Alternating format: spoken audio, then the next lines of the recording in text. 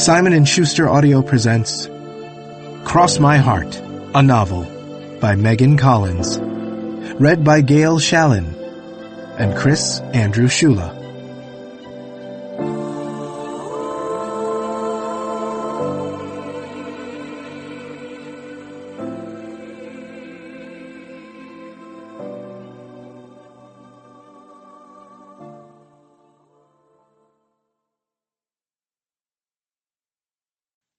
For anyone who relates to The Prophecy by Taylor Swift. And for every woman who's ever been called crazy by someone she loves. Author's note. There are two pets in this book, a dog and a cat, who never come to any harm. I can't, however, promise the same for the humans. Part 1. You Belong With Me. From Donor Connect Communications to Morgan Thorne. Date May 3rd, 2025. You have received the following message from your loved one's organ recipient. As a reminder, Donor Connect encourages both organ recipients and donor families to refrain from sharing identifying information, including name, address, and personal email, until a time when both parties have consented to giving and accepting those details. Hi. I've decided there's no way to begin this message that isn't either 1, creepy, or 2, awkward, so I'm just going to dive right into the creepy, awkward pool and hope I don't drown. 1 year ago today, your wife saved my life. And it breaks my heart that in order for me to live, she first had to die. Actually, I shouldn't say that. I know it's just an expression, breaks my heart, but it feels a little reckless for me to use it. Because this time, I plan to be careful with my heart. With your wife's, I mean. I plan on keeping it whole. I don't remember a lot about the day of the transplant. For that whole week, I'd been in and out of consciousness. But I remember the light in the operating room, just before they put me under, so sharp and bright it felt like a slap of sunlight. I remember realizing then that it had been months since I'd felt the actual sun on my face. Because even before the hospital, before my symptoms, I'd been in such a dark place. From November 16th to that day, May 3rd, I'd barely stepped outside. Sorry if that's too bleak or too much. I just want you to know your wife gave me even more than her heart. She gave me light again. Gave me the reminder that, despite all the darkness I'd indulged, there was still, somehow, sun. But while I'm potentially oversharing, I wonder sometimes what else she's given me. In the past year, I've read a lot about heart transplants. And there's one article I keep coming back to.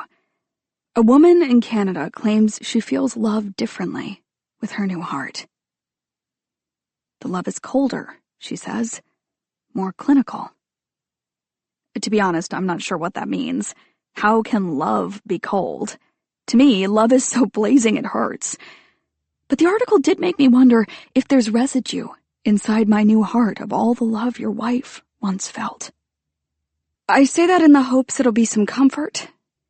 The love she had for you didn't necessarily die with her.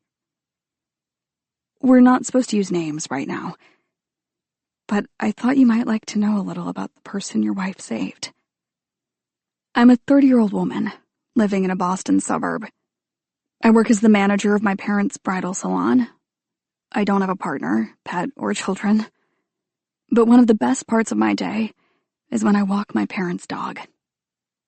I always say I'm doing it to help my dad, who's recovering from a hip replacement. This has been my family's year of upgraded body parts. But really, I do it for me. I do it to spend time with that soft, sweet Australian shepherd whose love is unconditional, who's never known anything of heartbreak. Except, of course, when I deny him a 5th treat in as many minutes, then he's the most deprived dog who's ever lived. Cue that Sarah McLachlan song. I do it for the exercise, too, so I can put my hand on my chest and feel my new heart beating. so I can remember that each of those beats is another chance to live the life that, for 6 excruciating months before my transplant, I was sure I'd never have. And while I can't thank your wife for everything she's given me, I've decided to start using Donor Connect so I can at least thank you, the person with whom she trusted her heart, the person who kept it safe. From Donor Connect Communications. To Rosie Lachlan. Date May 5th, 2025. You have received the following message from your donor's loved one. As a reminder, Donor Connect encourages both organ recipients and donor families to refrain from sharing identifying information, including name, address, and personal email, until a time when both parties have consented to giving and accepting those details. Well, hello there. First of all, don't worry, I medaled in the awkward Olympics. Second, before you even reached out to me, I was already thinking of you. How's that for awkward? As I'm sure you can imagine, the anniversary of my wife's death is a difficult day. But as I neared it, the date looming in front of me like a noose, I decided I'd spend it thinking of all the people, those unknown, unnamed people, who received organs from her, who carry pieces of her into the future, who keep her, in some small way, alive. Mostly, though, I thought about you. I don't imagine my wife's essential qualities were stored in her kidneys or pancreas. It's the heart we always talk about. And yes, it's just an organ, as indifferent to love as a lung or liver. It's only a metaphor, that our emotions, our very selves, are contained in our core. But if any bit of my wife truly survived, I like to believe that whatever remains of her can be found in you. Normally, that's not something I'd actually say to someone. Most would find it weird or creepy. See, I'm right there with you, splashing around in the creepy, awkward pool. But I appreciate that you seem to see it the same way. And I'm grateful you reached out to me. Grateful for these small details you've told me about yourself. In return, here are some details about me. I'm a 38-year-old man who, like you, lives in a Boston suburb. I'm a writer. If you can't tell from that paragraph above where I explained in obnoxious poetics what a heart is and isn't. But hey, are you a writer too by any chance? I love Slap of Sunlight. I might just have to steal that. Finally, I have an orange tabby named Sickle, short for Creamsicle. Creams might have been a better nickname. My wife fought for that, believing that pluralizing any noun makes it an adorable pet name. Go ahead and try it. Marbles, sweaters, even somehow bandages. But his claws have always been unnaturally sharp, even for a cat. Hence, Sickle. What's your parents' dog's name? And a better question, will you be petitioning for them to change it to something that's a plural noun, now that you know the foolproof trick to naming pets? Speaking of your parents, tell me more about managing their bridal salon. I'm not close with my family, so the idea of actually working with them is enough to give me hives. Hopefully in your case, it's a rashless experience. Also, have you ever been attacked by a bridezilla? On a more serious note, I'm sorry to hear you weren't having the best time before you got sick. This dark place you say you were in, do you want to tell me about it? Chapter 1. At first, I mistake the blood for sequins. Bright red sequins sewn onto a white gown. Then I spot the blood on my thumb, seeping from a cut near my cuticle. I've been scraping at it, I guess, tugging a scrap of skin as I studied Morgan Thorne's latest Instagram post. He had Chinese takeout for dinner, dipped his dumplings in ketchup. "Does anyone else do this?" he asked in the caption. And the answer is me. I do. I've gotten strange looks for it all my life. As I lingered on that post, I stopped seeing it for a moment. Instead, I saw us together, me leaning across a table to extend a dumpling toward Morgan, who took a bite, moaned with pleasure, before licking his lips, tongue wet with grease. Then it was my turn. He teased me first, inching the dumpling closer, only to pull it away when my mouth tried to clamp around it. His smile was wild, wolfish. He stared at me like I was the meal. But then the red. It bloomed in my peripheral vision. I looked at the sequins. No, not sequins. And my eyes snapped wide. Now I realize I must have touched the gown, stroked the lacy fabric as my mind lured me into fantasy. The dress is a Maggie Sotero fit and flare we received last week. My parents, my bosses, will not be pleased. I tuck my phone into the pocket of my black dress and suck the blood from my thumb. Then I fold the gown over my arm to haul it down to fittings. One of my brides had a nosebleed. I tell our seamstress, Jane. Jane tisks at the gown, even grabs the fabric, squinting at it through her glasses. She felt so bad, I add. My bride. I look at my shoes. Sorry to give Jane this extra work to do. I know her son is visiting from New York. It's fine, Rosie. As Jane pulls the dress off my arm, her gaze catches on my thumb. Fresh blood pools in the nail bed. I'll take care of it, she adds. With one hand, she slips me a Band-Aid from the top drawer of her desk. Then she winks, and I flinch.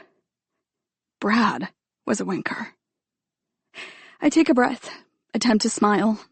It baffles me still how something so tiny, literally the blink of an eye, can yank me back to him. Or, not him, I guess. The dark pit of it all. The days in bed. The tangled spirals of grief and shame. The pain in my heart that started as a metaphor before it worsened into a symptom. Then, always, the smell of the hospital. Citrus and urine. The hope, even then, that he'd hear what happened and return to me. Back upstairs, I marched through the front room of the store. All sleek gray hardwoods, subtle blush walls, ivory couches, and armchairs to lock the door. Without the chirp and chatter of brides, the salon is the kind of quiet I can feel in my head. A pleasant pressure after a packed day of appointments. The second it turned 8 tonight, I let Marilee and the other consultants go. Tiny thanks for all their hard work, so there's not even the sound of their heels clicking across the floor as they sweep and straighten, tidy and tally. Thumb freshly bandaged, I flick through a rack of gowns, ensuring the bodices all face to the left. I pivot to a mannequin, reaching to readjust a silky strap, when there's a knock behind me. One so frantic I clutch my chest. A woman stands outside, pressing a garment bag against the door, Just Say Yes's rose gold logo embossed on the fabric. Her lips open and close, fogging the glass with muffled words. "We're closed," I mouth, but that just makes her knock even harder. Her eyes, red and puffy, shine beneath the light outside. Her cheeks are streaked with mascara. Her shoulder-length white blonde hair is nested and knotted against one side of her head, as if she's been burrowing in pillows. "Please," her lips say. And I recognize something in her. Despair. Desperation. I hurry toward the door to let her in. "Are you okay?" I ask as she steps inside. She hunches to the left, weighed down by her garment bag. "Here, let me—" I take it from her, hang it from a nearby rack. "Thank you," she says, almost breathless. "I'm sorry I need to return my dress." "Is there a problem with it?" I unzip the bag a few inches, and the woman winces like I've squeezed lemon on a cut. I peer inside to find a Stella York ball gown, and right away I understand her panic. It's a gorgeous piece, but one I never would have pulled for her. The voluminous skirt would swamp her small frame, and the bustier top would shorten her torso. She'd do much better in a fit and flare. Actually, she'd look amazing in the Maggie Sotero I bled on. No, the dress is my dream, the woman says. This happens a lot. A bride comes in with a specific vision, a style they've admired on tall, hanger-thin models, and despite the consultant's efforts to steer them toward more flattering dresses, they can't let go of the fantasy, end up ordering a gown they fell in love with online before they ever saw it in real life. It's just... The woman swipes at her errant makeup, but only smudges it more. Her cheeks blush with kohl, giving her a gray, decomposing look. I don't need it anymore. She attempts to smooth her hair before dropping her hand to her side. My fiancé broke up with me. The wedding's off. It's so fast. The dizzy whirl of memories. My reflection in a full-length mirror. The door behind me opening. Brad's freshly shined shoes entering the room. And now I'm stuck with this dress. My vision prickles at the edges. I blink the darkness back. Every time I see it in my closet, it's like seeing a ghost, I say. The woman's face opens, eyes widening, lips parting, like my response unlocked something inside her. Exactly, she whispers, fresh tears tumbling onto her cheeks. Steady as I can, I walk to an end table, pluck a tissue from the box we keep there for parents who cry at appointments. Here, I say, handing it to her. Then I pick up her garment bag, carry it to reception, and drape it over the counter. The woman follows, dabbing at her eyes. Sorry, she says. I know I'm a mess. I've been a mess for days. This week has been... She shakes her head. No words for the horror of watching her future dissolve. But you're right. This dress is a ghost. Thank you for putting it that way. I shrug off her gratitude. I just know what it's like, owning an unused gown. She freezes, tissue still held to her face. You've gone through it too. The dress that haunts my closet is a Casablanca A-line with a beaded lace bodice, cap sleeves, and sweetheart neckline.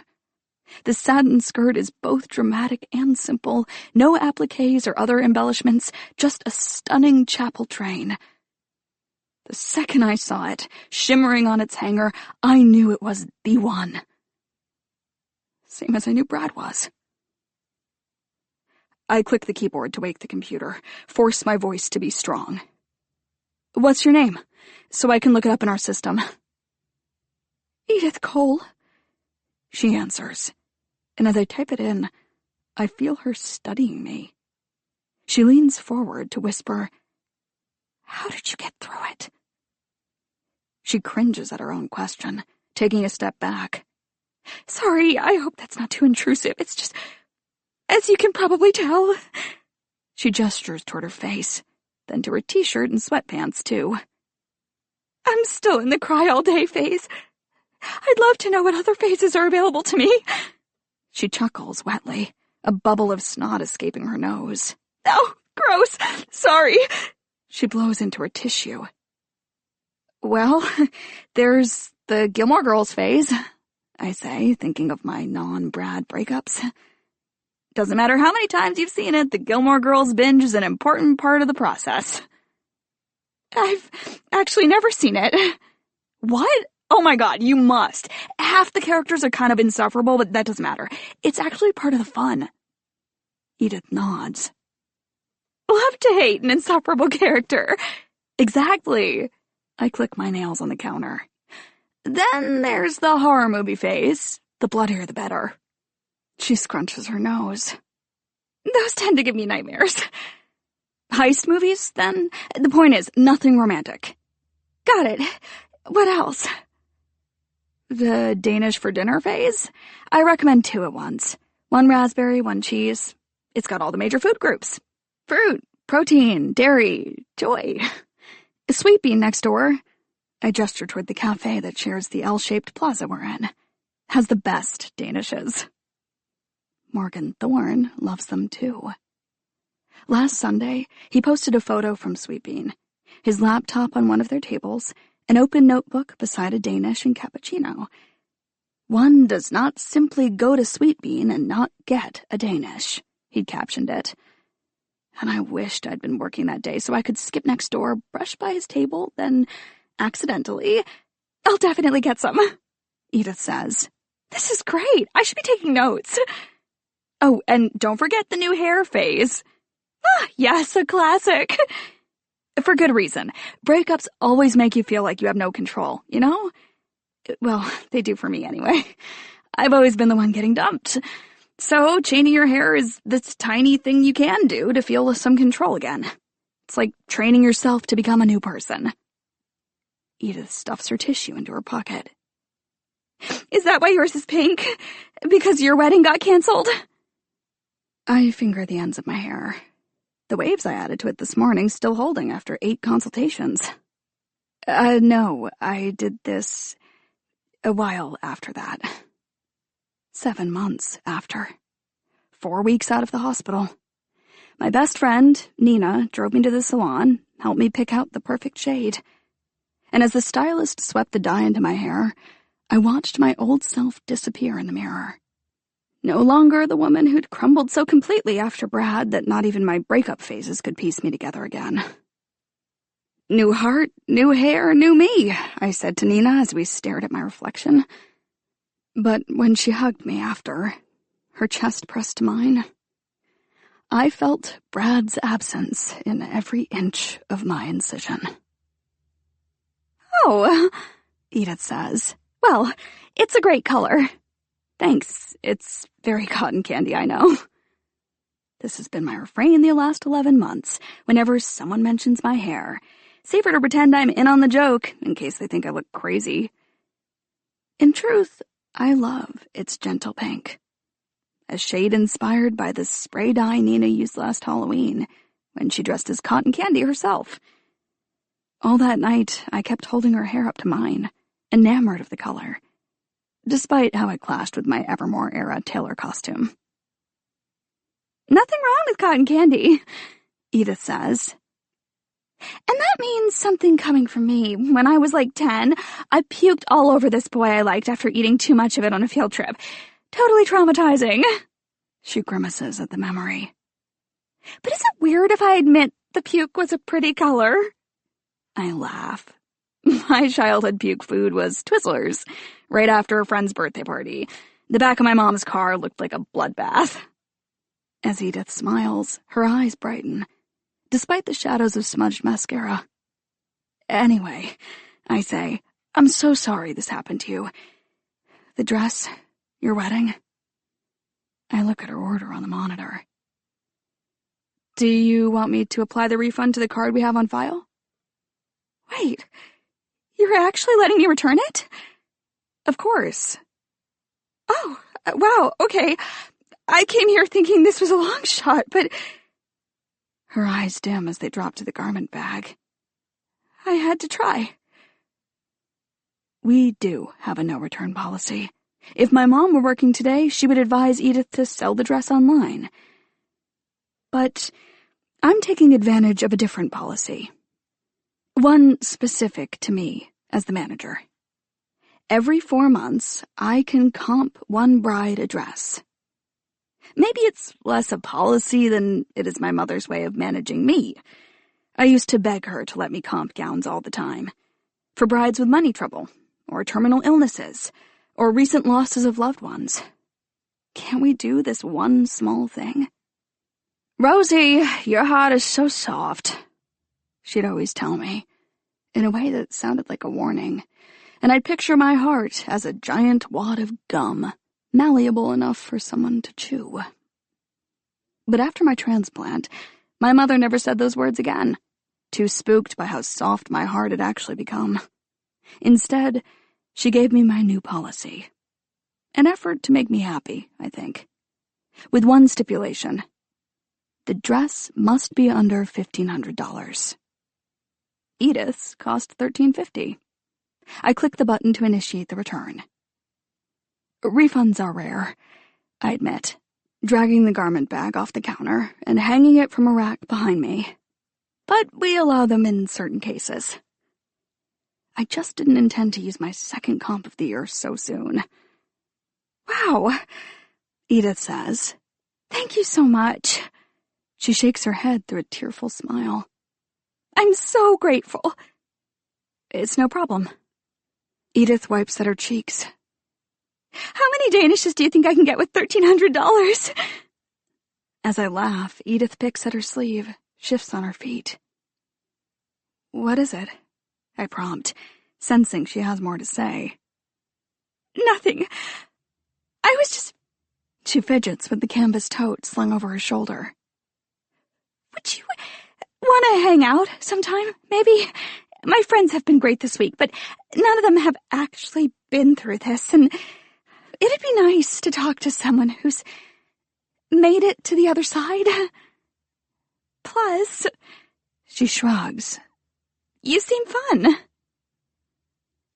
It's not butterflies I feel in my stomach, not that half-sick flutter I get when I look at Morgan's photos or reread his message, but it's still something winged and wonderful.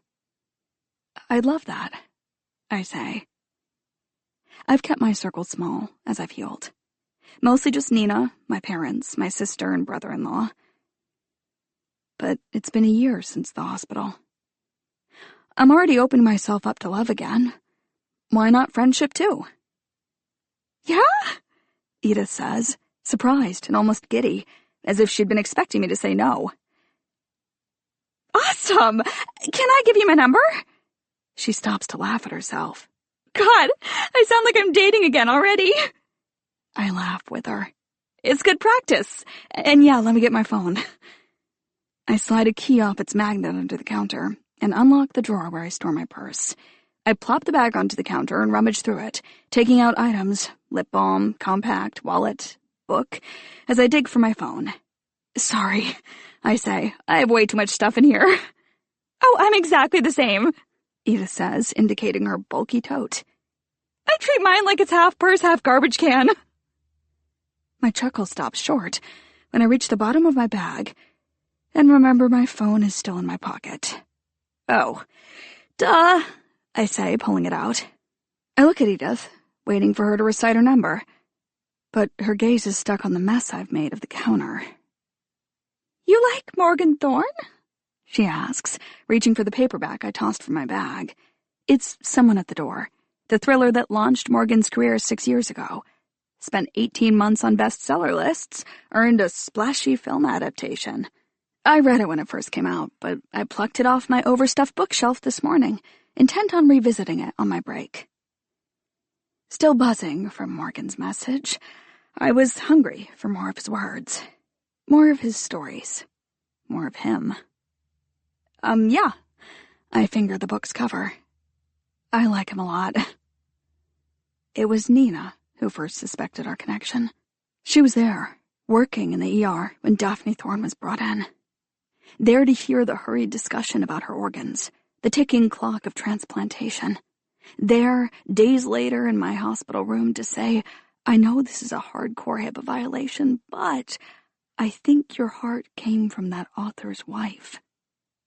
Now, I know she was correct. As I sat on my bed last night, reading Morgan's response on Donor Connect, I grew almost dizzy from all the details he confirmed. A writer in a Boston suburb, 38 years old. In March, he posted a photo of him and his best friend digging into a cheesecake on the floor, celebrating my 38th birthday by recreating that one Friends scene that always made me salivate. And then, the clincher. Sickle. A cat I've adored since I first started studying Morgan's Instagram. Initially, I'd done a deep dive on his profile because I'd been curious about Daphne, who had no social media of her own, and whose elegant but spare obit offered scant details.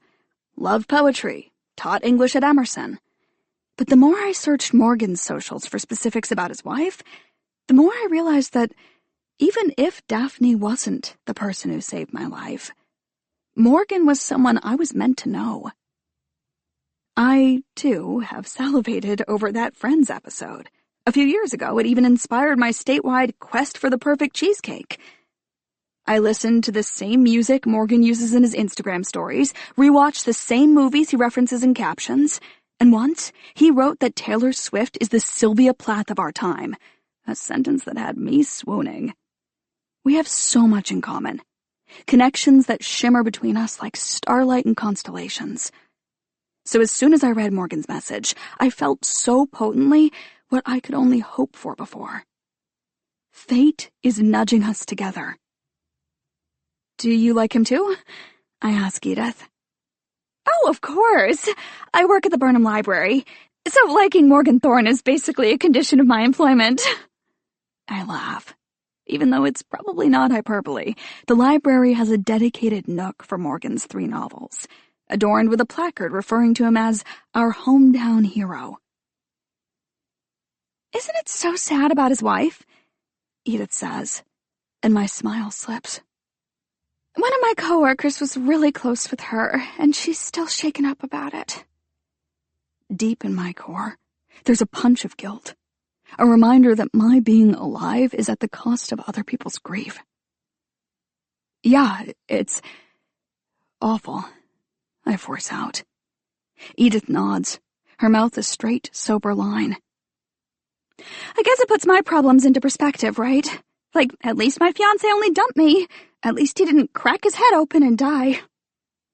My eyes widen as she continues. Actually, he might deserve something like that. She laughs weakly before gasping. Oh God, that's dark. Her gaze dips from mine, self-conscious again, as she nudges her chin at the phone still clutched in my hand. You sure you want my number? I assure her I do. I know better than most the way dark thoughts intrude, the way a broken heart can break your brain a little too. Once Edith's number is in my contacts and I've texted her mine, she scrambles through a series of thank yous and apologies before rushing out of the store. I return to my phone, reflexively open Instagram, and revisit Morgan's post about his Chinese takeout. Then I switch to my notes app, add another bullet point to the document titled Morgan Thorne. Eats his dumplings with ketchup, I type, right beneath my most recent entry.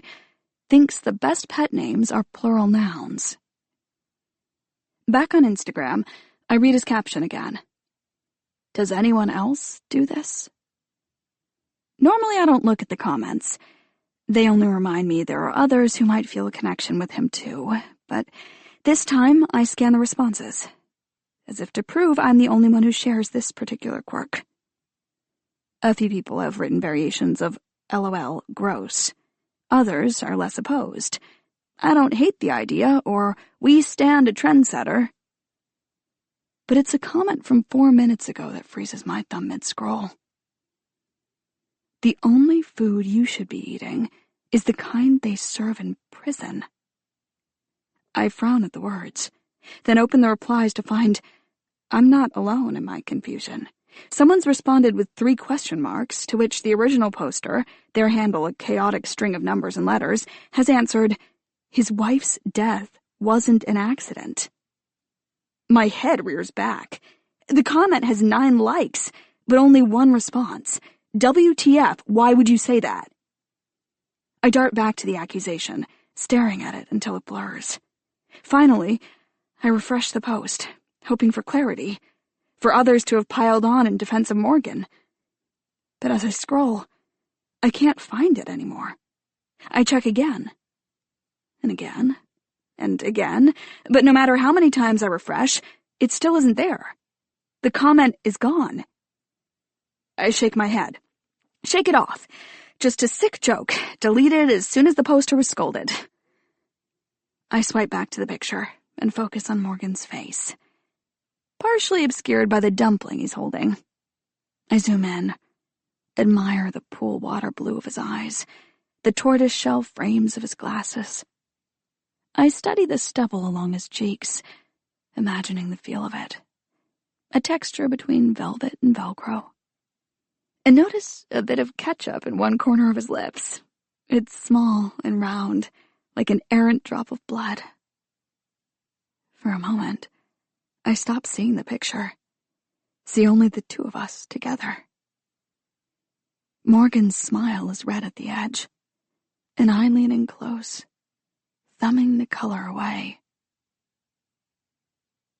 From Donor Connect Communications to Morgan Thorne. Date May 6, 2025. You have received the following message from your loved one's organ recipient. As a reminder, Donor Connect encourages both organ recipients and donor families to refrain from sharing identifying information, including name, address, and personal email, until a time when both parties have consented to giving and accepting those details. Hi again.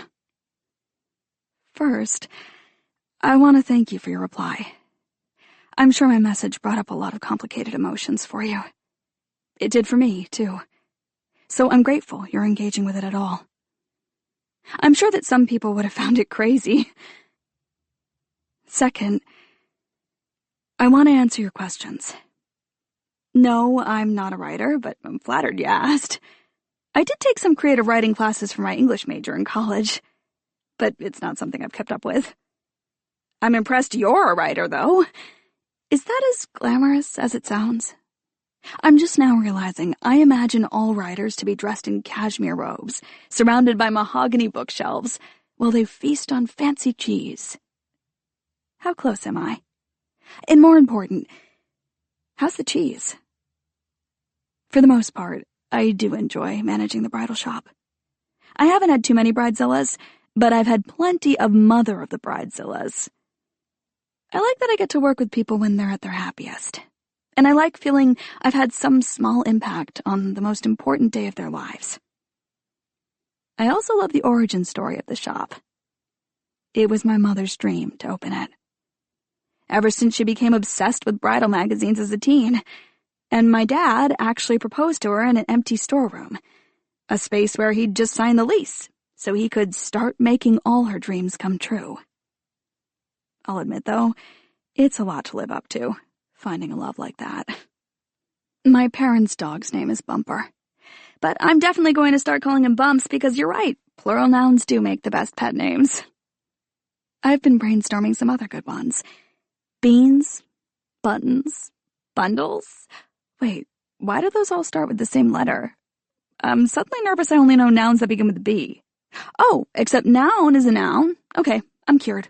By the way, where can I sign up for that awkward Olympics you mentioned? As for the dark place I was in before I got sick, it's a long story, best summed up by 3 words. I got dumped.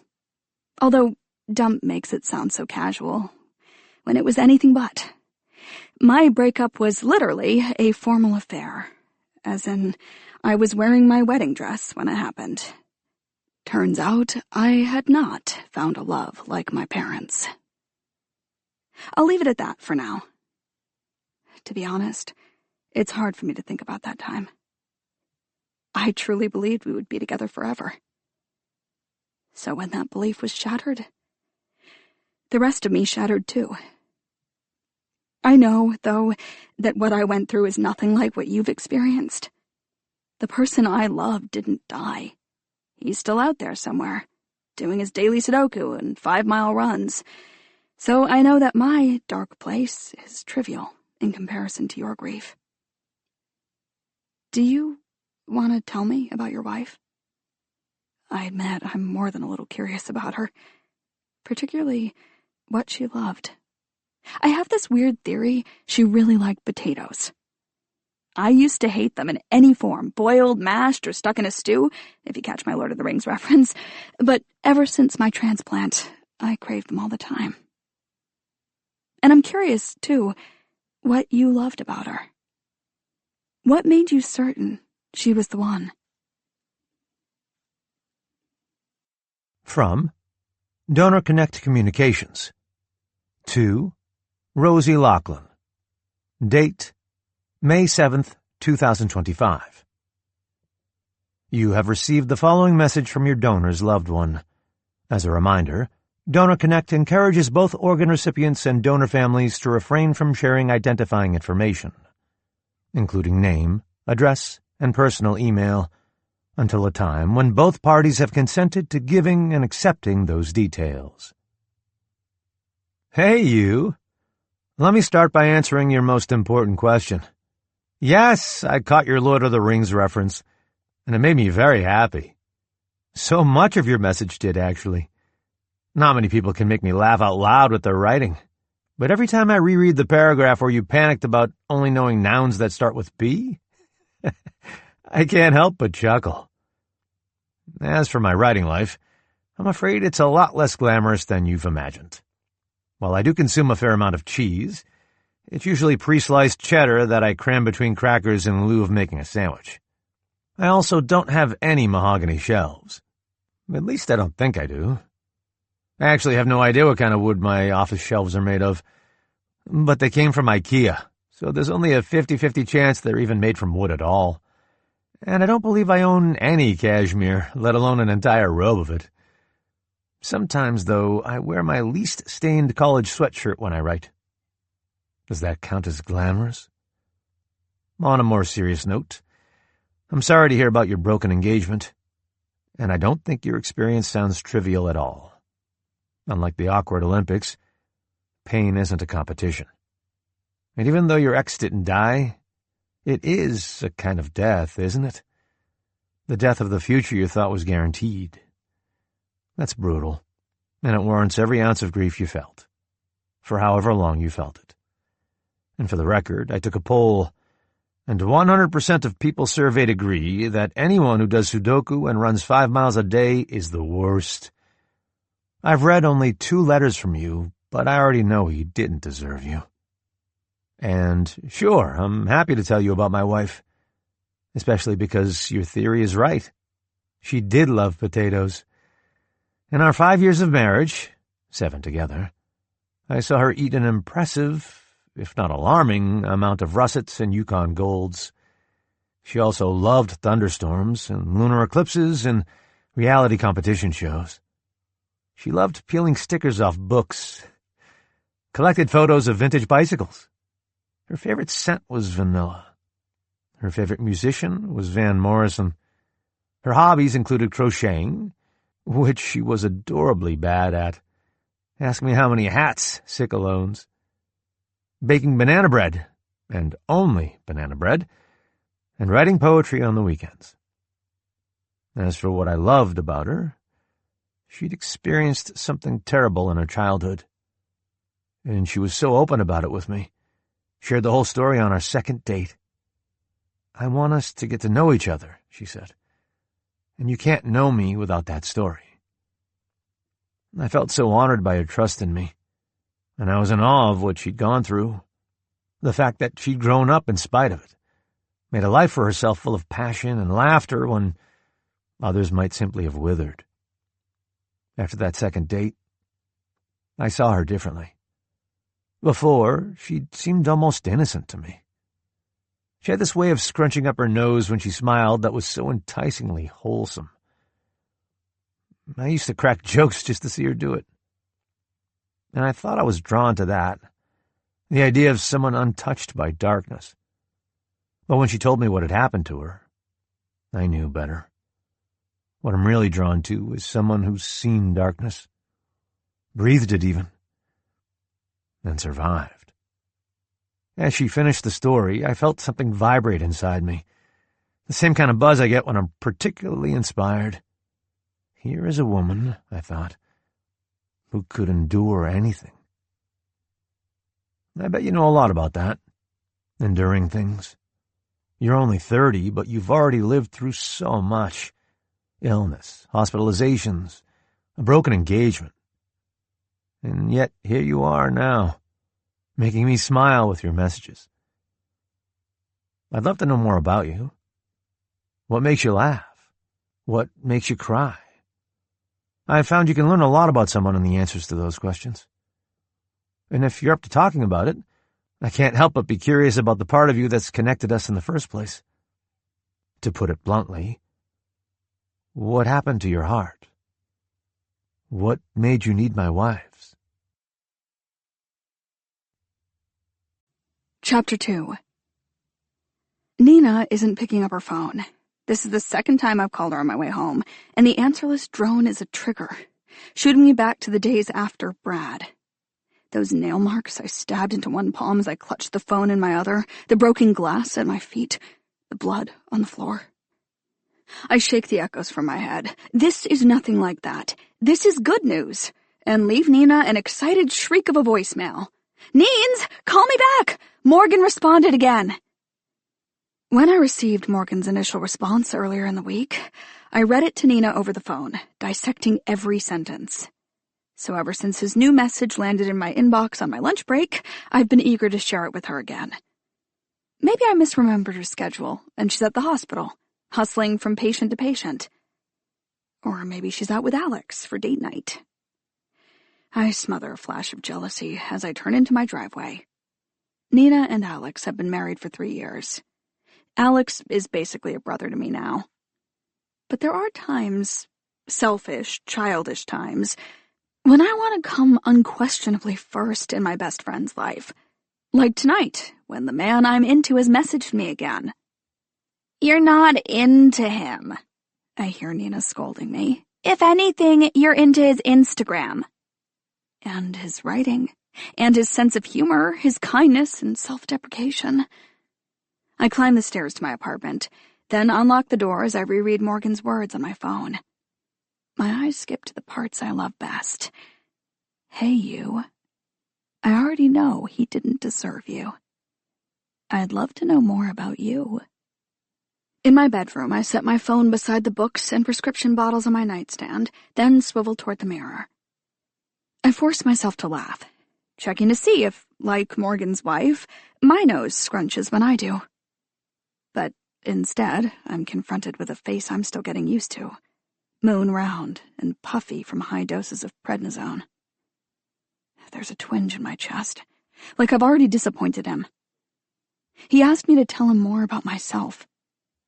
But after the details he shared about Daphne, I'm afraid I'll come up short. I don't have endearing, hyper-specific hobbies like collecting photos of bicycles and baking only one kind of bread. I don't crochet. I don't make anything, really. My only focus lately has been Morgan and the continued work.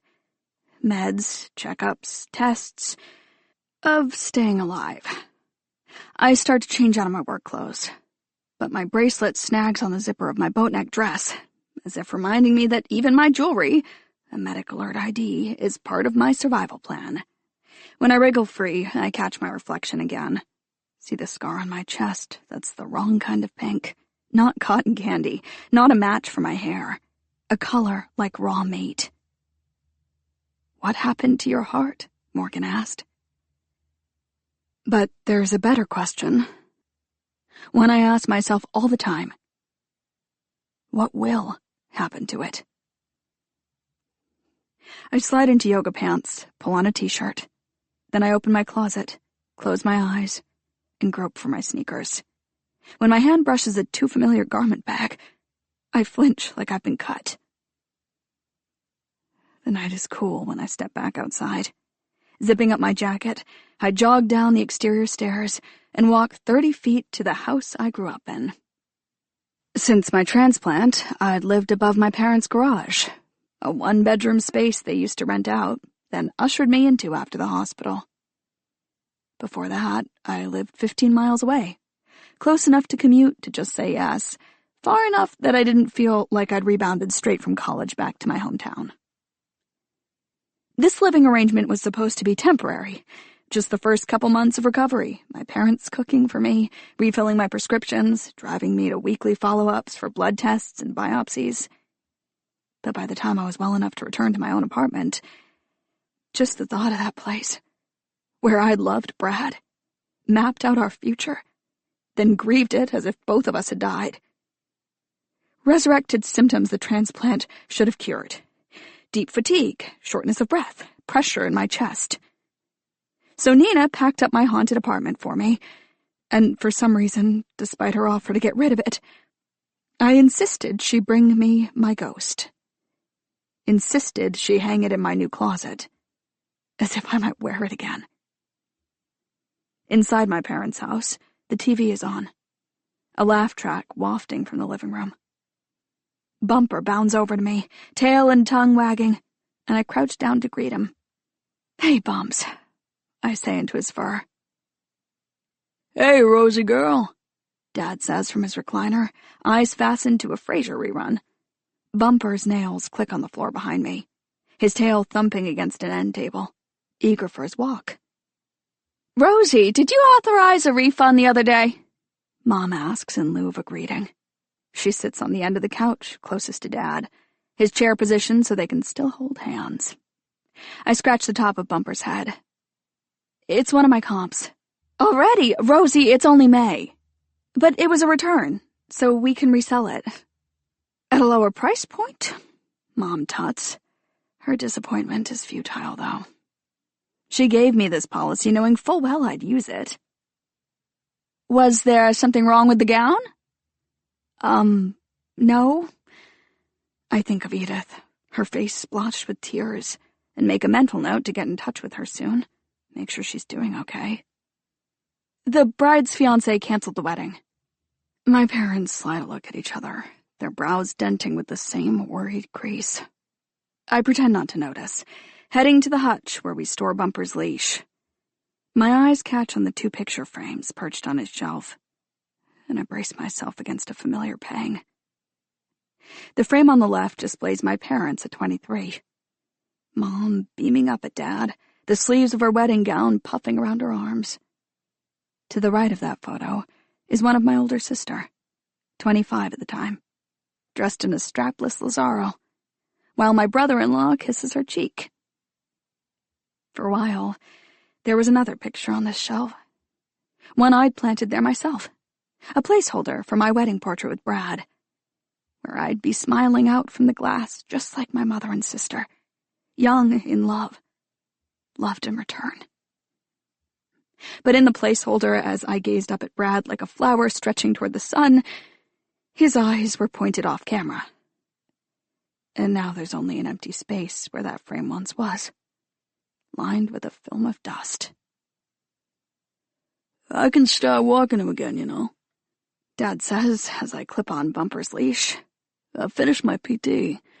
The doctors encourage me to move around, so if you're not feeling up to it, or too tired after being on your feet all day, just say the word." His tone is casual, but I know there's concern in the offer. My transplant was traumatic for them, too. I dip down to kiss the top of his head, then squeeze Mom's shoulder. "I'm good," I assure them, and I glance back at the pair of frames on the hutch, seeing, for an instant, only Brad inside them. I blink and force a different image. Morgan Thorne, his hand on my chest, warming the heart that guided him to me. "I've never been better," I add. Nina calls as Bumper and I reach the end of the sidewalk and step onto the pavement. "Sorry," Nina starts. "Alex took me thrifting and I left my phone in the car." "Did you find anything good?" "Yeah, a suitcase of wigs." "That's creepy." "No, it's awesome. They're good quality. And there's one I can use for my gem costume this year. I'm making Alex be one of my holograms." Nina is evangelical about Halloween, so I'm not surprised she's already piecing her and Alex's looks together 5 months in advance. She's crafty, too. She'll sew whatever she can't find already pre-made. I think of Sickle, with the hats Daphne crocheted for him. Think how, if Morgan ever meets Nina, he'll love her creativity. "But anyway," she adds, "Morgan wrote back again?" "Yes. Here, I've screenshotted it for you." I pause to send the message, and Bumper sniffs at a leaf. As Nina reads, I tug him along. Our route has grown progressively woodsier, and if given the chance, Bumps would investigate every pebble and pine needle skirting the street. Nina says when she finishes. "That's kind of fucked up." I stop short. "What is?" "That the thing he loved about his wife was that she had some kind of childhood trauma." I continue on, shaking my head as if Nina could see it. "That's not what he said. He loved that she was able to endure the trauma. He said he's drawn to people who've lived through darkness and survived it. Am I someone like that? In every relationship I've ever been in, darkness has been the thing I fear most. The way it settles in with time, keeps a couple from seeing each other the way they once had, when everything between them was dizzyingly bright. For me, that darkness has always been inevitable. It's just how things go. Sparks become fires, and fires burn out. But then there was Brad. Then there was darkness like none I'd ever known. So deep it wasn't only him I couldn't see anymore. It was myself, too. It just seems weird to me, Nina says. And now I'm curious what her childhood trauma was. I think her sister died. Daphne's obituary said she was predeceased by her sister, but I couldn't find anything else about it.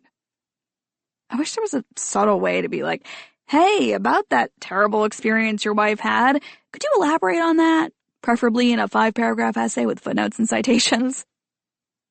Nina doesn't laugh at my joke. I'm kidding, I say. I'm not going to mention it. But you are planning to respond to him? Yeah, as soon as I get back from Bumper's walk. By habit, Bumper slows as we pass a house I love to admire. A yellow colonial with a half-circle of stained glass above a green door. Not too long ago, that house was for sale, and I wish I'd been ready then.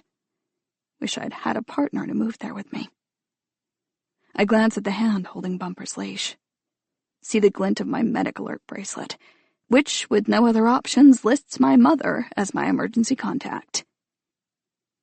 Rosie, Nina says, before gusting out a sigh. What is your plan here? I thought all you wanted to do was confirm that Daphne was your heart donor.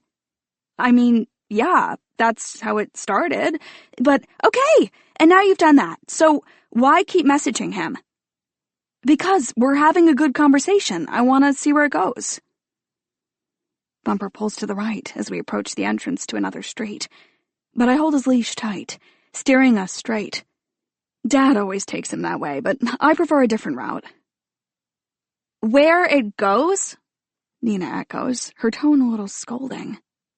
I know you have this crush on him, but Rosie, you can't, date Morgan Thorne. A car rumbles up the road, and I click on my headlamp so they know to stay clear of me and Bumper. After they pass, I keep it on. The woods around us are thickening, the trees with their new leaves blocking out the moon. You have his wife's heart, Nina continues through my silence. You can have her life, too. I'm not surprised by her reaction. I can't expect her to understand. Not when she met her soulmate 3 weeks after graduating from college. Before that, she was always the dumper, kindly quitting her relationships with a reassuring hug. She's never had to fight for love, never felt it as a luxury. And because it came easy to Nina, the kind of love people promise at altars, she can't comprehend my chronic anxiety that I'll never make it to an altar at all. And because of that, I haven't told her my most urgent truth. That I feel each beat of my heart like the tick of a clock. I've done the research, spoken to my doctors. Heart transplants last, on average, about 15 years. And that's if something else doesn't attack the body first. Immunosuppressants keep me from rejecting my new heart, but they're nearly as likely to welcome infections and cancers as they are to keep me alive. Then there's vasculopathy, an artery disease that eventually clobbers all transplant patients that will come for me no matter how diligent I am in taking my cyclosporine every 12 hours. That means someday I'll be back in that hospital bed, and I might not be so lucky the second time. Might not live long enough to accept someone else's heart. With Daphne Thorne's, everything aligned. Our proximity, our matching blood types, her organs becoming available while I was a status 1 candidate. It was a miracle, really. And another isn't guaranteed. I think of that empty space on my parents' hutch. And how I'm dying to fill it with a frame of my own, while I can still enjoy the life, the love my wedding portrait would hold. You agree with me, right? Nina says. I mean, transplant aside, you don't actually know this guy. He could literally be a murderer. I nearly trip over a stick that Bumpers picked up and abandoned. Why? Did you see that Instagram comment? What Instagram comment? His wife's death wasn't an accident. I've thought about it a lot since the other night.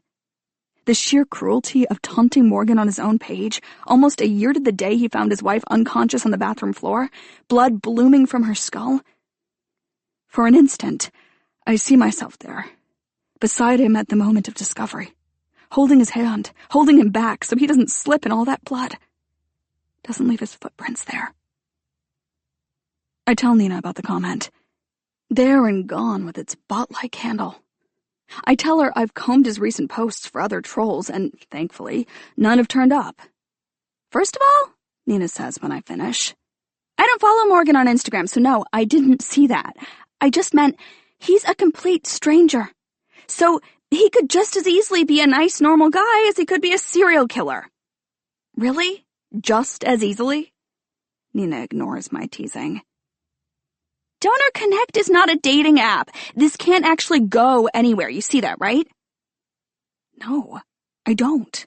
Because my heart is a ticking clock, and it's led me straight to Morgan. He's expecting me to respond, I say, trying a different tack. He asked me questions, and don't I owe him answers? I'm only alive because his wife is dead. Doesn't he deserve to know about the person who has her? My sentence slows to a stop in sync with my steps.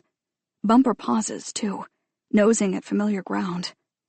To our right, the trees have opened up, revealing an acre of grass, a wide, dark carpet unfurling toward a house where floor-to-ceiling windows glow from inside. I turn off my headlamp. No, Nina says. You don't owe him anything. Inside the house, Morgan sits on his couch, watching something on his laptop. As he reaches for his wine glass on the coffee table, he doesn't break his gaze. He sips as he stares. I see his screen in my mind. My most recent message pulled up. I see him hover over my words with his cursor, an almost touch. Then, he refreshes his inbox. Click, click, click. I see me sliding onto the couch beside him. See us clinking our drinks. See Sickle purr in our laps, belly up, velvet soft, his namesake claws retracted. Rosie? Morgan sips. He stares. He sits behind his window, like a picture in a frame. Rosie, are you still there? Yeah, I answer, but even I can hear how distant I sound. My thoughts, my future memories, maybe, are still inside that house, the blueprint of which I already know so well. It's Zillow listing bookmarked on my browser. Sorry, what were you saying? Bumper lifts a leg to pee, and in my ear, Nina sighs. Just forget all this, okay? Don't write back to him. Don't fixate on his Instagram. Just leave it alone. Leave him alone. You're making it sound like I'm stalking him, I say. And then I wince, aware of where I'm standing. But Morgan's house is less than a mile from my parents', and Bumper needed his walk. I'm not crazy, I add. Then, away from the phone, come on, Bumps. As he trots beside me down the street, Morgan's house disappears behind us, the trees closing ranks again. No, not stalking, Nina says, and not crazy, but we both know you tend to... She pauses, and I sense her choosing her words. Go a step too far. That doesn't sound a lot better. You know what I mean? You're enthusiastic. Ugh, fine, I say, because I can't deny that. When I love someone, I simmer with it, my excitement bubbling higher and higher until I boil over with devotion. In high school, I left a letter in Noah's locker every day. turning the bottom into an overflowing recycle bin. In college, I celebrated Jared's run as Brick in Cat on a Hot Tin Roof by plastering his dorm room with pictures I'd taken of him during the show. Something his roommate complained was creepy. Every man I ever dated eventually accused me of going overboard with my displays of affection. And they're probably right. But on my 4-month anniversary with Brad, when I baked him 4 of his favorite desserts, he said, "Oh, wow," biting into the creme brulee before kissing me with sugared lips. "You know I'm going to expect this forever now, right?" The memory clamps around my heart, quickening my breath, and I'm glad when Nina continues. "So, promise me you'll leave it alone. This thing with Morgan?" I know why she's insisting. It's my own fault. I want to see where it goes, I told her, but she already knows where a crush, a relationship, has taken me before. She remembers me crumpled on concrete, remembers the blood on my hands. If I keep arguing, she'll speak of that night. My very worst, in specifics. No dancing around it, no dressing it up as a step too far or enthusiastic. So I tell her, okay. I continue on into the night. Bumper by my side, and I do what she asks. I promise. From Donor Connect Communications to Morgan Thorne. Date May 8th, 2025. You have received the following message from your loved one's organ recipient. As a reminder, Donor Connect encourages both organ recipients and donor families to refrain from sharing identifying information, including name, address, and personal email, until a time when both parties have consented to giving and accepting those details. Hi again. I've decided to answer 2 of your questions as lists. Writers like lists, right? Or is that just another fact I made up, like the cashmere robes and mahogany shelves? I genuinely would love to know about your writing life. Is there a particular kind of music you like to work to? Is there only one kind of pen or notebook you'll use? Where do you find inspiration? Anyway, the lists. What makes me laugh? Blooper reels. I love seeing the person behind the actor. Baby chicks wearing cupcake liners as skirts. I have printouts of this in my office at the salon. That old episode of Family Fortunes where a guy keeps giving the answer turkey. Google if needed. What makes me cry? Elderly people eating alone at restaurants. Dogs reuniting with their owners after a long time apart. Calling the pharmacy, getting their automated system and saying, "Speak to a pharmacist," at increasing levels of desperation, until you decide no medication is worth the torture of a robot mishearing you 12 times in a row. Honorable mention in the cry category goes to your kindness about my dark place, trademark, /breakup, especially the part about feeling my grief for as long as I need to. I really did tear up when I read that. I'm so used to people just expecting me to be over it. And I get where they're coming from. It's been 18 months since my ex approached me in his black suit and said, "I can't, this is too much," but sometimes I swear I'm still there. Hairpins stabbing my scalp, dress clinging to sudden sweat. Thanks so much for the details you shared about your wife. She sounds like someone I would have loved to know. I'm sorry she experienced something traumatic as a child. But it's inspiring that she was, as you said, strong enough to survive it. When I read about that in your message, I couldn't help but put my hand over my heart, more grateful than ever to carry a part of her inside me. A lot of what happened to my heart is still a mystery to me. What I know is this. I had already spent a few weeks in bed after the breakup when the first symptoms appeared. My chest felt full, like your stomach after eating too much. One time, I even thought I heard something gurgle, deep behind my breastbone, like the bubbling of a water cooler. I'd walk from my bed to the shower and have trouble catching my breath. And though these sensations were weird, They didn't concern me much. They sort of made sense. My heart had recently been shattered. Of course, my chest felt different. I'd barely been moving, let alone exercising. I was just out of shape. And the nausea that made meals feel like punishments? Well, who can eat when they're impossibly sad? But it wasn't long before I passed out. 3 times in 2 days. Then I vomited blood. Then I was driven to the ER, where the doctor ordered a chest x-ray. And when he saw the results, there was an urgency in his voice I'd never heard from a medical professional. "I've made an appointment for you tomorrow morning with a cardiologist. This really can't wait."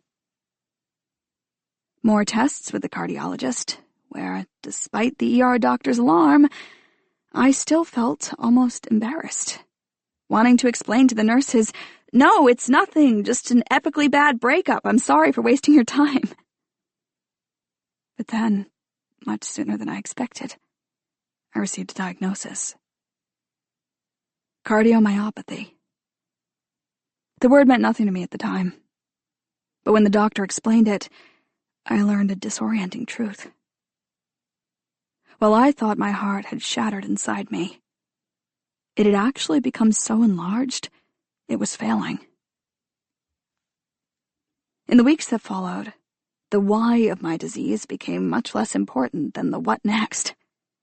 My doctor believed a virus had caused it, but other than shrugging out that hypothesis, he remained focused on keeping me alive, on prepping me for a transplant, on waiting, alongside the bedside phantoms of my family and friends, for my turn on the list. In the meantime, I deteriorated so rapidly, fatigue solidifying like concrete in my bones, that it became impossible to imagine ever leaving that hospital again. But then, the rush of doctors and nurses, the lights in the operating room, your wife's healthy heart. It's a strange, symbiotic relationship she and I have. I keep part of her alive, just as part of her keeps me alive. But what I've told you here is only half its origin story. And I can't help but wonder about the rest. So, this might be asking too much. And please don't answer if it crosses a line. But would you be willing to share what happened to her?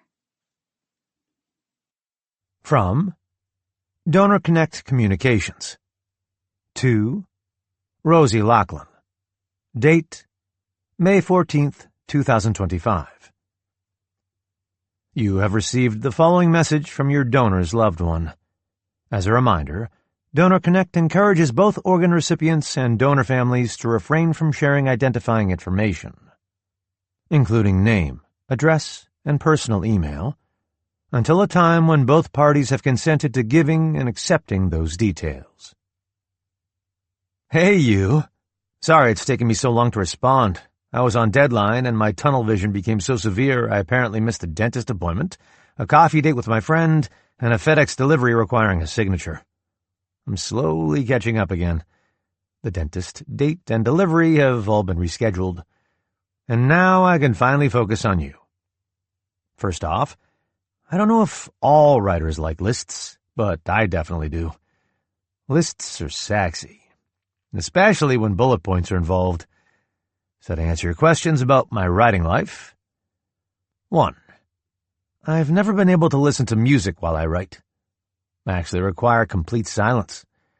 Sometimes I hear Sickle using a scratching post from 3 rooms away, and it's all I can do not to yell, "Excuse me, sir, I didn't ask for your weird percussion solo." 2. The only pen I'll write with is a Lamy Safari fountain pen. It's elegant and smooth and basically indestructible.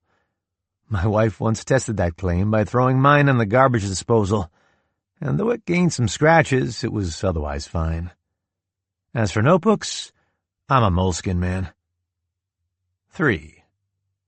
A lot of my work explores the darker side of humanity, the impulses we shouldn't follow, the secrets we'd kill to keep. So I tend to consume a lot of pretty twisted stories. But inspiration is, at times, difficult to identify. Some days I have no idea where the words I write originate. They simply rush onto the page, as if running from something inside me. And in those moments, there's nothing, absolutely nothing, that could keep me from getting them out. I have to admit, though, you've been inspiring me lately. I said it before, but I love the way you express yourself, the details you choose that anchor me to the experience. Hairpins stabbing my scalp, the bedside phantoms of my family and friends, fatigue solidifying like concrete in my bones. You say you're not a writer other than some classes you took in college, but honestly, your prose has impressed me. And if you ever want to tell me more about your dark place, trademark, very smart to trademark it, by the way, I'm here to listen. I know we're still almost strangers, but I firmly believe in writing the worst things down, in writing them out, like bacteria from a cut. Because words are how we heal our wounds. So please know that these messages are a safe place for heartbreak. In that vein, I want to thank you for sharing so much about your heart. I can only imagine how terrifying it was, having your chest sawed open, a vital part of you ripped out, the uncertainty of whether your body would accept the foreign organ, or if you'd end up even sicker than you started. I admire, too, your resilience, the fact that you've survived a year since then. Since we began messaging each other, I've done a little research on post-transplant life. Curious about your experience. I was surprised to learn how easy it is for a good heart to go bad, especially those first 12 months. I was even more surprised that the meds you must be taking are saving your life while risking it further. That my wife's heart might not be the last one you need. To carry that knowledge day after day requires a tremendous amount of strength. And here you are, introducing me to hilarious game show videos, caring enough about others to cry when someone dines alone. To be honest, if I lived with the fears I assume you do, I don't know if I'd have any room in me for humor, if I'd be able to see anyone's pain beyond my own. All that is to say, I think you're remarkable. In closing, I want to answer your last question, which didn't cross a line at all. I completely understand why you'd ask. My wife died in a tragic accident at home. She fell and hit her head. Even a year later, it's hard for me to comprehend. I'd seen her trip dozens of times. She was pretty clumsy, actually. And I'd even seen her hit her head before. On cabinets she didn't know were open. On stop signs she walked right into while looking at her phone. On her car door when she stumbled in our driveway. She'd had bumps and bruises, and one time she had a concussion. But still, I never imagined she'd die that way. In fact, if she'd made her own list of what made her laugh, her first bullet point would have been videos of people falling, grooms fainting at weddings, businessmen tossing their briefcases in the air as they slip on ice, college students having to crawl across a particularly slick spot on campus, their backpacks like turtle shells. So sometimes when I think about finding her there, on our bathroom floor, alive still, but just barely, I have this intrusive thought. If she hadn't actually died from it, she'd have laughed so hard at what happened to her that night. Chapter 3. There's a 40-year-old bride in the shop. She pivots in front of the mirror, considering the dress. Backless, deep V, illusion neckline. Decades ago, when my parents first opened Just Say Yes, this woman might have stood out on the floor. She might have raised a brow or two for wanting to see something sleeveless and sparkly instead of understated and demure. Now, nobody blinks an eye. Her girlfriends coo from the couch, champagne glasses in hand, and merrily grabs a cathedral veil that complements the lace on the gown. Once, these older brides were a comfort to me.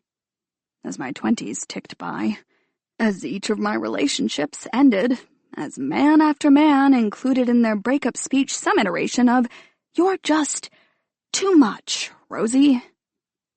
Older brides gave me hope that, even though my parents and sister and best friend all found their soulmates young, true love doesn't have an expiration date. Now, women like that prompt a stab of panic in my chest. My phone vibrates beneath the reception counter, and I drag my attention from the bride to read a text from Edith. I'm okay. Thanks for asking. I actually might venture a little outside of my house/work comfort zone today and pick up some takeout with my own 2 hands from an actual restaurant. Or do you think that's a betrayal of my frozen dinners from Trader Joe's? I smile as I type a response. Def do takeout. Joe will understand. I'd checked in on Edith a few times since meeting her last week, and we've tossed around dates to get together, but she hasn't committed to anything yet. I've been worried that, despite her initial invitation to hang out, she's been too ground down by grief to actually leave her house. But picking up takeout is a good first step, and it's a positive sign she's answering my text at all. If it were me... No. When it was me, my eyes were too blurred by tears to even read my friend's words. I swipe out of Edith's text and open Donor Connect to reread Morgan's message, which arrived last night, after nearly a week of silence, with a tone that felt a little flirtatious. I can finally focus on you. Lists are sexy. I think you're remarkable. All week, I'd felt nauseated from Morgan's lack of response, nervous that, even to an almost stranger, I'd once again become too much. I'd labored over my 3rd message, same as I'd labored over the first 2, and as the days passed, I was sure it had turned him off. The way I crafted and polished each sentence, the way I'd studied his style as a model for my own. But his opening paragraph, not to mention his compliments, put me at ease. He'd been slow to reply only because he was on deadline.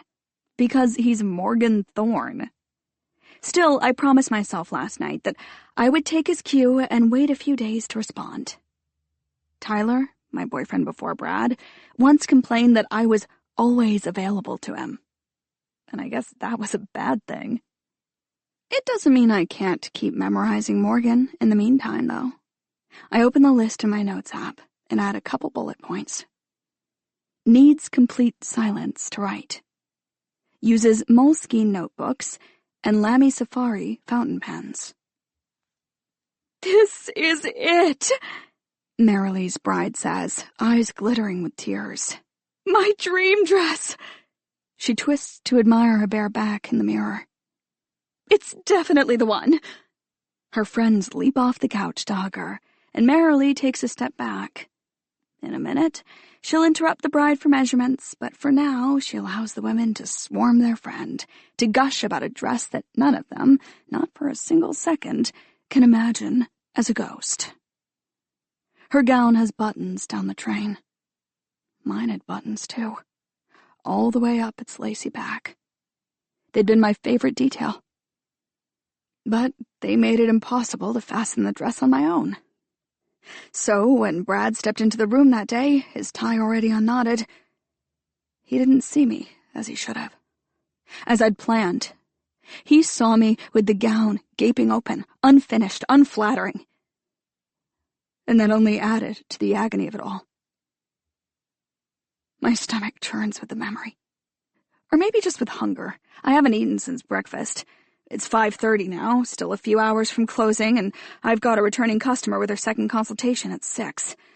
If she's anything like she was at her appointment a few weeks ago, analyzing the placement of every bead, requesting estimates on every possible customization, I'm going to need some fuel. I call out to Marilee, still on the sidelines of her bride's celebration. Want anything from Sweet Bean?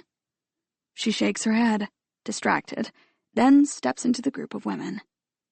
Let's make this official, she says. Outside, it's raining, the sky all steel. So I slide into my jacket and flip up my hood before making the 40-foot trek to the cafe. When I step inside, I'm greeted by Sweet Bean's cinnamon scent, their leafy plants, the strings of fairy lights. I get in line behind a couple holding hands and crane to see the late afternoon offerings. With 5 danishes left in the case, my stomach gives a loud anticipatory rumble.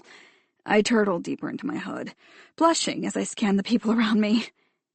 And that's when everything stops. My awareness of the other customers, Sweet Bean's folksy music, even the rain outside. He's here. Tortoiseshell frames, dark scruff, eyes like the bottom of a pool. This is the closest I've ever been to him. I can actually see the gray in his beard, just a few tinsel strands, and the hair on his arms, the loose button on his shirt. I watch from under my hood as he sips a cappuccino, sitting across from a woman.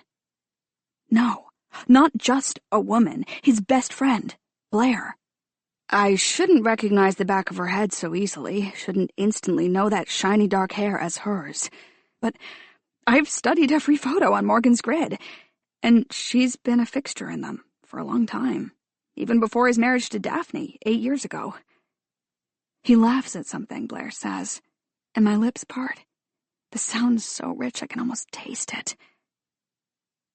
"Hey, Rosie, ready to order?" I turned to see a gap between me and the counter. The couple in front of me vanished. With a glance back at Morgan, I step toward my favorite barista, then recite my usual, 2 danishes, 1 cheese, 1 raspberry, adding at the last second an apricot one for Marilee. "Switching things up a bit. Nice," the barista says. "Is that for here to go?" I'd planned to take it with me to just say yes. Scarf it down in my office before my 6 o'clock shows up. "The apricot is to go, but the rest are for here." When she hands me my bag and my plate, I take them to the only empty table, diagonally across from Morgan. If he were to look my way, we'd be facing each other. But he's focused on Blair. I nibble at my Danish, about to shrug out of my jacket, when I realize it's best to keep it on, my eyes slightly hidden by its hood. Only now does my pulse begin to pound. I know it's just an effect of my transplant, my denervated heart. I know adrenaline rushes no longer happen in real time for me. Instead, I'm on a perpetual delay, my body needing a few extra minutes to react to things like this Morgan sighting. Still, it's as if whatever remains of Daphne can sense her husband nearby. "I had no idea there was so much involved," Blair says, and it's easy to eavesdrop. Most of the customers are staring at laptops, earbuds in. I take out my phone, scroll through some news app without really seeing it, trying to look as occupied as everyone else. Every day's another urgent project, and I'm going insane trying to keep track of it all. There's the florist, the caterers, the band. I kind of thought that all just came with a venue. I never considered all the research involved. I swear, if I have to read another review of, linen providers, I'm going to call the whole thing off. "Is a linen provider a thing?" Morgan asks, and his voice is as foreign to me as it is familiar. In the past year, I've listened to some of his podcast interviews, but hearing him now in person is like seeing a painting in real life after loving it first on a screen. "I don't know," Blair says. "But napkins, tablecloths, they've got to come from somewhere, right? And apparently it's too much to ask the owners of the rustic barn to include that." "See, this is how I know Vanessa is it for you. You've only been together for 8 minutes, but, excuse me, 8 months. But you're willing to forgo AC, not to mention complimentary linens, which I'm just now learning you care about, so she can have the cottagecore wedding of her dreams." Wow, I was not aware you knew the word cottagecore. "I've used it with you before." "When?" "In one of my emails." Blair slumps back in her chair, playing exhausted. "When are you going to learn? I do not memorize your emails." "You should. They're very well written. Basically deserve a Pulitzer." I take another bite of Danish to smother my smile, but Blair is not amused. They're like 10 pages long, she says. It's like you're drafting an entire novel to me. Don't you get enough of that all day? It's not like drafting at all. With drafting, there's an outline, a plan, a story you're building with an end already in mind. My emails to you are a way to record and shape the events of my days. Clarify my thoughts. I'm not your diary, Morgan. Aren't you? You know all my secrets? I look up in time to see something pass between them. A current of silent communication. A brief hesitation where their eyes stay locked. Whatever, Blair says. All I'm saying is, I don't need setting details and dialogue tags for every half-interesting interaction you have. Wow, I was not aware you knew the term dialogue tag. He grins to show he's teasing, and I marvel at how they volley with each other. Marvel, in particular, at Blair, who isn't afraid to give Morgan shit, be dismissive of his interests. Maybe it helps that they're friends instead of lovers, but I've never been like that with men. For Tyler, I feigned a love of football so I could still see him on Sundays. For Gabe, before him, I taught myself video games until my fingers were dented from the controllers. For Jared, in college, I studied Shakespeare, bought tickets to plays so I'd have an in with his theater major friends. And for Brad, I slept in a faded Arcade Fire t-shirt. Oh, this, I've had it forever. That I'd bought at Goodwill 1 week after our first kiss. Anyway, what about the dress? Morgan asks. I think there's a bridal shop next door. We could go after this if you want. I almost choke on my pastry. Morgan at Just Say Yes? We don't take walk-ins. Appointments book weeks in advance. But there are always exceptions. I see the scene. Welcoming Morgan and Blair into the salon, shaking their hands in introduction. First me and Blair, professional, perfunctory. Then me and Morgan, our touch lingering. Electricity zinging through our skin, gazes paused on each other. You'd actually want to go dress shopping with me? Blair asks. Isn't that part of my man of honor duties? I don't know. I've never had a man of honor before. But either way, I'm good. I have an appointment in Boston with my mom. My shoulders sag, my fantasy dissolving, even though it felt as real as a memory. Wait, seriously? Morgan says. Do you really think that's the best idea? It's fine. She's been better lately. Both my parents have. The dress appointment was her idea, believe it or not. Oh, I believe it. Come on, Blair. They always do this. They make you jump through hoops for scraps of attention, and then just when you're finally about to call it quits, like that whole thing at Christmas, they reel you back in so they can start the cycle all over again. The dress appointment is bait. Blair takes a slow, measured sip from her drink. Are you done? You said it yourself. They use love as a weapon. I draw my gaze back to my Danish, guilty about listening in on something so personal. I should go with you to that appointment, Morgan says. Blair punches out a laugh. Oh, sure, that would make it better. You know my mom just loves when you're around. Well, unfortunately for Janet, I'm always going to be around, because I'm always going to be the #1 man in your life. He gives Blair an exaggerated wink. Please, she says, monotone. If you don't stop flirting with me, I'll melt right here. My phone vibrates in my hand, delivering a text from Nina. Proof of life, please. This is a frequent request of hers, a holdover from my tissue-clutching fetal position weeks when I met Nina's check-ins with silence. It's a reminder, too, that while I've survived a year with someone else's heart, Nina knows I'll never be out of the woods. I send her a picture of my Danish before returning to Morgan. He's laughing appreciatively at Blair, and then, as he leans back in his chair, his eyes shift, clicking onto mine. There's a jolt of connection, like the tug on my heart during biopsies.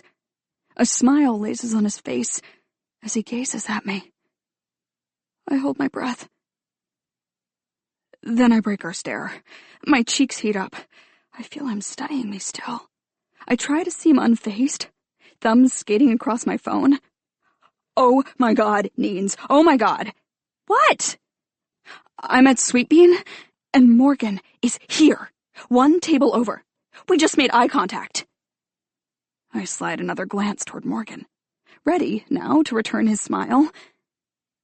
But his focus is back on Blair. Part of me is relieved. I wasn't prepared for the intensity of his attention. The blue of his eyes that's deep enough to drown in. An ellipsis pops up as Nina types. Then it disappears. Flashes.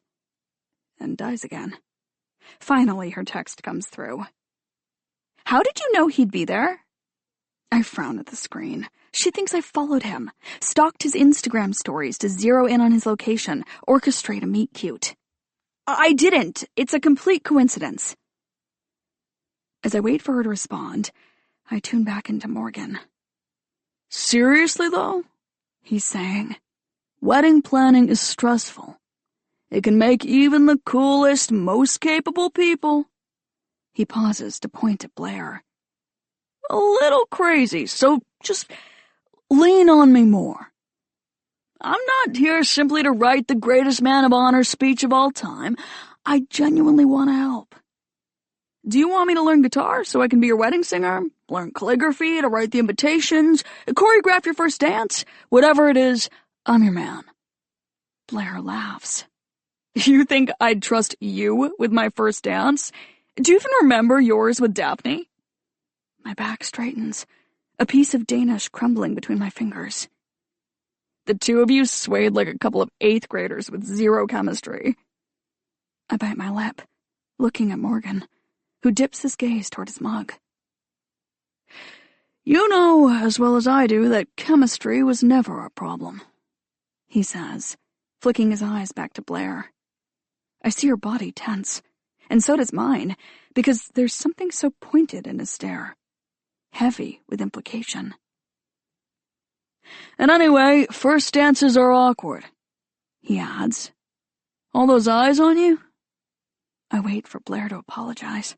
Wait for her to see in the slump of Morgan's shoulders that it was a step too far, dragging Daphne into the conversation. But her response, oh right, because you hate when you're the center of attention, makes Morgan break into a devilish grin. My phone vibrates again, drawing me back to Nina. Good, and you didn't respond to his message, right? My thumb hovers above the screen. I don't want to lie to her, but I also don't want to argue over a decision I've already made. One that felt, even as I defied Nina's advice, more inevitable than illicit. Right, but maybe this means I'm supposed to keep talking to him? Ugh, you're making me want to call Veronica Mars and find out he really is a murderer or something, just so you'll get ideas like that out of your head. He is not a murderer. He seems like a good guy. End of story. Or that's just your rosy-colored glasses talking. My rosy-colored glasses. Nina's been using that phrase for years. And she's right. I tend to see things a little tinted, a little brighter and better than they are. But sitting one table from Morgan, I can't help but notice his hands. They're cupped around his mug with a loose, almost tender grip. How could hands like that hurt anyone? I'm staring at my phone, pondering how to respond to Nina, when a text arrives from Marilee. Hey, your bride is here. I almost groan out loud. I glance between Morgan and the message, then back to Morgan again. I know, Blair is saying, a response to something I missed. She's gathering her trash. But Vanessa's in Oregon until the end of the month, helping with her mom's recovery, and I'm trying to get it done before she gets back, because I'd rather be the one to make that decision. You'd rather have the control, you mean? Always, Blair says, standing, and she's taller than I expected. On Instagram, when she's tucked beneath Morgan's arm, the two of them laughing together, she seems a lot smaller. But maybe that speaks to Morgan's height more than hers. I won't know until he stands to. You coming? Blair asks, snatching up her jacket and umbrella. Nah. He pulls a laptop from the bag at his feet. I've got some emails to write. For a second, I wonder if one of those emails will be to me. Until I remember I haven't even responded to his latest. Part of me itches to type a reply right now, if only to watch his reaction as he reads it. But I'm determined to do things right with Morgan, learn from my mistakes with other men, appear less available than I actually am. Blair snorts. You and your emails, she says, then bends to kiss his cheek before heading for the door. With her gone, Morgan has a clearer view of me, but his eyes remain on this screen. Still, I feel the space go taut between us, like a rubber band pulled tight. I type out a response to Marilee about my bride. Can you take her? Because I could stay here, in Morgan's line of sight. I could wait a minute, then pick up my plate, my bag with Marilee's Danish, and accidentally bump into his table. I could apologize, tuck my hair behind my ear, ask if I jostled his cappuccino, if I splashed his laptop. When he says no, I could grab him napkins anyway. Our fingers might touch as he takes them. His eyes might zip to my face. He might recognize something in me. An old but enduring pain that fits snugly against his own. Because sometimes that's all it takes. Being in the right place at the right time, with the right person. Why? Are you okay? I write back to Marilee quickly. Totally fine. Just caught up with something. Because I know she's worried it's my heart. That I'm stuck in the sweet bean bathroom wheezing against the wall. It's not a baseless fear. I'm weaker than I was before the transplant. Which is exactly why meeting Morgan through Donor Connect, or by chance in a cafe, is so perfect. I don't have the stamina for bars or parties or other places where relationships might spark. Still, I'll need to be careful. I should pocket my medic alert bracelet. It IDs me as having a heart transplant. And I'm not about to announce to Morgan, hey, I'm who you've been talking to on Donor Connect. Because that would be too much. Too soon. I'd seem like such a stalker. And I can still use those messages to my advantage. I can ask more questions about his wife. Learn what it takes to be a woman Morgan loves. I can gather evidence in writing that he is a good man, then show it to Nina when I come clean about us growing closer. And once Morgan and I have a strong enough bond in person, I can come clean with him, too. Tell him I'm the woman he's already fallen for online. But for now, I watch Morgan type. His eyes are stitched to his screen, his brow creased in concentration. And I wonder if he gets that focused when he writes to me. Hey, you. A greeting both gentle and intimate, like a thumb stroking a cheek. Another vibration on the table. Another message from Marilee.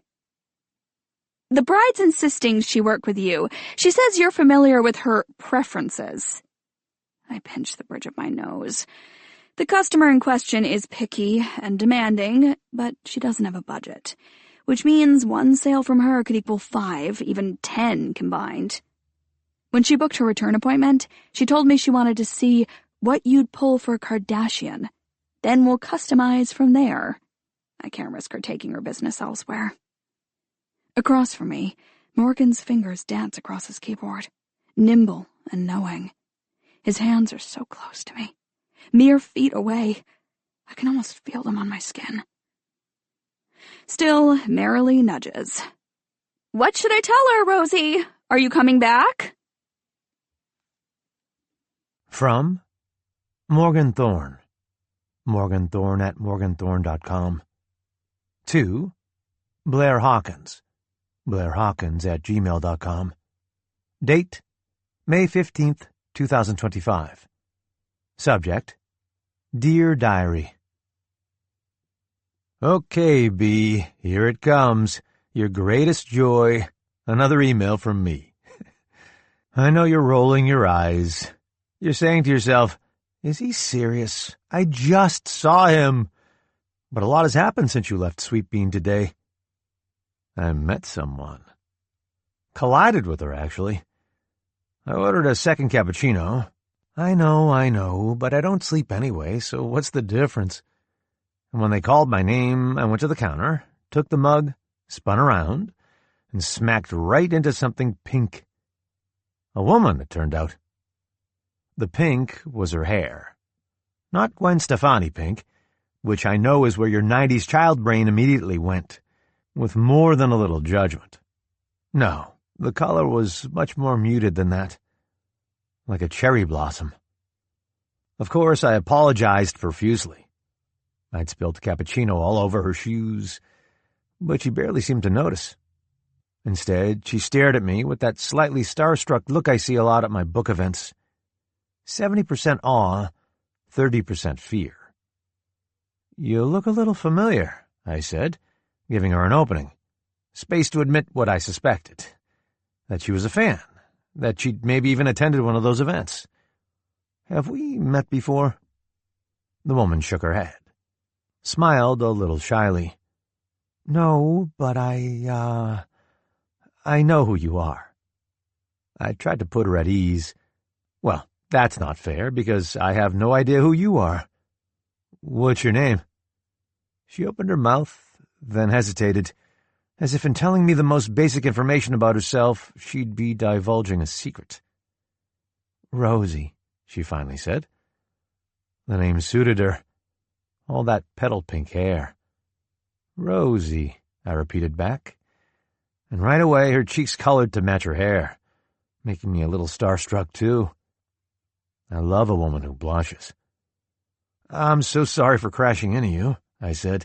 Here, let me get you some napkins and... Could I buy you a coffee to go with your... I gestured to her takeout bag, which she was gripping like a purse I'd tried to mug. Danish, she said. I smiled. I love their Danishes. I handed her a stack of napkins from the dispenser on the counter. In 1 sec, I'll get you that coffee. Thank you, she said, before blurting out, Oh, wait, I don't drink coffee. The caffeine makes... She trailed off, glancing at her shoes, and only then, for the first time, did she seem to register the mess I'd made of them. Herbal tea? I offered. Sure, thanks. I placed the order, then watched her struggle to clean her shoes, swiping at them while half-crouched, the fold of her takeout bag tucked awkwardly beneath her arm. Here, sit with me while we wait, I said. She seemed surprised by the invitation, and I liked that. Right away, I could tell she wasn't that kind of starstruck. The kind that praises me in Instagram reviews, then curses me out in DMs because I didn't thank them quickly enough. It was clear Rosie didn't believe she was owed my time, even though I'd disrupted hers. I showed her to my table, pulled out the chair you'd recently vacated, and she sat to swipe at her shoes in earnest. When she was done, she balled up the napkins and tossed them into her takeout bag. Weren't you going to eat that? I asked of the Danish she'd mentioned was inside. Her eyes went blank for a moment, then widened. Oh, God, why did I do that? I wasn't even thinking. She moved to pluck out the napkins, then seemed to think better of it, her mouth puckering in disgust. You were creating a new flavor, I said. Cappuccino Danish. Shoe Danish, she said, and when she smiled, her cheek dimpled in a way that made it look delicate, like the tiniest touch could dent it. And I knew immediately. I wanted to see that dimple again. I wanted to create it. The barista called me up, Rosie's herbal tea now on the counter, and since there wasn't anyone in line, I went back to the register and ordered her another pastry. They were out of Danishes, shoe and otherwise, I said, when I returned to the table, setting the plate and mug in front of her. But their raspberry pie twists are the next best thing. Oh, she blinked at the treat. You didn't have to do that. But thank you, that's so nice. It's the least I can do. And sorry, I forgot to tell them it was to go. I hadn't forgotten. But feel free to eat it right here, I added. Looks like all the other tables are full. Unless... Are you in a hurry? I watched her think about it, and I could tell she did have somewhere else to be, which made it even better when she shook her head and told me she was free. She opened up after that, laughing easily at my stupid jokes. She even moaned a little when she bit into the pie twist, then blushed adorably. Sorry, she said. I think I just sexualized this pie crust. I told her not to worry, that I've already proposed marriage to half the menu items at Sweet Bean, and loved that she played along. Oh, when's the wedding? Haven't been able to set a date, I said. You know pastries, always so flaky. Again, a stupid joke. You never would have laughed at it, not in a million years. But Rosie did. Then I asked her what she did for a living, genuinely curious how this woman with the pink hair and dimpled cheeks spends her days, and I was surprised she got a little cagey. That, of course, only made me more curious. Is it illegal? I asked. Do you sell, like, bootleg DVDs? She laughed again, and I swear, B, the sound was intoxicating, like a contact high. Does anyone sell bootleg DVDs these days? No, I'd rather not talk about my job, if that's okay. I cocked my head, letting my silence coax her into saying more. It's been an exhausting day, and it would honestly bore you to hear about it. I wondered then if she didn't want me to know where she worked, where I could find her each day, and I appreciated her caution. You can never be too careful. And anyway, she added, it's nothing as glamorous as what you do. It was the first reference she made to my writing, besides her initial acknowledgement that she recognized me. Is that what you're doing here? She asked, with a gesture to my laptop. Writing? Oh, no. I can't write in places like this. I was just emailing my editor about my next book. She lit up at that. A Kid on Christmas. What's it about? Well, technically, it hasn't been announced yet, so I'm not supposed to talk about it. But it's a multi-POV, multi-timeline story centered around some fucked-up family secrets. More in the vein of my second book. Chaos for the Fly, she said. That's my favorite of yours.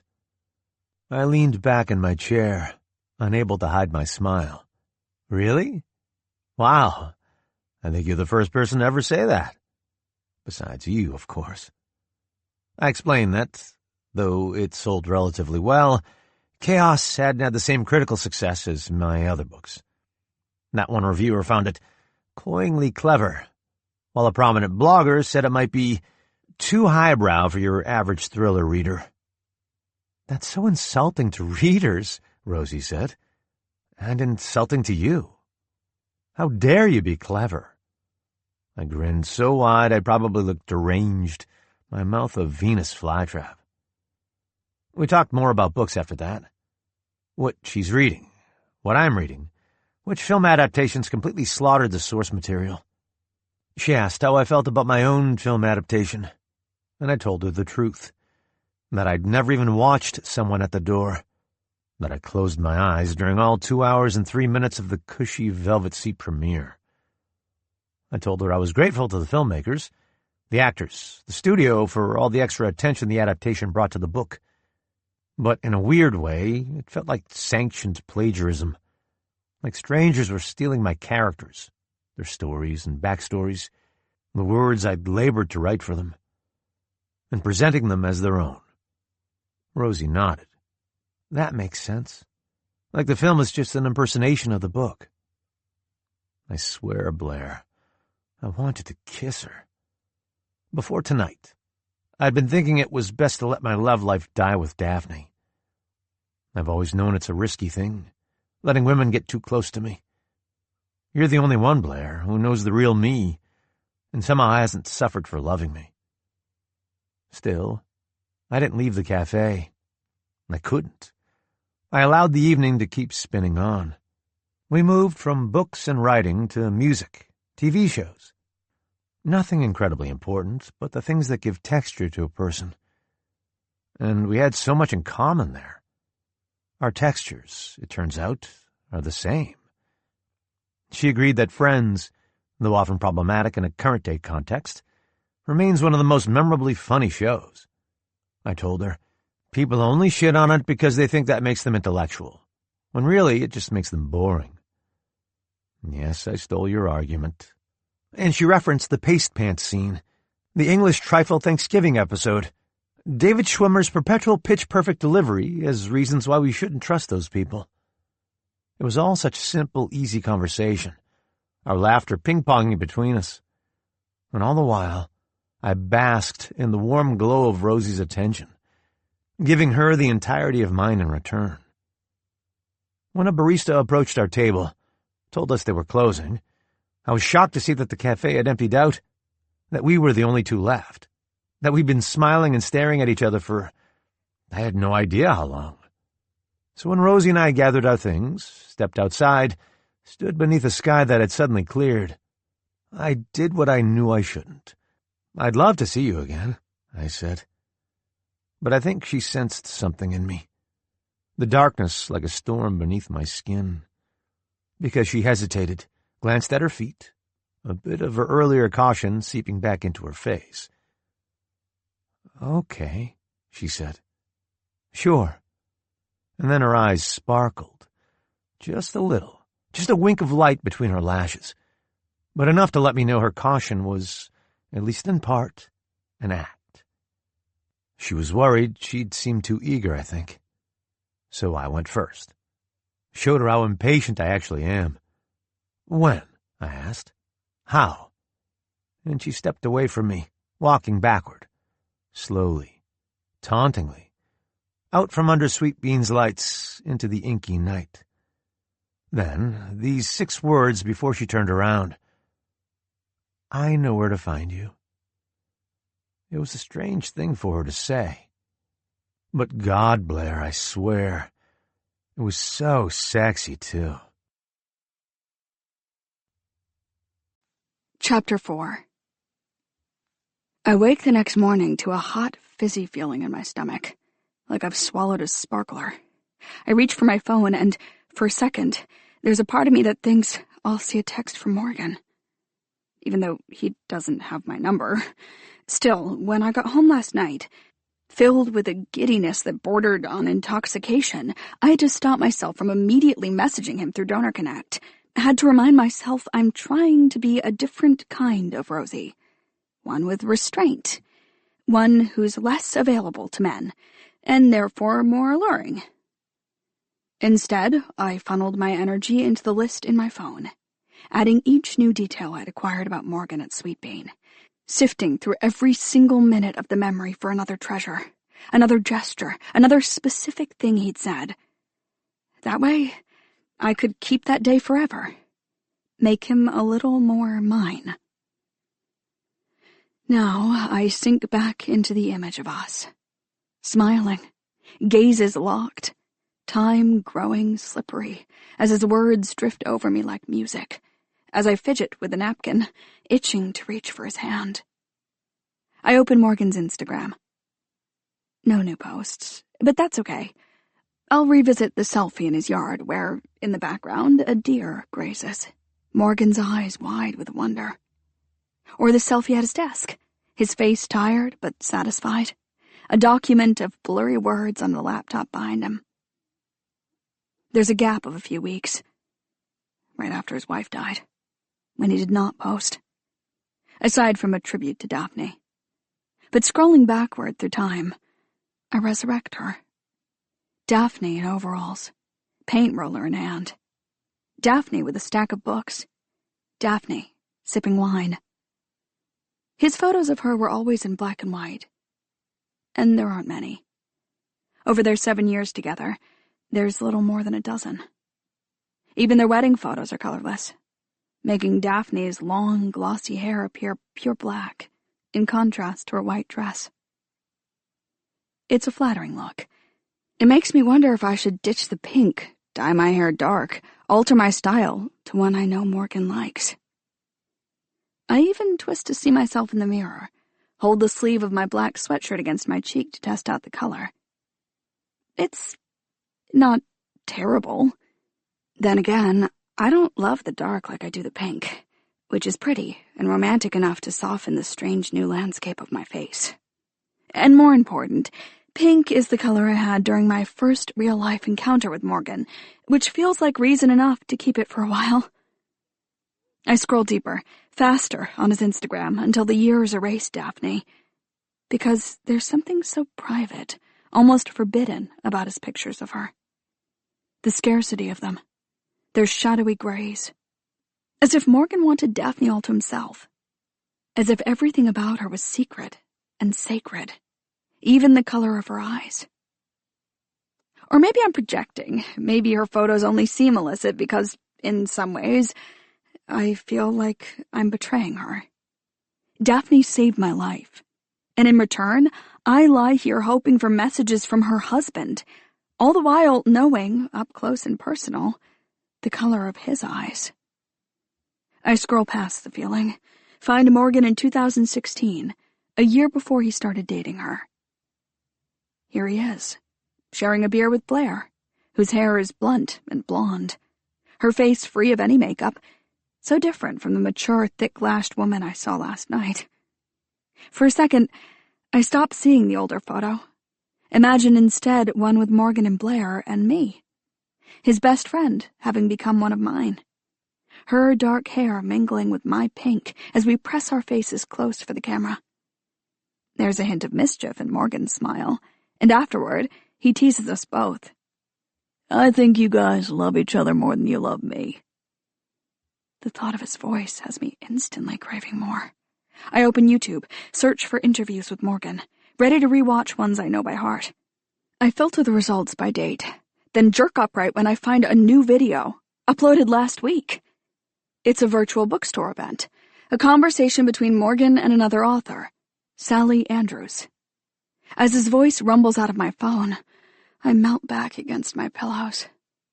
But when Sally speaks, I scroll through the comments, interest already waning. At Sarah Kane, 3 days ago. This book sounds amazing, can't wait to read. At Olivia Wright, 9, 3 days ago. Love these two. At 9TS612ITHDIBIJCPI, 2 days ago. Anyone else think Morgan Thorne straight up murdered his wife? I almost dropped the phone. I gawk at the comment, then the poster's handle. A set of random numbers and letters that look strikingly similar to the one from Instagram last week. Before scrambling to read the replies. At Samantha Maines, 1 day ago. Thank you for saying this. My friends all think I'm crazy. At Regina Tate, 1 day ago. Wait, why do you guys think he murdered her? At Samantha Maines, 1 day ago. He didn't even have an alibi. He was home when it happened. Also, the victims in his books are always women. At Jessie Summers, 12 hours ago. OMG, I've been waiting for someone to say this. It would not surprise me if he killed her. There's so much misogyny in his books. He clearly thinks women are dumb as shit. His protagonists are always diving headfirst into danger even when a million red flags are waving. At Michelle Cloud, 10 hours ago. I mean, this is straight from the acknowledgements page in Chaos for the Fly.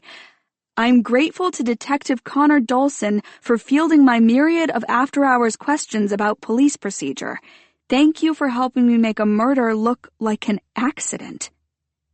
On the page, of course. At Jessie Summers, 10 hours ago. OMG, OMG, OMG, OMG, OMG, OMG. My head swims. I rub my right temple, then review it all again. It's just gossip, of course. Speculation from people who have listened to too many true crime podcasts. They're twisting Morgan's words, trying to create a more lurid story, and it's left a slushy feeling in my stomach. Morgan doesn't deserve this. I exit YouTube, pull up Morgan's house on Zillow instead. It always comforts me, studying the pictures from before he bought it in 2019. I love to admire the wainscoting, the recessed lights, the built-in bench seat in the kitchen. And I wonder how the 2,300 square foot space might have transformed since then. I know he's already filled and decorated it with the last woman he loved, but now I'm picturing how we'd make it ours. The photos we'd hang in the living room. Black and white portraits of us. The space he'd make on shelves so my books could sit beside his. The reading chair we'd pick out together. The blanket I could learn to crochet. I pull up the picture of his kitchen, focus on the French doors that open to a backyard patio. At the time the photo was taken, the glass wasn't covered by shades or blinds, just big blank panes that blurred the line between inside and out. Maybe Morgan and Daphne changed that. Or maybe they liked the clean, curtainless look. Either way, I'd need drapery of some kind. Otherwise, just about anyone could walk the stone path to the back and see right inside. As I'm zooming in on the doors, thumb and finger bracketing one of their handles, my phone rings. I glance at the time. 8:03. Before answering. Is this a wake-up call? After exhausting nights at the hospital, Nina likes to talk on the drive home. You know it. Better than coffee. But also, we never finished our conversation. I sit up, fluffing my pillows against the headboard. Which one? You know the one. I stall with a beat of silence. Sweet Bean? Nina presses. Morgan Thorne? What happened with that? Nothing, I say, even as Morgan's laugh reverberates inside me, rhythmic as a heartbeat. Uh-huh. Her response is flat with doubt. So you didn't, deliberately crash into him? Spill a drink on his stuff just so you could talk to him? I shift beneath my blankets. It's scary how well she knows my mind. I'm glad at least I can answer her honestly. I did not spill a drink on his stuff. In her pause, I hear a gust of static. Wind or a sigh. That is not the full denial I was hoping for. I went back to work, I tell her, keeping my voice sincere. I have no idea what happened with Morgan after that. I promise. Again, she hesitates, but finally relents. Okay, good. It's just, you've been so fixated on him, and it was starting to feel a little like last time, so this is nothing like that, I say, sharp and sure. Okay, fine, I'm sorry, but listen, I asked around the hospital, talked to one of the nurses who actually interacted with Morgan after Daphne was brought in, and she said, wait, what? Why were you asking around? Because I was worried you were still full steam ahead on this guy, especially once he went radio silent yesterday, so I wanted some info on him. I squeeze the bridge of my nose. This is so Nina that I'm surprised I didn't see it coming. She may think I go a step too far when it comes to love, but she goes a step too far with friendships, inserting herself into situations that don't require her help. A few years ago, after Tyler broke up with me, she snuck into my phone and erased his number so I couldn't reach out to him. Later, I learned she texted him herself, too. Told him if he ever contacted me again, she'd Tanya Harding his kneecaps. Either way, she continues, my coworker said there was something weird about Morgan that night, like he was acting really strange. Well, yeah, he'd just found his wife half dead in the bathroom. No, he had his laptop with him in the waiting room, which is weird enough. Who brings their laptop in an ambulance? But he was typing like crazy. The nurse saw a document open on his screen, and she thinks he was writing while waiting to hear if his wife had died. That doesn't... I curl my toes, fighting a sudden unwarranted chill. I'm sure he was scared out of his mind, and writing is just how he copes. I knew you'd say that, but I've seen tons of people at the ER who are scared out of their minds, and you know what they do? They cry, or pace, or call family, friends. They don't drop off their bleeding wife and then write their novel. I open my mouth to protest, but Nina barrels ahead. So I don't trust this guy, but Fine, if that doesn't sway you, I'll find something that does. Because I know you're still tempted to talk to him. I know you're imagining your future together, but Rosie, you can't pursue someone you've been obsessing over. We've seen how this ends. It isn't healthy for you. I fidget with the hem of my sheets. I don't want to keep things from Nina. Don't want to see and speak to Morgan only in secret. He could be in my life for a while. Forever, if I'm lucky. Which means he'll be in Nina's too. And I don't want her on permanent alert when the four of us are together. Me and Morgan, Nina and Alex. I don't want cookouts and game nights to be sullied by Nina's suspicions. Not only of Morgan, but of me, too. Of what I might be missing. What I might have convinced myself to overlook. Nina thinks my track record sucks.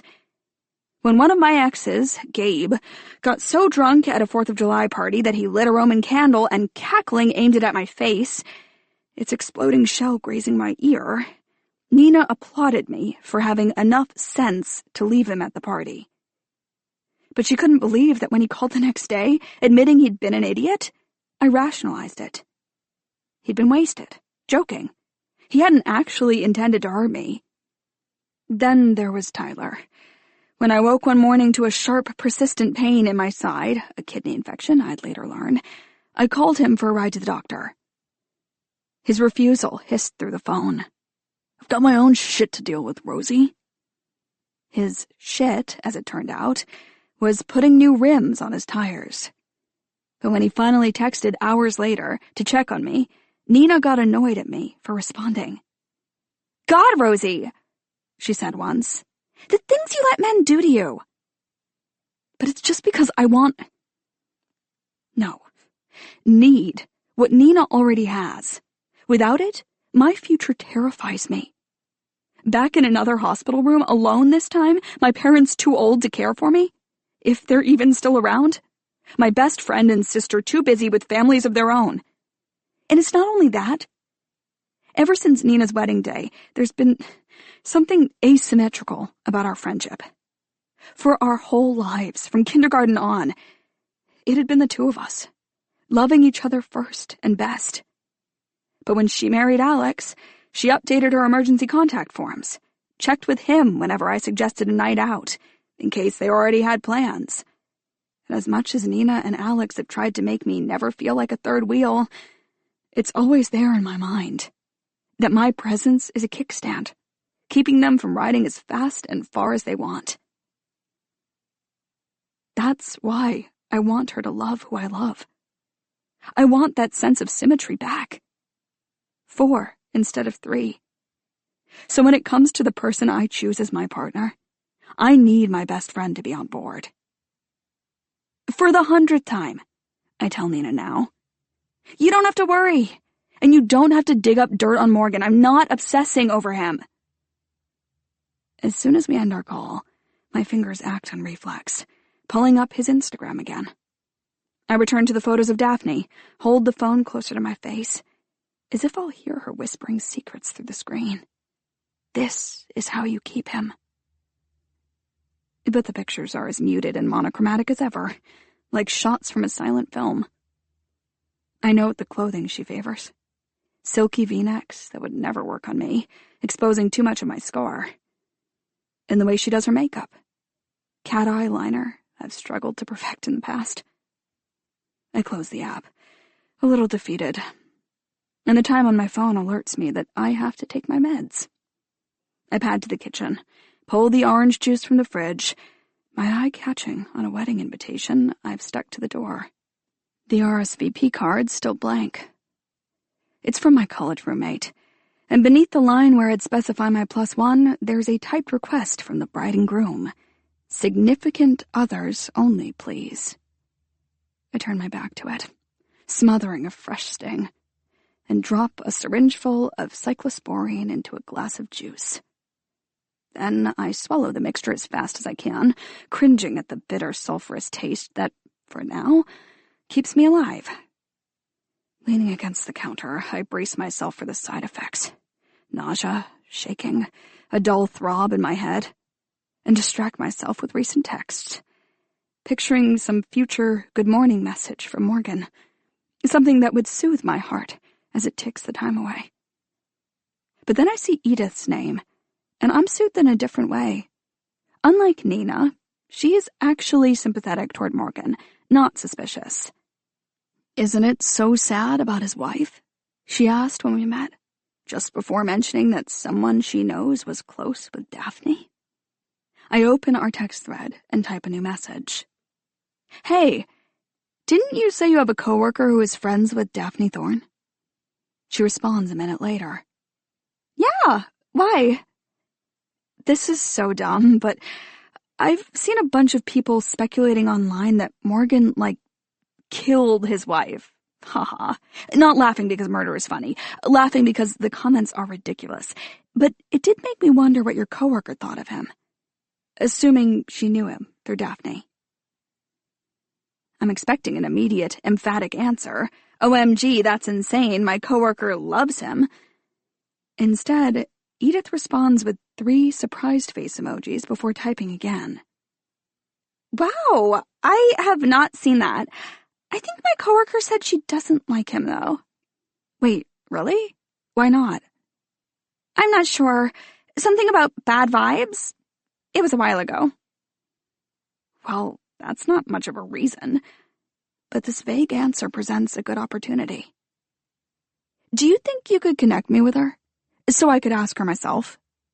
"Why are you, investigating him? LOL. I hesitate only a second before crafting a lie with just enough truth. "A friend of mine has actually started talking to him after meeting him online. They've only seen each other once so far, so it's definitely early, but if he's got bad vibes, I don't know. Makes me want to find out more. Haha." I watch as Edith's ellipsis appears. "Oh," she says after a while, an answer so curt that I worry my request seems crazy. It's not that I even care about Morgan's supposedly bad vibes. Nina thinks yogurt has bad vibes. The phrase is so overused it's meaningless. But I am curious what someone close to Daphne could tell me. Not just her impressions of Morgan, but insight about his wife, too. Details beyond her makeup and clothing that I can use to keep him interested. Edith's ellipsis blinks on and off again. And it's another few minutes before her answer comes through. "Can you make it to the library at 9? I'm not working today, but Piper is. She says she's happy to chat." I show up with a Danish. I stopped at Sweet Bean on my way to the library, hoping that Morgan would be there again, that I'd be forced by fate to pick up where we left off yesterday. As I stood in line, scanning each table, I saw the scene so clearly. Morgan with another cappuccino, his eyes hooking onto mine, his mouth curling at the corners, a smile set to snare me. Now, as I climb the steps to the library, I find a woman sitting on the top stair, huddled beside shopping bags. From the dirt on her cheek and the hole in her sleeve, it's obvious she isn't just resting here before heading home. Obvious, in fact, that she has no home at all. I pause beside her, glancing at my Sweet Bean bag. I brought it as a thank you to Edith's coworker, Piper, apparently, but now I hand it to the woman instead. "Oh, thank you," she says. She peers into the bag, then inhales deeply, her eyes rolling back in pleasure. "Oh my." "They taste even better than they smell," I tell her. When I open the door and step inside, I inhale deeply myself, savoring the scent of books, feeling a buzz I only get in libraries and bookstores. I've always wanted a library of my own, a room in my house reserved for all the books that currently sit in stacks around my apartment. I wonder if Morgan has one. Wonder how soon it'll be before I see for myself. Piper's waiting for me by the door. Taller than she seemed in the picture Edith sent, but I recognize her honey-colored curls. "Hi, Piper?" I reach out my hand. "I'm Rosie. Thanks for meeting with me." Her grip is limp with distraction. "Yeah, hi," she says, eyes combing through my hair. I touch the tip of one pink wave, ready to preempt any comments about the color. I know, it's like cotton candy. but Piper mutters something else. Okay, now I get it. Sorry? Get what? She glances over my shoulders to the steps outside. Did I just see you feed Margaret? Oh, that woman? I look back through the glass in the doors, find her licking raspberry filling off her fingers. Yeah, sorry, I thought she was unhoused. Did I get that wrong? I blush at the thought that I might have offended Margaret, or just looked insane, handing a random stranger an even more random Danish. No, she is, Piper says. Just, people usually pretend she isn't there. Piper tilts her head, as if considering me anew, but her eyes are still tangled in my hair. Edith did say you're a good person. Come on, we can talk in one of the meeting rooms downstairs. When we reach the bottom floor, Piper leads me down a corridor before turning into a windowless room. She flicks on the overhead light, revealing worn gray carpet, a watermarked table, a handful of mismatched chairs. My shift starts at 9:30. I came early to help a patron apply for jobs, so I've only got a little time to chat. Piper slides into a seat, gesturing for me to join her. But as soon as I got Edith's text, I was like... She cuts herself off as I sit across from her. Her eyes rove my face as if registering it for the first time. Wait, are you Rosie Lachlan? I stiffen in surprise. Yeah? God, sorry. The hair kind of threw me, so I didn't notice upstairs. I'm Piper Bell. She waits for recognition, and I wince with none to offer. I was a couple years below you at school. Oh! I scrutinize her face. There might be something familiar about her, but I struggle to place her in my memories of Burnham High. I'm so sorry, It's okay. She waves off my embarrassment. I'm freakishly good at names and faces. But how have you been? I'm friends with Nina Burke on Facebook, and I remember her having a big post about you a while ago. Something happened to you last year, right? My mind leaps to Brad. A tear-smudged phone, 12 unanswered calls, then 13, 14, the car keys in my hand, blood on his driveway. You're crazy, Rosie, you're fucking crazy. Before I realize Piper couldn't know any of that. I had a heart transplant, I say. Right, that's it. Wow. Her eyes dropped to my chest, as if looking for the place they sawed me open. Did you have, I cut her off, used to this question. I had cardiomyopathy. She nods, curiosity lingering in her gaze. So I rattle off a condensed version of the story. At first, doctors thought my disease had been caused by a virus they found in my system, but the autopsy later showed I'd actually had a congenital heart defect, the virus only worsening a problem that was already there. What I don't mention is how, when my symptoms first appeared, in the weeks after Brad, my parents wrote it off as anxiety, depression, the physical toll of my shredded mental health. You're making yourself sick, Mom said, and I believed it. Because what is crazy, if not a sickness? Basically, I sum up, I was born with a broken heart. I just didn't know it until I was 29. Wow, that's so intense. Piper reaches across the table, flattens her hand close to mine. I'm so sorry. Thanks. My eyes drop to her ring finger, a reflex I've recently acquired. I check everyone's these days, searching for solidarity. Hers is naked, and I wonder if she loses any sleep about that, if she dreams of gowns that haunt like ghosts.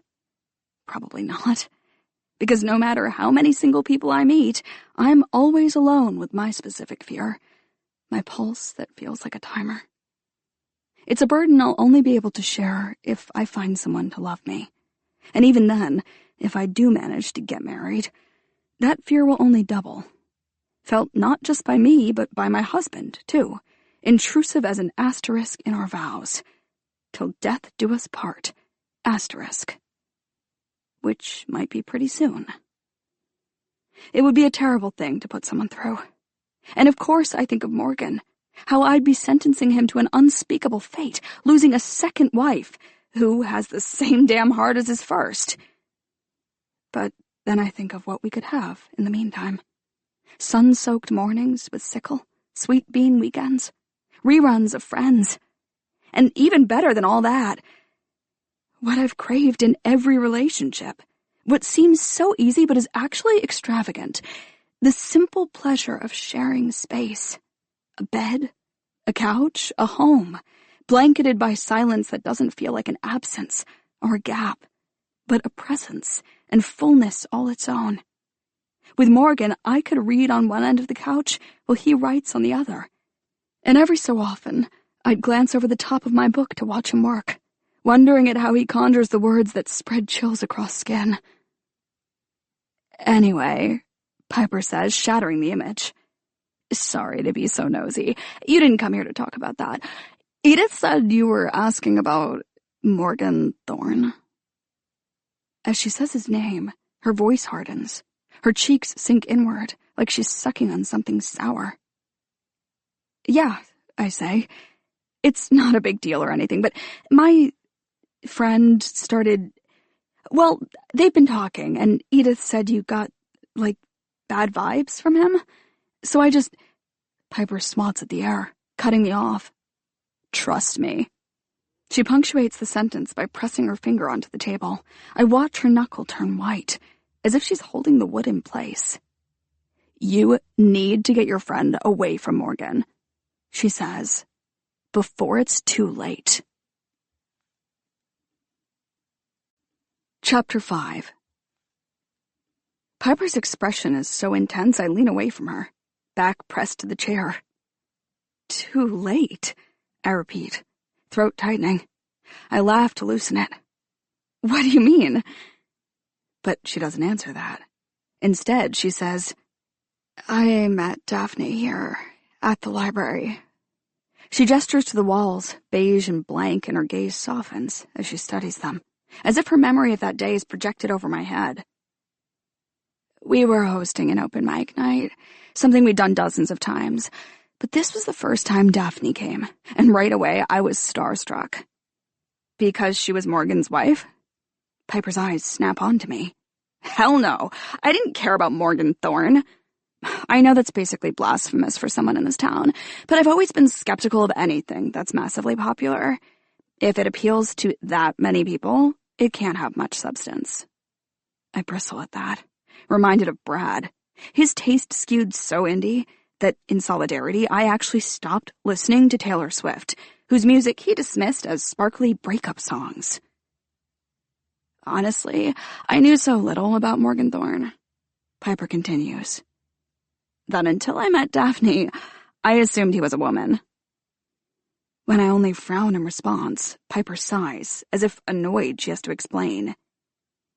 His protagonists are always women, and his name is Morgan, which can be a woman's name, so I just figured Morgan Thorne had to be a woman. Otherwise, he was appropriating women's voices and stories. Which, now I know, that's exactly what he did. Wait, the desire to defend him nearly lifts me out of my chair.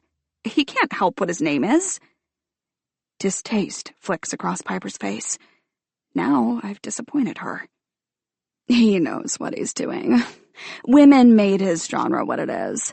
Gillian Flynn with Gone Girl, Paula Hawkins with The Girl on the Train. So when readers see someone named Morgan writing thrillers about women, they're going to assume the author is a woman. Daphne even said that when Someone at the Door first came out, he didn't have his photo on his book or website, and his bio didn't use any pronouns. It's a disgusting sales grab. She sticks her finger in her mouth, pretending to gag, and it's so childish that it suddenly clicks for me who she was at Burnham High. I saw her do that same gesture my senior year, when she and some other girls mocked a freshman named Winnie, who often dressed like she just left a Renaissance fair and that day had brownies stuck in her braces. As Winnie blinked back tears, I touched her arm and improvised. I've been looking everywhere for you. Your dad's still getting us backstage at Gaga tonight, right? Most of the girls' jaws dropped open, but Piper rolled her eyes, clearly unimpressed. Now it makes sense. Her aversion to Morgan. In the last minute, She's accused him of manipulation, appropriation, and writing books that lack any substance. But it seems she's always been prejudiced against popular artists. All that is to say, Piper adds, I wasn't starstruck about Daphne because of who her husband was. I was starstruck because of her. She was a writer too, you know. I blank, taken aback. No, actually I didn't know that. I just know she was a professor. At Emerson? I try to seem foggy on the details, like I didn't study every sentence of her obituary, which made no mention of a writing career. Yes, but she was also a poet, an amazing one. When I read her debut collection, I highlighted so many lines that some pages were completely yellow. She had another book, too, which won an award. Wow, I had no idea. I'm careful to sound more impressed than surprised, but the truth is, I'm caught off guard by the information. This never came up when I searched her name. Even in Morgan's second message, when he shared that his wife liked writing poetry on the weekends, he tacked it onto the end of a list of Daphne's hobbies. As if she filled a notebook or two with quaint cursive musings, not penned entire collections. This is good information, though. It's making me glad I worked so hard to polish my messages to Morgan. He clearly likes women who have a way with words. I should write more often. Buy a few Moleskine journals. Maybe he and I could have writing dates together. Sneak smiles above our notebooks as I weave him into my stories. She published under her maiden name, Whitaker, Piper says, which explains, I guess, why I never saw her work online. But I'm not surprised you had no idea. Poets aren't exactly known outside the poetry community, even if they've published a lot, unless they're like Instagram or TikTok famous. She does it again, the fake gag, and I try to keep the irritation off my face. After catching her taunting Winnie back in high school, I spent weeks coaching Winnie to ignore mean girls like Piper. But when Daphne came to open mic, she blew everyone away, Piper says. There was this pause after she read, just stunned silence, before everyone erupted. They were applauding so loud our director heard it from 2 floors away, and Daphne looked shell-shocked, like she wasn't used to so much noise, like she couldn't believe she'd inspired it. I went up to her afterward, told her how much I loved her work, and she was so humble about it. She kept saying, I wasn't sure I should even come, which I thought meant, well, because she's Daphne Whitaker, leagues above the average open mic performer.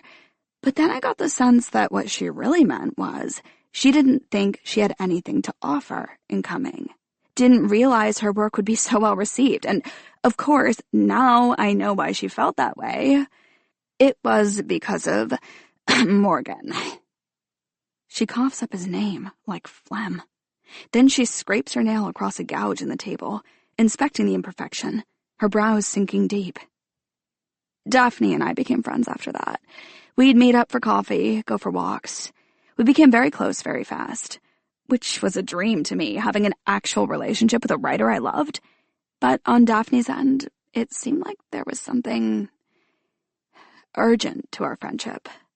Like she knew we had to get close quickly, because otherwise we wouldn't have time to get close at all. Her fingernails still scratching, stutters against the table. Turns out that entire time we'd been getting to know each other, about 2 weeks, Morgan had been away on some book tour. And when he came back, everything changed. It was harder to see her, harder to make plans, harder just to get a response to my texts. There's a dull, haunted edge to Piper's voice, as if Daphne's availability, or lack thereof, was a symptom of something horrible. Isn't that just married life? I suggest, thinking of Nina and Alex. I talk to my best friend almost daily, but I haven't actually seen her since the end of April. You have certain routines with your partner, and the rest of your social life sort of molds around it? Sure, that's what I thought too, at first. But when we did meet up again, she was different, on edge. Her eyes were always darting around, like she needed to be hyper-aware of her surroundings.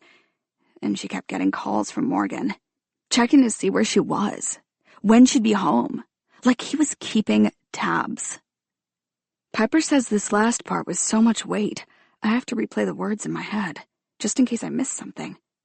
But it doesn't sound sinister to me. Morgan checking in with Daphne, it sounds sweet. Some of my exes went entire days without initiating contact. I'd try to hold out, wait for them to want me first. But in the end, I always caved, nudging them about making plans.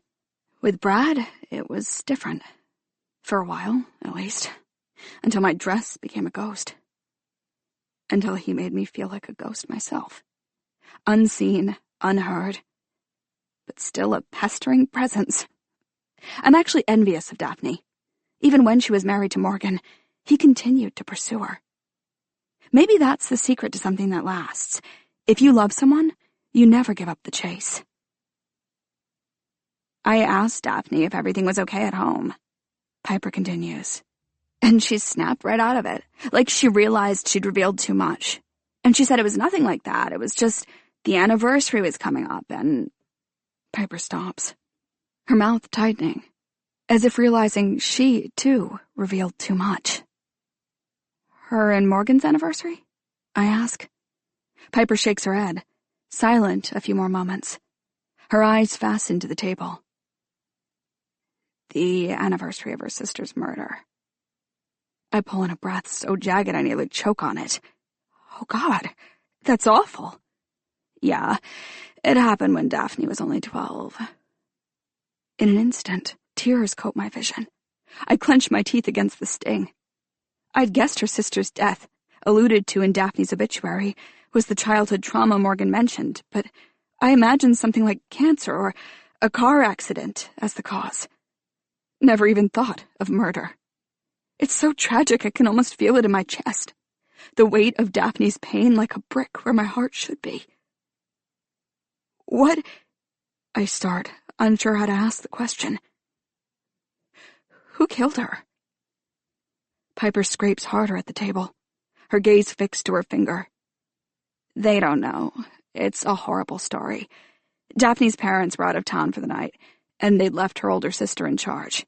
Daphne thought she heard footsteps on the porch, so she got up to look, told her sister, "There's someone at the door." And that was the last thing she ever said to her.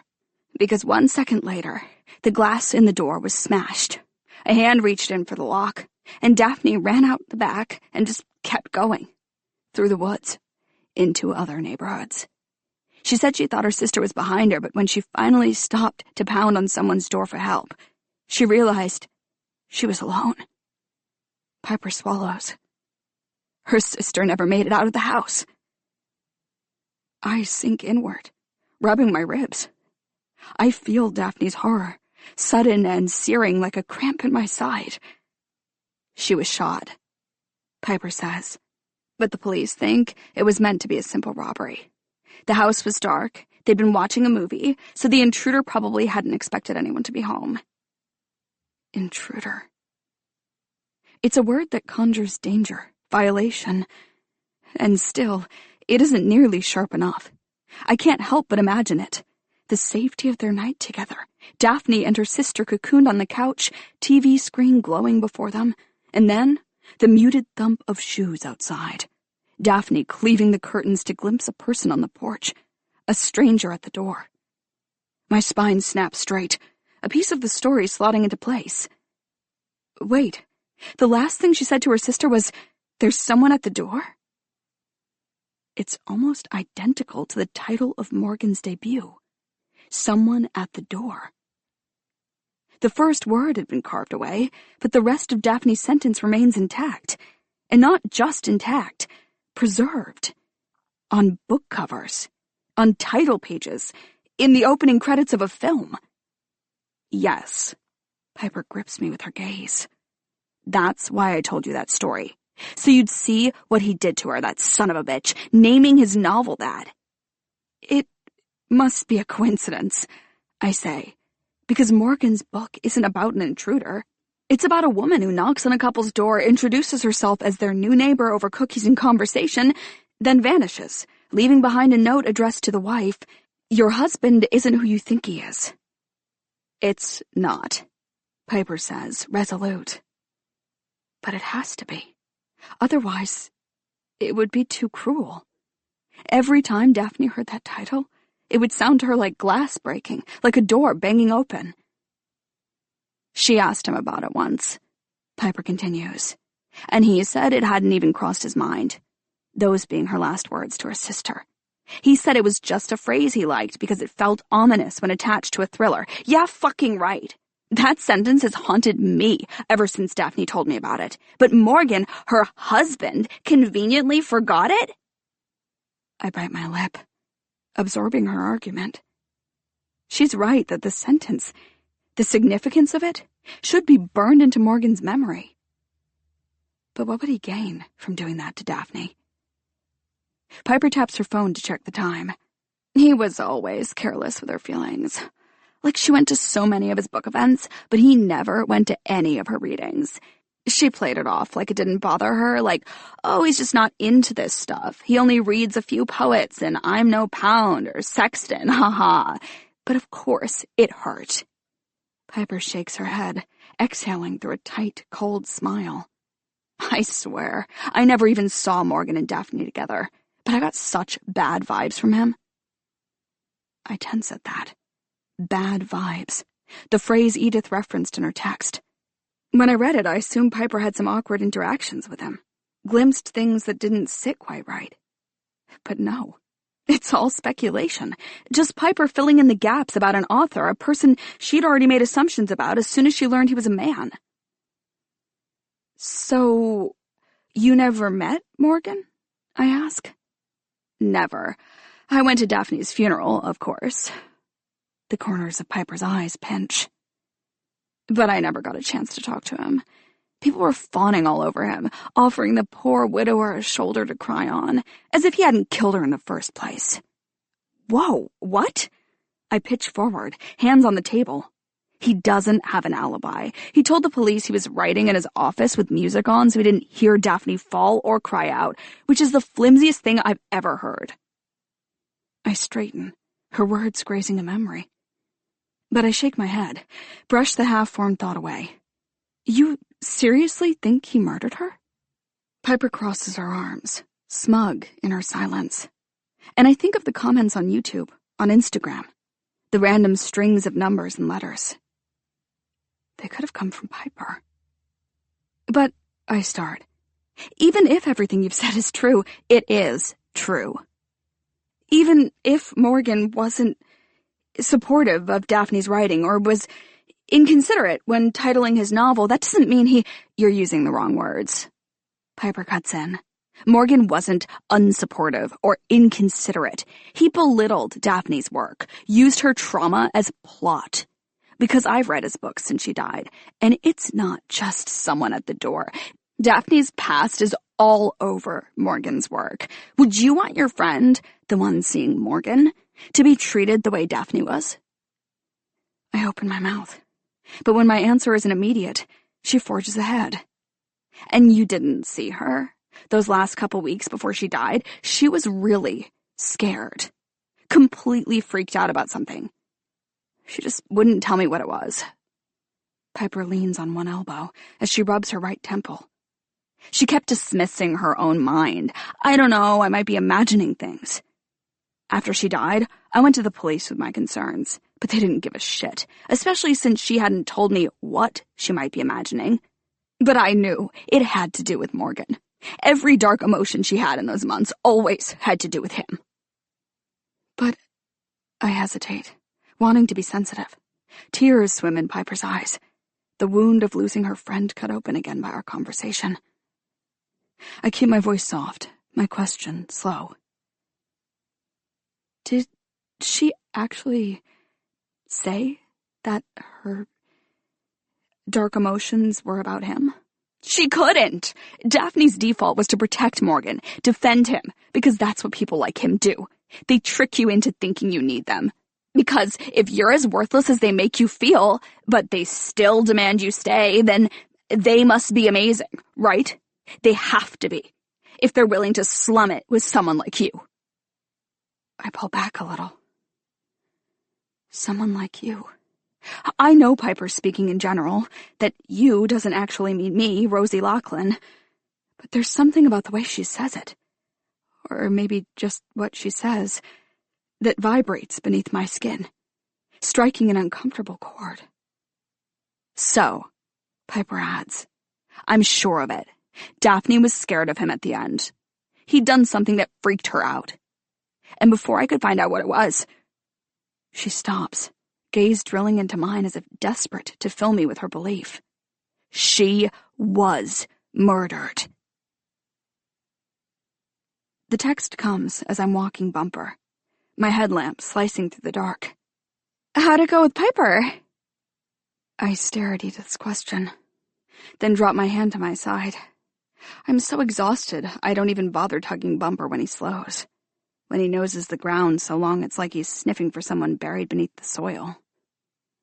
I take stock of our surroundings. We've already passed my favorite house, the yellow one with the stained glass window above the door, but I drifted by it without even noticing. The library tired me out more than I expected, and afterward, work was relentless. One bride had a breakdown because her future mother-in-law, who was paying for her dress, demanded veto power over the woman's choice.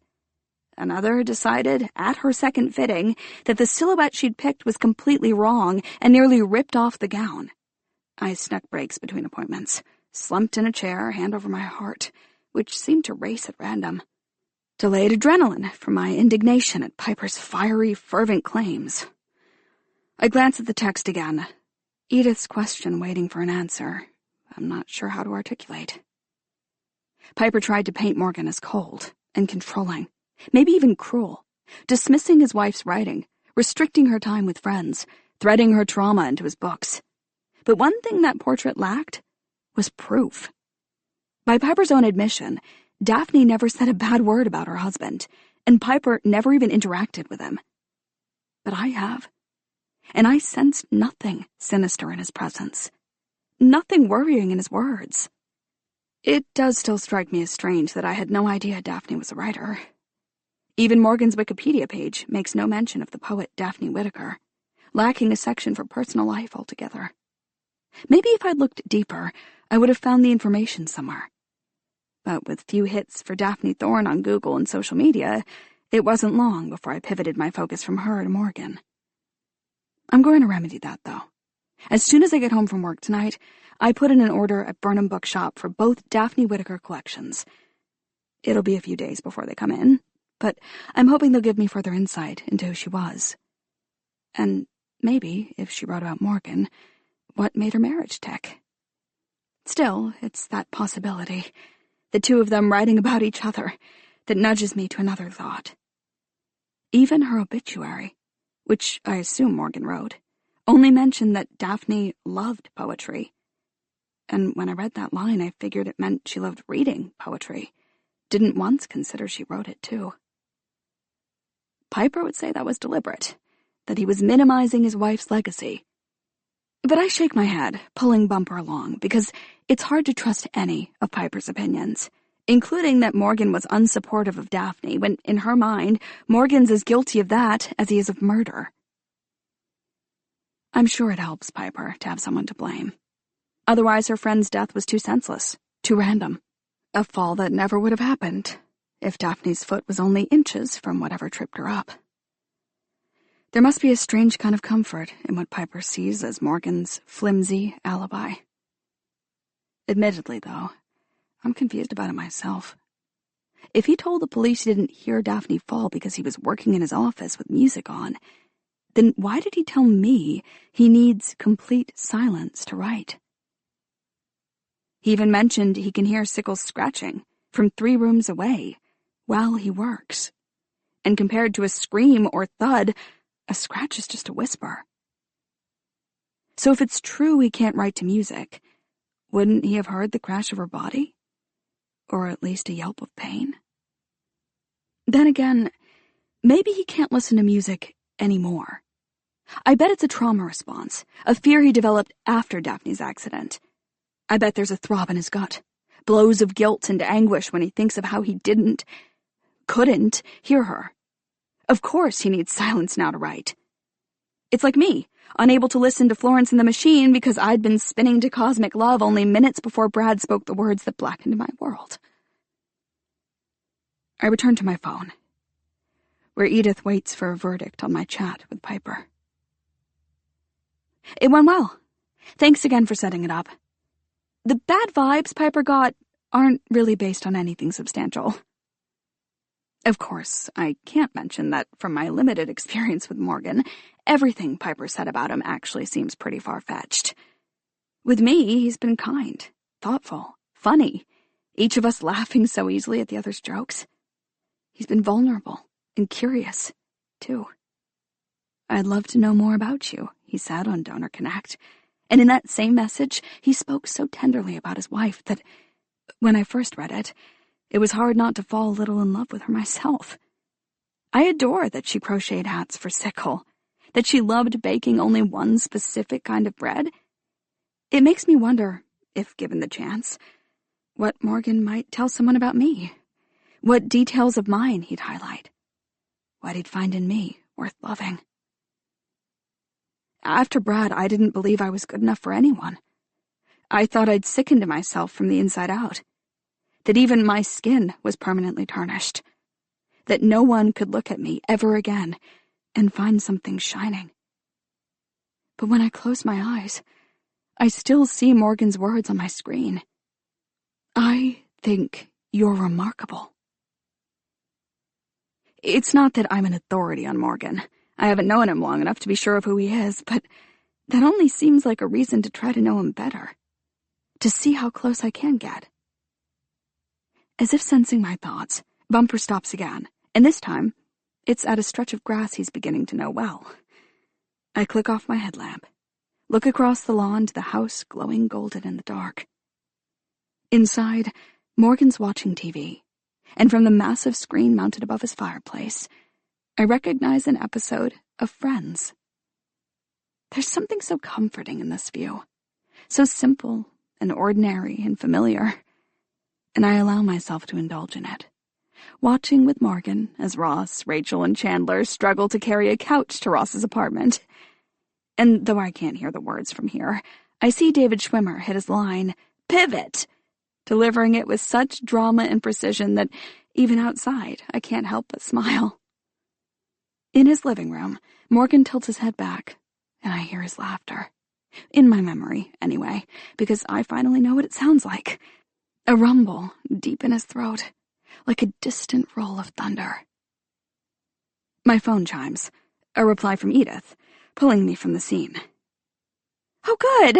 Sorry if I worried you for no reason then. Do you think your friend will keep seeing Morgan?" Bumper tugs on his leash, impatient to continue our walk. I look up from my phone and register that I've strayed from the curb. Without noticing, I've walked halfway up Morgan's driveway, as if the heart in my chest is still pulled to his. Two magnets never meant to separate. I remain in place as I type my response to Edith. Yeah, she definitely will.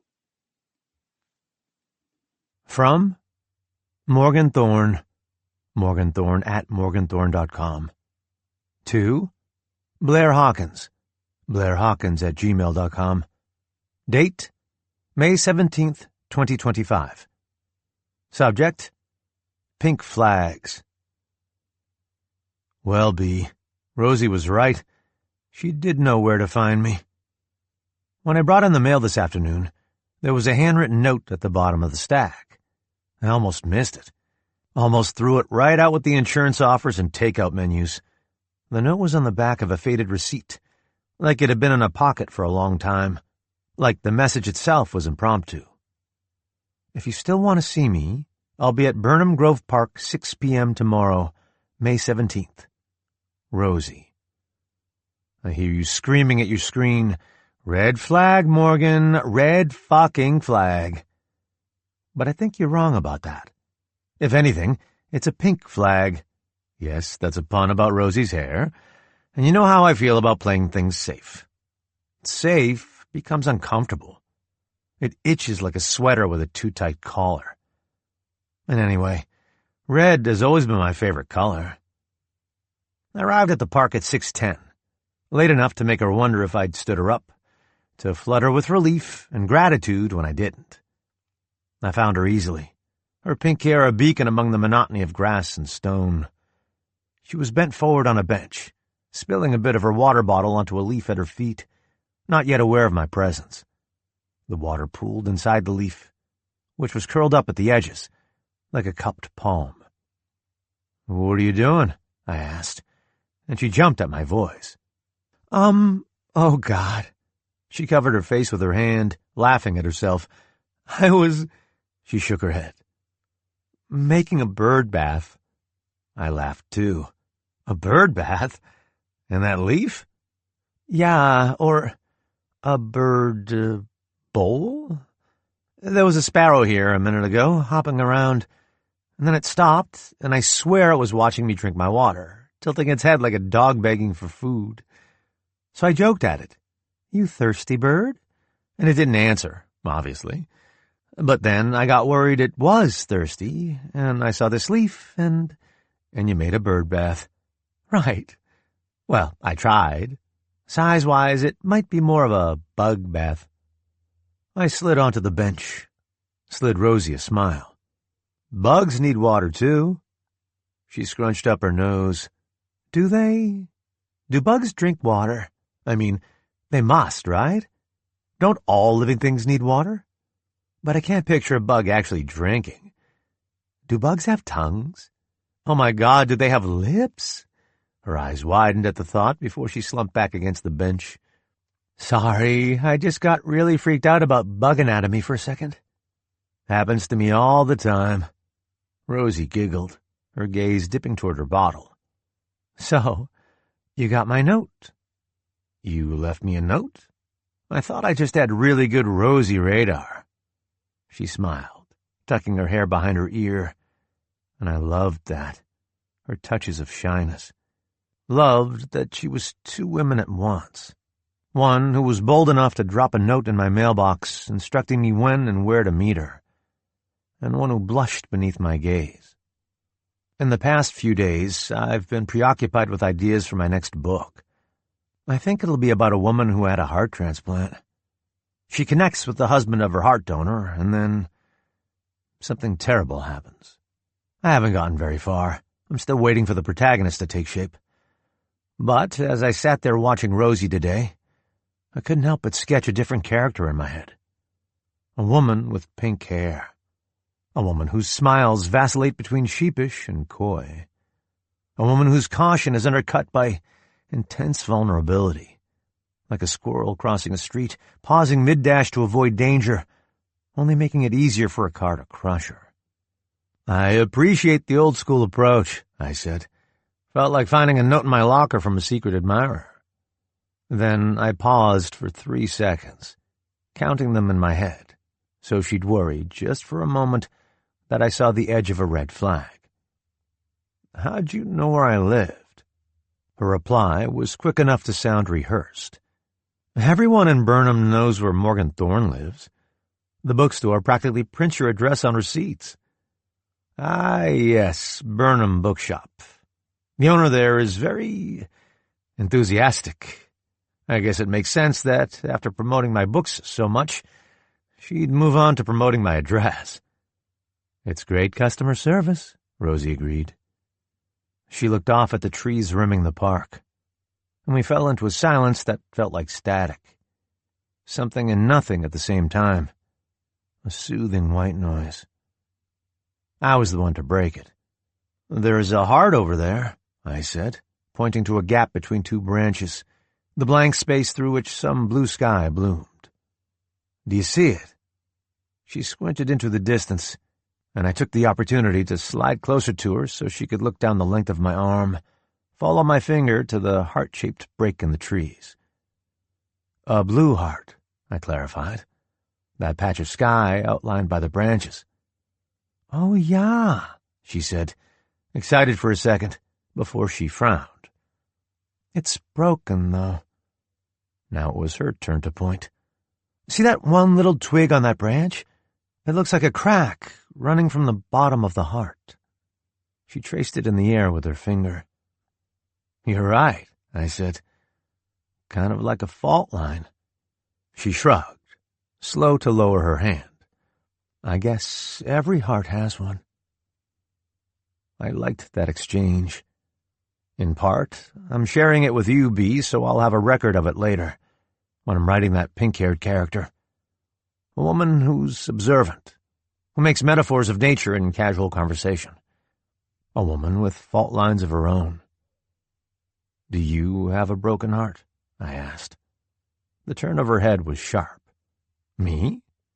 No, the ants in the bug bath. I tapped her knee, a playful imitation of a slap. I'm just wondering if you saw something of yourself over there. I gestured to it again, that blue gap in the trees. I watched her force a smile. It was sweet, but stiff. Her cheek didn't dimple. No, I'm fine, she lied. Maybe the pink-haired character is running from something.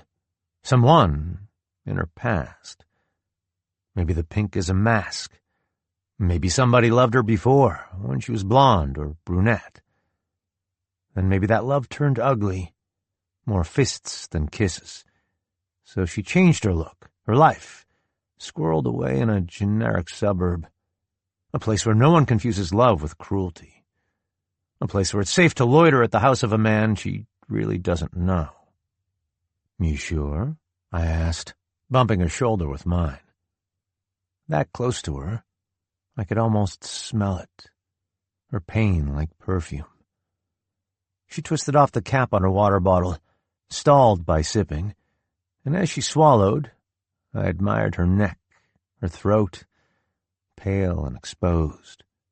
She recapped the bottle and seemed to think very carefully about what to say next. In that pause, I sensed her wound more clearly. Darkness welled from it like red-black blood.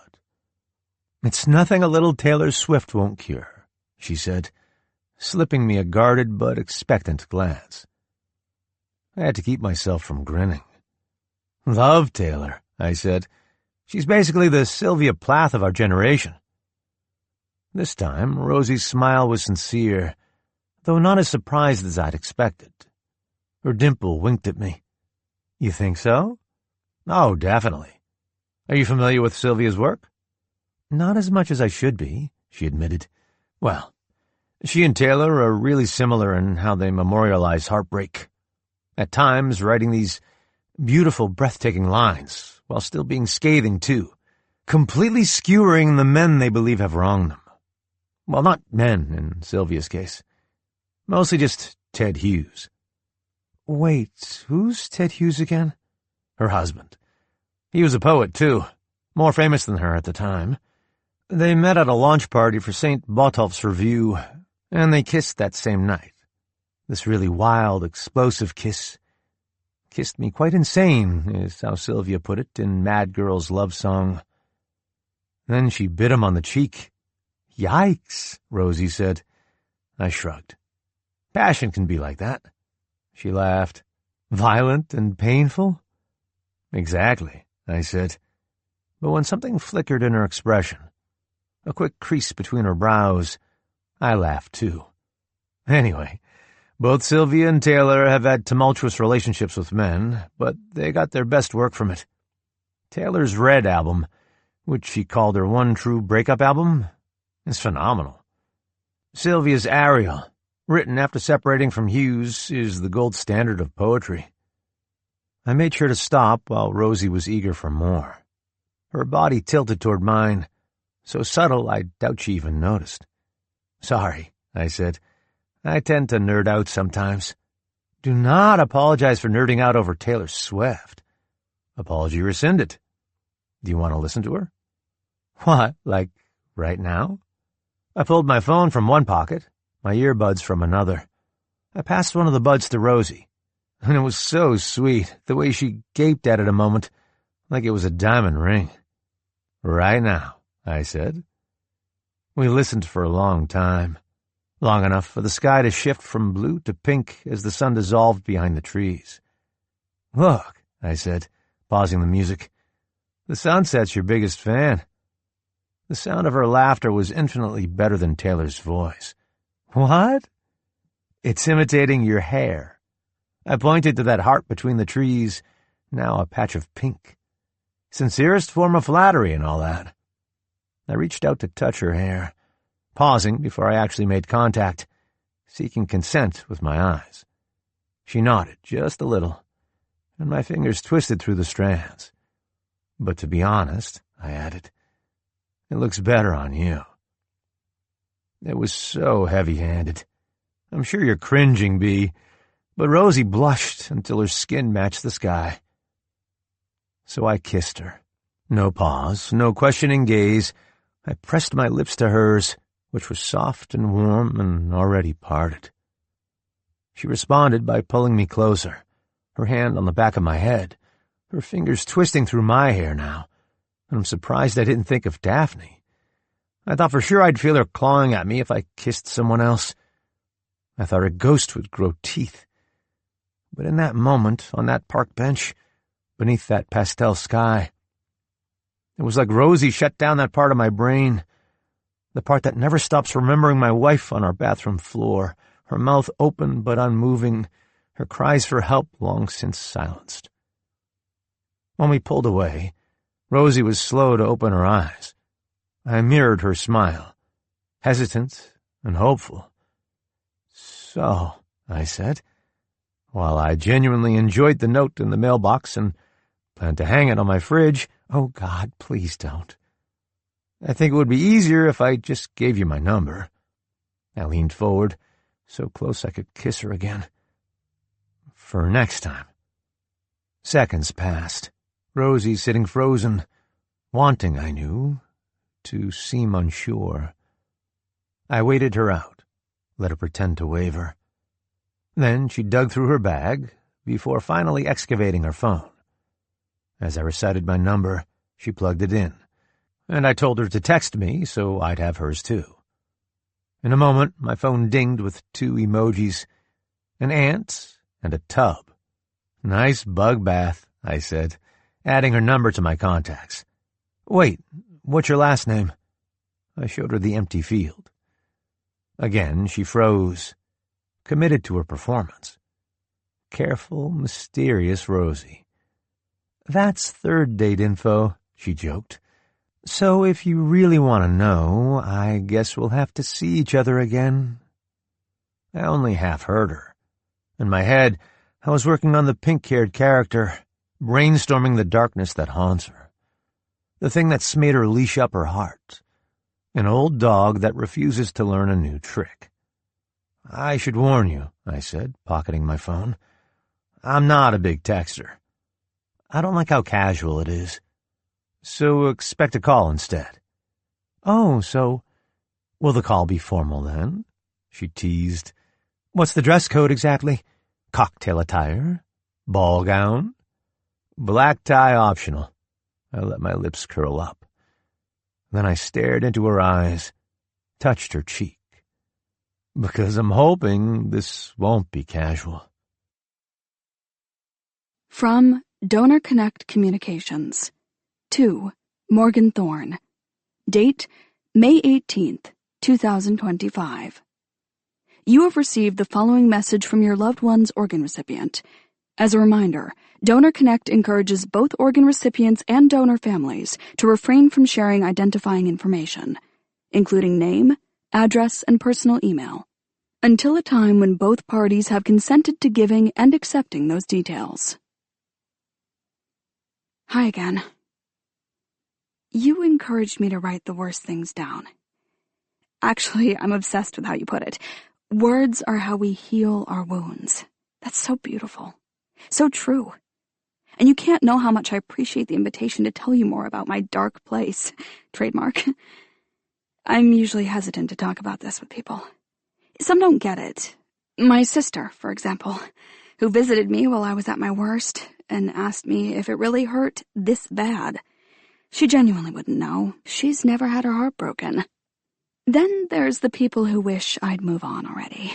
Drown my darkness with light. But the thing is, my darkness started with light. My ex and I met on a dating app, which shouldn't feel fated or romantic, but somehow with us, it did.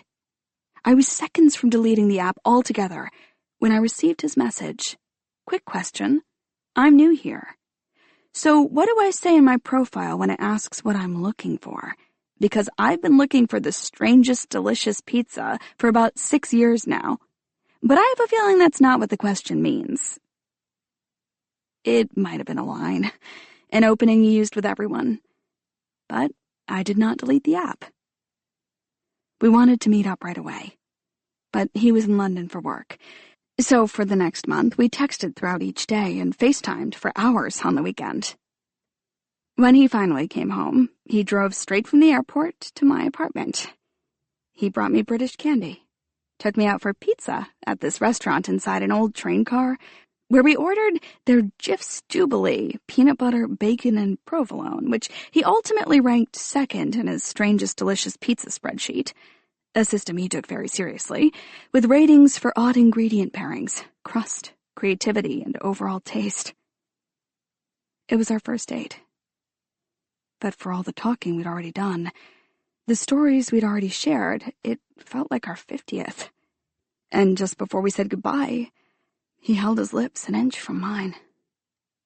"I've been dreaming of this," he said.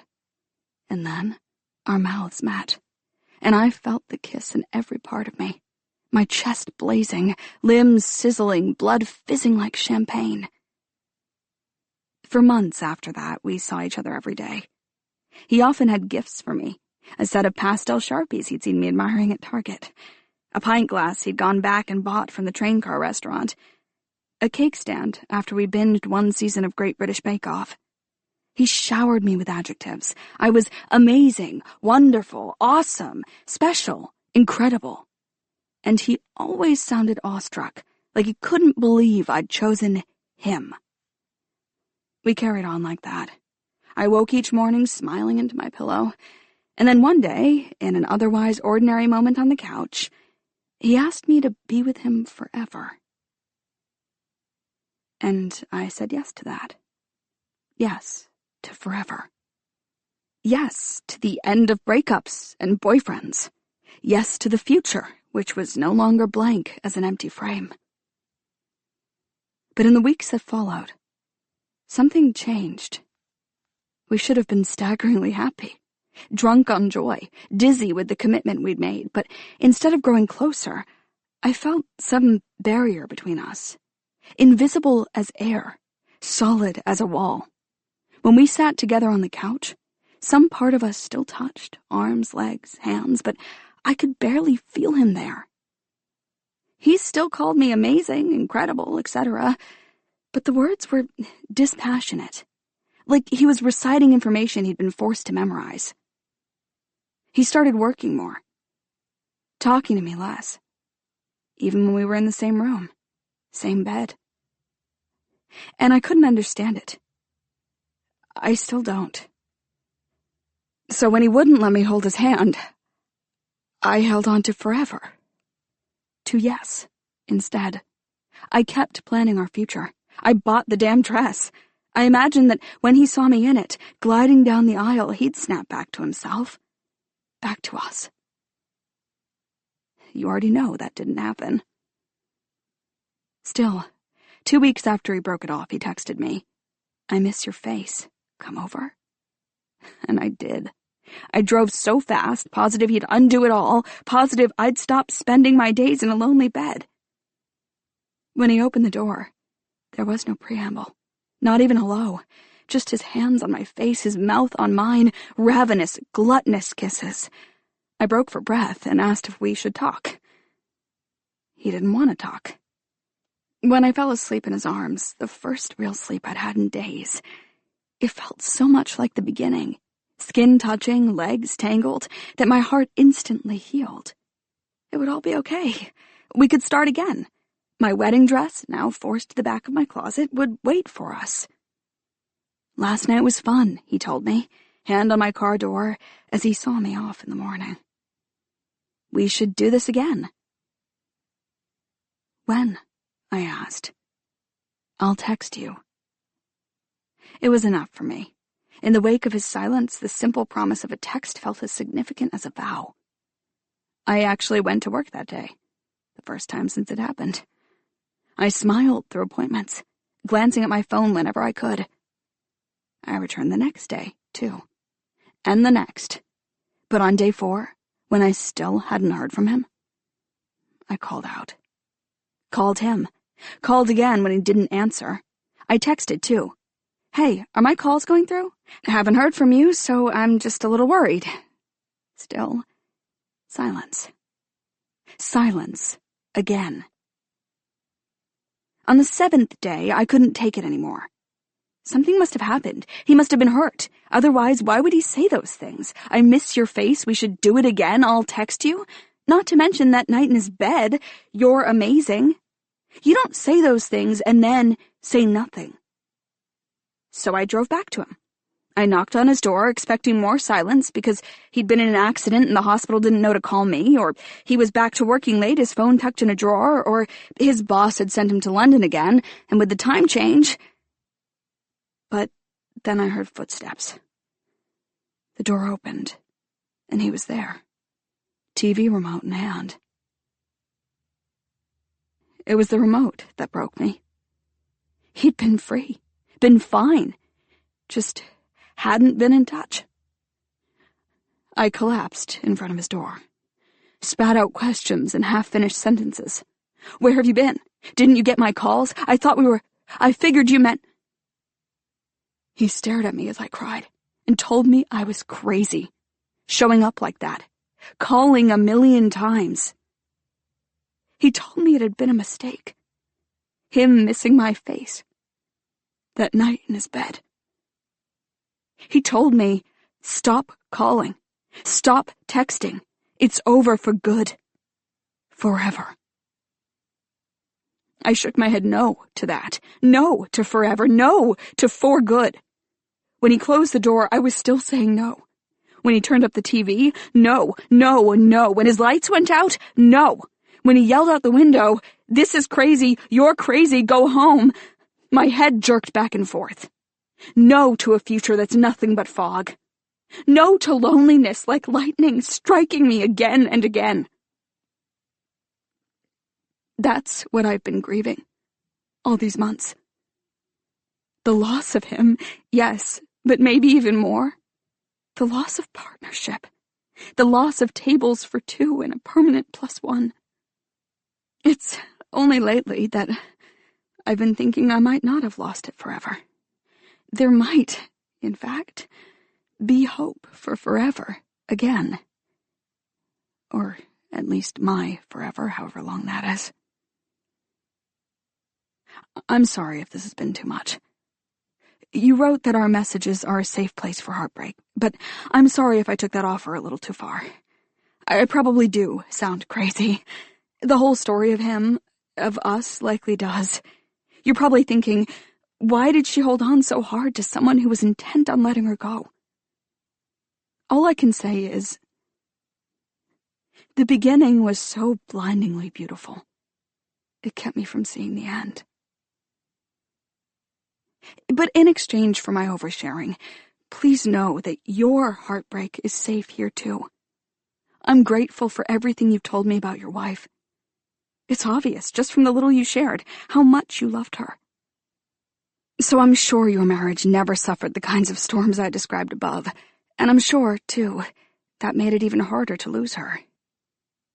But if you want to talk about your wife beyond just her hobbies and interests, please feel free.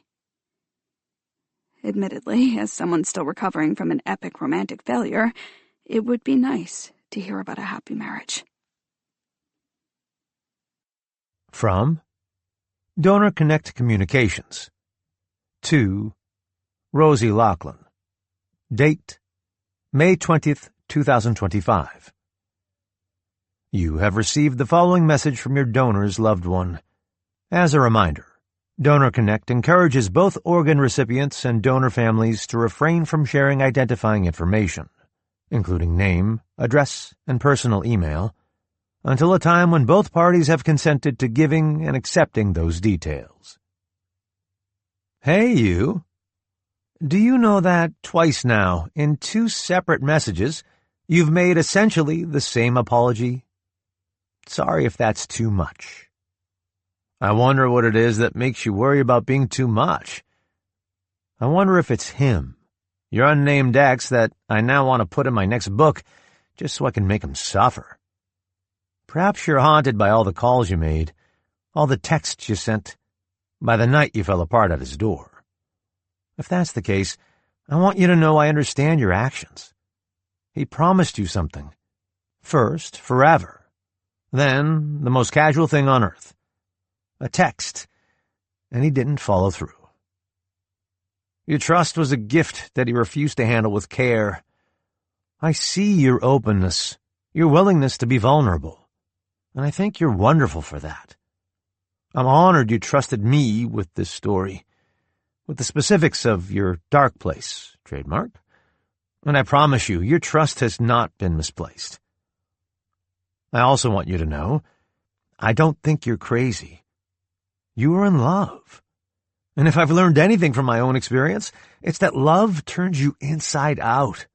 It changes you on a deep cellular level, until even your skin feels different, your voice sounds foreign, until you do and say things you never thought you could. Some days, love makes you look in the mirror and admire your own reflection. Others, it makes you a monster in the glass.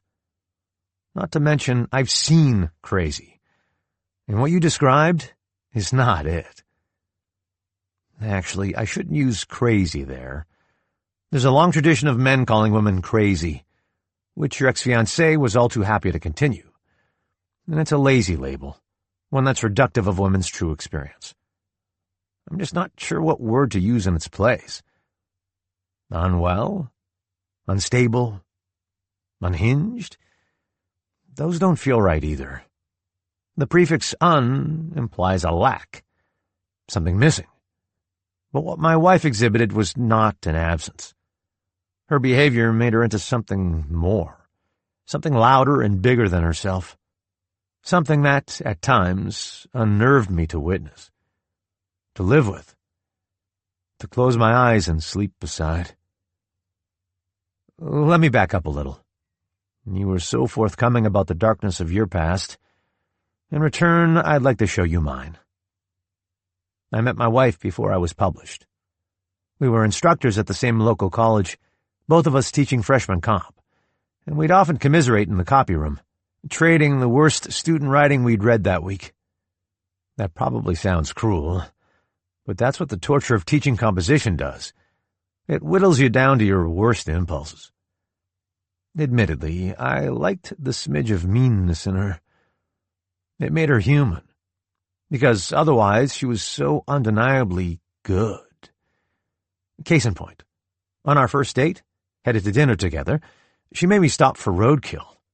It was a fox some driver had left for dead, its fur torn open by tires. Still, she stooped over the animal, checking for movement, for breath, before finally accepting she was too late to save it. In the passenger seat, as we drove away, she dabbed at tears in her eyes. She was like that with her students, too. She wanted to rescue them all, even the ones whose writing we groaned at. Maybe especially those. The limp-necked, dead-eyed ones who drooled through class. She believed she could reach them through writing, theirs or someone else's. She believed, once they found the right author, the right passage, the right line, it would unlock something inside them, unbury the hidden treasure of their own words. She taught freshman comp like she was training those students to survive. I never took it that seriously, and honestly, it exhausted me, trying to get those students to care.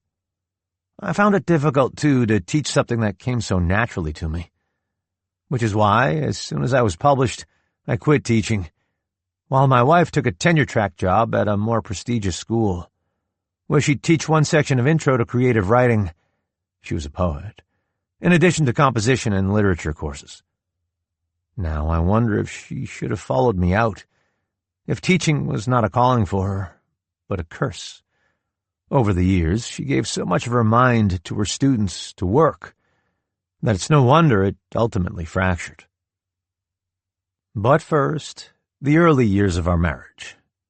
I see them in sepia, like vintage photographs, all brassy light and almost unnatural glow, each moment pretty and preserved.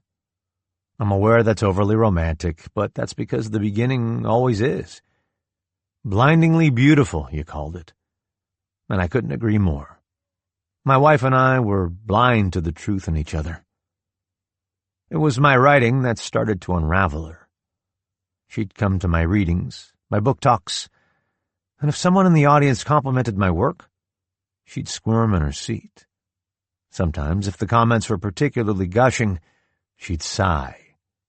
I wondered if she was jealous of the attention I'd received. As a poet, she'd likely never see herself become a household name. Not because her work lacked quality, but because the best-known poets are usually dead. Now, I don't think it was jealousy she felt. I think it was fear. I think the more successful I became, the more scared she was I'd see her as insignificant, superfluous to my life. We'd begun together, as teachers, all but begging our students to listen, to care, to simply show up. But now I had a built-in audience. Of course, that didn't change how I felt about her. But the fear that I'd tire of her, leave her, unlove her, grew like a tumor, the kind that presses against the brain, alters the personality. She began lashing out. At first, it was only words. She disparaged my work, call it derivative, as good as plagiarized. She always apologized after. She'd had a bad day, had meant what she said. She asked for forgiveness, and because I loved her, I gave it every time. Still, the tumor grew. When I hesitated to share new plot ideas with her, afraid I'd jinx them, make them jump ship before they'd officially set sail, she accused me of keeping secrets, shouted, "You can't put me through this again!" Put her through what? I was so confused, so concerned.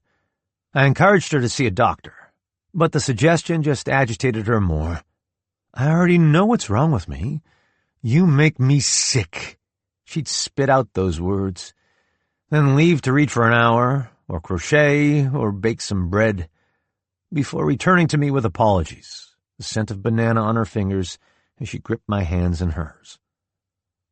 It wasn't always bad. In between her storms, there was light again, laughter. But for every soft sepia moment between us, there was one so dark I could barely see her. My wife was not well the last year or so of her life. She was paranoid, delusional, dangerously dissatisfied. Most days she returned from work, where she'd spoken kindly to her students, inspired their writing, then shrugged off the credit they tried to offer her, and she looked so content, like she'd served her life's purpose. Then she'd look at me, and her face would instantly change. Distrust, distress, that enduring, tumorous fear. Then it got even worse. I went away for a couple of weeks to promote my latest book, and when I returned, she told me she'd met someone. My heart crashed into my stomach, cratering me, and she must have seen that on my face. Not a man, she clarified. A new friend. She seemed so much happier, almost giddy, and I was thankful to the friend. I even asked my wife to set up a time when the three of us could get together. That set her off. You can't let me have even one thing, can you? She's mine. Don't go near her. Those comments, defensive as venom, made me worry, made me wonder. Why didn't she want me to meet this woman? After that, whenever her moods spiked, I suspected she'd just seen or spoken to the friend. But maybe that was my own fear, my own paranoia at work. Maybe even now, I'm just looking for answers. All I know is, after my wife met that woman, her outbursts left marks. Gouges in the walls where she threw my books past my head during an argument. There was one night in particular, close to the end, when she burst into my office. "Look at me," she snarled, slapping my laptop shut. "Don't you write another fucking word until you look at me. But I already was. My eyes were so wide they hurt as I looked at the woman I'd married, looked for the woman I'd married. Now, my biggest regret is I didn't force her to get help.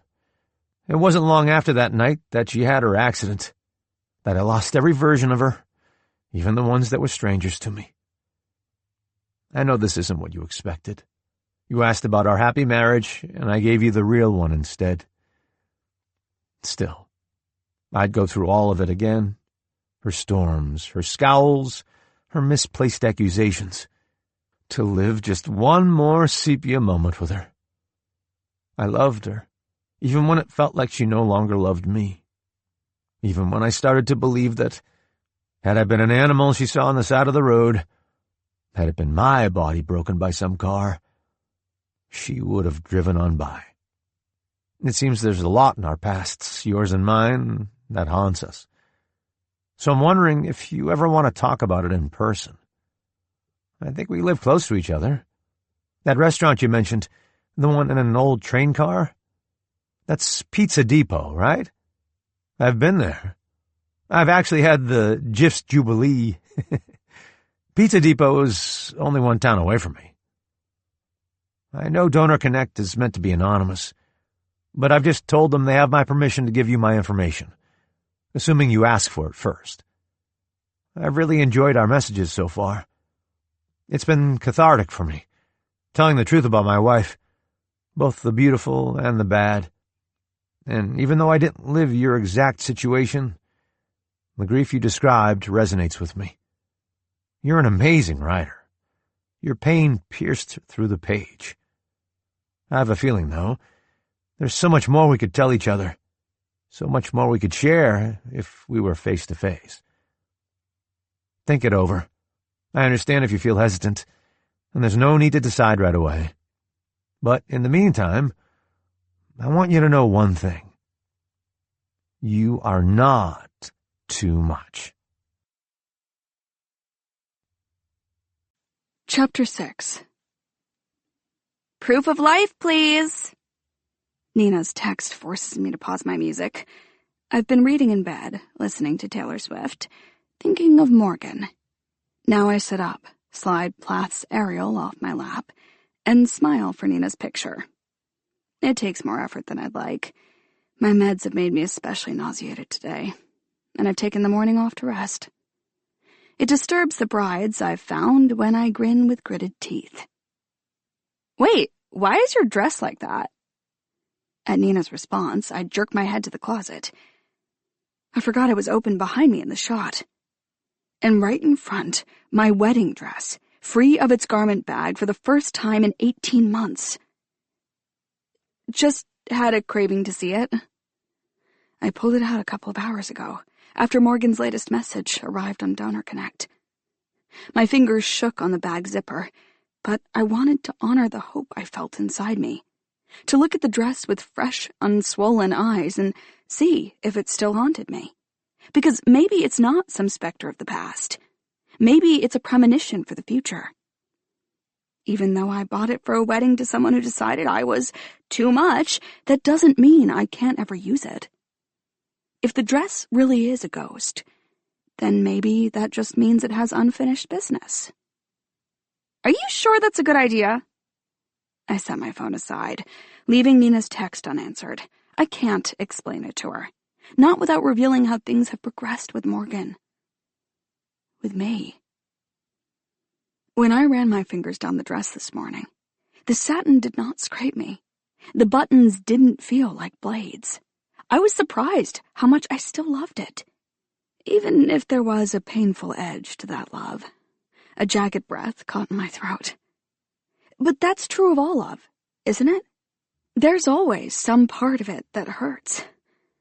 Morgan's message certainly made that case.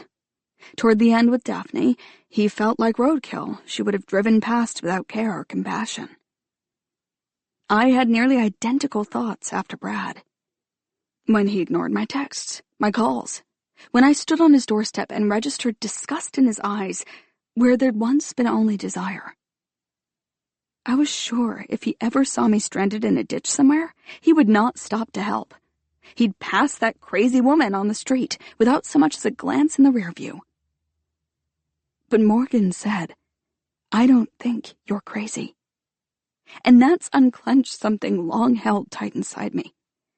He read the details of one of my ugliest nights, and he didn't even flinch.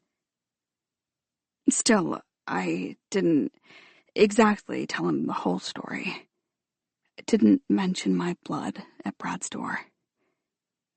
I'd cut myself earlier that night. I'd been fiddling with a glass in the kitchen, my phone pressed to my face, the ringing tone from Brad's throbbing in my ear, when my hand slipped, shooting the glass to the floor. Except it wasn't just any glass. It was the one Brad bought me after our first date. The logo for Pizza Depot, now jigsaw pieces on the tile. And in my rush to salvage them, I sliced open my palm, the blood soaking through tissues already soaked with tears.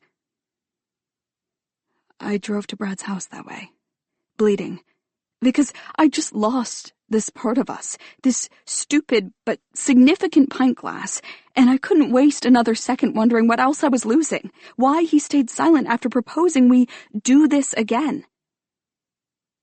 When he answered the door, he gaped at my blood, the puddle in my palm, the drops at my feet. He saw my keys smeared with red, saw my car door open, heard the engine still running like I'd catapulted from my seat to his steps, and even after he told me to leave, I stayed there, crouched and crying, bleeding on concrete. So I couldn't blame him, could I, for calling me crazy, for deeming me too much? I was worried Morgan would deem me that too after reading my latest message. In all our prior interactions, I've held back, answering questions with only a few sentences each. But all that caution was a cork in me, adding new pressure to old pain. Until 2 nights ago, on Donor Connect, when I took advantage of the anonymity and finally let the story spill out. Afterward, I buried my face in my hands at how detailed I'd been, sharing even my first kiss with Brad. That was way too much, I hissed. Not according to Morgan. And his responses reminded me there are other first kisses that will matter even more. I see mine with Morgan, his palms cupping my face, his lips as soft as moths, and heat rushes through me. Until I remember he wants to see me in person, not knowing, of course, that he already has. I can't risk him thinking I'm a stalker, or that I figured out who he was and forced our proximity at Sweet Bean. It's a steep slope from remarkable to crazy. But I know so well that it's slippery, too. And I couldn't bear for Morgan to take back assurances he's already made. I don't think you're crazy. You are not too much. I unfollow him on Instagram, remove myself from his 82,000 fans, just to be safe. Then I switch my account to private so that, even if he somehow stumbled upon it, all he'd see was the sunset in my profile picture. Still, the stalker fear is not my only hesitation in revealing myself as the woman Morgan's been messaging. As much as I've clung to his words all morning, I can't ignore his haunting descriptions of Daphne's behavior and wonder what caused it. Piper was right that there was something strained about Daphne and Morgan's marriage. But that seems to be all she and Morgan agree on. In his message, Morgan paints himself as a baffled victim of Daphne's moods. Not just verbal assaults, but acts of violence, too. Books thrown, walls gouged. The latter only starting after Daphne met Piper. But in Piper's version, Morgan controlled Daphne, tormented her, stirred up all that darkness inside her. If only I could read Daphne's version, in her own words, see how she wrote about the people in her life, get insight into why she lashed out at Morgan.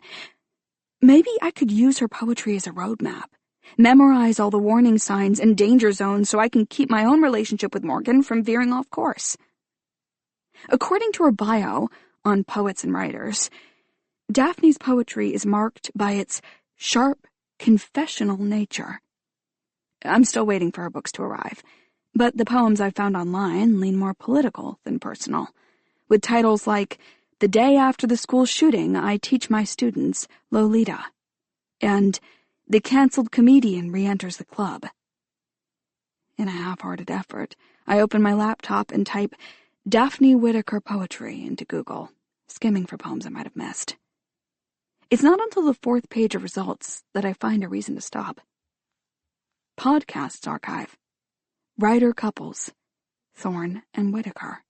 I jolt up straight, click on the page, gulp down the description.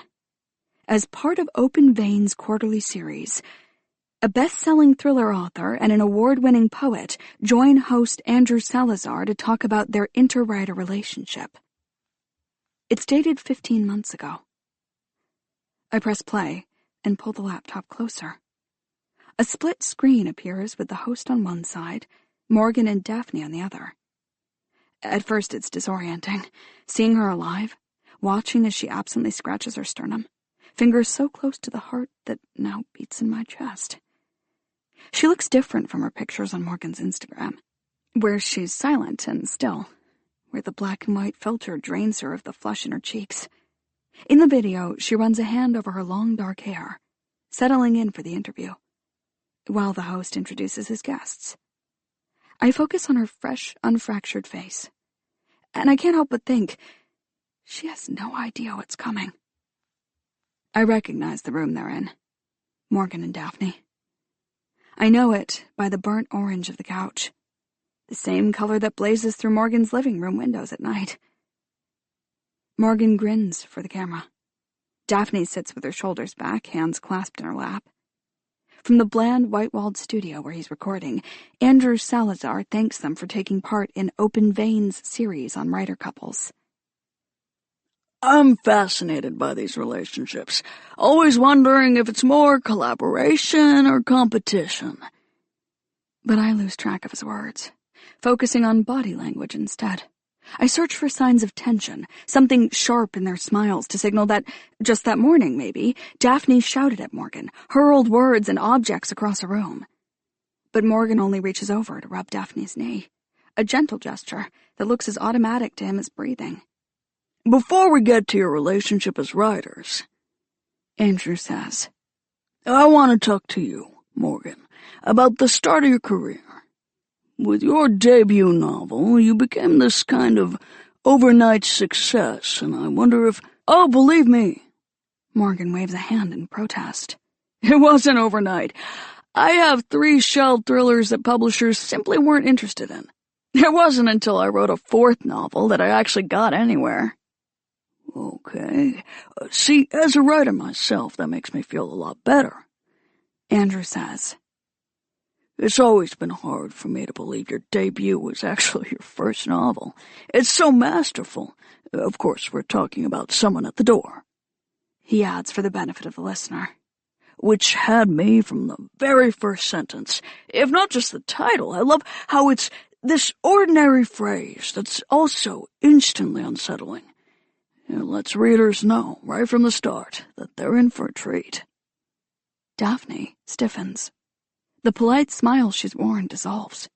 It's so stark, the change in her demeanor, that it's hard not to see it how Piper would. By praising the title, Andrew struck a nerve. Daphne, he continues, and her smile reappears. I hit pause and focus on that. How one side of her mouth curls up higher than the other. I try to move my lips the same way, mimic the smile I bet Morgan loved. But it's an uncomfortable fit on me. More grimace than grin. I give up, pressing play on Andrew again. I'm assuming you got one of the earliest looks at Morgan's debut, so what did you think when you read it? Did you know right away that publishers would scramble to scoop it up? That it would go to auction with... He glances at his notes. 9 different publishers? Oh, well, I mean... Daphne brushes her pant leg before reclasping her hands.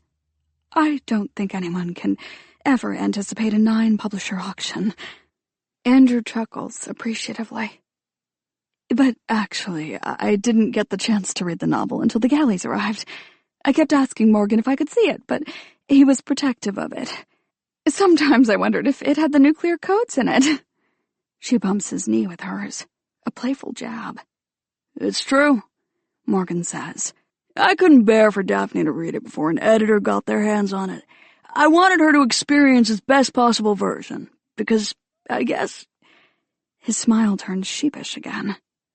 I was still trying to impress her. We were engaged then, not yet married, and I didn't want to hand her something atrocious and give her a reason to back out. I highly doubt you could write anything atrocious, Andrew gushes. But I love that. It's like you wanted your book to be on its best behavior with her. That's sweet, actually. Daphne tilts her head at his response. Well, at the time, she laughs a little. It seriously felt like classified information. He wouldn't even tell me what the book was called. I didn't learn it until the deal was officially announced. Wow, really? Andrew voices my own surprise. Given the story Piper shared, it's a troubling image. Daphne, eager to celebrate her husband's success, refreshing her browser until the announcement went live, only to finally see the title he'd kept a secret and feel the smack of her own past.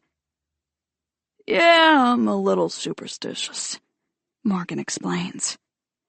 And I'd experienced so much rejection before that book went on submission that it was daunting to put myself out there again.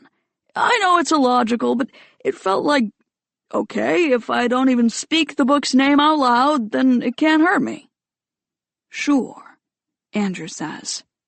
Like Bloody Mary. Exactly. Maybe that should be the title of my next one. The men laugh, but Daphne doesn't. She stares into the distance, past the camera. So, have you dropped the secrecy around your work now that it's too late for Daphne to back out of marrying you? Oh yeah, she's stuck with me now. These rings are welded to our bones. Morgan jokes, holding up his hand, where a platinum band catches the light. He tilts toward Daphne. Can you weld metal to bone? What even is welding? Before turning back to the camera. My point is, even when we're dead and buried, our skeletons will be wearing these rings. I straighten. Goosebumps stipple my skin. Spoken like a true thriller author, Andrew says. Seriously, what a sentence. What a sentence indeed. Dark, but strangely romantic, too. An ache pulses inside me, stronger than my nausea, because I've never had that.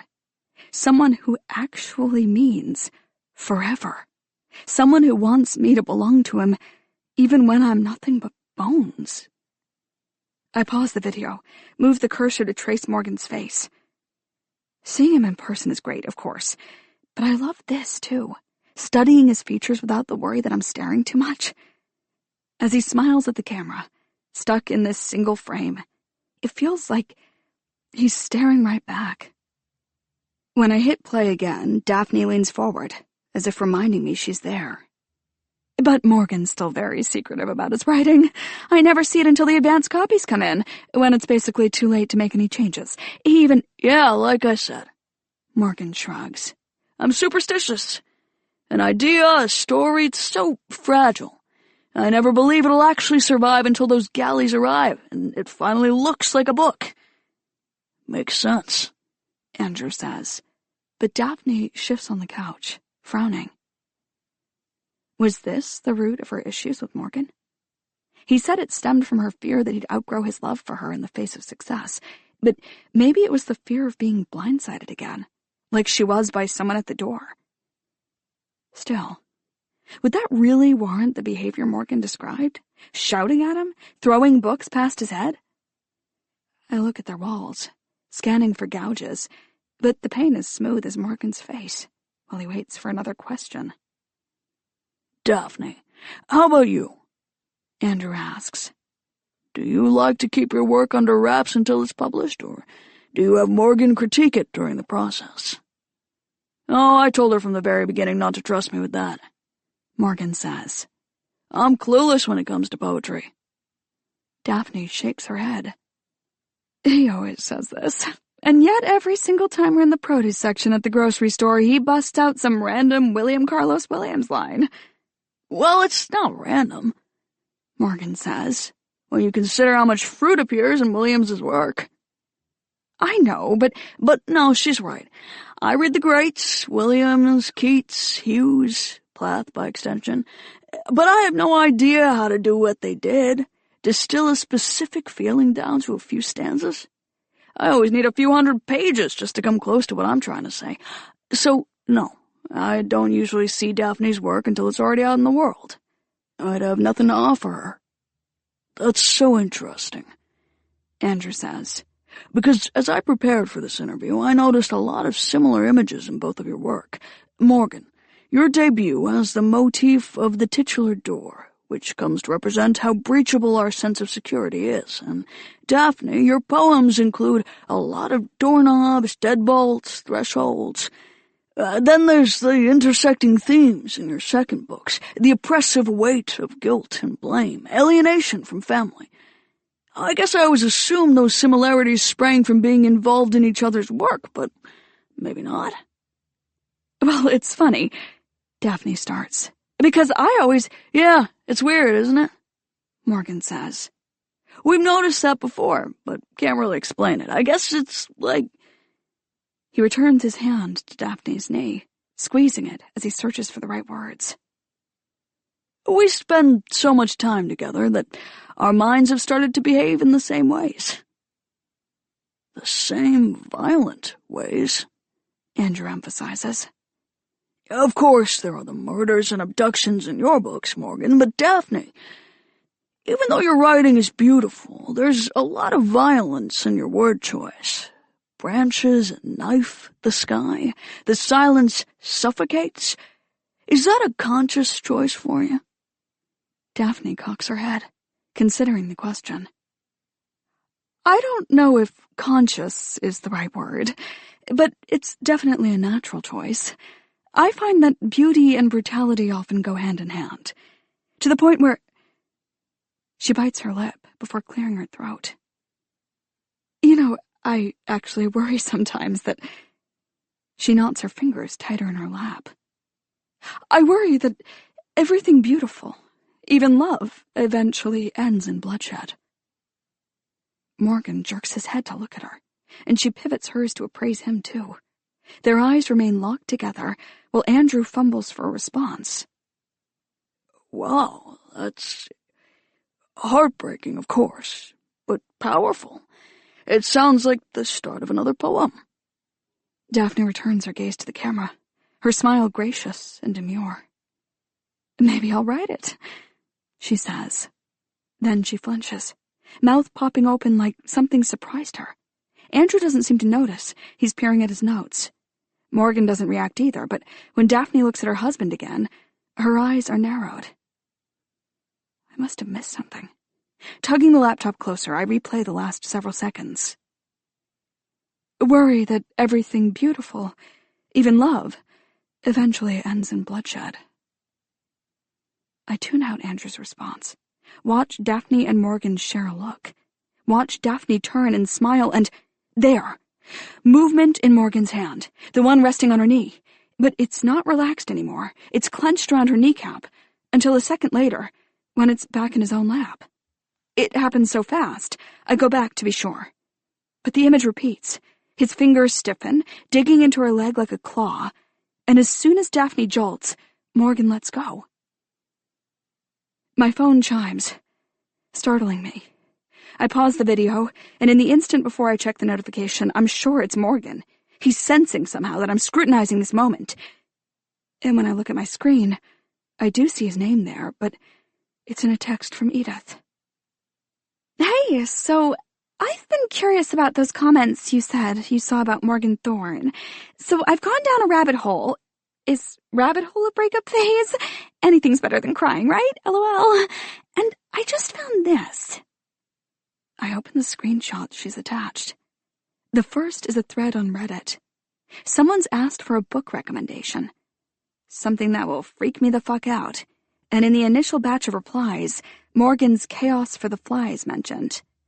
The second screenshot appears, snapped from farther down the thread, where there's a pile-on of theories and accusations that are quickly becoming familiar.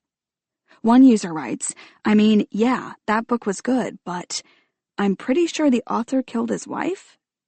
Another giddily agrees, right? She fell at home while he was writing. Sure, Jan. My eyes almost glaze over. It's the same baseless claims I've seen on Instagram and YouTube. People love to pick the bones of a tragedy, ravenous for something rancid. But the next comment snatches my attention again. This! Supposedly, they found no evidence of foul play, but my cousin is a cop in Morgan Thorne's town, and he said there was something weird about the scene. Like the wife supposedly slipped in the bathroom, only there wasn't anything for her to slip on. No bath mat, no puddle, nothing. And she wasn't straight out of the shower or anything. She was fully clothed. Evidence or not, I'm willing to bet he pushed her. I close the screenshot, but the comment lingers like an echo. Something weird about the scene. It reminds me of a detail Nina mentioned. The ER nurse's perspective of the night Daphne died. There was something weird about Morgan. I return to my laptop, where his flat, placid expression contradicts Daphne's narrowed gaze, and for a few seconds, I'm filled with a sensation like arrhythmia. Something out of sync. Edith texts me another picture, this time a selfie. She's wearing a gray sweatshirt, its hood pulled so tight around her head that only her eyes and nose peek through. The hood is in lieu of a tinfoil hat. Am I crazy, or is that nothing to slip on detail kind of creepy? Sure, it's a little creepy, but it's nowhere close to conclusive, if it's even true at all. It's not like we're hearing it from the cop himself. It's secondhand, filtered through a supposed cousin on Reddit of all places. And more important, I tell Edith in my reply, if the cops really thought the scene was suspicious, they would have arrested him. Or there'd be at least, articles saying he was a suspect, and I've never seen anything like that. No, me either. Because believe me, I looked, lol. Just trying to see if I need to burn my Morgan Thorne books. But okay, I'll take off my faux tinfoil hat. I mean, the FTH, faux tinfoil hat, looks great on you. You know, I didn't want to brag, but I thought so too. So much better than a wedding veil. Edith adds 2 emojis. One laughing, one sobbing. And I send her a heart in return, promising to take her to dinner soon. I scroll back to her selfie, where her eyes are puffy from crying, and I remember it viscerally. The splotches on my own skin. The swollen eyelids, the scrape of tissues. It's brutal what she's going through. And I never want to return to it. That feeling like my heart's been clawed apart. I look at Morgan, frozen on my screen as Daphne squints at him. The hand that gripped her knee now withdrawn. It's true, what I said to Edith. Nothing to slip on is nothing like evidence. And neither is this strange moment between Morgan and Daphne. When I resume the video, Andrew asks Daphne, "Are you working on another collection at the moment?" The question appears to relax her. "Always," she says, a smile sliding onto her face. "And actually, the poems I've been writing lately all circle the theme of 'Don't say!'" Morgan grins, tossing up a hand like a stop sign. "At this point, it's probably bad luck for me to hear your ideas before they're published." Andrew laughs. "There's that superstition again. Okay, let's talk about writing routines instead. Do you ever write in the same space together? A shared office, perhaps?" "Well, as a full-time writer, I keep a different schedule than Daphne, who's a teacher," Morgan says, and Daphne's eyes narrow again, her mouth shrinking to a thread-thin line. As Morgan goes on to describe his specific routine, Daphne never breaks her gaze from the camera. But in her lap, her hands clamp so tightly together that her knuckles shine white. From Morgan Thorne. Morgan Thorne at morganthorne.com. To Blair Hawkins. BlairHawkins at gmail.com. Date, May 20th, 2025. Subject, regarding You Were Right. Sorry I didn't pick up when you called this afternoon. I was fleshing out ideas for the next book, the one about the woman with the heart transplant. I think there's something there. Something with all sorts of twisted potential. I'm just not sure yet if the woman is the villain or the victim. Glad to hear you found a dress, but I'm sorry your mom was her usual toxic self. She did it on purpose, you know, arriving that late. She doesn't really believe you gave her the wrong time. She just wanted you to think she forgot. And she wanted it to hurt. You're her favorite toy, and the game she loves best is pretending she's not playing with you at all. You don't deserve that, Blair, and she definitely doesn't deserve you. Also, I didn't open the pictures you sent. I want to wait until the big reveal to see the dress. I know you'll look amazing, though. And yes, I have seen Rosie again. Thank you for asking/feigning interest. It was earlier tonight, actually. I'd been missing her the last few days in a way that felt like hunger, a persistent gnawing lack. And maybe a few weeks ago I would have told myself that was for the best, that I should only want instead of have. But I don't know if that's the answer anymore, punishing myself over Daphne. Because what does that even accomplish? It doesn't change what happened that night. So maybe the way forward is to keep seeing Rosie as much as I can, to prove I can care about a woman without things ending in bloodshed. I called her around lunchtime, hopeful she'd be on a break at work. And she sounded strange when she answered, almost muffled, like she was actually lying in bed or keeping the phone, keeping me, at a distance. "Are you free tonight?" I asked. "If so, you have two options. Meet me for dinner, wherever you want, or come over here and I'll cook for you." She hesitated, which I didn't expect. This is the same woman who stood outside my house without me knowing, who slipped an invitation in with my mail. But she is also the woman who still hasn't told me her job, her last name.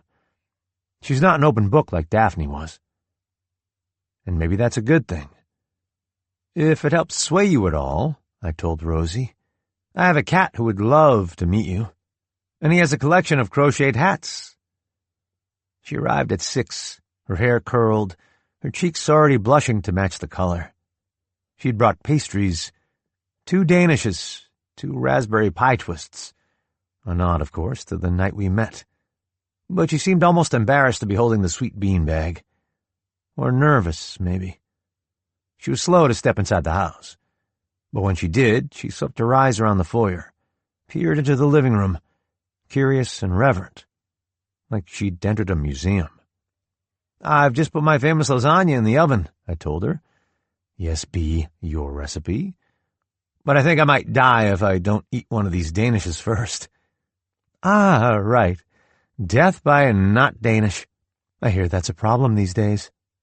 I nodded, solemn. I just read an article about it. Doctors are now saying that not Danish might have been responsible for more than 300,000 deaths in the last year alone. They just didn't know to test for it. I'm so glad science finally caught up.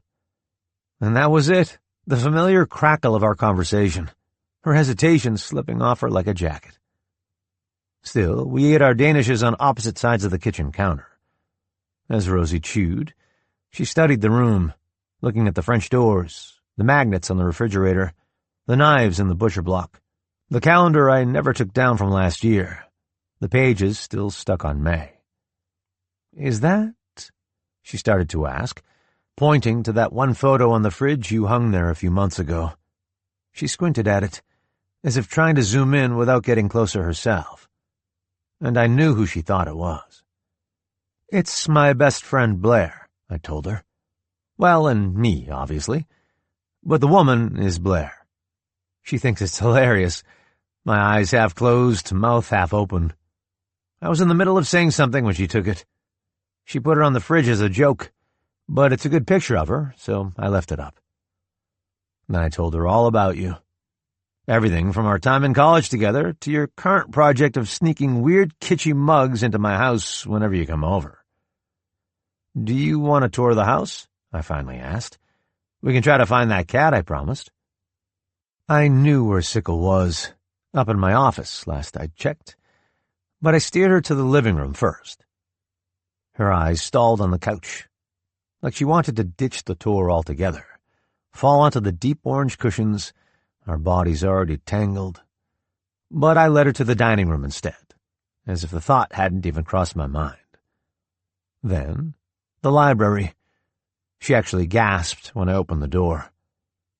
This is a literal library.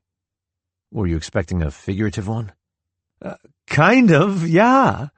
Most people put up 2 bookshelves and call it a library, but this... Is that a real card catalog? Got it at a tag sale. It's from the 70s. Still has the original index cards in it and everything. Her mouth gaped. She spun around to face the 3 rows of shelves in the middle of the room. Morgan, you have aisles in here. It's not as impressive when you consider how many of these books I haven't even read yet. Like that entire shelf by the window. I'm pretty sure that just makes this more of a literal library. She glided into one of the rows, grazing the spines with a finger. She glanced back at me, but didn't pose the question until her eyes were pointed away. Are they all yours? Or were some of them your wife's? We hadn't talked about her yet. I assumed Rosie knew I was a widower, like many fans of mine who live in the area, but this was the first time she'd brought her up. And it occurred to me then that when she'd been scanning the rooms, her eyes veering from mine, she'd been looking for traces of Daphne. I got rid of all her books, I said. Donated them to a real library. It's what she would have wanted. Rosie pivoted toward me. I noticed you don't have any pictures of her around. Not down here, anyway. She swept her arm to indicate the entire bottom floor. Is it just too painful? As I considered how to answer, she was quick to add, I definitely understand that, if it is. I decided to go with that. Nod without words. Swallow hard. Let her think I missed Daphne so much that seeing her face was like stubbing out a cigarette right on my heart. You're the only one I've ever trusted with the truth, Bea. That the photos morphed after that night. Blame settled into Daphne's posture. Accusations slid into every smile. It was your idea, wasn't it, to take them down? You knew that if I didn't, I'd never have a moment of peace. Rosie returned my nod with one of her own, then swiveled back to the books. You've alphabetized them, she said after a moment. Wait, maybe not. You have F and K next to each other. I stepped closer to see the books in question. Everything is illuminated, and the history of love. Oh, that's because they're married. Or they were, anyway. Jonathan Safran Foer and Nicole Krauss. They're divorced now. But I came to Krauss by way of Foer, so... Rosie's gaze was gentle on the side of my face. You shelve couples together? Yeah. Look. I ran my finger down the shelf until I reached the H's, tugged out the corners of The Hawk in the Rain and Ariel. Ted Hughes and Sylvia Plath, just like we talked about the other night. They were separated when Sylvia died. He'd had an affair, but it's impossible not to think of her in relation to him. He edited her collected poems. He even edited Ariel, her masterpiece. The manuscript was just sitting on her desk the day she died, and he picked up where she left off. Worked on it until it was the best version it could possibly be. So he changed the poems? Rosie asked. Rewrote them without her permission? She stared at the shelf. I didn't know that. No, he tweaked the contents of the manuscript, removed some of the weaker poems, added in some stronger ones she hadn't included. Rosie's brow sunk. But would she really have wanted him messing with her manuscript like that? Well, without him, those poems might never have seen the light of day. I cleared my throat, pushing out a prickle of irritation. Your wife was a writer, though, right? Do you think she'd be okay with you doing something like that with her work? That surprised me a little. You have to scratch beneath the surface to know that Daphne Thorne was also Daphne Whitaker. The only time I remember talking about her work publicly is during some interview we did for a podcast no one's heard of, which Daphne pitched to the host herself and booked without my knowledge. Did I ever tell you about that? It made me a little sad for her, actually. She was so excited about it, her first podcast, but apparently she needed to attach my name just to get it. I think she'd understand, I said. Hughes was only using his influence to help Sylvia expand hers. He cemented her legacy. Rosie's gaze tightened at that. There was something about my answer she didn't like. When her eyes drifted past me toward the door, I sensed the moment getting away from me. Sensed her getting away. But enough about poets, I said, touching her palm, holding it in mine. She glanced at our hands, then my smile, and something softened on her face. Have I told you I'm really glad you're here? She tucked her hair behind her ear. You are? I stepped closer, put my fingers on her hip, watched the blush bloom in her cheeks. Definitely. And not just because you saved me from death by not Danish. She exhaled a laugh. I haven't stopped thinking about you, I said. Not since the park. And it was so satisfying, Bea, seeing her wariness melt into wonder. I think that's part of the allure. I know I can have her, but I have to work at it first. Be better than I am. I've been thinking about you, too, she admitted. Well, Rosie, I'm honored to cross the same mind that thought of bug bath. Her grip tightened on my hand, and even though the space was filling with the scent of garlic, the lasagna almost ready, I closed the gap between us, kissed her in the room where Daphne used to write.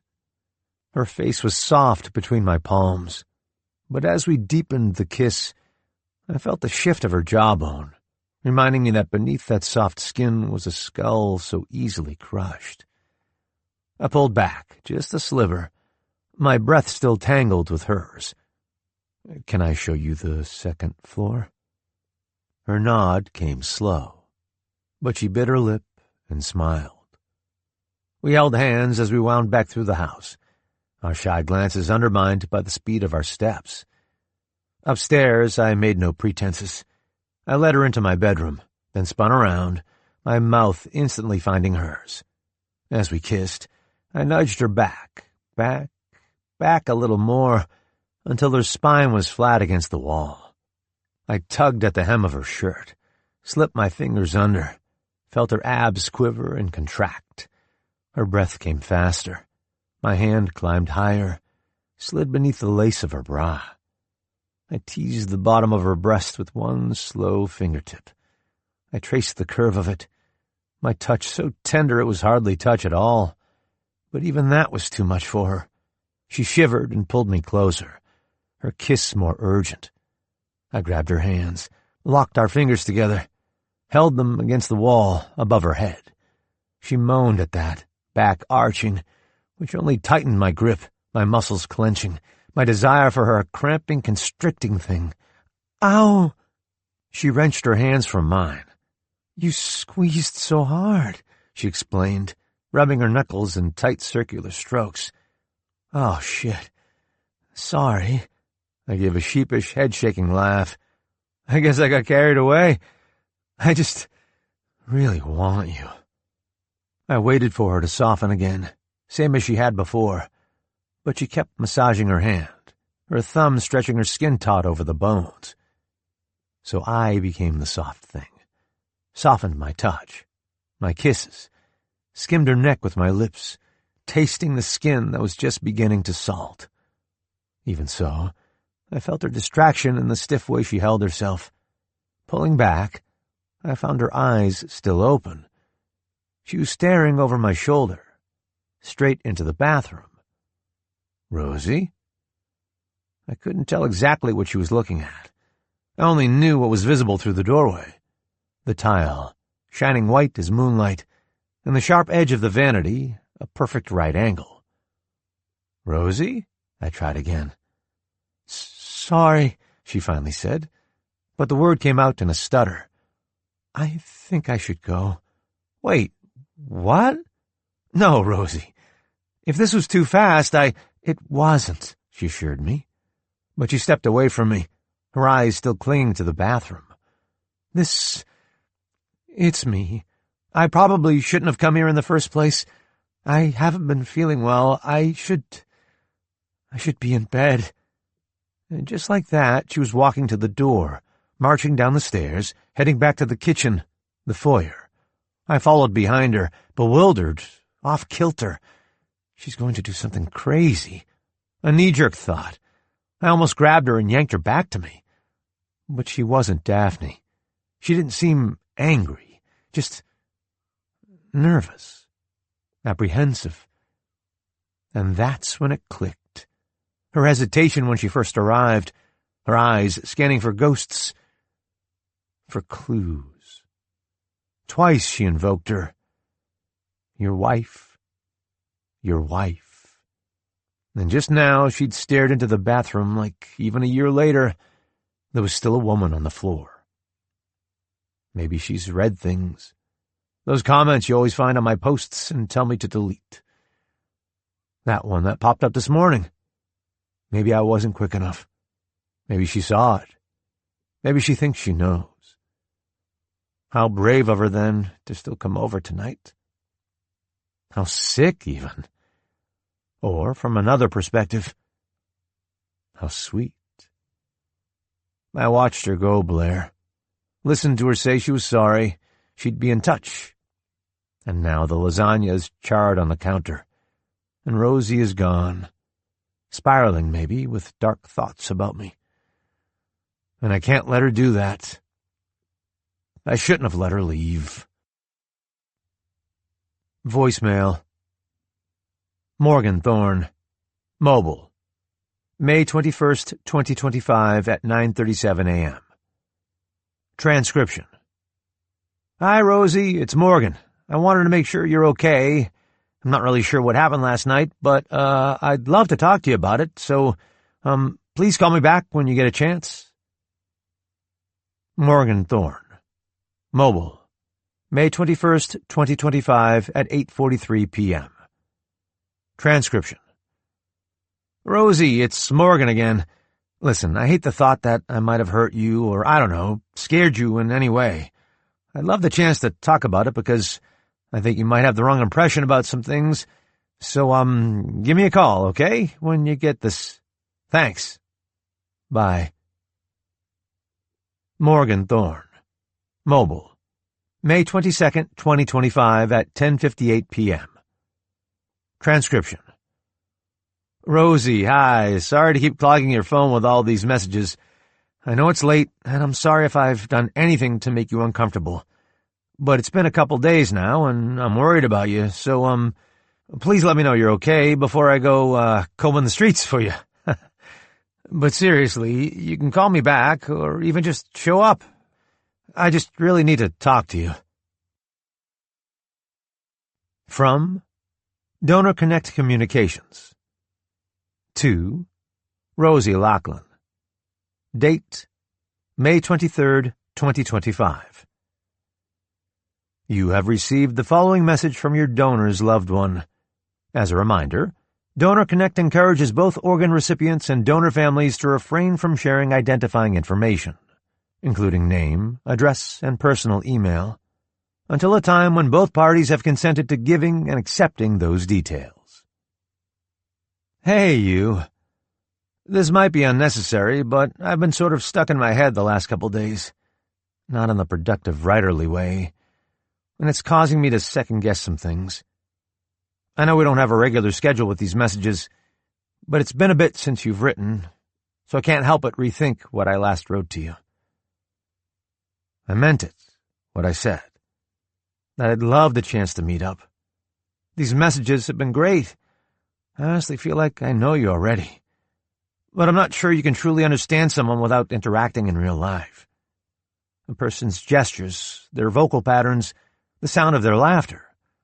That's important texture. And I'm interested in learning yours. With that said, I don't want to do anything you're not ready for. I don't want to push for too much too soon or accelerate this relationship any faster than you'd like. It's unusual enough, this connection between us. The heart I loved now living on in you. And I'd hate to turn unusual into uncomfortable. so I want to apologize if I came on a little too strong.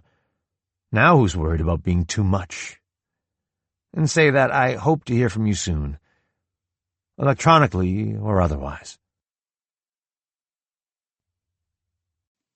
Chapter 7.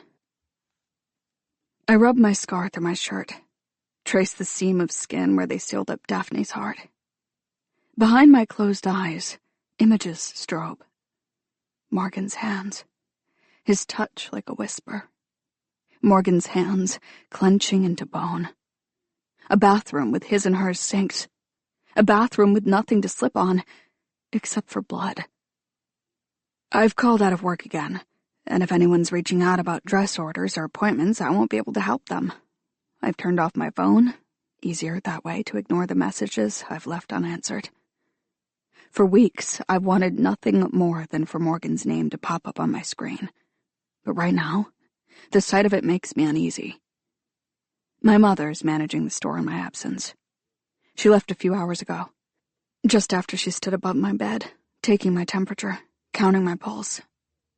Both numbers were normal, but worry welled in her eyes until I assured her that my heart felt fine, that I didn't need Dad to come up and sit with me, that it was just my meds again, wreaking havoc on my system. I don't like to lie to her, but the truth is too confusing. No, Mom, it's not the cyclosporine unsettling my stomach. It's a famous author and the books on my bed.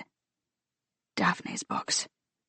Anatomy of Night and The Quiet House.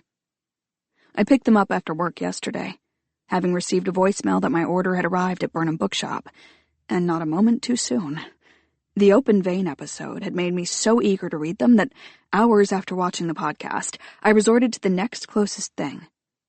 Reader reviews.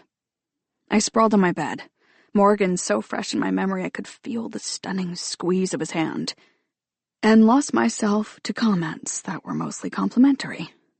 Haunting imagery. This is poetry that grabs you by the throat. Not enough people are obsessed with Daphne Whitaker. But there was one review that stood out from the rest. Daphne Whitaker was my writing professor, but I've only just now read her work. For a long time, I couldn't stop thinking about how troubled she seemed, right before she died. She was distracted in class, looked like she hadn't been sleeping. Now, I see through her gut-wrenching poems how much trauma she had in her past, how much darkness she had at home. It's a wonder, really, she ever slept at all. When I read those words, my eyes felt stiff and gritty, as if I were the sleepless one. It rang too close to something Piper said to me in the library, something I'd dismissed as paranoia. You didn't see her those last couple weeks before she died. She was really scared. Of what, though? What kept her up at night? Or perhaps more accurately, who? Those questions were still whirring through me last night, especially as the owner of Burnham Bookshop rang up Daphne's collections for me. I stared at their covers, wondering what truths they'd reveal, what darkness at home they'd bring to light. "Oh, wait," the owner said, pausing as she bagged my books. "I think we still have a couple of—" She crouched behind the counter, then reemerged with a postcard. "You'll want one of these. It's Daphne Whitaker's final poem." I snapped to attention, the sentence tingling along my spine. Oh, wow, well, I guess I don't know that for sure. But when she gave it to me for the postcard, she said it was one of her latest. We made these to promote the reading she was scheduled to do here last May. But then, of course, she died. And, well, that was all she wrote. The woman winced at her own words. Absolutely no pun intended. It haunted me on the drive home. The idea that Daphne's latest work had become her last. The fact that she assumed she'd keep creating, that latest would be an ever-changing thing. That's why, back in my apartment, I left the postcard in the shopping bag, choosing instead to begin with her earlier collection. Published, I did some quick math, 2 years into her marriage to Morgan. Still, I read only the first stanza of the first poem in Anatomy of Night before I needed to set the book aside. The title was Aubade, a word I had to Google, A poem written at the arrival of dawn, and at the fourth line, my breath caught. The light cuts into me, still serrated with darkness, and I have to write it down. The way the sun seeps like someone else's blood, because words are how I dress my wounds. Hair prickled on my neck. I was certain I'd seen that line before, or something close to it. I combed through Donor Connect to be sure, and yes, there in Morgan's third message, words are how we heal our wounds. I'd even parroted it back to him in my response, praising him for writing it. Except he hadn't. He'd changed the pronouns, swapped out dress for heal, but otherwise, it was Daphne's. And a lesser version at that, because Morgan's missed the wordplay, missed the point entirely, the double meaning of dress. Both a way to treat her wounds and a way to cover them up, make them presentable to the public. I closed the book, crawled into bed, tried to sleep away the strange feeling inside me. But my thoughts throbbed like a heartbeat, snippets of Morgan and Daphne together pulsing behind my eyelids. It had been 2 days since I'd watched their open vein interview, but the truth of what I'd seen kept brightening, clarifying like a photo in a darkroom left to develop. Several times, Morgan had interrupted Daphne, slicing through her sentences. And what was it he said about her poetry? He claimed to read the greats, while also saying he'd have nothing to offer in critiquing Daphne's work. The line had seemed self-deprecating at the time, like Morgan simply didn't know enough to be of any help. But maybe there was a hint of criticism, too. The reminder that Daphne wasn't one of the greats herself, and the implication that she never would be. So maybe Piper was right. Maybe Morgan had belittled Daphne's work.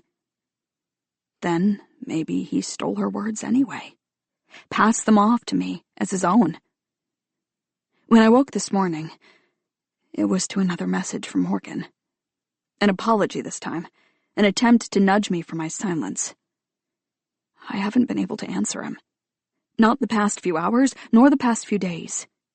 It's become too complicated, keeping track of who I am to him.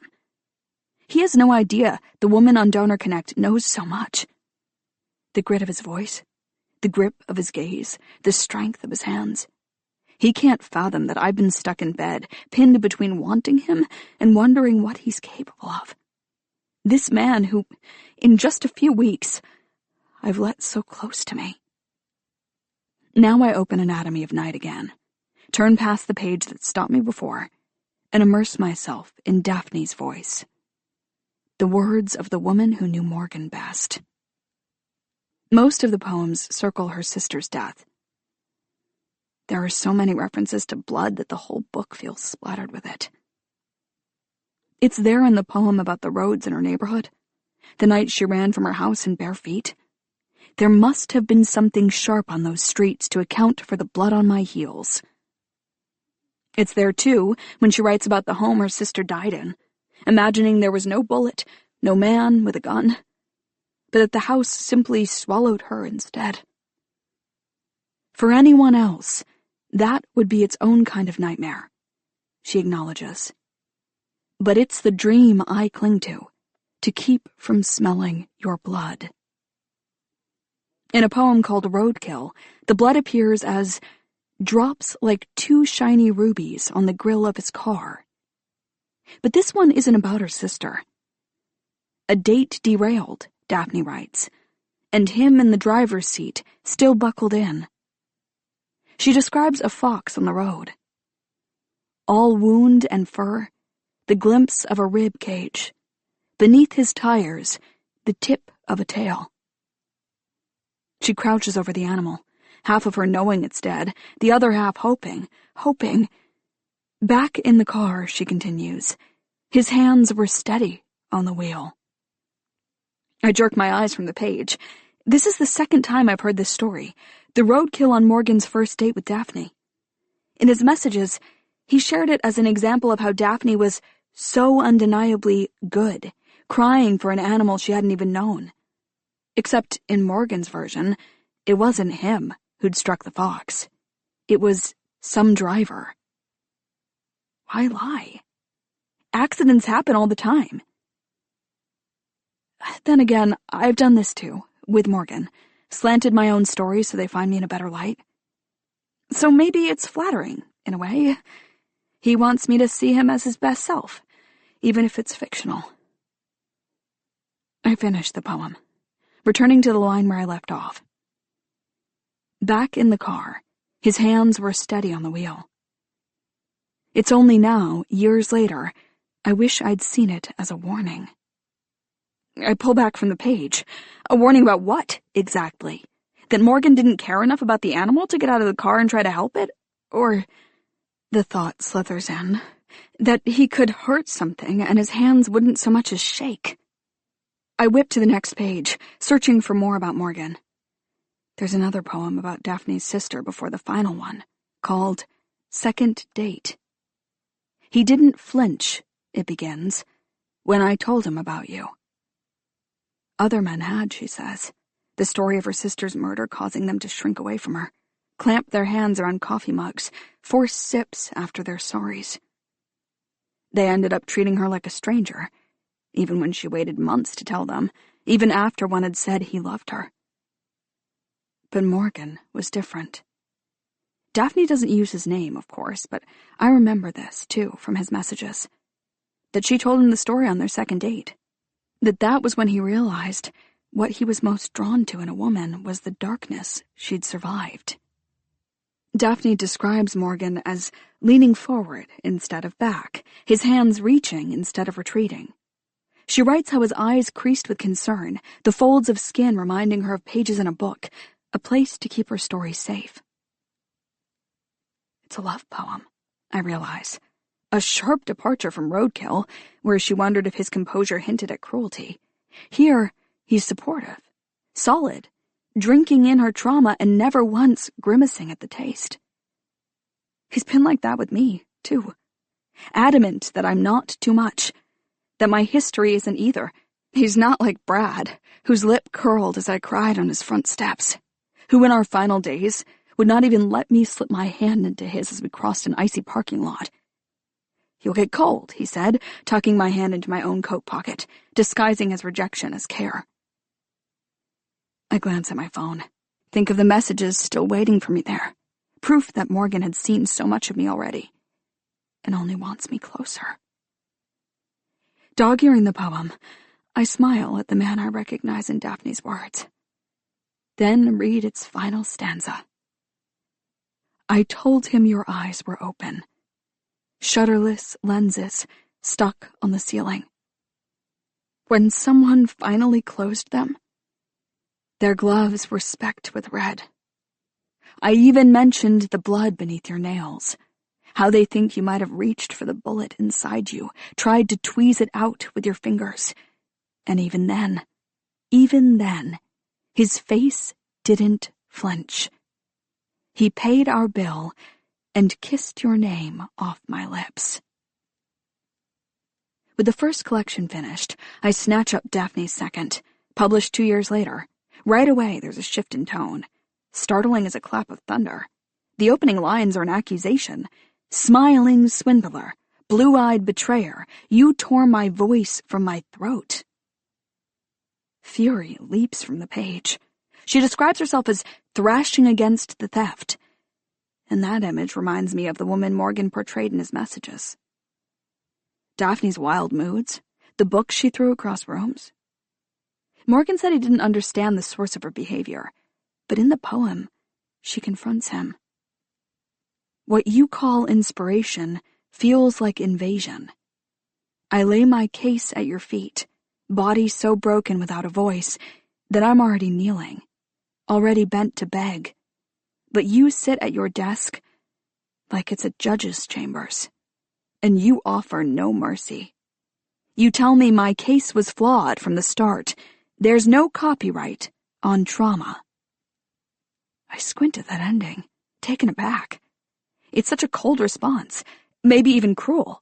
Instinctively, I rub my chest, as if trying to soothe the heart that once endured it. My college professor once said of poetry, "There's the truth, which is what literally happened, and then there's the truth, capital T, what emotionally happened. So much of poetry exists in that capital T."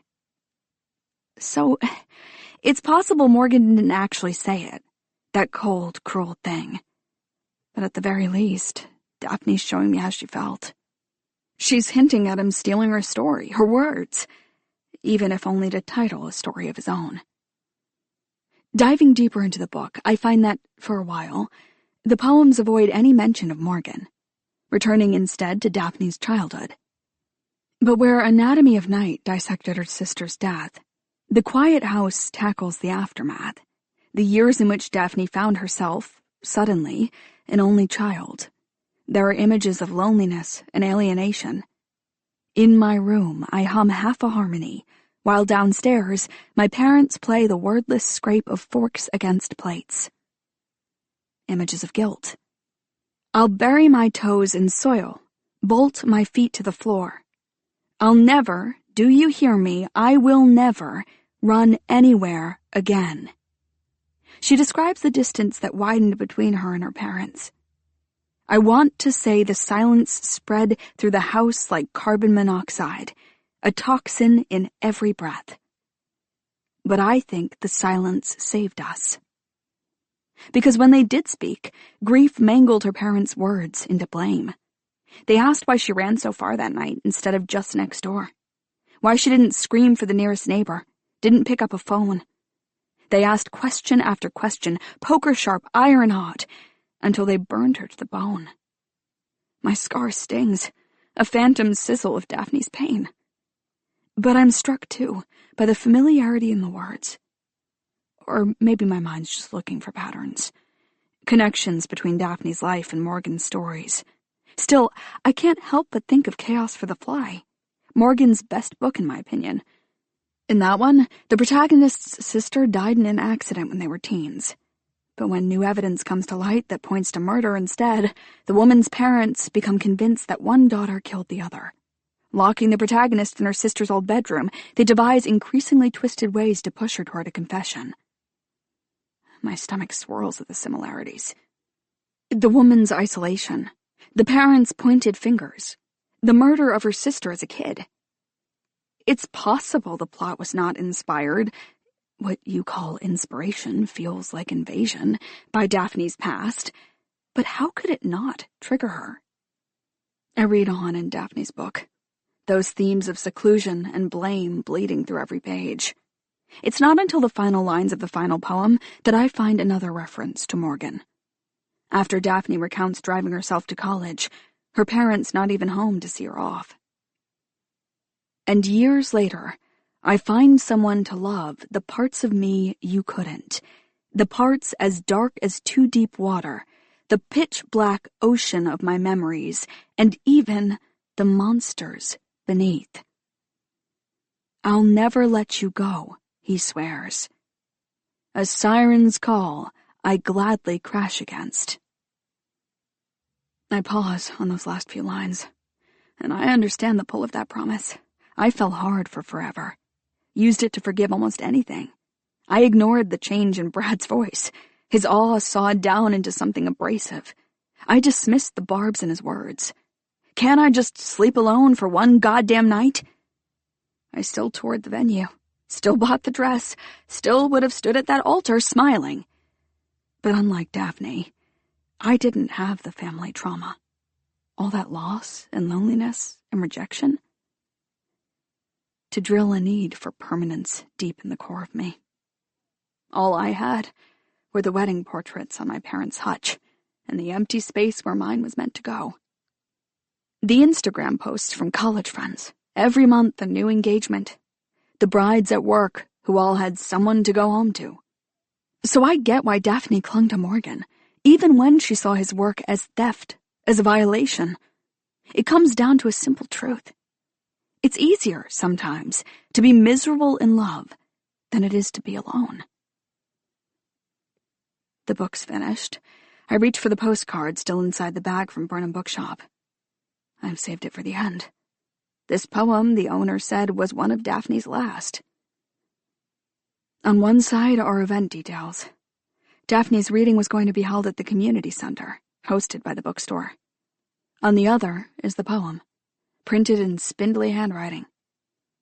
and shorter than most of her work at only a single stanza. You've robbed me again and again, siphoned my love, my likeness. You won't stop until there's nothing left, until my body is drained of blood, my clothes decomposed, my skin peeled from bones. And on my finger, the one token you didn't take, my wedding ring, taunting me from inside the grave. A shiver ripples through me. I gape at the card until it blurs. Then I blink it back to focus and narrow in on the title. Pre-mortem. Before death. Too many thoughts compete in my head. I try to tally the poem's references. Morgan poaching her past, stealing her likeness for his stories, Morgan on the podcast. Even when we're dead and buried, our skeletons will be wearing these rings. But above it all, I hear Piper. You didn't see her those last couple weeks before she died. She was really scared. Was this her fear?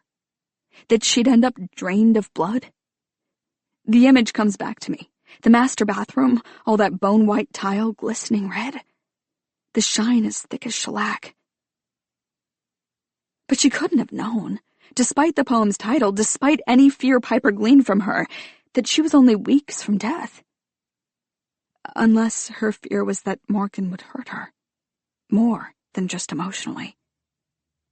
I think of the podcast video, his hand on her knee, how he gripped her so hard she jolted. But his face didn't flinch. I shake my head, an ache building in my temples. It could easily be a metaphor. When she wrote of her buried, rotting body, she could have meant it not as truth, but capital T, truth, that Morgan had stolen so much of her story she felt stripped of her identity. Still, it's disturbing how several of the poems she wrote about him lean more sinister than sweet. At the very least, it's shown me there are sides of him he's been careful to conceal from me. Or sides I've simply missed. Me and my rosy-colored glasses. Then again, if Brad were a writer, he wouldn't paint me pretty either. I turn on my phone to access Donor Connect. As I reread Morgan's messages, as carefully as I did Daphne's poems, looking for phrases that might open to additional interpretations, I see them again. The little lies he told. About some driver who killed the fox on his first date with Daphne. About the line of hers he passed off as his own. About his complete confusion over her outbursts. Then there's something else that unnerves me. A sentence I've returned to even before today. I've never been able to listen to music while I write. In trying to square the discrepancy between his need for complete silence and his alibi to police that his music was cranked too loud to hear Daphne's fall, I guessed it was a trauma response, that he needed silence to write only after she died. But now I see I'd forgotten an important word in that sentence. Never. So total and absolute. Encompassing of all times. Which means Morgan's alibi might be another lie. Even still, his messages are packed with reminders of why it's so easy to fall for him. His sense of humor, his warmth and vulnerability, his generous, even rosy-colored view of me. You've been inspiring me lately. I think you're remarkable. These are balms that, for so long, I haven't believed I deserved. And after showing him more of myself than I ever dared reveal to a man this early, he gave me only reassurances in response. You are not too much. I promise you, your trust has not been misplaced. Don't I owe him, or even myself, the chance to prove that's true? I close my eyes, see his hand near my heart, his fingers almost grazing my scar. And it's not apprehension I feel. It's affection, for a man who'd touched so tenderly the places others scraped raw. And if he's hidden things from me, if he's tilted the truth, well, come on. Haven't I done that too? I scroll through my phone, reviewing the rest of Morgan's messages. I've been ignoring him the last couple days, left him thinking he moved too fast. But maybe we haven't moved fast enough. Maybe we've both been so cautious we forgot to be honest. There's still time. My heart's still ticking for now, but my future won't wait forever. As I rip back my blankets, Daphne's books and the pre-mortem poem tumble to the floor, as if reminding me that, without her, I'd have no future at all. I stare at her words on the postcard. You won't stop until there's nothing left. And I know I owe her this too. If there's even the slimmest possibility it was Morgan she was afraid of those weeks before she died, I need to know that. For her and for me. I won't be the blinking, blindsided lamb in white sacrificed at an altar again. I step over the books on my way to the shower, because it's time I ask him everything. No circling the subject, no skirting around Daphne's name. It's time I reveal to Morgan the woman he's been messaging, and find out the man he really is. From Morgan Thorne, Morganthorne at morganthorne.com. To Blair Hawkins, blairhawkins at gmail.com. Date, May 23rd, 2025. Subject, Rosie. I was right, Blair. You said I was overthinking it, but you should have seen her just now. She was— describe the look on her face, flashing between fear and hope. She didn't tell me she was coming. I was chopping vegetables for dinner, listening to an old John Mayer album, so it was jarring as hell when Rosie was suddenly there. I barely had time for surprise or even relief, because right away there was something skittish about her. Skittish, but a word that starts with S. Skittish, but S. Single-minded? Like she'd come with an agenda, but was scared of it. Normally, I love that about her, the way she's all rush and reservation. But there was something wild in her eyes I needed to tame. I said, "I'm so glad you're here." Took her hand, reeled her in, or maybe tugged her closer. When you didn't return my calls, I started to think. She opened her mouth to speak, so I covered her lips with mine. I raked her hair from her cheeks, knotted my fingers in the strands. She pulled away. "I have to tell you something." Hair tuck, slight blush. "I haven't been completely honest." It sounded like bad writing, like a cliched TV drama. Sharper analogy. And it made me want to shake her. Pink-haired women shouldn't speak such colorless words. "I'd like for us to be honest with each other," she added. I couldn't look at her, Blair. Looked instead at the counter, the cutting board, the flesh and guts of a tomato. I gestured for her to continue, to tell me her truths, but I hated to do it. The wonder of Rosie is in the wondering, the blank spaces she leaves, the pages I can fill. But when she started talking, it wasn't to make a confession of her own. It was, it seemed, to coax one from me. Daphne's name flew out of her mouth. Every sentence a question. She knew so much more about her, about us, than I'd even guessed. The more she spoke, the more I saw her unravel. I noticed the roots of her hair, a different color than pink. Of course I always knew that, had even brainstormed reasons for the dye job, but to actually see it, I couldn't bear it. One woman becoming another, or no. Daphne never became another woman. She simply— something about darkness, how delicious it is, until it devours you. So when Rosie, never so much as pausing for me to answer, moved away from Daphne and back to herself, this thing she had to tell me, this thing she'd been hiding, I couldn't bear to hear it. Her words buzzed in my ears like wasps. And between us, a tomato, split open on the cutting board, my knife still piercing its skin. my hand reaching for... Draft saved. Chapter 8. Morgan's front door is open, a gap just wide enough for someone to slip through. I stare at the space, the glimpse of his entryway, the narrow table for keys and mail. Music pounds from the house, an old John Mayer song, all drums and guitar and growl.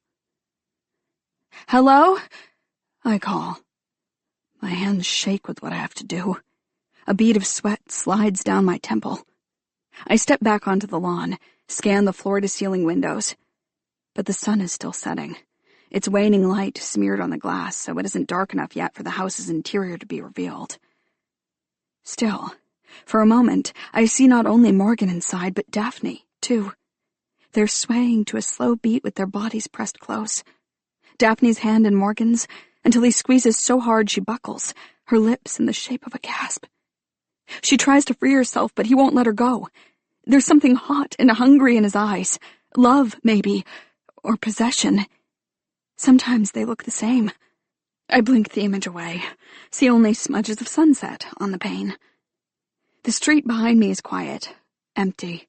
No passing cars, no people with dogs who might stop on the curb. I approach the door again, knock on its frame with an unsteady fist. The sound gets lost beneath the music's drums, which thump inside me, mimicking a heartbeat. "Hello?" I repeat, tossing another glance at the road. "Morgan?" I'm about to ring the bell when something darts past my feet. I jump back, processing too late what I'm seeing. An orange streak, a blur of fur, Sickle, and fail to catch him before he disappears into the shrubs lining the walkway. I dive after him, arms sweeping through thickets of leaves, eyes raking every hollow, panicking that he might have already sprinted farther away. When I finally find him, tucked within the final shrub I check, crouched low under the branches, almost flat against the grass, my breath spills into the air, coasting on a laugh. "Hey, bud." I reach for him, but he contracts deeper into the bush, wary of my touch. "I don't think you're supposed to be out here. Should we head inside? Go find your dad?" He blinks at me, and I try again, contorting myself into uncomfortable angles until my hands clamp around him. He squirms and swats, but I manage to pull him out, and when I cradle him against my chest, murmur into his neck, he wriggles a few more moments before relaxing into me, settling down. "It's okay," I assure him, stroking his fur, dipping my forehead down to his. "I'm a friend." He isn't purring yet, but he nuzzles against me, whiskers tickling my skin. It's not until I'm back at the door that I notice scratches on my arms. From the shrubs or Sickle, I'm not sure, and 2 spots of red. At first, I think I'm bleeding. The scratch is deeper than they seem. But Sickle's front paws, normally white, are splotched with it too. "You poor thing! Did you cut yourself out here?" I hurry across the threshold and nudge the door shut with my hip, careful to prevent another escape. "Hello?" I call. "Sorry, Morgan? It's... your cat got out, and I think he hurt himself." Music crowds the entryway, my voice too small to compete. Sickle grows impatient, shifting in my arms before leaping out and landing on the floor. "Oh, Sickle, no!" If there's something sharp in his paw, he might embed it deeper by walking on it. But as I bend to grab him again, he's already off, dashing into the living room and out of my eye line. I follow the faint tracks he's left, whispers of red along the hardwood. Scanning the kitchen, where an electric guitar whines from speakers, I find a laptop on the island, a colander of vegetables, a cutting board streaked with the pulp of a tomato. But no Morgan, no Sickle. And without a cat to keep contained, without a wound to tend to, I have no reason to be here yet.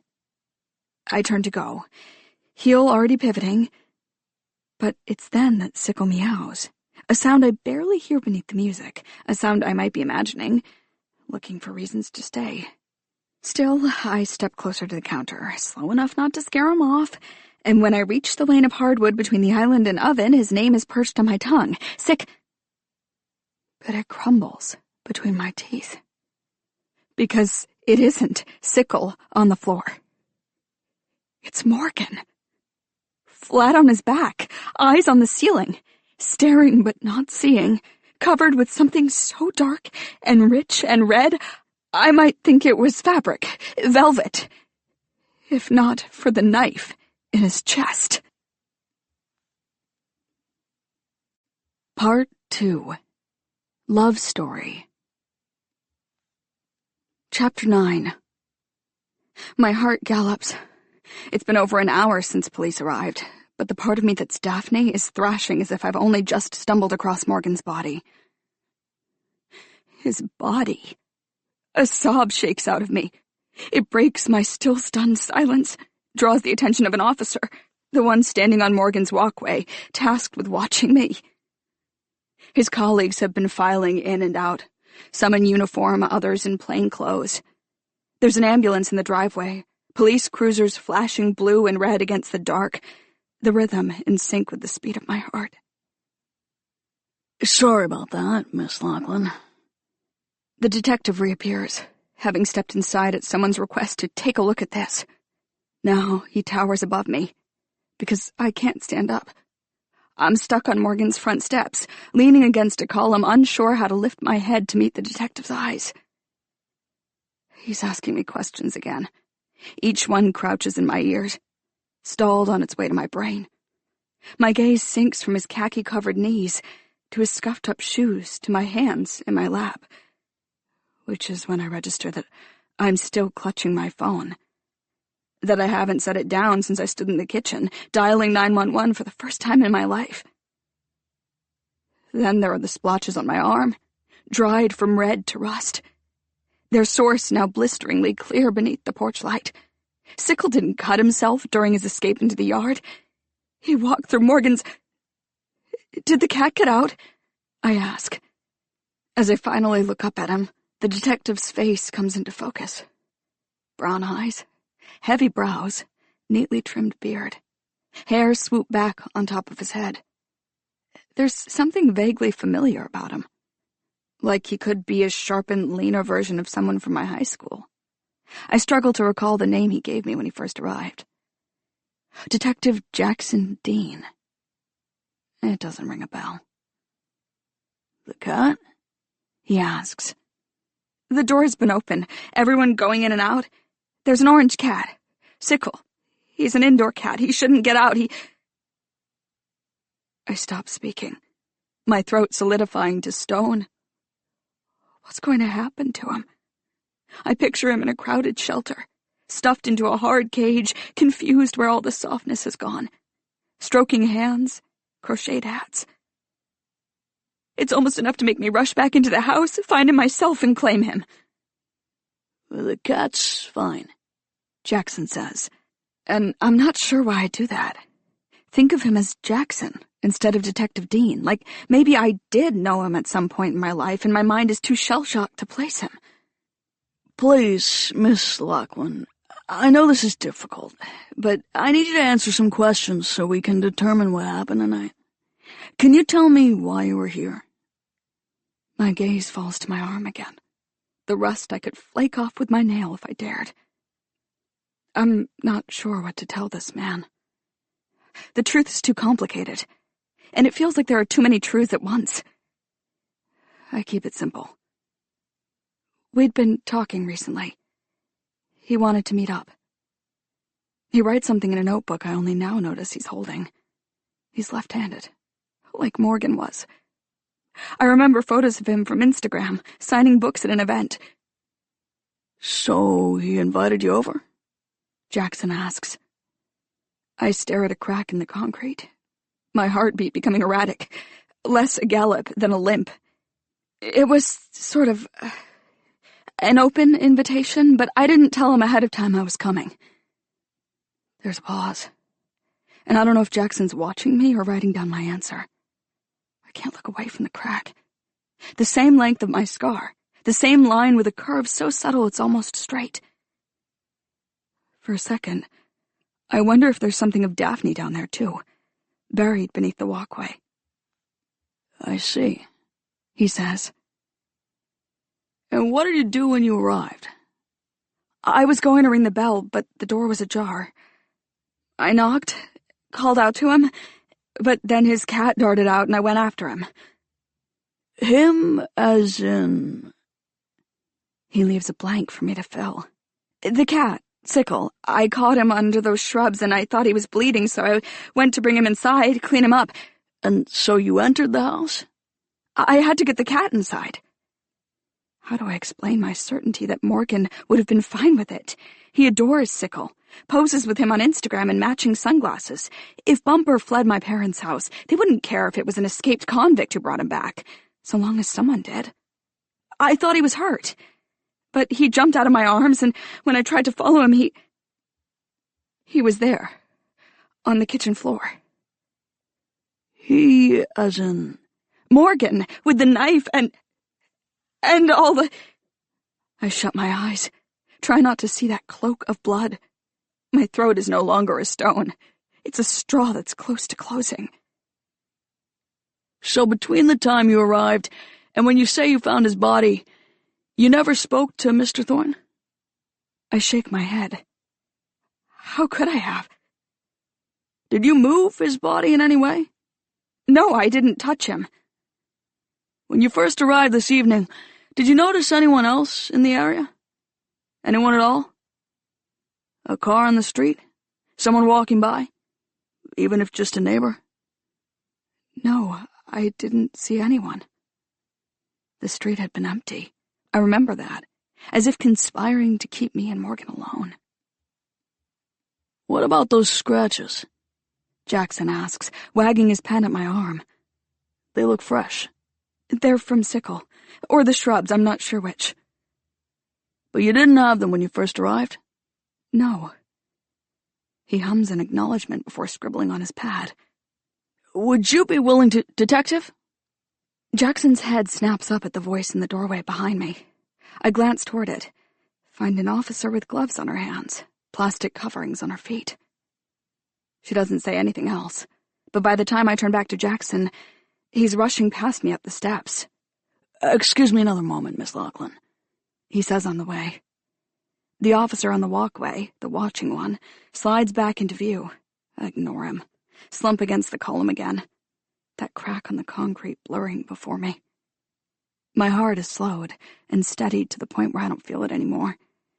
And when I blink the crack into focus, it looks less like my scar, less like a ceiling place, and more like the break that it is. The dark, empty gap between two colorless slabs. Minutes later, when Jackson returns, I brace myself for another set of questions. I have no answers left to give him. That's why I came here tonight, for answers, for the truth, mine and Morgan's both. But now, I'll never know.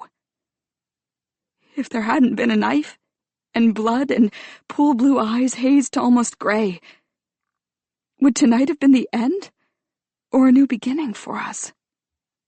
I look up at Jackson, about to ask if we can finish this later, still too in shock to be useful, but his expression is sterner than before. Everything I thought I recognized about him disappears in a tight mask of suspicion.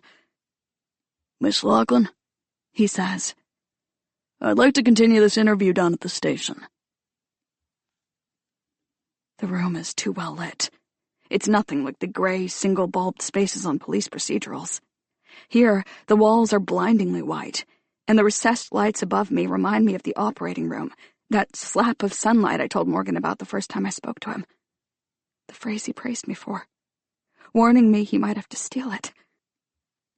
It feels like hours before Jackson walks in bearing 2 styrofoam cups. He sets down the water I requested in lieu of coffee, then takes a sip of his steaming drink. When he sits across from me, he has a folder tucked under his arm, and a groove between his brows that looks deep enough to slot a coin into. Miss Lachlan. He slaps the folder onto the table. Rosie's fine, I tell him. Rosie, right. He clicks the top of a pen, glances at his watch. For the sake of the recording, this is Detective Jackson Dean interviewing Rosie Lachlan at 10:06 p.m. on May 23rd, 2025. That's when I notice the camera in the corner of the room, perched just below the ceiling. It stares at me with a beady red eye. As a reminder, Jackson says, you're free to go at any time. Then he opens his folder, frowns at the papers inside. Just to be clear, you say you didn't speak to Mr. Thorne when you went inside his house tonight? I couldn't. He already... There were bubbles of blood at the corner of his mouth. If I hadn't seen the rest of him, I could have believed it was juice from the tomato he'd been slicing. Yeah, here's a problem with that, Jackson says. Mr. Thorne's laptop was on the kitchen island. I nod. A laptop. A cutting board. 2 of the last images I collected before the blood. Open to an email draft that appeared to be in progress. In it, he described a confrontational encounter at his home this evening with a woman named Rosie. I squinted at the detective. A Rosie, Jackson continues, who he described as having pink hair. My eyes narrow even more, while Jackson shifts from my face to the cotton candy strands sticking to my forehead. Something thuds in my stomach, like a shoe in a dryer. I shake my head, a slow pivot from side to side. No, we've been speaking through Donor Connect, but he wouldn't know my name, or what I look like. Donor Connect. He says it flatly, not really a question. If he's been looking through Morgan's laptop, then surely he's seen our thread. What's that? It's a service that connects organ recipients with their donors.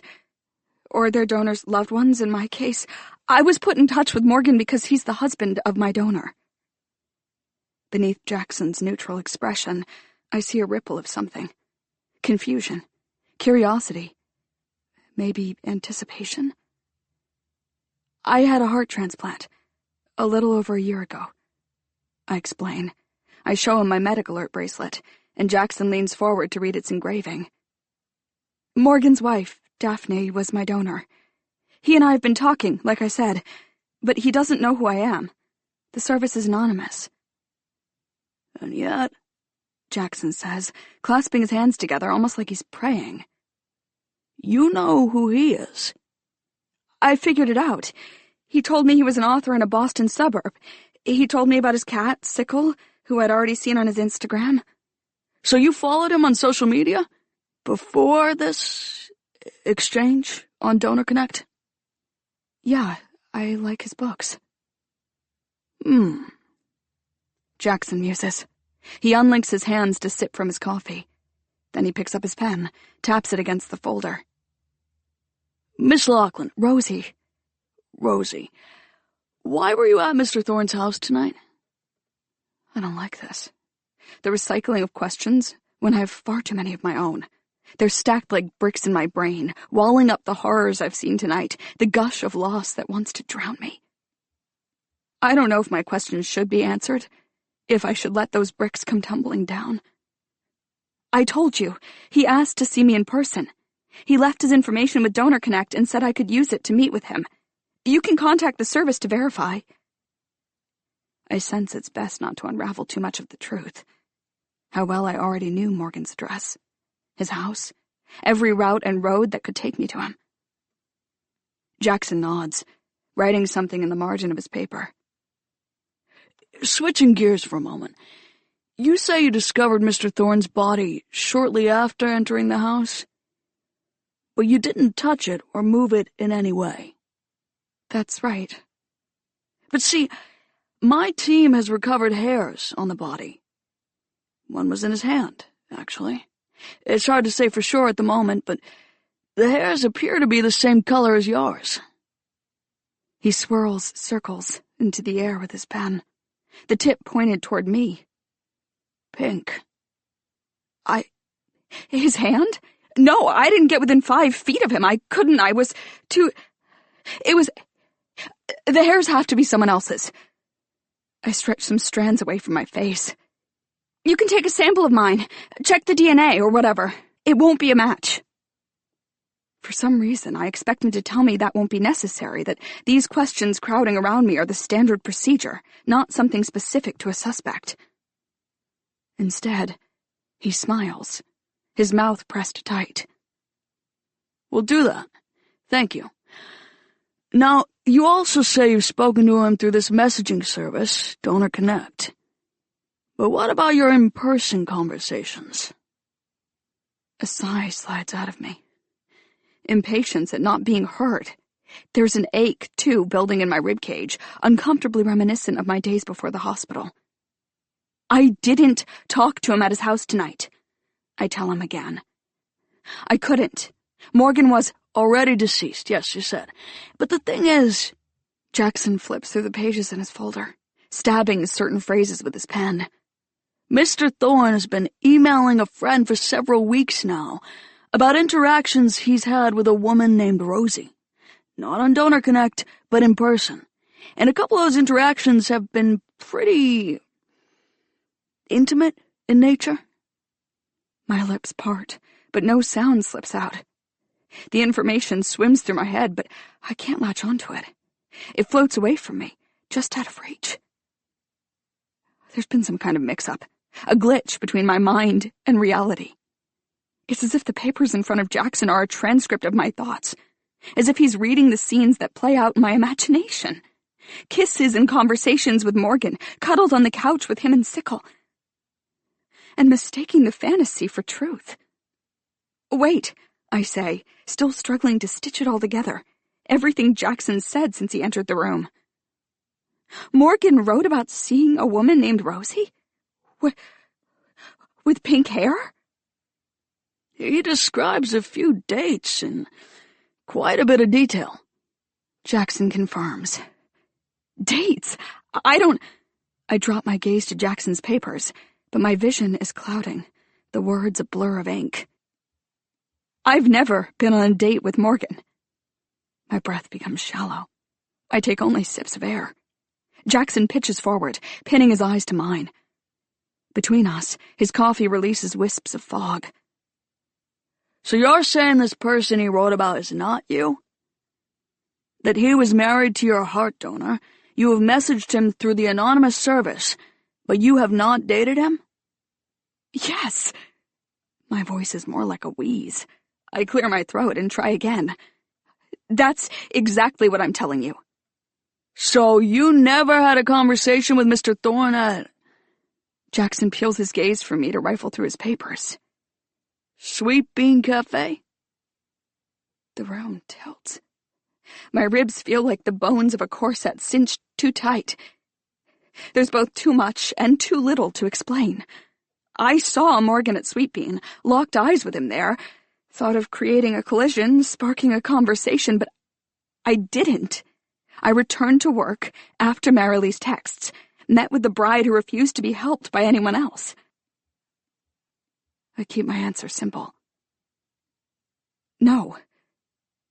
You didn't go to his house for dinner on Tuesday night? And before that, you didn't meet with him at Burnham Grove Park? The park? I haven't even driven by it in over 18 months. I took Brad there one time, just for a few minutes, guiding him through my childhood stomping grounds, and that was enough to turn it haunted. I shake my head. The two bright walls whirl around me.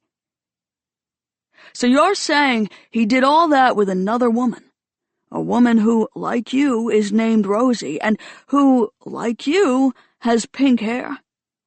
That would be a pretty big coincidence, wouldn't it? Especially since you were in contact with Mr. Thorne. Anonymously, I was in contact with him on Donor Connect. I flop back in my chair, stare up at the ceiling where the lights burn my eyes, and for a second, I'm back in the hospital. The room growing staticky with the anesthesia some doctor has just injected. Soon, they'll saw me open, break my ribs, reach inside me for my sick, sick heart. I pull in a breath, force myself to sit up straight. Because it's more than a year later, and my heart, pumped full of meds but healthy for now, came from a woman whose husband just died. A husband whose heart I'd hoped would also be mine. I don't understand what's going on, I tell Jackson. But whoever this Rosie woman is that Morgan wrote about in those emails, that wasn't me. I lean forward, make sure he sees the truth in my eyes as I say it out loud. I've never so much as spoken to Morgan Thorne in person. And before today, I'd never once stepped foot inside his house. Chapter 10. They don't arrest me, but they don't believe me either. That's clear in Jackson's eyes. The watchful squint as another officer presses my fingertips to pads of ink. I consented to this, encouraged it even, supplying my prints as proof of my innocence, because I know they won't find them on the knife, or anywhere in Morgan's home. A woman in latex gloves plucks hairs from my head, and I focus on the sting in my scalp instead of that knife. They swab my scratches, too. Snap photos of them. I know what they're looking for. Evidence of a struggle with Morgan. When they're done, Jackson says he'll take me back to my car, still parked on Morgan Street right where I left it, hours ago now. But I decline the offer. I don't want to share space with a stranger who thinks he already knows me, what I'm capable of. I call Nina instead, giving her the scantest details. I found a dead body. I was asked to come in for questioning. She doesn't have a shift tonight, so I'm surprised when it takes her a while to arrive. I'd imagined her speeding through the streets, her urgency like a siren shrieking from her car. She isn't even out of breath when she opens the door to the station. I'd imagined that too, how the panic would pinch her lungs until she saw I was okay. Instead, as she approaches me, her face is furrowed with dread, her eyes zipping to my wrists, as if expecting to find me in handcuffs. "Rosie!" she whispers. "What the hell is going on?" I rush toward her, collapse into her arms. As she rests her chin on my head, it all floods up in me. The images I've tried to hold back. Morgan's eyes like dull marbles behind his glasses, his body as lifeless as a chalk outline. There's something about seeing Nina for the first time in a month, coupled with the blood I can't rinse from my memory, that has me buckling against her. Tears gush, sloppy and slippery, but as Nina corrals me toward the door, she says, "Not here, not here," which even in my distress registers as odd. She's a natural caregiver. Someone who bends over backward to staunch people's wounds, physical or otherwise, but right now she's more concerned with exiting the station quietly than comforting me.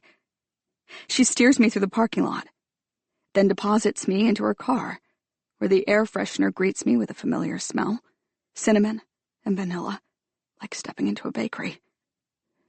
It's a scent that's accompanied us on late-night snack runs, post-movie debriefs, times when Nina took the long way back to my apartment to give us a few extra minutes together before she dropped me off. And now it hugs me as I lean toward my knees, heaving with sobs. Nina sinks into the driver's seat, shuts the door with a click that feels too controlled. "Rosie," she says, her voice controlled too. "What the hell happened?" I swipe my hand across my nose, swallow another sob. "You're not gonna like it." Yeah, I generally don't like dead bodies." "No, I mean," I have to tell her everything now. All the times I've lied to her the last couple weeks, denied I was still talking to Morgan. But as I look at her, cast in the glow of a lamppost just outside the car, I process what I didn't when she first arrived. "You changed your hair. It's darker, more like coffee beans than the caramel shade she's been favoring the last few years. It lacks her usual highlights, too, making her look, just for an instant, like a Nina imposter." She passes her hand over her hair, as if self-conscious. "Yeah, I'm trying a new style. Guess we haven't seen each other in a while." She shrugs, almost sadly, but then shakes her head, the movement sharp. "What is going on? Whose dead body was it?" "Morgan's." She blinks at me, struggling to process the name. Then her eyes bulge, staring through the orangey dark, before becoming as blank as Morgan's were. "Is this a joke?" she asks, but the question is hollow. She knows I'd never joke about this. "No. He was murdered. There was a knife in his chest." When her face unfreezes, she cycles through a series of expressions. Disbelief, shock, fear, like an actor unsure how to play a scene. Finally, her features settle on confusion. "I don't understand. You said you found a dead body, so you just stumbled across him? Dead like that? Where? At his house, I say, and before I can clock another emotion on her face, I confess it all. That I continued to message Morgan on Donor Connect, even though Nina told me I shouldn't. That we'd made each other laugh. No small thing after all the darkness we'd endured. That he said our messages were a safe place for heartbreak, so I shared so much of mine, that for the first time in over a year, all that heartbreak, literal and figurative, had been softened by hope. But then I got confused, I add, and I tell her about Daphne, the tension between her and Morgan on the podcast, the poetry I read just today, the details from her past that Morgan took for his own. I mentioned the poem on the postcard, too, the one Daphne wrote like a premonition of her own death, pointing her finger straight at Morgan. That's why I went there tonight. He told me in our messages he wanted to meet in person, and I was going there to be honest with him, tell him I'd known from the start he was Morgan Thorne. And I was going to find out who he really was. Because poems aren't facts. And the podcast thing, I could have been misinterpreting that, and Rosie, what the fuck? Nina cuts in. Her mouth hangs open like it's too stuffed with words to properly shut. What? I ask. Which part? All the parts! She grips her hair so hard she could yank out a handful, and the gesture is deeply familiar.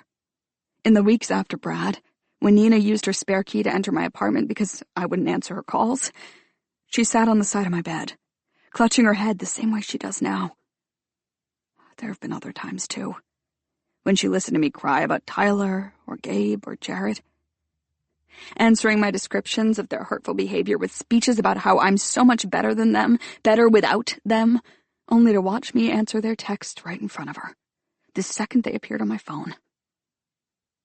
You found all this evidence, Nina says, speaking toward her steering wheel, fingers still embedded in her hair. That at the very least, Morgan treated his wife like shit, and instead of cutting off communication, you tried to see him? I don't know that it was evidence. All of it could have been explained away. Maybe. And that's the whole point. I needed to talk to him about it. I needed to hear his side. His side? What if his side was that he did do something to his wife? What if, knowing you were suspicious of him, he decided to hurt you too? God, Rosie, how could you take that risk? I shake my head.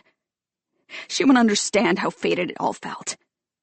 Even though she was the one kneeling on the floor beside me, watching me sob in my wedding dress, who evoked fate in the first place.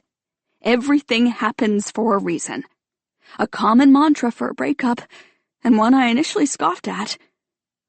Her voice had shaken when she said it, with shock, maybe, at how brutally I'd been dumped, the terrible timing of it all. And that quiver only lessened my confidence in the statement. Still, I'd wanted so badly for Morgan and me to prove her right. Prove that all our suffering had really been stepping stones straight to each other. Because if Daphne hadn't died, if my heart hadn't failed, or if only one of those things had happened, or both, but at different times, our paths would never have crossed. How could I not think, then, that we were meant to meet this way? Meant to help each other brighten the darkness that dwelled in us both. Daphne's death, Brad, the hospital. Even now, hours after finding Morgan's body, hours after his blood stung my nose like a chemical, I still think it would have been so lovely, so dazzlingly poetic, if he and I could have forged a future together, become the silver lining of everything we'd lost. The risk seemed worth the reward, I say, which is something I know quite a bit about. A year ago, I could have died on the operating table, could have rejected Daphne's heart. I still could at any moment. But does that mean I should have refused her heart altogether? That would be absurd. Not pursuing something that could heal me just because it might hurt me too? And what was the alternative with Morgan? Ignore his messages? Never find out if our chemistry online fizzed the same in person? I don't ask any of this, though. because Nina will literally rip her hair out. She'll tell me, yes, that's exactly what I should have done. I should have walked away, started over, waited for someone else to come along. But starting over, even after just a short time, is terrifying. People say that phrase, start over, like a new start is even guaranteed. Like there's always someone out there who's definitely going to love you. But what if you're stuck at the end of the last finish line? What if your time runs out, and in the end, you're stuck with only yourself? That is not a good answer, Nina mutters. This is so fucked up, and you don't even... She spins in her seat to lance me with her gaze. I know we joke about your rosy-colored glasses, but this time they could have literally gotten you killed. If not by Morgan, then... She slaps a hand over her mouth, drops it a second later. What if whoever murdered him was still there when you showed up? Or even now? What if they think you saw something, some detail that could give them away, and they think they have to get rid of you? That's not going to happen, I stammer. Nobody's getting rid of me. But the possibility slices into me. I'm still wrapping my head around the fact that there even was a killer. It didn't occur to me that whoever stabbed Morgan could have still been inside the house, watching me discover him. The blood was definitely fresh. In my memory, I see it in motion, welling around the blade. You don't know that, Nina scolds. You're totally vulnerable. You were there. You were at the scene. My thoughts drown her out, as if I've slipped underwater, because the image of Morgan in the kitchen has surfaced some questions.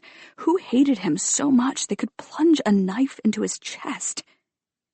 The scene was so gruesome, so jarringly red, and only a year ago, one floor above where Morgan died, his wife bled too. It's either a tragic coincidence or... I touch my temple against a wince of pain. Are the deaths connected somehow? Is it possible someone did murder Daphne and has actually been targeting them both? Something like relief bubbles up through the nausea in my stomach, because if that's true, then Morgan definitely didn't kill his wife. Which would also mean I doubted him for nothing. My relief mixes with regret before both feelings go flat. It doesn't matter if Morgan's innocent. If I questioned his character, I can't have him either way. Wait! The sharpness of Nina's voice jolts me back to her, just as her eyes fling toward the station. Please tell me you had a lawyer with you while they were questioning you. I bite my lip. A wordless response. Nina's head crashes into her hands. Rosie! Oh my God! I didn't think of it. I didn't think I was, like, a suspect until suddenly the detective was talking about how there were pink hairs in Morgan's hand at the scene and you touched the body? Nina snaps her head back up, eyes blaring her alarm. No, the hairs aren't mine.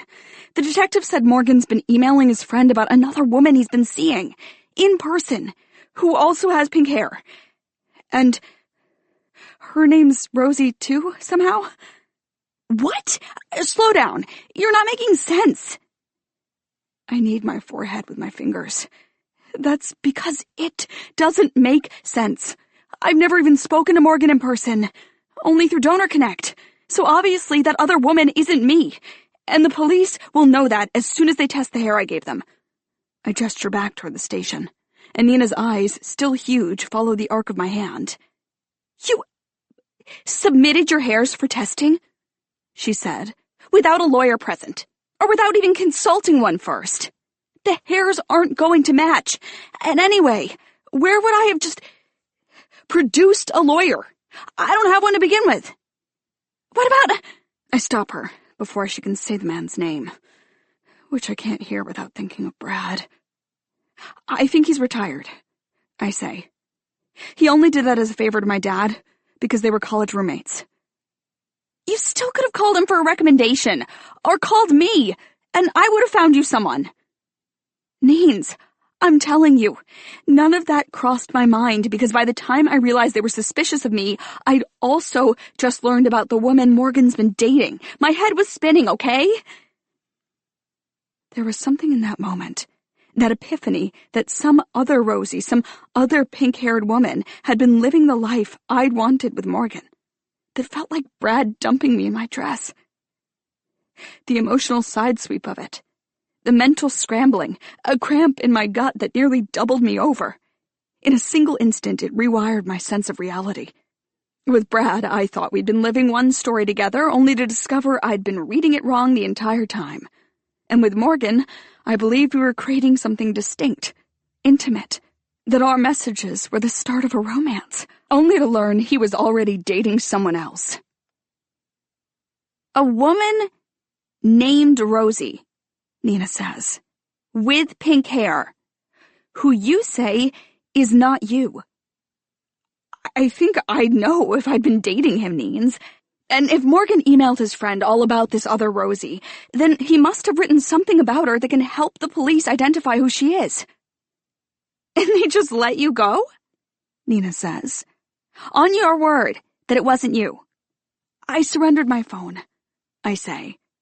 And Nina blinks at me as if I'm speaking a foreign language. Voluntarily. I want them to search it.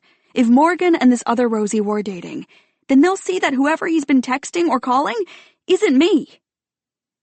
They could have gotten that info from your phone records. You didn't need to, but this shows them I have nothing to hide. What about those hairs in Morgan's hand? You sure they aren't yours? Because even the slightest contact can leave DNA. Nina, no, I have never once in my entire life touched Morgan Thorne. Alive or dead. Dead. The word slips out easily, but part of me still doesn't believe it. Even with the detective's questions still ringing in my ears. Even with Morgan's blood still blazing on the backs of my eyelids. My body is living a truth my mind hasn't caught up to yet. I'm not the only one in disbelief. Nina's gaze is foggy with it. Aimed at my face, but lost in the space between us. I know, though, that it isn't Morgan's death she doubts. It's me. I say it out loud. The things she won't. You don't believe me. She hesitates. Only for a moment, maybe, but it feels like a minute. It's just a shock. You were messaging Morgan for weeks, then you showed up at his house without him knowing, and now he's dead, and you're a suspect, and you have to admit, there are some parallels to last time. It's not the same at all, I snap. Nina slumps against her seat, cheek pressed to the headrest, looking more exhausted than she does after a 16-hour shift at the hospital. No, I know, she says, but this is crazy. She must see it on my face, the flicker of hurt, the searing brand of that word, crazy. She's quick to amend it. Not you. The situation. You need to call a lawyer, okay? First thing in the morning. I will, I promise.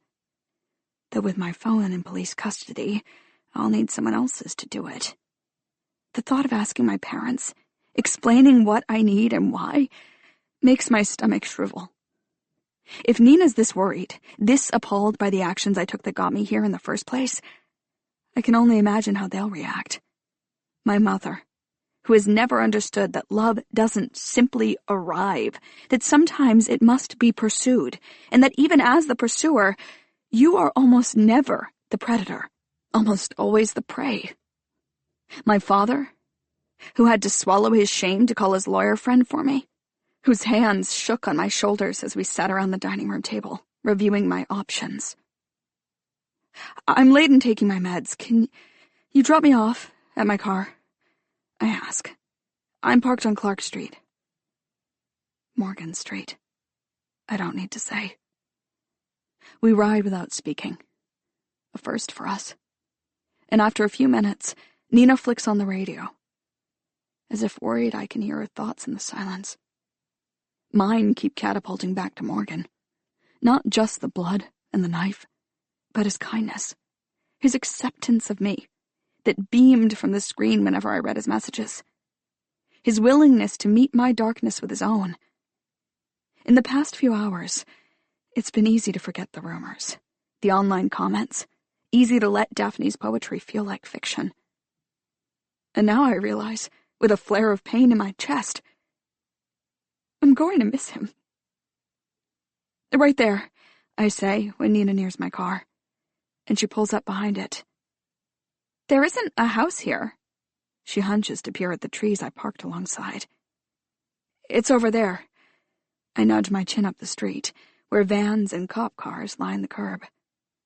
I don't explain why I parked so far from Morgan's property that you can't even see the house from this angle. Truthfully, I'm not really sure. Maybe I'm too used to there being something secretive about our interactions. Maybe I'm accustomed to skulking around. I unbuckle my seatbelt. Thanks for picking me up. Of course. I'd do anything for you, she says. But there's no emotion in the response. No undercurrent of care like I usually hear. Instead, Nina sounds distracted, eager to get rid of me, and it makes me feel so alone. It's as if she's already driven away. Still, she squeezes my hand before she lets me go. And when I step out and close the door, I smile at her through the window, my lips pressed tight to keep from crying. I force a few deep breaths as I get behind the wheel of my car. I turn on the ignition, glancing at Nina in my rear view. I expect her to wait for me to drive off first, but she's already doing a K-turn, heading back the way we came. Hitting the gas, I steer in the opposite direction. As I pass Morgan's house, I ignore the police cruisers, the mobile light like a second moon illuminating his yard. The yellow tape stretched across the columns flanking his front steps. And with all those images smudged and swirled in my peripheral vision, I can almost believe that I'm leaving them behind. Chapter 11. Over the next day and a half, I watch 14 episodes of Gilmore Girls. I get Danishes delivered for dinner. I study tutorials for dyeing your own hair, not just to distance myself from the woman who left strands of herself at the scene, but to distance myself from me, too. By the middle of the second day, I've decided to keep my hair as is. No energy for gloves and towels, for scrutinizing instructions on a box. But I convince myself that going back to work will help. I need normal, need routine, need the familiar rhythm of just say yes to keep me afloat. I slip on a boat neck dress, step into wedges, even swipe on mascara and lip gloss. I show up with coffees and pastries for all the consultants, conscious of the extra work I've dumped on them during my absence. But I last only 3 hours and 17 minutes before I'm mumbling excuses to Marilee and rushing out the door. All those dresses, all those beaming brides. All the white, a perfect too clean canvas for the blood still pulsing through my mind. Back home in bed, I keep Instagram open on my laptop, missing the ease of my phone. For the past 2 days, I've been refreshing Blair's page, waiting for a post about Morgan. It makes no sense. I saw the body. I've scanned the news stories. Best-selling author, homicide, 1 year since another tragedy in that home. But it won't feel like fact, won't feel permanent, until I hear it from someone close to him. Until I know I'm not alone in my shock. Finally, almost 48 hours after I discovered his body, it comes. A carousel of photos. A caption that guts me. I'm so confused right now.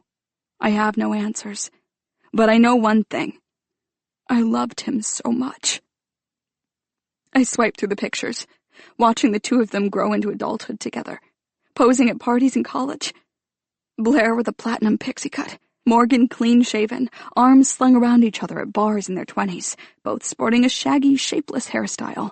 Smiling at weddings in their early 30s, Blair with a blonde bob, Morgan in gold-wire glasses. Finally, they became the pair I've seen in person, sharing a smirk. Blair with her curtain of dark hair, Morgan with his tortoise-shell frames. I exit Instagram, curling on my side. The post was not the comfort or closure I expected. I bet Blair's in bed too, thumbing through those photos, wondering how it's possible she and Morgan will never take another. I bet she's buried beneath blankets. I bet they're not enough to warm her.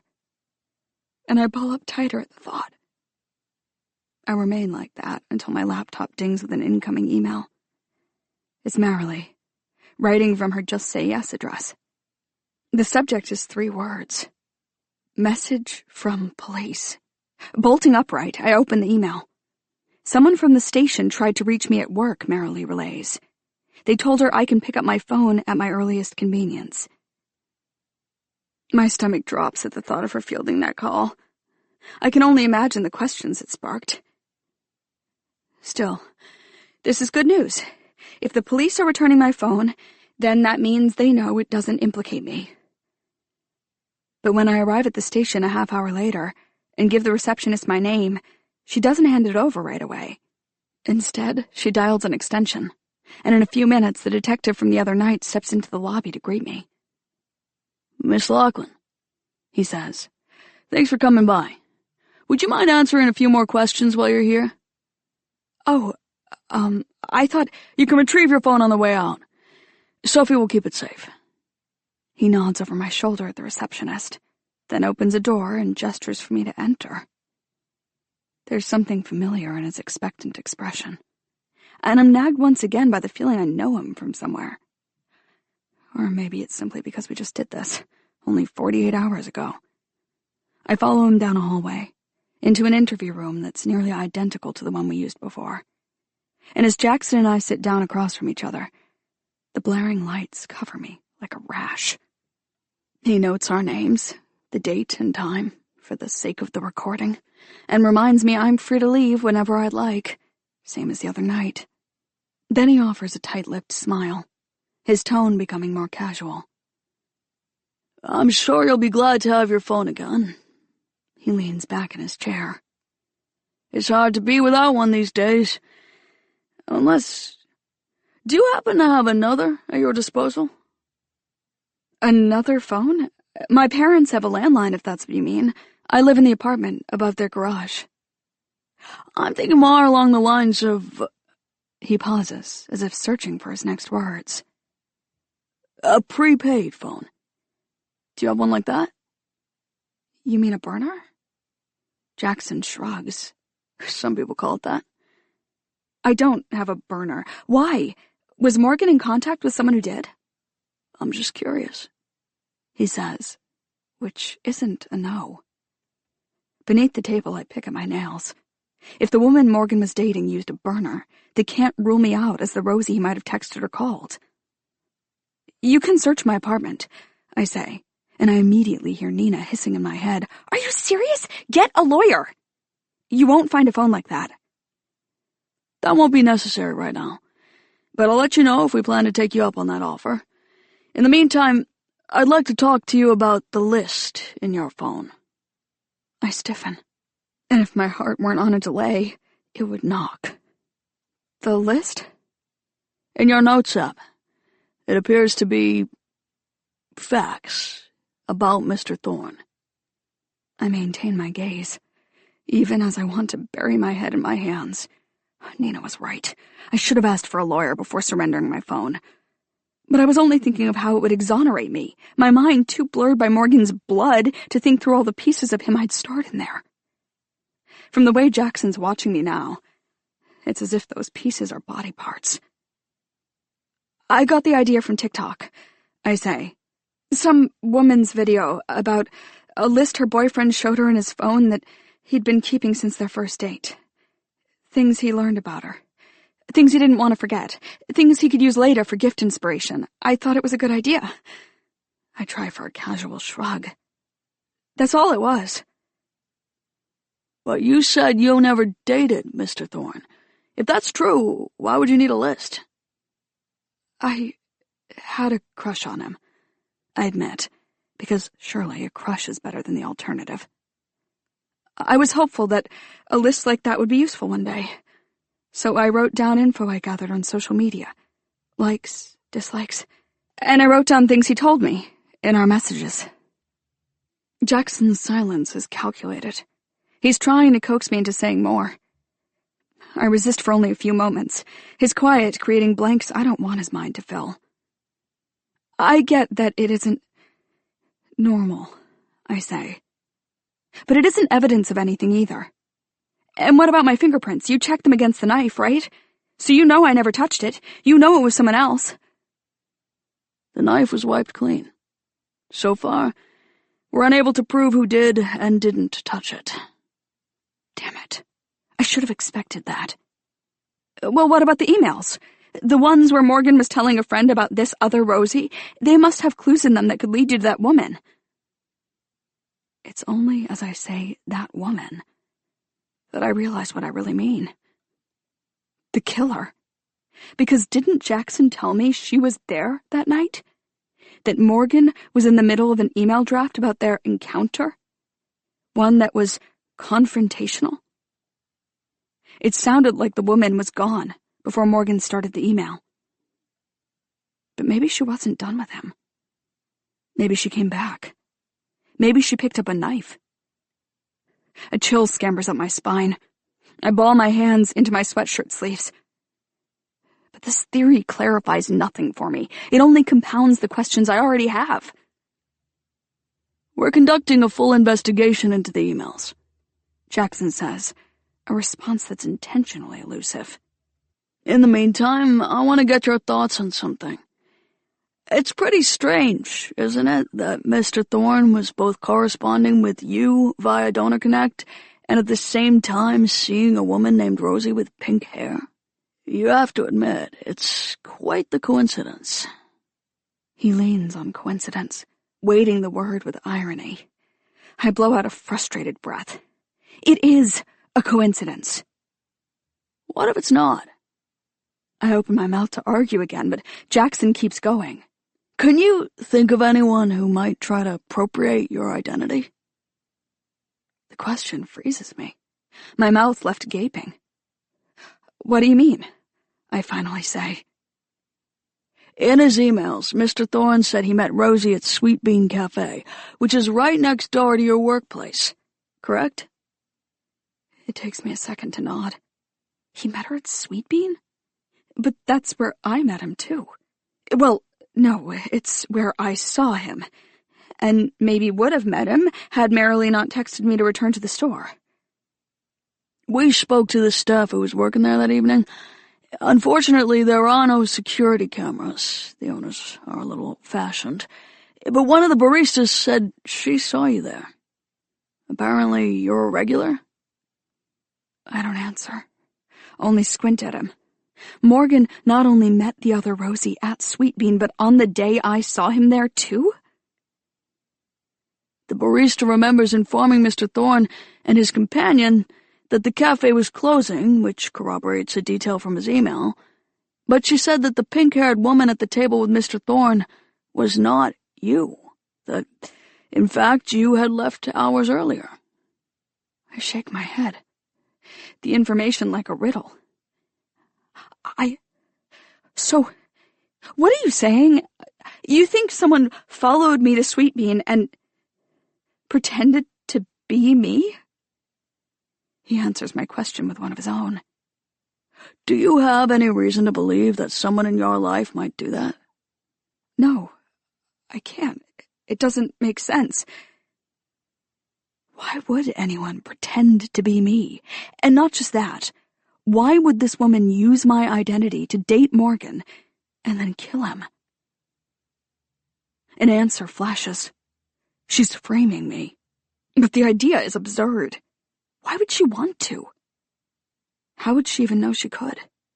Besides Nina and the people at Donor Connect, nobody's aware there's a connection between me and Morgan in the first place. Maybe the barista was mistaken then? Jackson suggests. No, Morgan was there. I saw him at a table with... I catch myself before saying Blair's name. A woman, a friend, I guess. She had dark hair, not pink. But I was only there from, 5:30 to 6. I went back to work to meet a bride for a consultation and was with her until closing at 8. I can send you her information if you want. That would be helpful. Thank you. Sure, I say, before wondering why it's helpful. Why I still have to prove I've never even met Morgan, especially since this woman, the one who called herself Rosie, that's your primary suspect, right? I mean, you said Morgan wrote about seeing her the night he was killed. Jackson pushes his lips to the side, as if considering whether to answer me. We're looking into all possibilities, with the most likely scenario being that the perpetrator was someone Mr. Thorne knew. And I barely did. In the end, I'd only just scratched the surface of who he was, who we might have been together. Even on that last day, I was more preoccupied with Daphne's poetry than... Any chance this could be related to his wife's death? I ask. That was only a year ago, so her death was an accident. Why exactly would that be related? I'm about to answer, but then I reconsider. I don't like the way his eyes have narrowed on me again, as if everything I say is a secret code encrypting my culpability. I just mean, I try. With 2 brutal deaths in the same house in the span of a year, it makes me wonder if there's a connection. Jackson hums an acknowledgement. I'll tell you what, Miss Lachlan. He leans forward, just a bit, erasing a breath of space between us. Why don't you let me worry about connections? He stands, our interview apparently over, but his gaze never leaves my face. In the silence, his implication pollutes the air. Connections like Daphne's heart in my chest, my correspondence with Morgan, the list in my phone. Jackson opens the door. Thanks for your cooperation. We'll be getting the results back in the hair analysis any day now, which should help clarify some things. In the meantime, he waves me on to the hall outside. It's in your best interest that you remain reachable. In other words, don't skip town. My eyes burn as I return to the lobby, as I retrieve my phone from the receptionist, as I walk out of the station and back to my car. I should be relieved. He found nothing truly incriminating on my phone, and the barista told him I wasn't the pink-haired woman with Morgan. But Jackson's demeanor makes it clear. Even though he raised a new theory, as disturbing as it is inexplicable, that someone's been impersonating me, he hasn't eliminated me as a suspect. And the fact that he's thinking it at all, that I could have stabbed Morgan right through the heart when his heart was the thing I'd hoped could heal mine, feels in some strange way like being called crazy. Like my mind is so warped with wanting I've done things I don't remember. Sitting in my car, the engine still off, I try to steady myself before the drive home. But after a few moments of measured breathing, the hair on the back of my neck begins to prickle. At first, I assume it's Jackson's questions still strumming my nerves. But as the sensation remains, I register the prickle for what it is. The feeling of being watched. I look around, searching the parking lot, the tree line, even the backseat of my car. But I see only a dusk-drenched sky, only puddles of light from the lampposts.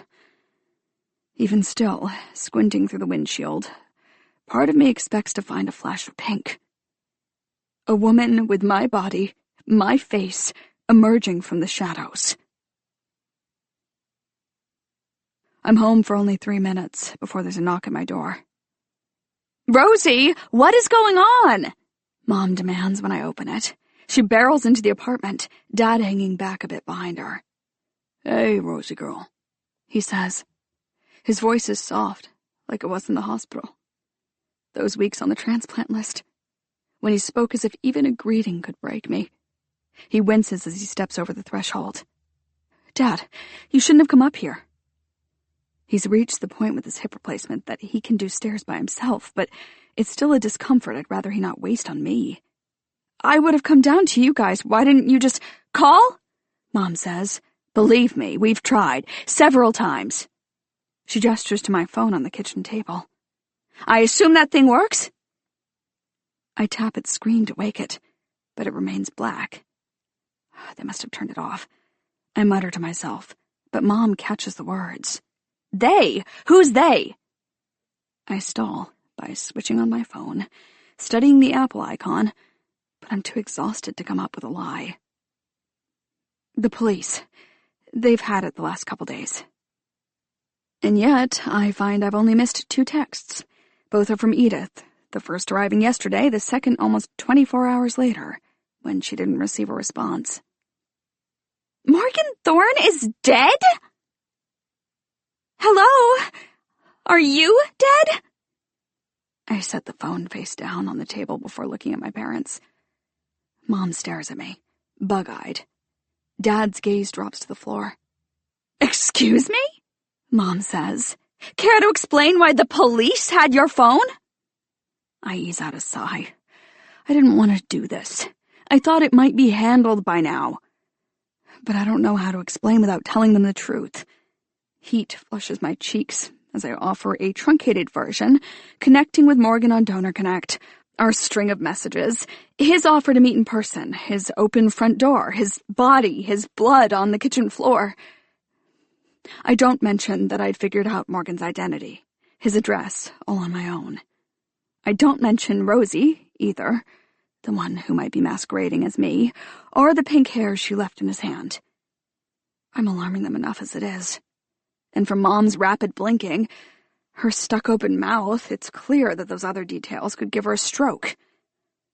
Silence swells when I finish speaking, the air growing thick.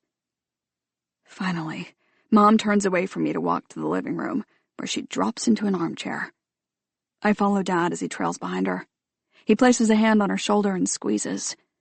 Neither of them look at me. The police think you did it, Mom says. A statement, not a question. No, I lie, because soon enough they won't. That's why they took your phone. No, I gave it to him. It was my choice. I wanted him to have it so he could eliminate me as... I stop. As a suspect. Dad finishes for me. Which they did. They did eliminate me. I wave my phone in the air. They gave it back. I'm in the clear. The lies pile up. But it's better than making them worry. I've put them through a lifetime of that in the last 18 months alone. Dad moves to the couch, then reaches for Mom, who laces her fingers with his, squeezing them tight. I stare at those hands, linked for all my life.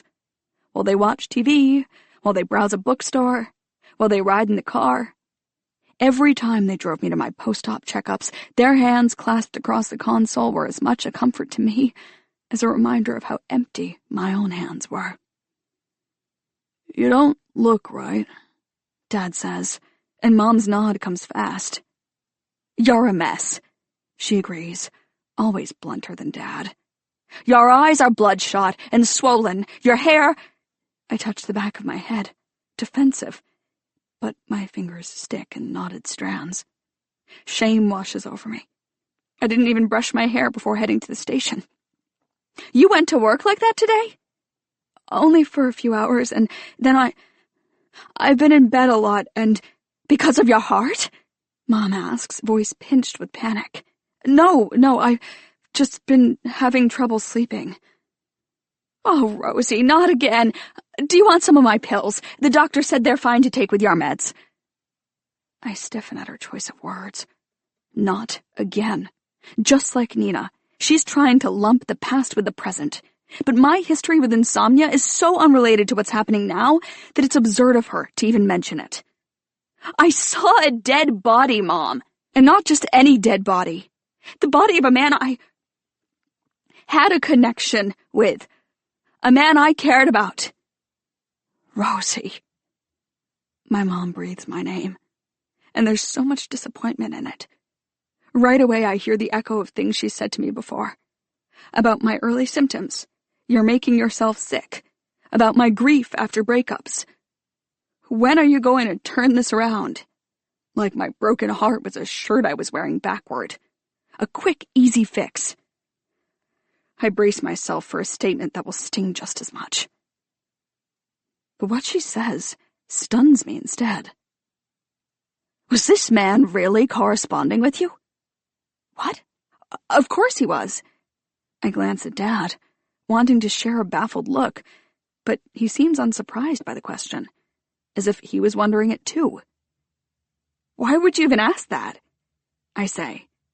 Mom stares at me, exhaustion creasing her eyes. The way you're talking about him, this connection you say you had, did the two of you really have a relationship of some sort, or was it... She looks up at Dad, who nods slightly before completing her thought. Was it like Brad? My reply whips out. Brad and I had a relationship. She jolts from the lash of it. Yes, she says after a moment. But you know what I mean. The relationship wasn't what you thought. For God's sake, you rushed out to buy that wedding dress, and I know, Mom. I cut in, tones still sharp. She's telling me this as if I've forgotten, as if I wasn't kept awake for months after, reliving the horrors of that dress. She leans forward, her gaze digging into me, pointed as a harpoon. Rosie, she says, and I feel it coming. Another thing I remember too well. That poor man never even proposed to you. Chapter 12. I'm not crazy. This is crazy, Rosie. You're crazy. But there were things that Brad wasn't meant to see, to know. Things that were never meant to get back to him. And it's not like we hadn't talked about forever. 5 months in, he suggested it. We were on the couch, our fingers lazily interlacing, when he said, I could sit like this forever. Just you and me. I held my breath, expecting him to walk the comment back, like all my boyfriends had before. Any time they stumbled into discussions of the future, any time they sounded more serious about me than they'd intended. But Brad doubled down. Couldn't you? He asked when I didn't answer. And then, in a moment of vulnerability, he added, Don't you want that for us? To be together forever? I kissed him sweeter, then deeper than I ever had. And when our lips separated, I answered, yes. After that, I started leaving my things at his apartment, instead of relying on an overnight bag. A toothbrush in his medicine cabinet, face wash beneath the sink, a loofah in the shower, change of clothes in his bottom drawer. Every time he noticed another item, he looked, if only for a second, like the men I'd loved before, cornered and concerned. But he never said anything, never told me I'd gotten the wrong idea, that my stuff, my life, wasn't welcome beside his.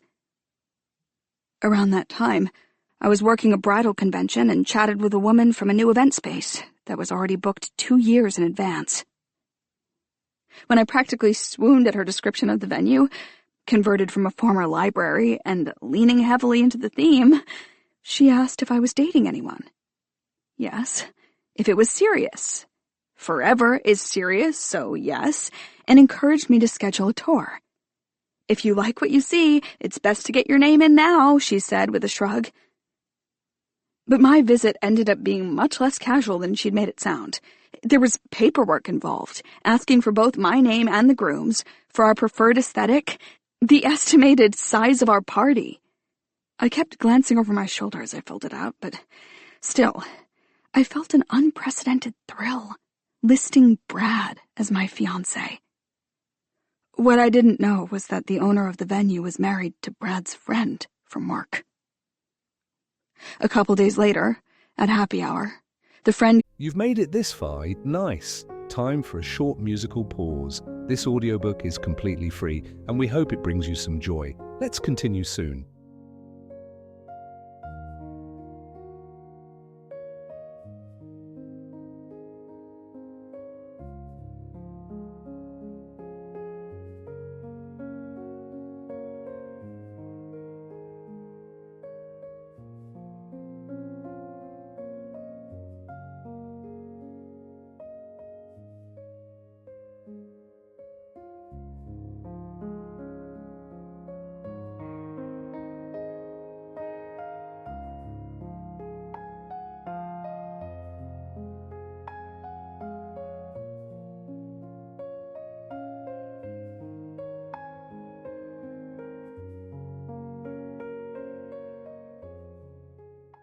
congratulated Brad on the engagement, told him his wife would love to host our wedding.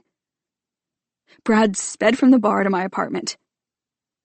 He burst inside and demanded an explanation, his face flushed, his eyes wide and wild. My own cheeks flared with heat as I scrambled to sound reasonable. I told him I'd toured the venue for work so I could recommend it to customers or warn them away. I did it undercover, I said, to get the full effect, and I only used his name as the groom because it was the first that came to mind. Still, I promised to call the owner the next day to come clean and apologize. We left it at that. But over the next few weeks, I felt Brad drift. He scrolled through his phone on the couch while I waited for him in bed. He was slower to text me during days spent apart, if he even texted at all. He forgot to cancel our dates when he ended up working late, so I'd be sitting at my front window, hair curled, waiting for his car to pull up. In all those moments, I swallowed down the hurt I felt. I pretended I was fine, that I hadn't noticed the changes, because I was afraid if I pushed him on it, I'd only push him farther away. Instead, I held on to the words he said to me in the beginning.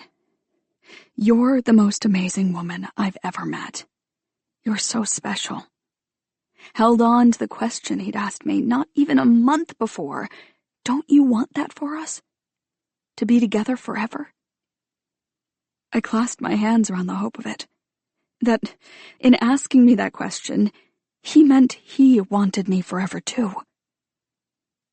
But then, only 3 weeks after the venue debacle, Brad walked in to find me wearing the dress. I'd first put it on earlier that day at Just Say Yes. It's a thing we do sometimes, try on new inventory, snap photos for social media.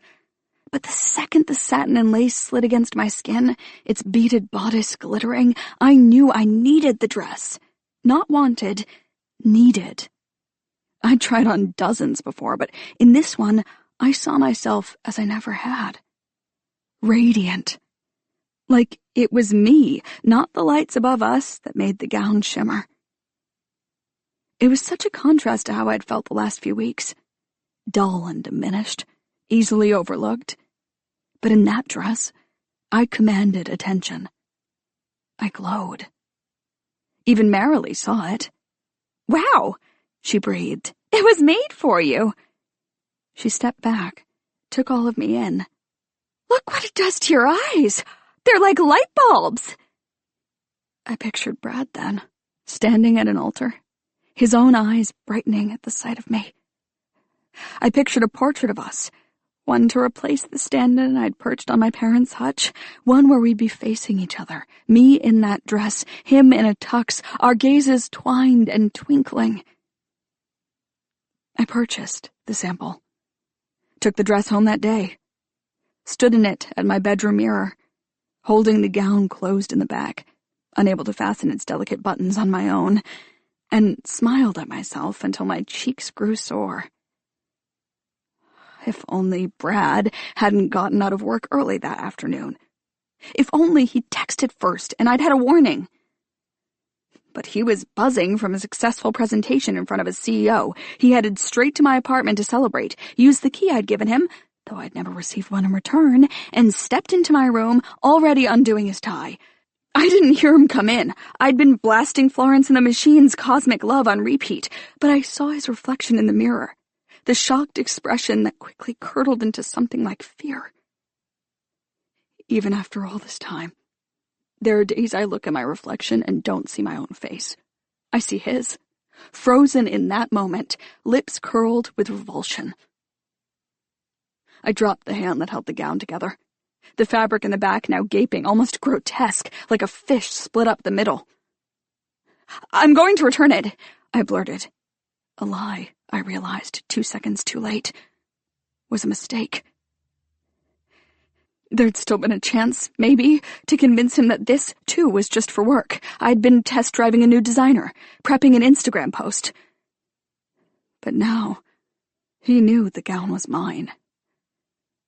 This is crazy, Rosie. You're crazy. He tripped over himself to get out the door, flinging more words over his shoulder. "I can't! This is too much!" But I didn't give up. Even when Nina was there, holding me on my floor, her sweater itchy against my still bare back, I was leaving Brad voicemails, texting him explanations, begging for a second chance. "Please, come back. Let's talk. It's not what you think, I promise. The dress just spoke to me." I couldn't bear for it to end with a misunderstanding. Not when in the beginning it felt like no one had ever understood each other as well as we did. I couldn't endure his silence. Not when we'd once had so much to say to each other. Even living, at the start, on separate continents, that our video chats wore down the batteries in our devices. For weeks I tried to reach him, reach back to who he'd been in the past. It was only once I gave into it. Finally set down my phone, finally faced the pitch-black cave of my future, that Brad acknowledged my existence. "I miss your face. Come over?" I knew then that he understood. I wasn't delusional, wasn't planning some wedding he hadn't consented to yet. And when he kissed me that night in his doorway, hungry for me in a way he hadn't been in weeks, I knew that the distance, the silence, was over, that we'd go back to the way we were meant to be, electric, inseparable. Brad seemed to know that too. My toothbrush was still in his medicine cabinet, kept like a promise, and in the morning, as we kissed goodbye, he made another. "We should do this again. I'll text you." On the second day of waiting for that text, I baked him his favorite cookies. I was already making a batch for our seamstress's birthday. Oatmeal raisin were her favorite too. But I baked extra for Brad, still giddy from the night we'd reconnected, and dropped them off at his house so he could find them when he got home from work. Instead of leaving them on his front steps, where squirrels might claw at the plastic wrap on top, I pulled open his garage door and placed the plate on the concrete floor. "Left you a surprise," I texted. And though I waited all day for a response, a picture of him digging into the cookies, an invitation to come share them with him, nothing came.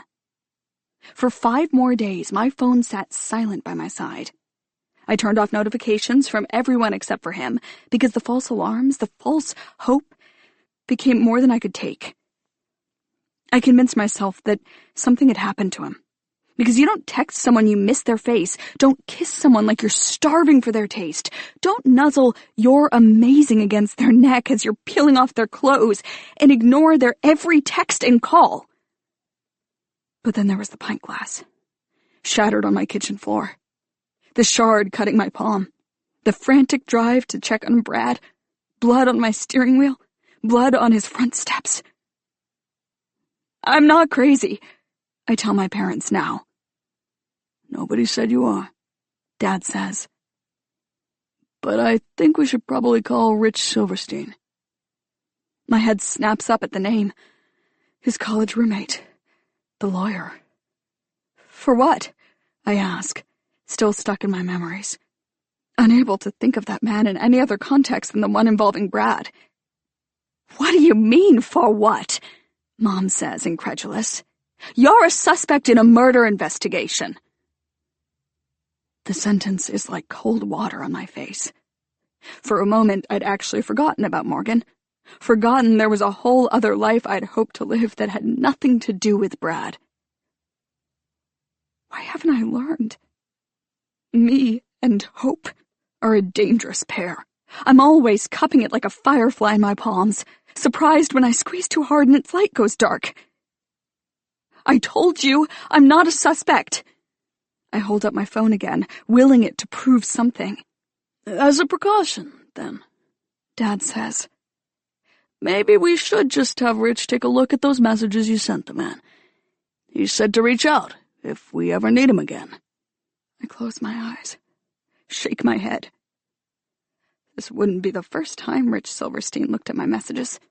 He once pored over them in my parents' dining room, reading every word I'd sent to Brad in the last month. I didn't stop reaching out. Not even after I sobbed on his steps, my blood-streaked keys in my hand. Not even after he told me to go home. We were done. I was crazy. I kept texting, kept emailing, because I didn't understand how quickly we went from forever to never. There were stretches of days when I'd be strong, wouldn't contact him at all. But then it would come to me. The words I was sure would inspire a response. Make him see I wasn't crazy. I was just in love. In loss. In limbo. Because if he'd texted me out of the blue once before, who was to say he wouldn't miss my face again? Wouldn't, despite my crazy, invite me back into his bed? I'm still so sorry about the way I showed up that night. Bleeding and crying. I'm sorry about texting you this many times. But every time you don't respond, I start to question every memory I have of us. Because just 2 weeks ago, you told me you missed me. You cut my face in your hands, and you kissed me all the way to your room. And I don't know how to reconcile the two. Intimacy and silence. Rich Silverstein read those words. My stupid, futile words. Shame rushes through me, remembering how he printed them out and frowned at the pages, highlighting phrases as he read. Dad had called Rich to consult about the response I finally did get from Brad, which came not as an email or text, but as a harassment prevention order. Mom read my messages too, sweeping up each page after Rich set it aside. I don't understand, she said to me. You're a grown woman, Rosie, and Brad has clearly moved on, so why do you sound so desperate here? Why can't you just let him go? I sat mute in my chair, staring into their living room, straight at the empty space beside the frames on her hutch. Time and time again, I failed to fill it permanently, only left it looking blanker than it had before. I saw Brad only once more after the order was issued, at the hearing, where his gaze swerved from mine, where his lawyer kept mentioning my blood on his stoop, even showed the judge photos of the drops I left behind, the cookies I left in his garage, and a copy of the paperwork in which I'd listed Brad as my fiancé. My parents, there that day to support me, held hands the entire hearing, their knuckles whitening each time Brad's lawyer spoke. In the end, the judge sided with Brad. The order was extended, and Brad's smile smacked me like a gavel. When I returned from court, I crawled back into bed and stayed there as much as I could. At first by choice, cocooning against the grief and humiliation, and then, soon after, by necessity, when a simple shower was enough to leave me breathless, when my chest was so tight it felt like my lungs had shrunk. I feel that way now, too, as Dad stares at me, waiting for a response. I rub my sternum with my knuckles, trying to loosen my airways, and I meet his gaze, which wells with worry. Fine. Call Rich, I tell him. Let him know what's going on, just in case. But believe me, if there was anything incriminating on Donor Connect, I'd have been arrested by now. My parents don't nod, don't show any sign of feeling assured. The lines between their brows only deepen, twin trenches of concern and something else. Because the way they're looking at me now, it's not so different from the way Brad did. That night on his front steps. That afternoon in my mirror. Not so different from Nina either, a couple nights ago in her car. I see them doubting everything I've said, I've done. Even with their mouths closed, I see crazy on the tips of their tongues. Chapter 13. I want him to die. I want his heart to literally stop beating. I look up from my phone, frown at my office door, which a woman's voice has breached. Like if he doesn't stop breathing, what's even the point? In her pause, I'm the one who stops breathing. Do you think this dress will make him do that? I exhale, massage my forehead, picture the bride preening in front of her friends. Definitely, one of them chirps. I'm operating on only a couple hours of sleep, but I'm determined to work my entire shift. My hair is curled, I'm wearing heels, and I waved at my parents as I left the driveway this morning, my mother's face flashing between the curtains she just flicked open.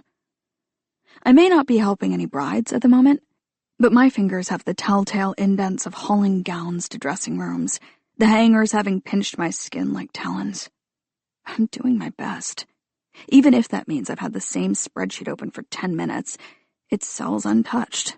Even if I'm more preoccupied by social media than the bride out front who wants a dress that kills. My phone's on airplane mode, so I can check the Instagram story Blair just posted without her finding my name among its viewers. It's a post she shared from Burnham Bookshop. They'll be hosting a community gathering in memory of Morgan Thorne tonight on the town green, and they've billed it as a chance for his fans and neighbors to grieve together and honor his work. Blair shared the post without comment, giving no indication of whether she'll be attending, but I can't imagine she will. It seems excruciating, standing among strangers as they mourn a man they didn't actually know, when Blair, by Morgan's own admission, knew all his secrets. I swiped my text thread with Nina, even though I checked it only minutes ago. No new messages, no typing bubble. I texted her last night as soon as my parents left, letting her know I had my phone back, sending her proof of life. That message sits at the bottom of the screen, unanswered. Maybe she was working last night?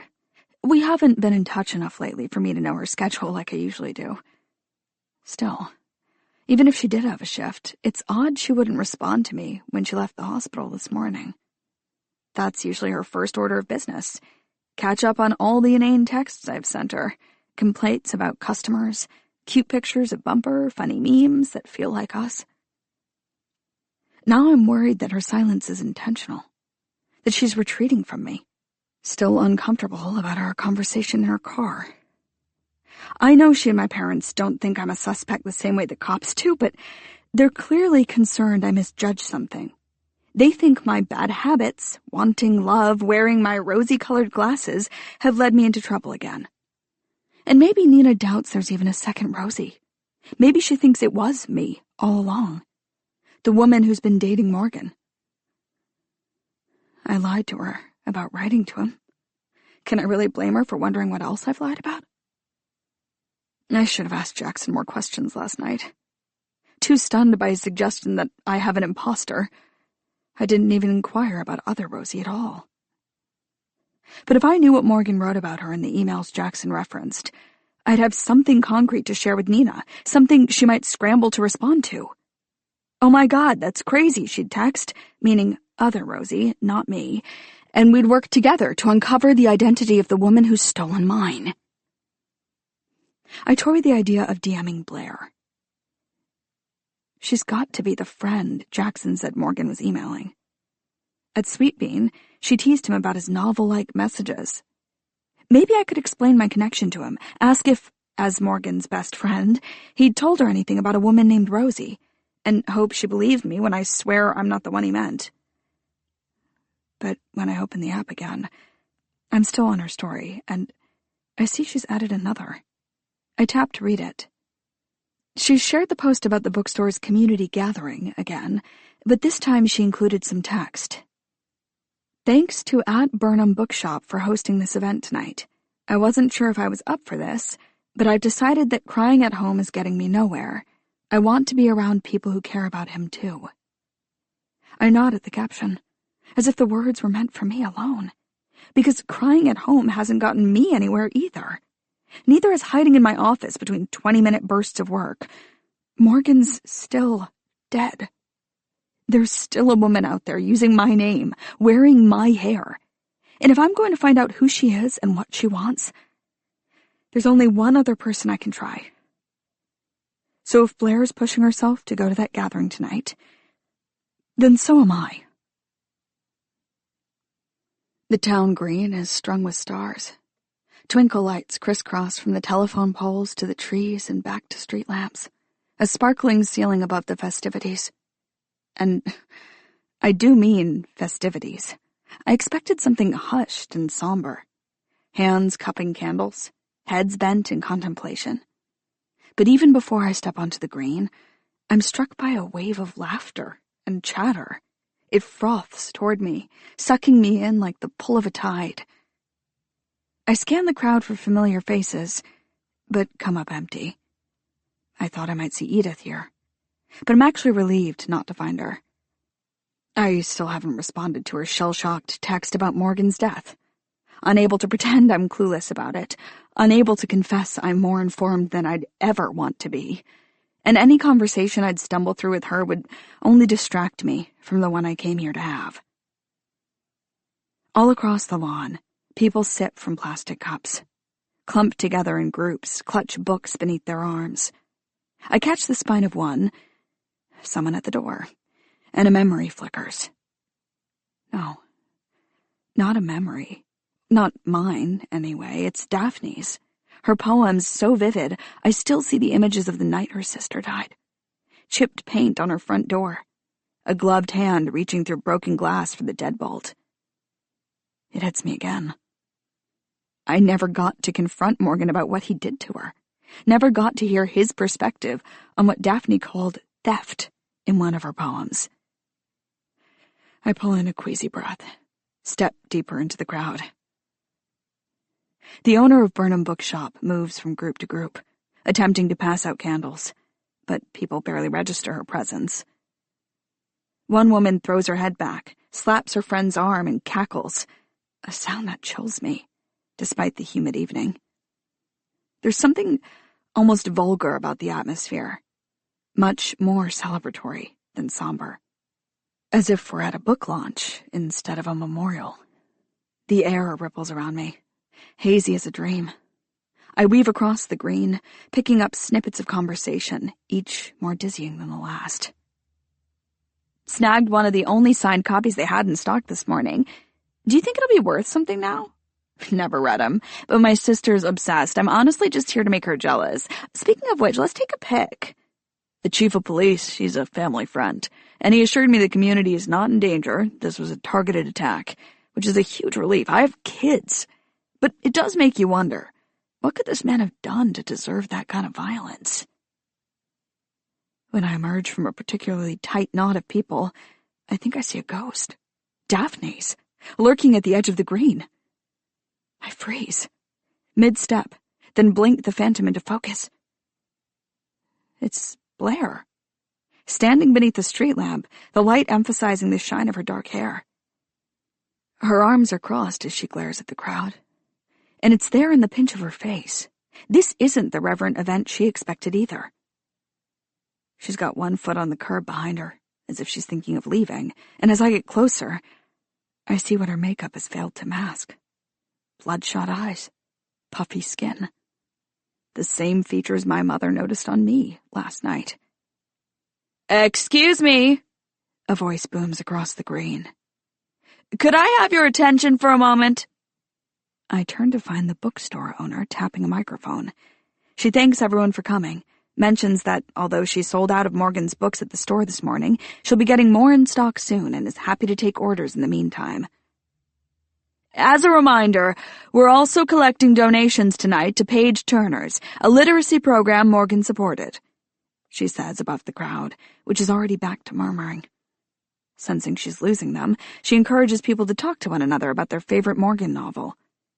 Laughter snakes through the crowd at the suggestion, and that's when I realize what this night really feels like. Not a book launch, but a book club. One where the author's work gets pushed aside in favor of juicy conversation. I'm about to turn around, look for Blair again, when someone taps my shoulder. I spin and then startle. Blair is 2 feet away, staring at me. Or at least my hair. "You're Rosie," she says, "aren't you?" "Oh, yeah, hi," I stammer. After only seeing her on social media, besides that day in Sweet Bean, it's strange to be addressing her directly. Even stranger that she's addressing me. "So you're the woman Morgan was seeing?" Oh, I repeat. I'm actually, I fumble for how to explain, and in my hesitation, she steps even closer. I'm Blair, his best friend. I figured you'd be here tonight. There's something dark in her expression, like I'm a threat, and I realize she's probably made the same assumptions I have, that the woman from Morgan's emails could have been the one to kill him. No, I'm a different Rosie, I say, and Blair squints at me. My name is Rosie Loughlin, but I've never even met Morgan, and your hair's pink. Blair cuts in, her tone like a lawyer calling objection. I know, but I can explain that. Well, actually, I can't, but maybe you can help. Her eyes rake across my face like nails. Start making sense. I have Daphne's heart, I blurt, since that's where my connection with Morgan begins. Blair's face convulses with confusion, so I hold up my medic alert bracelet, then rush ahead, sharing the story that's becoming well worn, the details softening like clothes after too many washes. It's all less vivid than the first time I told it. Less mine. Still, I describe my transplant, my messages with Morgan, and with every sentence, Blair's brows sink deeper. I speed up, admit that even though I figured out Morgan's identity from the start, I kept that from him, kept my own a secret too. Finally, I conclude with Jackson's imposter theory and the fact that whoever Morgan was seeing left strands of her hair at the crime scene. I submitted a hair sample, I say, to prove it won't match. Blair stares at me like the hair at issue is porcupining around my head. Then she spits out a question that yanks us back to the beginning. You had a heart transplant? With Daphne's heart? She says it with something like disgust, as if I took it intentionally, hunted Daphne down to be my organ donor. As if I wanted Morgan, even back then, and found some way to kill his wife, save my own life, and seduce him all at once. I don't answer her with words. Instead, I step closer to the streetlight and tug on my collar until she sees the tip of my scar. She drags her gaze along it like a scalpel.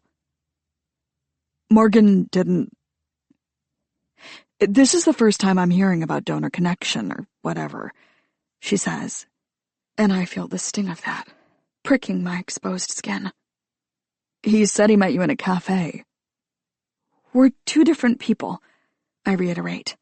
The Rosie he met in the cafe and the Rosie he talked to online. But you both have pink hair? Do you realize how crazy that sounds? I inhale slowly.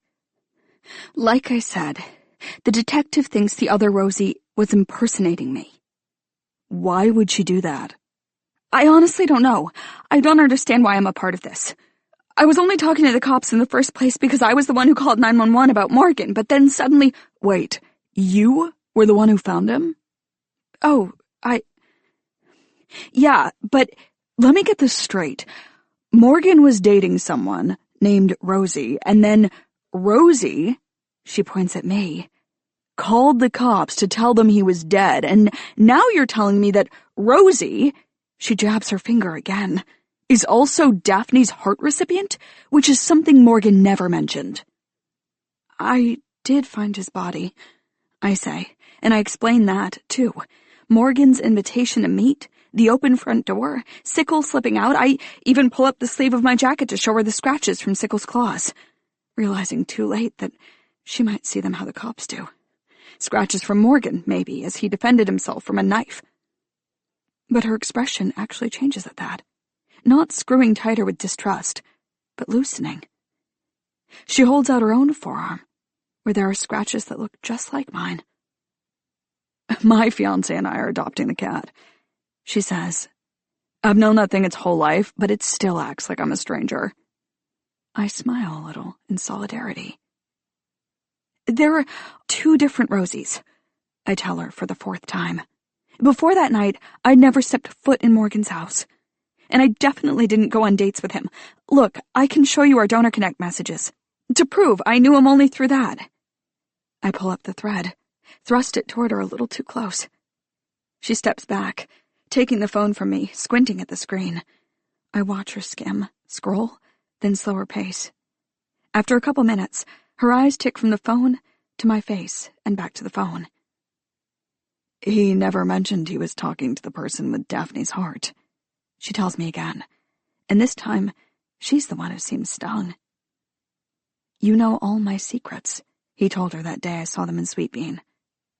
But I guess he kept me as one. The cops checked my phone against the one Morgan had for Rosie. It's not the same number. I never spoke to him on the phone. I never even spoke to him in person. That's what I was on my way to do that night. I wanted to confront him. It's the wrong word to use. Blair's head snaps up from my phone, her gaze pointed again. Confront him about what? Somebody's laughter cuts between us, a reminder we're not alone. I lower my voice. I recently read some of Daphne's work, and it seemed like they had kind of a volatile relationship, that he stole parts of her past and used them in his books. Blair scoffs. What? I ask. Is that not true? It's one truth, but writers do that all the time. It's called inspiration. Daphne called it an invasion. I remember that phrase from one of her books. What you call inspiration feels like invasion. In her poetry, she said it was theft. Yeah, well, Daphne said a lot of things. What does that mean? Blair huffs out a frustrated sigh, hand lurching forward to return my phone. Daphne was not well. She went through a lot as a kid, so half the time she pushed all her anger and grief and fears of abandonment onto Morgan and took it out on him.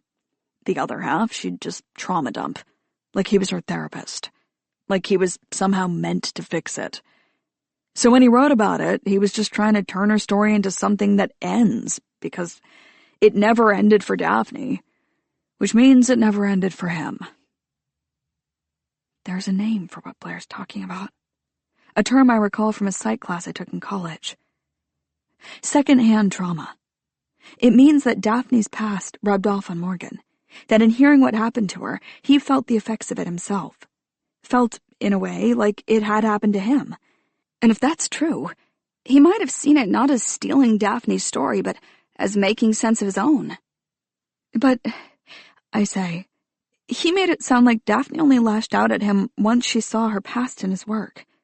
It seems like he triggered her more than the other way around. And in Daphne's poems, she made him seem hungry for her trauma, like it fed him as a writer. Blair shrugs. They both had their own perspectives. I'm just telling you what he told me. I'm tempted to push it, ask more about Daphne and Morgan. But as much as their marriage remains a mystery to me, it's not a mystery I'm meant to solve anymore.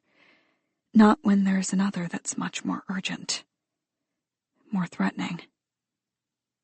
So, the woman Morgan was seeing, I start. The cops said she was at his house the night Morgan died. They also said he was drafting an email to a friend, describing what happened between them, presumably after the woman left, but he was? The question shoots out of Blair, her eyes wide with longing, desperation. My shoulders sag, only now seeing how sad it is.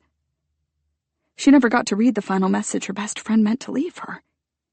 Didn't even know it existed until now. Yeah. I keep my voice soft. But the draft, he never finished it. So, what if she came back?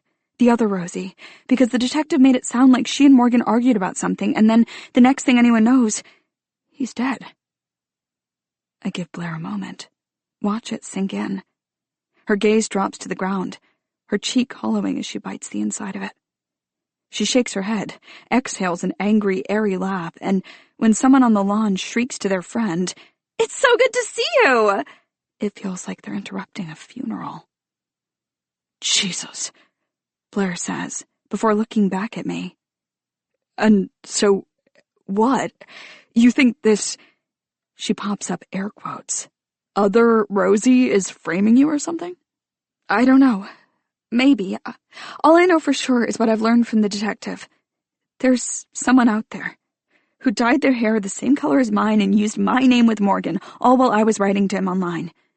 And there's a witness who says the pink-haired woman she saw with Morgan is not me. Blair straightens at that, scans me up and down. What else have the police told you? Because they're not telling me shit. I try to think of something I haven't already shared. The phone the woman used with Morgan was a burner. Blair scuffs out a sound, half laugh, half groan. Of course it was. I told him from the start that something seemed off about her, that she was a walking red flag, and now... She bites her lip, shakes her head again. She doesn't need to say what now is. Now is this gathering. Now is our bloodshot eyes. So you believe me? I ask, noting the pronouns she used. Her instead of you. You believe there's another Rosie. She appraises me a while, lips still caught between her teeth. Fuck it, she finally says. Maybe, I don't know, but I need to know what happened to Morgan. And if you are telling the truth, you might be the only one who can identify the woman he was seeing. Morgan didn't even know the most basic details, like her last name or where she worked. And if she really was impersonating you... There's a sarcastic edge to impersonating, like she can't believe she's entertaining the theory. Then she's gotta be someone you know, right? I'm slow to nod, holding myself stiff to suppress a shiver. So here. Blair pulls her phone from her back pocket, swipes and taps at the screen before handing it over. Those 3 emails at the top of the folder are the only ones where he mentions Rosie. We never got a chance to talk about her in person. I stare at the screen. You're letting me read your emails? Blair waves an impatient hand. This is what you want too, right? To find out who she is? It is, but it's terrifying too. I'm on the verge of learning about the woman who already knows so much about me. My palm trembles beneath the phone, but I grip it tight to steady myself. Taking a breath, I prepare to dive in, just as a group of women burst into laughter a few feet away. Wait. Blair snatches back the phone, her nails scraping me in the process. Her eyes, slitted and suspicious, sweep the crowd. I hate these people, and I don't want them to overhear anything they could gossip about later. We should do this somewhere else. Oh, right, I say. That makes sense. I picture us sitting at Sweetbean instead. There'd be something eerie yet strangely right about reading the emails in the place where Morgan met other Rosie. But the cafe is usually closed by now. I scan the street, thinking of other options. Then suck in a breath. A head of pink hair peers at me from a parked car. What? Blair says. I squint into the distance to watch the head move. Only it's not a head anymore. It's just the sleeve of someone's coat. As someone jumps into the passenger seat, the driver's pink elbow peeks out the open window. What? Blair repeats, sharper this time. Nothing, I say. Sorry. Just follow me. I know where we can go. Chapter 14. You brought me to your house? Blair gapes at it like it's haunted, like gauzy figures stand at the windows, watching us through the glass. I live in the apartment over the garage. The house is my parents'. She spins toward me, and the look she gives me is uncomfortably familiar, one that means I've gone too far.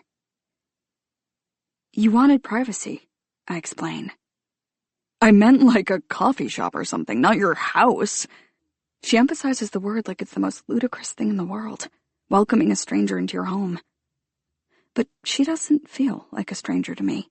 And not just because I've combed through her photos, clocked all the ways she's changed since she first met Morgan in college. There's something in Blair I recognize. The kind of pain that gnaws at you, like an infestation, weakening you from the inside out. She's trying to hide it, stiff posture, clenched hands, but I know she feels close to crumbling. A coffee shop wouldn't be private, I say, and my house was in walking distance. She glares at me through the darkness, shifting her weight as if she might bolt. For all I know, you could be the one who killed Morgan. I frown at her. I thought we'd moved beyond that. Do you really think I killed him? I don't know. I met you like 10 minutes ago. But you asked me to read his emails, I point out. Yeah, maybe this was a bad idea. I draw closer to her. No, I think it was the right one. I think we're each other's only lead. She bites the inside of her cheek, head slightly shaking as her eyes veer up the street. Please. I touch her arm. She looks at my hand before dragging her gaze to mine. I let go. Take a step back. The police may have told me more than you, but they're not telling me much. Nothing makes sense. I've barely slept in days, and I have to know who this other Rosie is. I have to know why she did this, to Morgan and to me. I have to... I stop, as pressure builds in my chest like a sob is stuck there. I rest my palm against my heart, focus on breathing until the strain subsides. As Blair watches me, her expression inches from wary to almost worried. You okay there? I nod, measuring another inhale. Blair nods gently in return, then scrapes out a chuckle, dry and a little bitter. You know, you're the first person I've seen in the last few days who looks as shitty as I feel. She shifts from foot to foot again, bouncing on her knees. Fine. Let's go inside. I had a giant latte before I left, and I've had to pee for like an hour. She marches up the driveway, and I stutter into step behind her. And while I'm doing that, she adds over her shoulder, you can start reading the emails so we can nail this pink-haired bitch. Once inside, I point Blair to the bathroom. She heads there after handing me her phone, open to the messages, and I drop into a chair at the table, exhaustion hitting me all at once. Beside the fruit bowl, there's an orange prescription bottle I don't remember leaving there. Reading the label, I see it's not one of mine, it's Mom's. The sleeping pills she offered to let me borrow last night, accompanied by a note, to help you feel better. But sleep is just an opportunity to dream, and right now, I'd only have nightmares. Pushing the bottle out of the way, I turn to the emails on Blair's phone, and right away, Morgan's words knock me sideways. It's like reading an alternate version of my life, one where I did orchestrate the cafe meet cute I fantasized about. When Morgan describes the exact shade of other Rosie's hair, I can't believe how similar it is to my own. Like a cherry blossom. She even bought a Danish, my go-to order at Sweet Bean. Then again, that's most people's go-to order. The pastry is so popular they've been featured on the Food Network. Still, it feels like another violation. But as I read on, the feeling branches into other, more complicated ones. I'm torn between being unnerved by this woman and strangely drawn to her. I enjoy her sense of humor, her quirky little quips. If I didn't know any better, I might actually laugh at her banter with Morgan. Instead, I feel a jab of jealousy at how quickly she captivated him. Then I reach the point in the email when Morgan mentions Daphne, and any envy or endearment instantly dissolves. I've always known it's a risky thing, letting women get too close to me. You're the only one, Blair, who knows the real me, and somehow hasn't suffered for loving me. I continue reading and struggle to balance it all. Details I'm collecting about other Rosie. She likes friends, same as me, but same as millions of other people too. And my mind's furious worrying at Morgan's more unsettling lines. I think she's sensed something in me. The darkness like a storm beneath my skin. Find anything? Blair asks, re-entering the room as I finish the first email. I shake my head, gesture for her to sit. Then I dive into the second message, where Rosie leaves a note for Morgan in his mailbox, setting up a date at the park. Morgan watches her there before he approaches, hoping she'll worry he stood her up. They joke about bird baths, bug baths. Morgan says he's... My breath snags in the back of my throat. I've been preoccupied with ideas for my next book. I think it'll be about a woman who had a heart transplant. She connects with the husband of her heart donor. I look up mid-sentence. He was writing about me? Apparently. Blair scoffs, and I can't tell if her irritation is directed at me or Morgan. But he never told me you were a real person. I slump back in my chair, the air knocked out of me. He says in the email, I'm still waiting for the protagonist to take shape. Is that all my messages were to him? Inspiration for a character? When he asked if we could meet in person, was it only so he could study me up close? See the pink, puckered skin between my breasts, then describe it in a book? My scar aches at the thought, and as I rub it through my shirt, my scar, mine, I read the lines that follow, where Morgan sketches other Rosie as a character too. Her hair, her contradictions. He ponders what he could do with her, wonders at the darkness she's endured. The same thing that once drew him to Daphne. I touch my knuckles to my lips, push back against a surge of nausea. But at the start of the third email, he references my story again.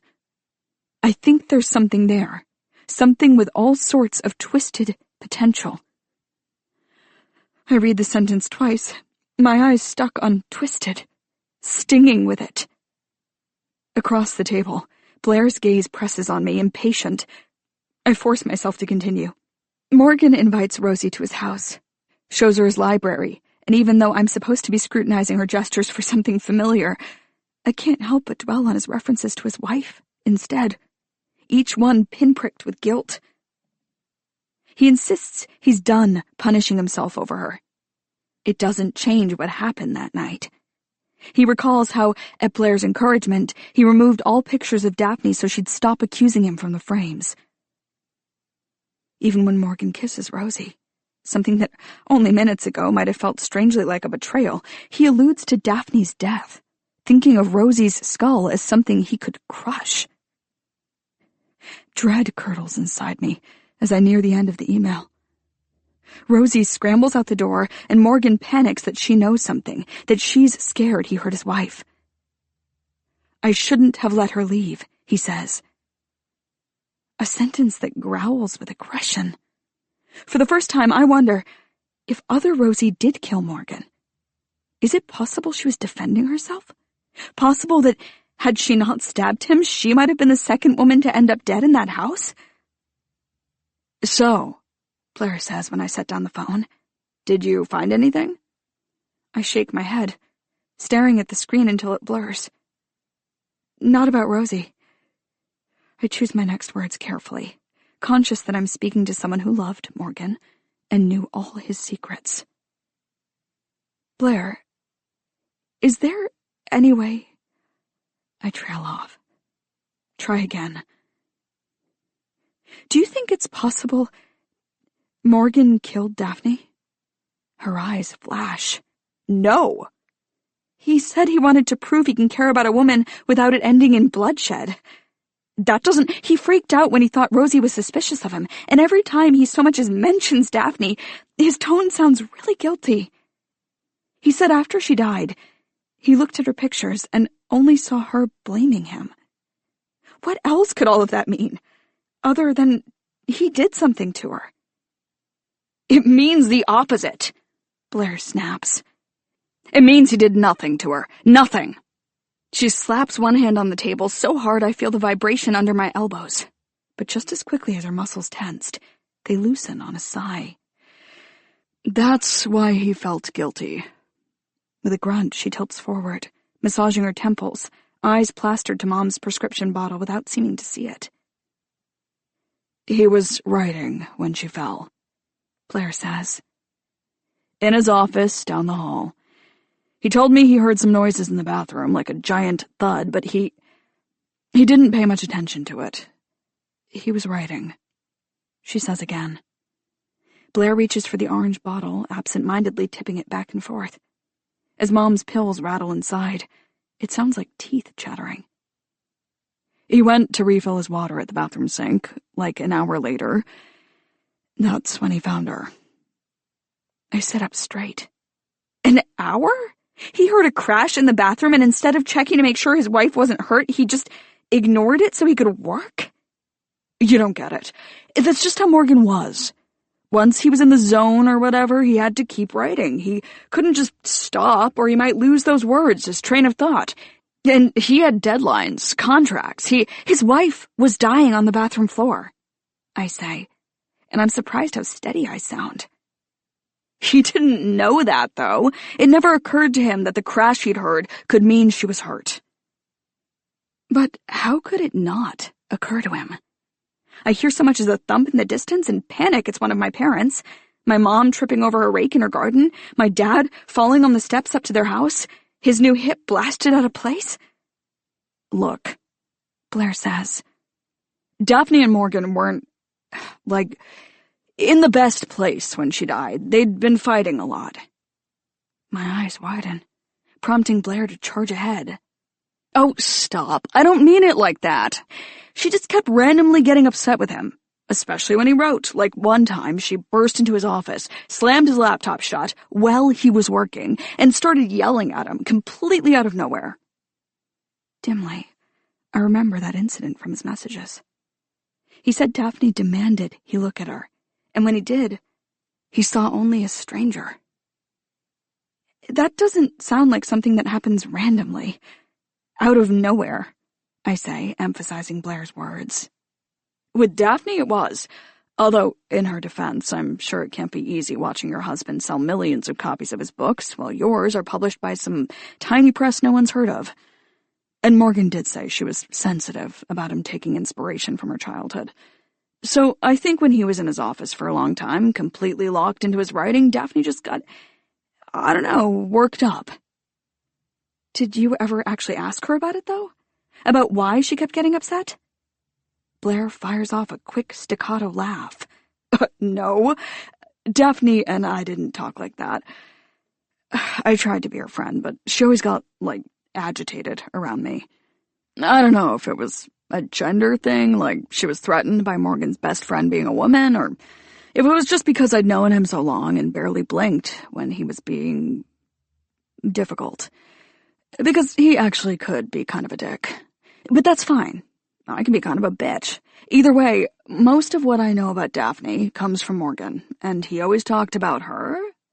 She curls her fingers into air quotes. Unhinged outbursts. Unhinged. A more palatable word for crazy. But no matter what Morgan told Blair, no matter how Blair defends him out of loyalty and love, if Daphne got upset sometimes, she had her reasons. I'm rattled enough just from Morgan thinking of me as research. I can only imagine how betrayed Daphne felt whenever he embedded her trauma in his books. Couldn't he have been lying? I ask. About what happened the night she died? From just the handful of messages I exchanged with him, I know he lied sometimes. So how do you know what he told you was the truth? Because I know him, Blair says. Her tone as barbed as her gaze. Yeah, but I thought I knew him too. Not like Blair did, obviously.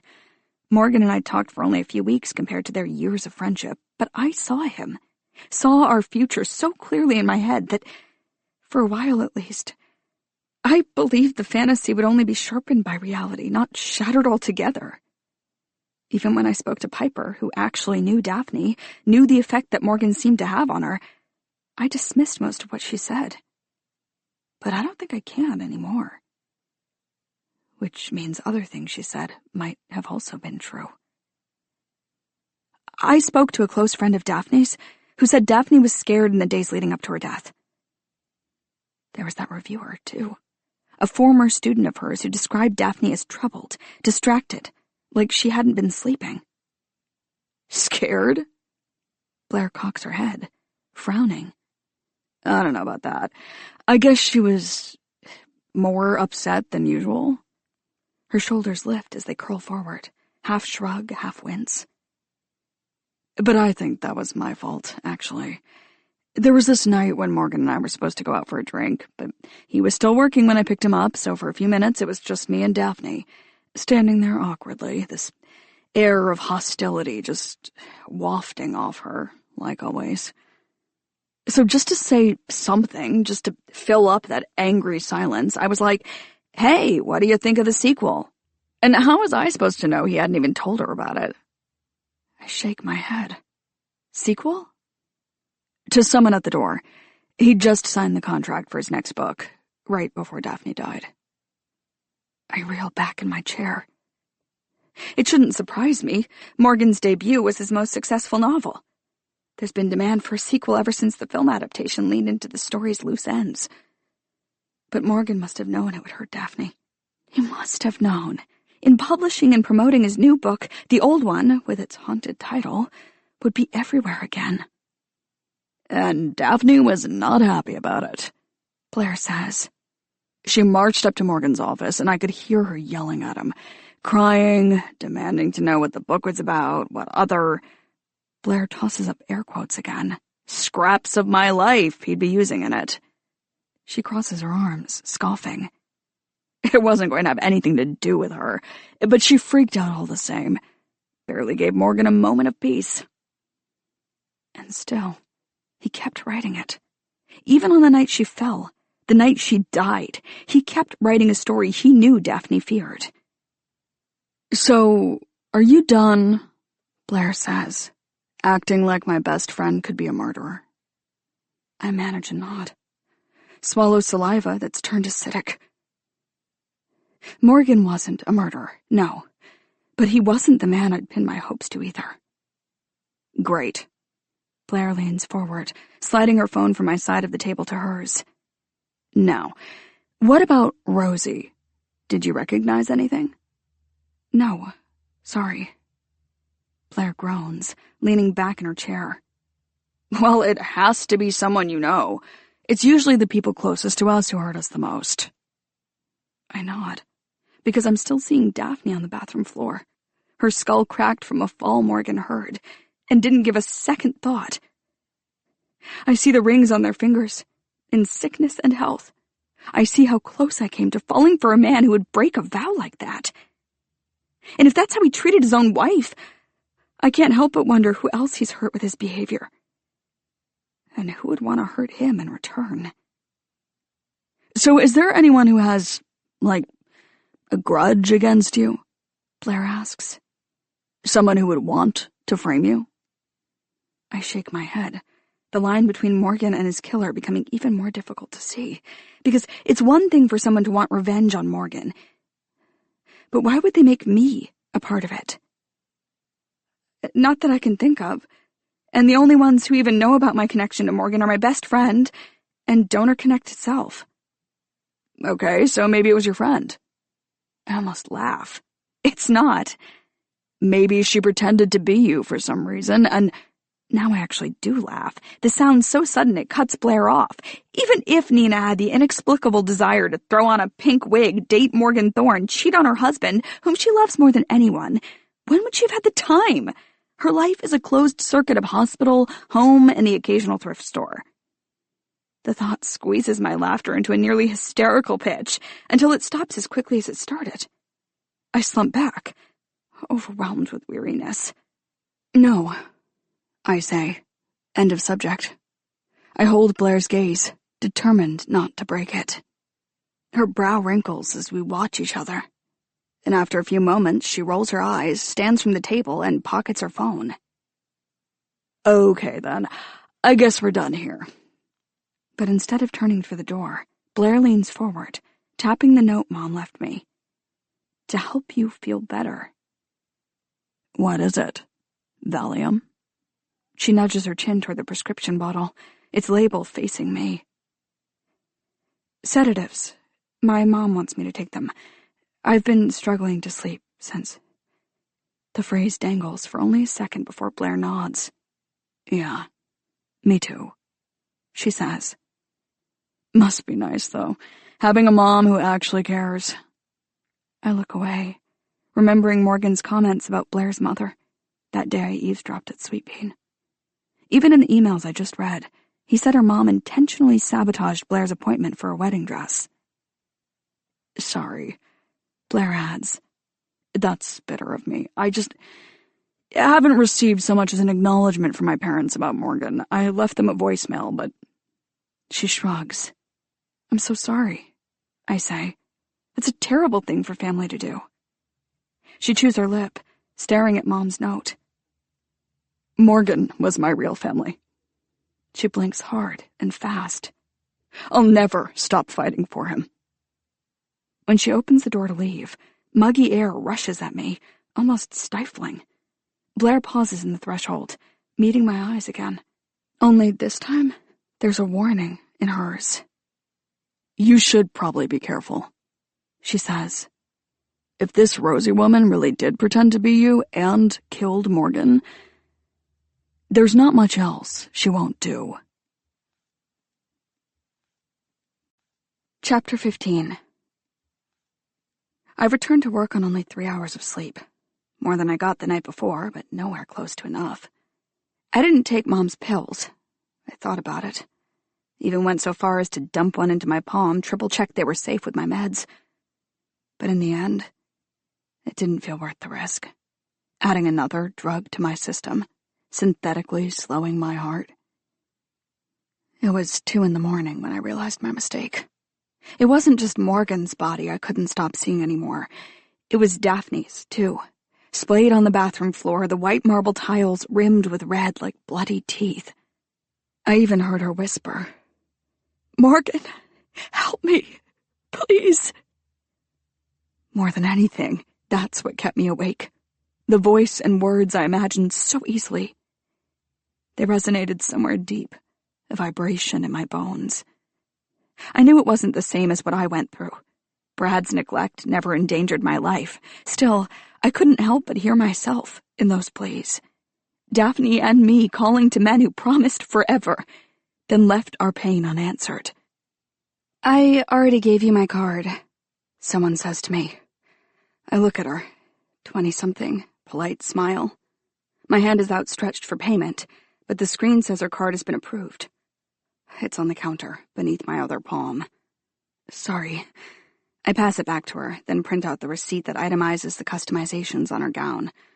I had to bite my tongue when she rattled them off to me earlier, too tempted to rein in her excitement. If you need to work so hard to make it perfect, it's really not the one. Then again, my gown was flawless in fit and style, and it might hang unworn in my closet forever. After the bride leaves, I head for the door myself. I was smart enough last night to build a pick-me-up into this day. As soon as Blair left, I texted Nina, asking if she'd be free for lunch. She was slow to write back, which kept me staring at my phone, bargaining with it to chirp out her reply, but when it finally came, she proposed a sweet bean date, only steps from the store, so we could maximize our time together. Seeing that text settled something in me that had felt unsteady since Nina first picked me up from the police station. She not only wants to spend time with me again, she wants to spend as much as we can. I practically skipped a sweet bean. Exhaustion be damned.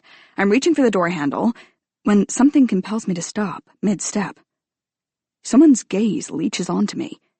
I feel the bite of it. The slow, persistent suck. I don't have time to look around before arms grab me from behind. Hey! I relax at the sound of Nina's voice, then spin around to hug her.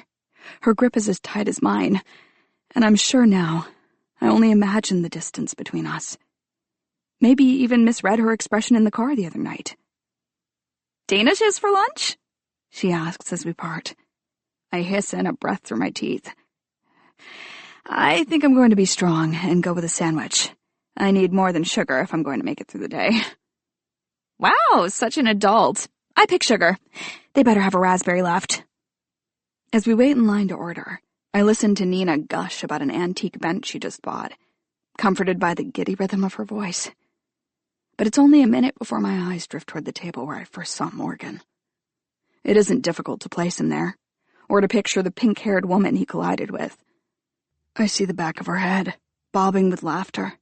See Morgan smiling across the table, his canines sharper than they look in pictures. The sky dims, rain taps against the window, and the barista approaches the couple to tell them they're closing. They stand up. Morgan gestures for Rosie to go first, and as she turns, I hold my breath.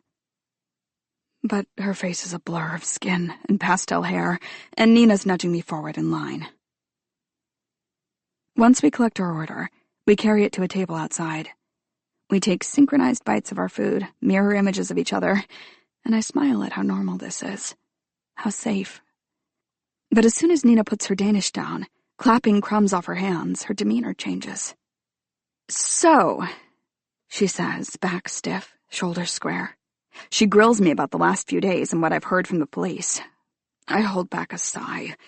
I'd hoped our lunch could distract me from Morgan, provide a reprieve as restful as a nap. But it was unrealistic to think that Nina wouldn't question me, that she didn't agree to these plans just so we could talk it out in person. I fill her in on all of it, and the longer I speak, the tighter Nina squints. Her eyes widen only once. "He just kept writing, Neens? He never even checked on her, and Daphne was in there dying." But they shrink again when I tell her Morgan's emails turned up nothing useful on other Rosie. "So you agree with that detective?" she asks. "You think someone's impersonating you? They have to be, right? Otherwise it's too big a coincidence." "But," Nina rips off a piece of Danish, "why would anyone want to be you?" I fall back, as if pushed, struck by the implication. "Okay, ouch." "No!" She waves the pastry in the air like she's erasing her question. "I didn't mean it like that. I meant, what motive would someone have? Why do you think they'd want to frame you?" I shake my head, still dazed by her original wording. "I don't know." She watches me while she chews. "What about a lawyer? Did you find one?" I'm saved from answering when someone says my name. Over Nina's shoulder, I find two women approaching. One is tall with honey-colored curls. The other is running her fingers through her white blonde hair, as if to neaten it just for me. "Hey!" I greet Piper and Edith, but my gaze is fixed on the latter. She looks a lot better than the night I met her in Just Say Yes. Her face is unmarred by tears, her mascara unsmudged. But there's still something heavy in her features, her smile weighed down by weeks of grief. "Looks like you had the same idea as us," Piper says, gesturing to Sweet Bean before homing in on Nina. "Hey, good to see you. It's been years, right? If you don't count Facebook. How are you doing?" "Good. How are you?" Nina's polite but impersonal tone tells me that she, too, has few memories of Piper from high school. I wonder if she remembers she's one of the girls I caught mocking Winnie, the freshman Nina and I befriended soon after. Piper points at Nina's half-eaten Danish. "I'll be great if you tell me you didn't get the last raspberry." "You're in luck. They just put out a fresh batch." "Oh, thank God. I'm hoping for almond, too." I turn my focus back to Edith. "I'm sorry I've been MIA. It's not just the text I never answered. Morgan Thorne is dead? Even before that, I'd already failed her. I'd promised to take Edith out, to help her through her heartbreak. But I didn't follow through, too consumed by Morgan and Daphne and what I'd hoped would be the end to heartbreak of my own. "How are you holding up?" I ask. Edith nods, attempting optimism before succumbing to a shrug. "I'm okay." Her eyes shift toward Nina, who's watching me expectantly. "Oh, sorry. This is my best friend, Nina. Nina, this is Edith."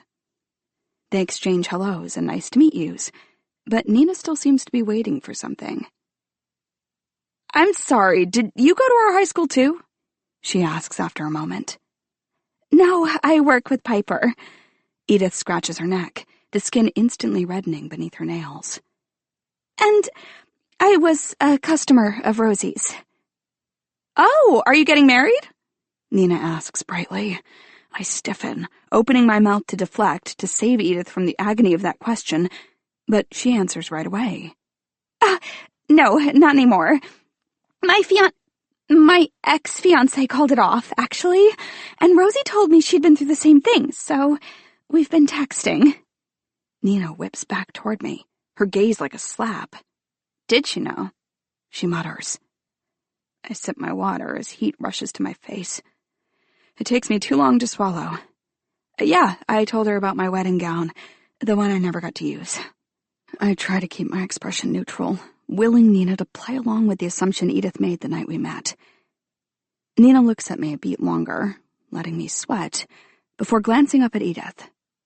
I'm really sorry. That must be so hard. Thanks, Edith says, fidgeting with the strap of the tote bag that bulges at her side. You're not the friend who is seeing Morgan Thorne, are you? Piper asks Nina.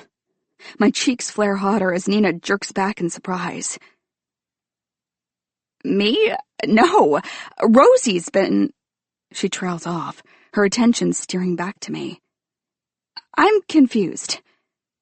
Oh, sorry, Piper says, but from the way she drags her gaze between the two of us, I can tell she didn't miss it. Nina's emphasis on my name. Rosie told Edith she had a friend who just started dating Morgan Thorne. Before he died, Edith adds. Oh, obviously. She shakes her head at the unnecessary clarification, balling her fists into the sleeves of her jacket, an almost childlike gesture of self-consciousness. You wanted to, vet him for her, right? She asked me before addressing Nina again. And Piper was close with his wife, so I agreed to speak with Rosie.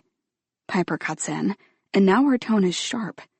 She studies the disappointed slouch in Nina's shoulders, the nearly visible tisk on her tongue. Then she narrows her eyes at me, clearly knowing I lied. The realization rolls through Edith, too. Wait, were you the one seeing Morgan? I bite my lip. Not exactly. I did lie about the friend thing, though. I'm sorry. Edith looks at me, as if through a film of fog, unsure what she's seeing. Not exactly, she repeats. I don't get it. Why would you pretend it was your friend? That's a great question, Piper chimes in. You could have easily said, hey, I just started seeing Morgan Thorne, and I'm curious what— No, I wasn't seeing him. I never even met him. Piper's mouth is frozen around the word where I cut her off. Okay, she finally says. You understand that's worse, right? You met with me under false pretenses because you, wanted information on him? That's really creepy, especially considering he turned up dead. Piper, Edith says, that has nothing to do with this. We don't know that. She spins on her heel toward Sweet Bean's door, hooking her arm around Edith's elbow. Come on, let's go. Before they disappear inside, Edith slips a glance at me, her face still crimped with confusion, and something like betrayal. Now that she knows I deceived her, I won't be surprised if she never texts me again. It shouldn't hit me as hard as it does. I barely knew Edith in the first place.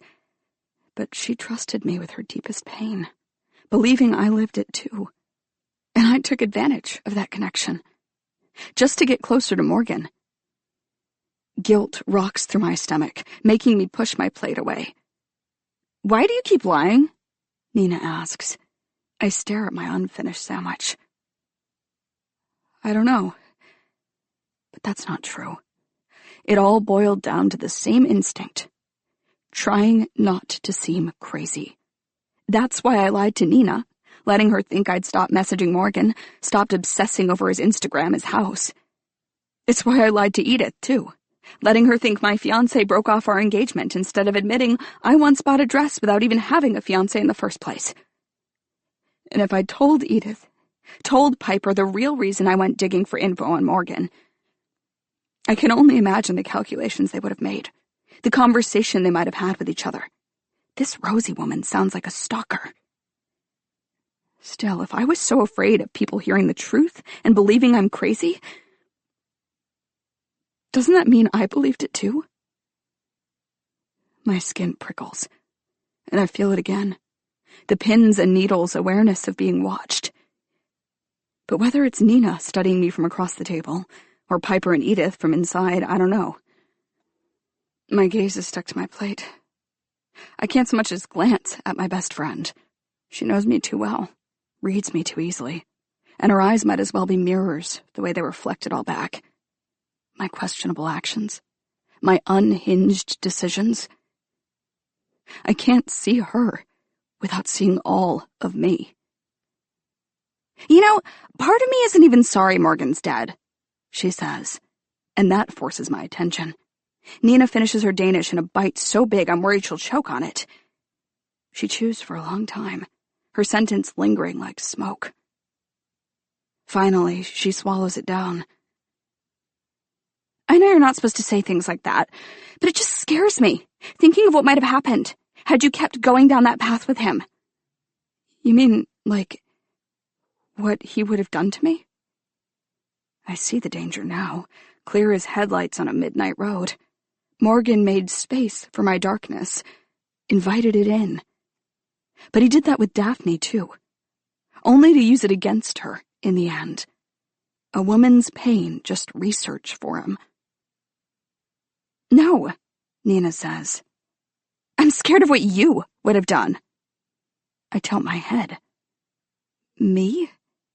But before she can elaborate, I notice a police cruiser winding through cars in the parking lot. Nina spots it too, and we track its movement to a space in front of Just Say Yes. When Jackson Dean steps out, I stand so quickly I rattle the table, toppling our waters. Rosie! Nina says, diving for napkins. Sorry. I dump my own onto the pile, but I don't stick around to help. I stumble through an apology, tell her I'll text her later, because right now, Jackson is walking into the store, and there's only one person I can imagine he's here to see. Chapter 16. I'm steps behind the detective, but he's already talking to Marilee by the time I rush into the salon. Oh, she's right here, actually, Marilee says, and Jackson turns to me with a nod of acknowledgement. We can speak in my office, I blurt, louder than I intended. A bride and her friends pause at a rack of dresses to look me up and down. Jackson cocks an eyebrow, while Marilee stares at the badge on his belt, no doubt remembering the message she passed to me from the police just days ago. That would be great, Jackson finally says, moving aside so I can lead him to the back. Questions cluster as I walk. Why is he here? Why didn't he call first? Request I come to the station? His steps behind me are soft and unhurried. But is there something urgent about this visit? I open the door to my office. The space is small enough when it's just me in here. But as soon as Jackson joins me, the walls close in, the boxes stacked against them threatening to crush us. I push in my chair as far as it will go, trying to make more space. But we're still barely 3 feet apart. Nice, Jackson says, chuckling at the wall behind my desk, where there are printouts of baby chicks wearing cupcake liners as skirts. I saw that online once.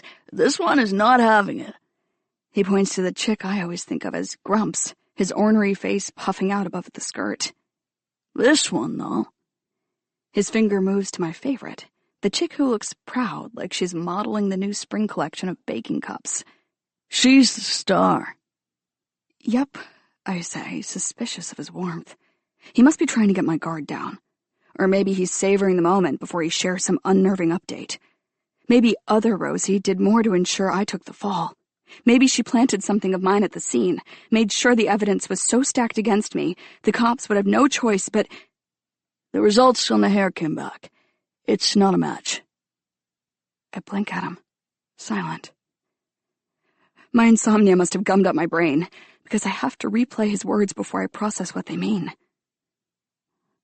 I'm not a suspect anymore? I didn't say that. I just wanted to let you know and follow up with... But you don't think I'm guilty. Otherwise you would have called me to the station, right? And something else is... I focus on his expression. You're looking at me differently. It's too forward, too much, but it's also the truth. His eyes are the gentlest I've seen them. Aimed at me, but not sharpened. And that's how it finally clicks. The reason I've had that vague, intermittent feeling I know him. You're Winnie's brother, aren't you? It helps that I just saw Piper, whose presence sparked thoughts of the girl. But now that I've made the connection, it's more than Jackson's eyes that remind me of her. It's the straight slope of his nose, his thick brows, and God, his last name, of course, Winnie Dean. Jackson's face opens with surprise. You know my sister? I was a senior when she was a freshman, but I hung out with her that year. I gave her rides home when it was raining, chatted with her at school dances. It wasn't charity, I genuinely liked her. She was funny, baked the best cookies, and made impeccable playlists. You're the senior? Oh, wow. Okay. Jackson shakes his head as if dazed. I was in college when Winnie started high school, but whenever we talked, she always brought you up. I'm pretty sure she referred to you exclusively as the senior who thinks I'm cool. I laugh. She was a sweet kid. How's she doing? Really good. She's in Boston, training to be a vet tech. He searches my face before he continues. You know, I've always been glad she had the senior during that time. She became a new person after meeting you, more comfortable in her own skin. So, thanks for that. You don't have to thank me. She was my friend. He rocks on his heels, returning his gaze to the wall. Then he clears his throat, as if uncomfortable with the turn our conversation has taken. Still, maybe it will help. Maybe my connection to Winnie, his gratitude that I took her under my wing, will sweep away any remaining suspicions he has of me. So, whose hair is it? I ask. Now that you know for sure it's not mine. We're working on that. But this corroborates your theory, right? That someone was trying to look like me? Nina's voice zips through my head. Why would anyone want to be you? We're investigating all possibilities, Jackson says, back to evasive, professional. But, in the meantime, it would be helpful if you could give me the names of everyone who knew you were corresponding with Mr. Thorne. Nobody. Just Donor Connect. My friend knew we'd exchanged a couple messages, but that's it. Jackson pulls a notebook and pen from his pocket, opens to a blank page. What's your friend's name? Nina Burke. But it's not her. Her hair isn't pink, for one thing, and... Jackson raises his pen like a finger to stop me. It appears the hair was colored, with the kind of dye that washes out easily, likely with a single shampoo. I frown at that. So you think this person was just dyeing her hair every time she saw Morgan? It's possible. The effort that would take. It only reiterates Other Rosie's commitment to fooling Morgan. To being me. I shake my head at the absurdity. Okay, well, one, Nina doesn't have time for that. Or for living a double life. She's an ER nurse who mostly works nights. Not to mention she's happily married. And two, she'd have absolutely no motive to infiltrate Morgan's life and pretend to be me. She was the one who wanted me to stop talking to Morgan. Jackson arches a brow, intrigued instead of deterred. And why is that? I press my lips together. This is the second time in 24 hours I've had to argue against Nina being behind this. But Jackson and Blair don't know how long she's left me, or how well. At her wedding, she dubbed me her sister of honor. Because you've always been family. When Brad left me crumpled on my bedroom floor in my wedding dress, Nina smoothed my hair, swept my tears off my cheeks, without even asking why I had the dress in the first place. She thought it was weird, I tell Jackson, for me to start a relationship with the husband of my heart donor. She didn't want me to get invested in such a complicated situation because she knows I get attached to people. I hear my mistake right away, even before Jackson glances up from his notepad. I tend to throw myself into relationships head first, or heart first, I guess. I kind of leave my head behind. I laugh, but the sound is awkward, rattling like a cough in my throat. What does that mean exactly? To leave your head behind? You do things without thinking, or... Jackson twirls his pen in thought. You do things without remembering. An ache pulses in my forehead, like the edge of a hangover. I just mean, love isn't logical. And you are in love with Mr. Thorne? No, I'm saying Nina knows how it was for me with men in the past, so she... And how was it with men in the past? Even though he interrupted me, his tone is not forceful or unkind. He sounds almost casual, like someone on a date inviting me to share my romantic history. I just go all in with the person, I tell him. And I usually end up hurt. Jackson's pen races. Is that what you'd say your list was? Going all in? I frown until I register the reference, My notes app filled with details about Morgan. No, I hadn't done that before. I see you had a harassment prevention order filed against you. His eyes rise from the page, latch onto my face. Can you tell me about that? Shame rushes through me, hot and prickly. Rich Silverstein assured me the order wouldn't appear on my criminal record. But I should have expected a cop to find it with minimal effort. How much has Jackson seen? The transcript of voicemails and texts? The photos of blood on Brad's steps? Does he know that even when Brad wouldn't speak to me, I told him in an email I'd love him forever? It was a bad time for me, and I stammer, then stop. I've already shared too much. Ever since Jackson entered the store, I've handled this completely wrong. I don't think I should discuss that without my lawyer present. Jackson nods, unsurprised, then taps his notepad. This friend of yours, Nina Burke. That's Burke with an E? Yes, I answer, before realizing why he asked. He's going to question her about me. Because even though his sister liked me, even though my hair and phone number don't match what they've connected to Morgan, there's a court order in my past, a list of facts in my apps, that keep him from crossing me off his list. I set my hand on my desk, weary and woozy, and I wonder who else he'll talk to. If Brad's contact info is somewhere in his notebook. The ache in my head knocks harder. Exhaustion presses on me, my eyelids like iron. One last thing, Jackson says. Did you know that Mr. Thorne was working on a book about a woman who had a heart transplant? I wince like he's pressed on a bruise, and I see him catch that this isn't news to me. Still, I don't understand how it's relevant. Unless he thinks it could somehow be motive? That I'm so unstable I'd murder a man for using me as research? I didn't find out until yesterday, I say, when Blair Hawkins showed me some of Morgan's emails. Jackson stops writing in his notebook to look at me. You've been engaging with Mr. Thorne's friends? He says engaging like it's on par with stalking. No, just Blair, and she approached me. She thought I was the Rosie from Morgan's emails, and I explained the situation. We're trying to figure out who that woman is, because we both think she killed him. Jackson's stare pierces through me, pensive and persistent, until he slaps his notepad shut. Thanks for your help, he says. That's it for now. The abruptness unmoors me for a second. Okay, I say as he opens my office door. I scurry behind him, conscious of the eyes that follow us to the front of the store. Merrilee's among them.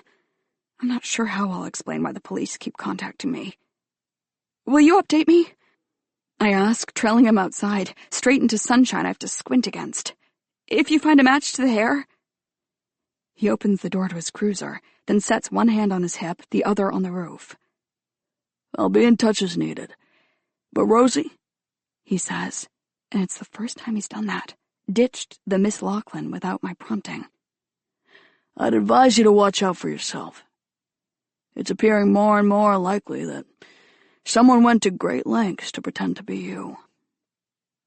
It feels like whiplash. The jolt from his scrutinizing questions to something more like concern. His warning even echoes Blair's from last night. So you think she's a threat? I say. The woman Morgan dated. Which means you agree she could have killed him, right?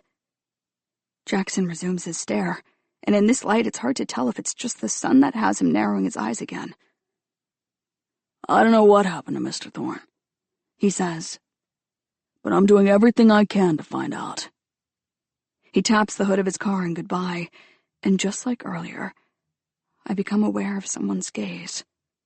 This time, I catch the culprit. Two culprits, actually. Piper and Edith have exited Sweet Bean and are standing on the sidewalk, taking stock of the scene. Me speaking with the detective, him squinting at me, emphasizing his effort to catch Morgan's killer.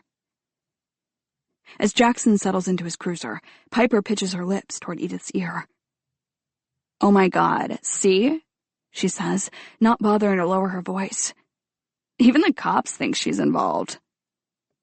I miss Edith's response beneath the rumble of Jackson's engine, but as Piper steers her into the parking lot, Edith peers back at me over her shoulder, same as she did when entering Sweet Bean. Only now, she doesn't look at me like I've betrayed her.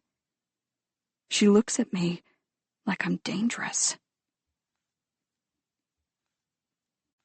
Chapter 17. Awake the next day in my wedding dress. I'm lying on my stomach, and before I even open my eyes, I become conscious of beads biting into my fingers. I adjust my legs, and there's a swish that sounds like dressing rooms, bridal risers. I scratch my side, and my nails catch on lace. I roll over, jerk upright, take stock of myself. I'm on top of my bed, the fabric my only blanket. If someone were to walk in right now, they'd walk right out, leave me in this gown for the second time. Because why am I in it? Why am I dressed for a wedding to no one?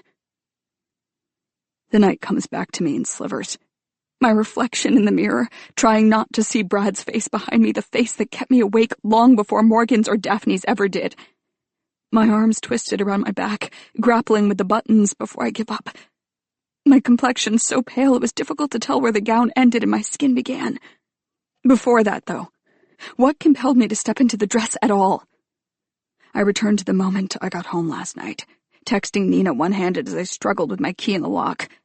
I warned her Jackson might approach her, might have questions, but shared the good news, too. My hair was not a match for the ones in Morgan's hand. As I walked inside, willing her to respond, my phone was the only light leading me on. Then there was the glow of the open refrigerator as I reached for the orange juice, mixed it with my meds, and swallowed the bitter mouthful. I stayed like that, in the semi-darkness, letting my phone point me to my bedroom, getting ready in the bathroom with only the nightlight. I wasn't taking any chances. I'd worked long after closing, making up for lost time, making myself so tired my eyes actually ached. And now that I was this close to my bed, I worried if I turned on the lights, my body might be yanked from the drowsiness that felt as powerful as a drug. That's why I didn't think I'd need Mom's sleeping pills. I assumed I'd slip between the sheets and drop into a dreamless sleep as good as being blackout drunk. But faces swarmed me again. Not Morgan's or Daphne's. Not Brad's either. Edith's. The fear beaming from her eyes when she clocked a cop's suspicion of me. Jackson's. The curl of his lips teetering between smile and smirk. And worst of all, Nina's. The cool appraisal of her gaze. Her glances like paper cuts. I heard her voice, too. I'm scared of what you would have done. Why would anyone want to be you? And it was those lines that had me launching out of bed, flicking on the lights, chasing all the faces away. I retrieved Mom's pills from the kitchen and gulped one down. Then I opened my closet for my favorite sweatshirt, an extra layer of comfort against the chill of Nina's question, and saw my wedding dress instead. It was still in front, free of its garment bag, from that day last week when I'd pulled it out to daydream about a second chance. For me and the dress. But as I looked at it last night, I didn't see an aisle lined with candles, a man in a tux, or feel the phantom grip of a hand on my waist. I saw only how gorgeous the gown was, felt only what a shame it was I might never wear it. I stroked the lace, and remembered what the dress had done for me that first time I put it on at Just Say Yes. Even though Brad had been distant for weeks, even though I'd felt him prying my fingers off his, one by one, the dress made me feel buoyant. Like if Brad did set me adrift, I would float instead of sink. At the same time, it made me see myself as someone worth being tethered to. And standing in my room last night, the echoes of Nina's words still in my head, I became desperate for that feeling again.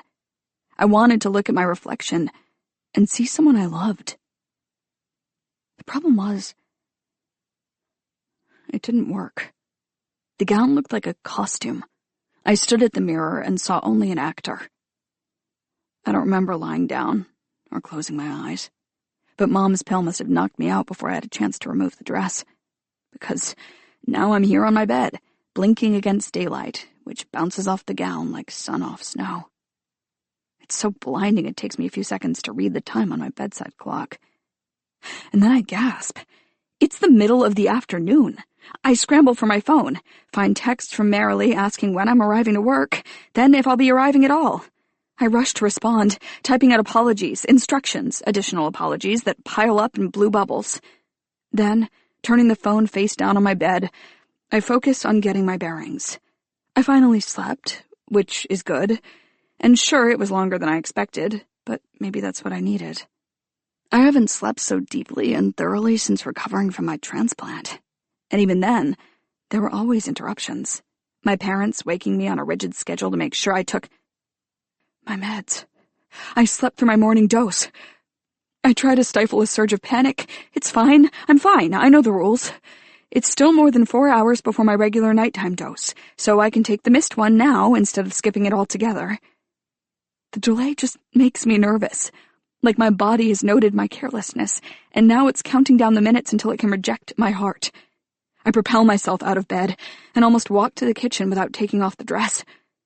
Framed by the windows like a bride in her wedding portrait. Stopping at the threshold of my room, I slip the cap sleeves off my shoulders and undo the zipper at the top of the skirt. I should be able to shimmy right out, but the bodice stays in place. I pivot my back toward the mirror, craning to see if the lace is caught on something. And I freeze. Because the lace isn't stuck or snagged. It's buttoned. But that isn't possible. I have never been able to button the bodice myself. That's why Brad saw me that day with the dress gaping open. That's the whole symbolic point of buttons on wedding dresses. A bride cannot manage buttoning or unbuttoning them on her own, so she needs someone close to her, a parent, a best friend, or at the end of the night, a partner, to do it. I rub my eyes, trying to scrub away the grogginess of the sedative. I blink and twist back to the mirror, but still, the bodice is buttoned. Not completely, not all the way to the top, but higher than I can reach. Was someone here while I slept? Did Mom come up to see me after hearing I was a no-show at work? If she did, I can't imagine why she'd button the dress. One look at me and she would have gasped so loud it woke me up. Would have called my dad in to witness my new low. Look at her. Look what she's wearing. What is she doing? What do we do? But who else, then? Nina has a key. She's let herself in plenty of times. To leave me baked goods or thrift store finds. That was usually while I was working. Never late at night, sure. But maybe she saw my texts, assumed I couldn't sleep again, and wanted to talk about it in person. Same as she had earlier in the day at Sweet Bean. I grab my phone, open our text thread, and I'm halfway through asking if she stopped here last night, when I realize she did respond to my messages. Just after midnight. Yes, the cop talked to me. And I'm sorry, Rosie, but I think I need a little break. I reel back. A break from what? From me? I'm erasing my half-formed text to ask for clarity instead. What does that mean? A break for how long? What would that even... But I stop mid-question when I realize something else. I didn't have a notification about this message when I woke up. Which means I must have read it when it came in last night. Except I have no memory of that. Same as I don't remember the transition from standing in front of my mirror to crawling back into bed. And if I don't remember those things, is it possible I don't remember buttoning the dress? I contort my arms behind my back to confirm I'm physically incapable of doing it. And it's true, I can't get enough purchase on the tight loops to unhook them. Still, my fingers can just scrape the highest of the buttons. It's awkward.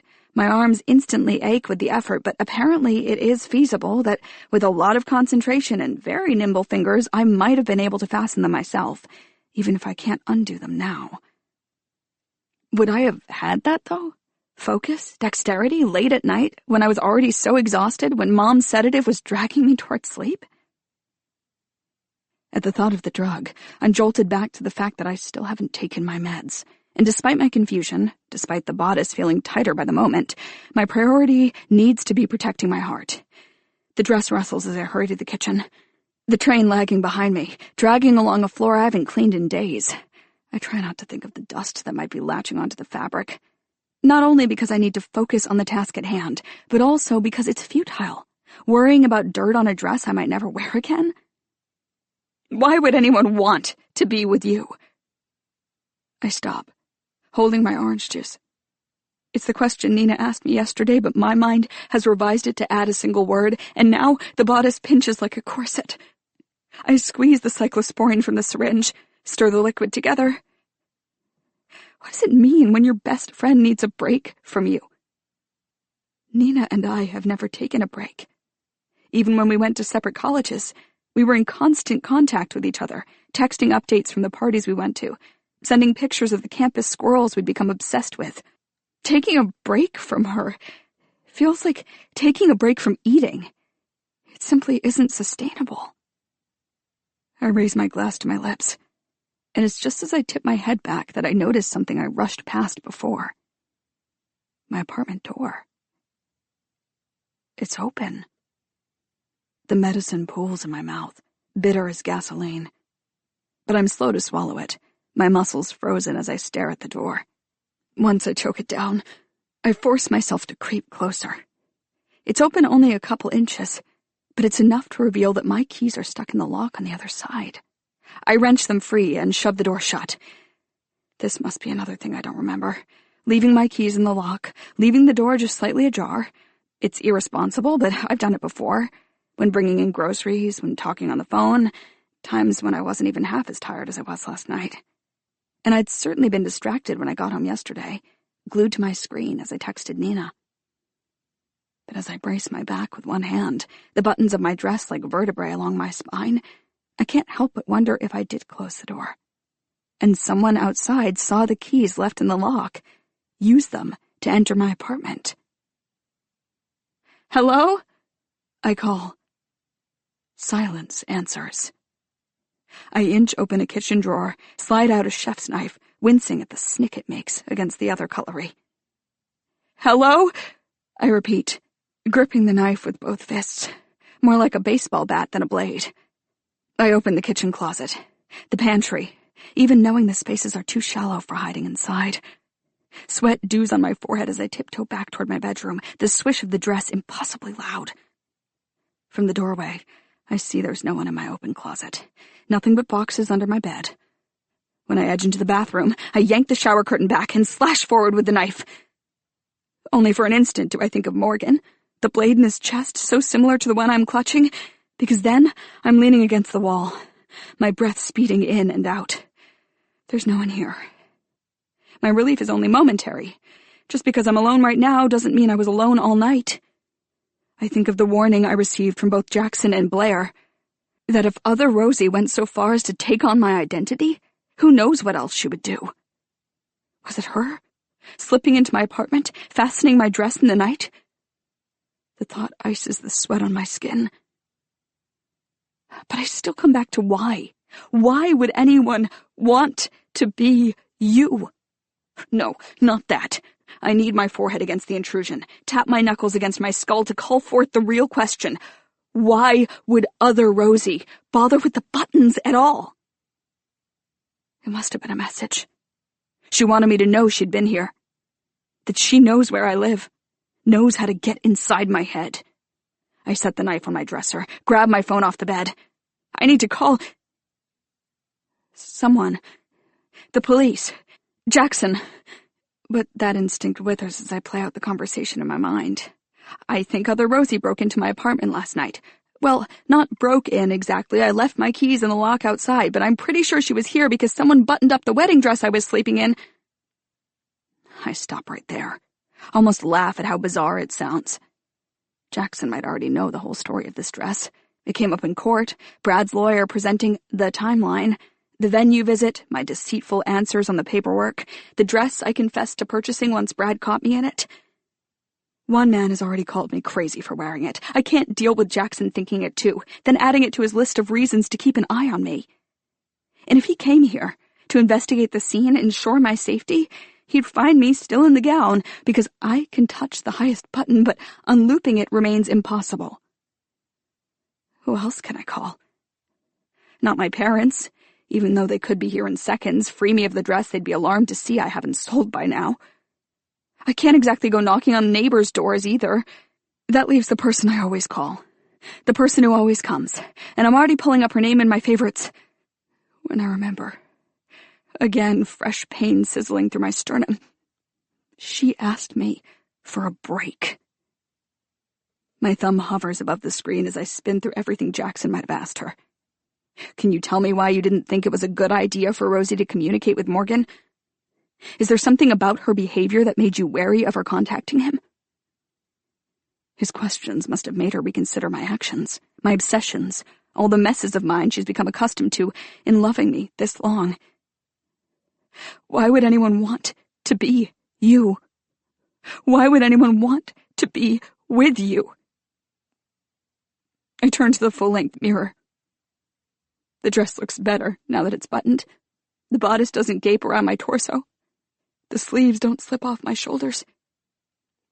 But better isn't the same as right. I look nothing like the brides that just say yes, the ones whose smiles light up like neon, the ones whose friends and family buzz around them bright as bulbs themselves. Even worse, I see something now I don't remember noting last night. The sweetheart neckline accentuates my scar, drawing the eye right to it. When I bought this dress, I had no idea that soon enough I'd have a scar to hide. Didn't know a lacy high neck would be better. Couldn't conceive my own heart would try to kill me. Nina always says I shouldn't mask it, shouldn't limit my wardrobe to crew necks or boat necks. I should be proud of what I survived, proud I'm still here. She doesn't understand that showing it off means showing how bad, how defective my heart actually was. But now, in this dress, it's all anyone would see. The pink ridge of skin that's both the toughest and tenderest part of me. I can't stop staring at it, gruesome against the elegant lace. Is that the spot where they'll cut me open again, if I'm lucky enough to get a second transplant? My chest flares with fear. Hospital beds, beeping monitors, bruises from IVs. And unlike last time, my parents older, if even still alive, unable to stay by my side. Nina with children she has to care for, family taking priority over friends. No hand committed to holding mine. No one but nurses to give me sporadic company. My scar stares back at me in the glass. I claw at the back of the dress again, but the loops are tight, the buttons tiny, and I'm still unable to manage them. For a moment, I consider picking up the knife again, sawing at the fabric until I can rip the whole thing off. But then the sunlight winks off the beads, and I'm reminded of an image I had when I first bought the dress. The bodice shimmering in sync with a diamond on my finger. A ring from someone who wanted to be with me forever. To rip the dress now would be to tear that hope in half. I do not cut the fabric. Instead, I watch the mirror. And for a long time, I'm trapped by my reflection. Trapped by the gown with no one here, not a partner, nor parent, nor friend who can help to get me out.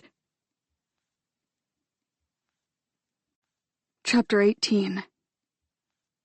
Marilee's the one to free me. I have to wait until she leaves work. Hours I spend in front of Gilmore Girls, sweatshirt zipped over the bodice of my dress, blanket over the skirt. Episodes play on, bleed into the next, and suddenly it's winter in Stars Hollow, when I could have sworn it was just the end of summer. I haven't really been watching. My eyes keep darting to my door, checking for flashes of pink hair in the windows. Or maybe not pink anymore. Jackson said the dye was easily rinsed. Other Rosie could look like anyone now. When Marilee arrives, she doesn't ask questions. I think she sensed my shame through the phone. The strained, whispery way I spoke. So she simply gets to work. She's brought the crochet hook we use at the salon. A tool that simplifies the task. As soon as the final button is undone, I breathe like someone emerging from underwater. then merrily hustles out the door, her goodbye a bit too chipper, her secondhand embarrassment evident in her blush. I toss the dress into my closet. I slide on clothes that feel more luxurious than satin and lace ever could, yoga pants that hug my legs, a shirt so soft it's buttery, and head to my parents' house to pick up Bumper for his walk. They don't seem to suspect anything. Dad's watching TV, Mom's scrolling on her iPad. But they greet me with wary, watchful looks, as if worried I'll spring something new on them, announce I'm on my way to the police station for another round of questioning. "Did you take those pills I left for you?" Mom asks. I bend down, bury my face into Bumper's fur. "Yeah, thanks." "And they're helping?" I can still feel the buttons studding my spine. "Yeah, thanks," I say again, and when I straighten, winding Bumper's leash around my wrist, I consider asking if they saw any shadows last night, as someone passed their house to get to mine. But they don't even know about other Rosie. That's one of the details I spared them when relaying my connection to Morgan. And to explain now would only compound their horror. Have Mom insisting I call the police. And then I'm right back where I dead-ended last time, faced with explaining to Jackson that I slept in a wedding gown. I take a different route with Bumper, the opposite direction from Morgan's house. He keeps planting his feet, insisting on turning back to the path he's used to. And I feel that tug, in a deep, visceral way. "No," I tell him. "Come on." I rub the scruff on his head, and he relents into a reluctant trot. I keep my headlamp turned on, a third watchful eye to ward off anyone else's. It isn't long after I drop Bumper off that I see my parents' lights go out. I peek through my living room curtains, scanning their house and the driveway between us. They'll be heading upstairs now, off to bed, and there's a coziness to that, the certainty of sleep, that feels impossible to me. I check my lock for the 4th time since getting home. I check each room and closet again. I'm alone here, and it'll stay that way. A mantra I repeat to myself as I mix my next dose of meds. One last glance at the door, and I shut off the lights in the living room and kitchen. Then I head to the bathroom, hopeful that the ritual of face washing and teeth brushing will lull me into something like rest. I bend over the sink, splash water onto my cheeks, and when I stand upright again, I catch myself in the mirror. Still wearing the dress. I gasp. And it's gone. I'm back in a shirt that's not even white. The gray cotton shouldn't have glitched to beaded lace. But I saw it. A lingering vision from earlier today. Or evidence I can't trust my own mind. After all, I'm still not positive it was somebody else who buttoned the dress. I meet my gaze in the mirror, toothpaste frothing over my lips as I think it through. It would be such a risk. Other Rosie entering my apartment. What if I'd woken up? What if I'd clawed at her, called the police? And if she wants me to go down for Morgan's murder, it makes more sense for her to take something from my apartment, something she could plant in Morgan's house, than to leave proof of her presence behind.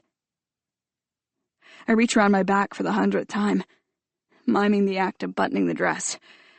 I've gone back and forth all day. I could do it. No, I couldn't. It's difficult, but possible. It's difficult because it's impossible. Now, with my muscles more relaxed, I see once again how I might have done it. I consider, too, that if it had been someone else, someone trying to threaten or simply scare me, they'd likely have buttoned it all the way to the top. But the dress was still open a little, as if the person fastening it grew too tired to finish, then slumped right onto the bed. That's not much comfort either. That I've done some things I don't remember. Back in my bedroom, I plug my phone into its charger, pull back my blankets, then shuffle across the carpet to the light switch by the door. Before I can turn it off, something lures my attention past the threshold, toward the kitchen, where the darkness seems to shift. I squint into it, then slide my hand up the wall outside my bedroom until it reaches the switch out there. I flood the room with light, and stumble back a step, blinking against another glitch. Black mask, black clothes, a knife, someone at the door.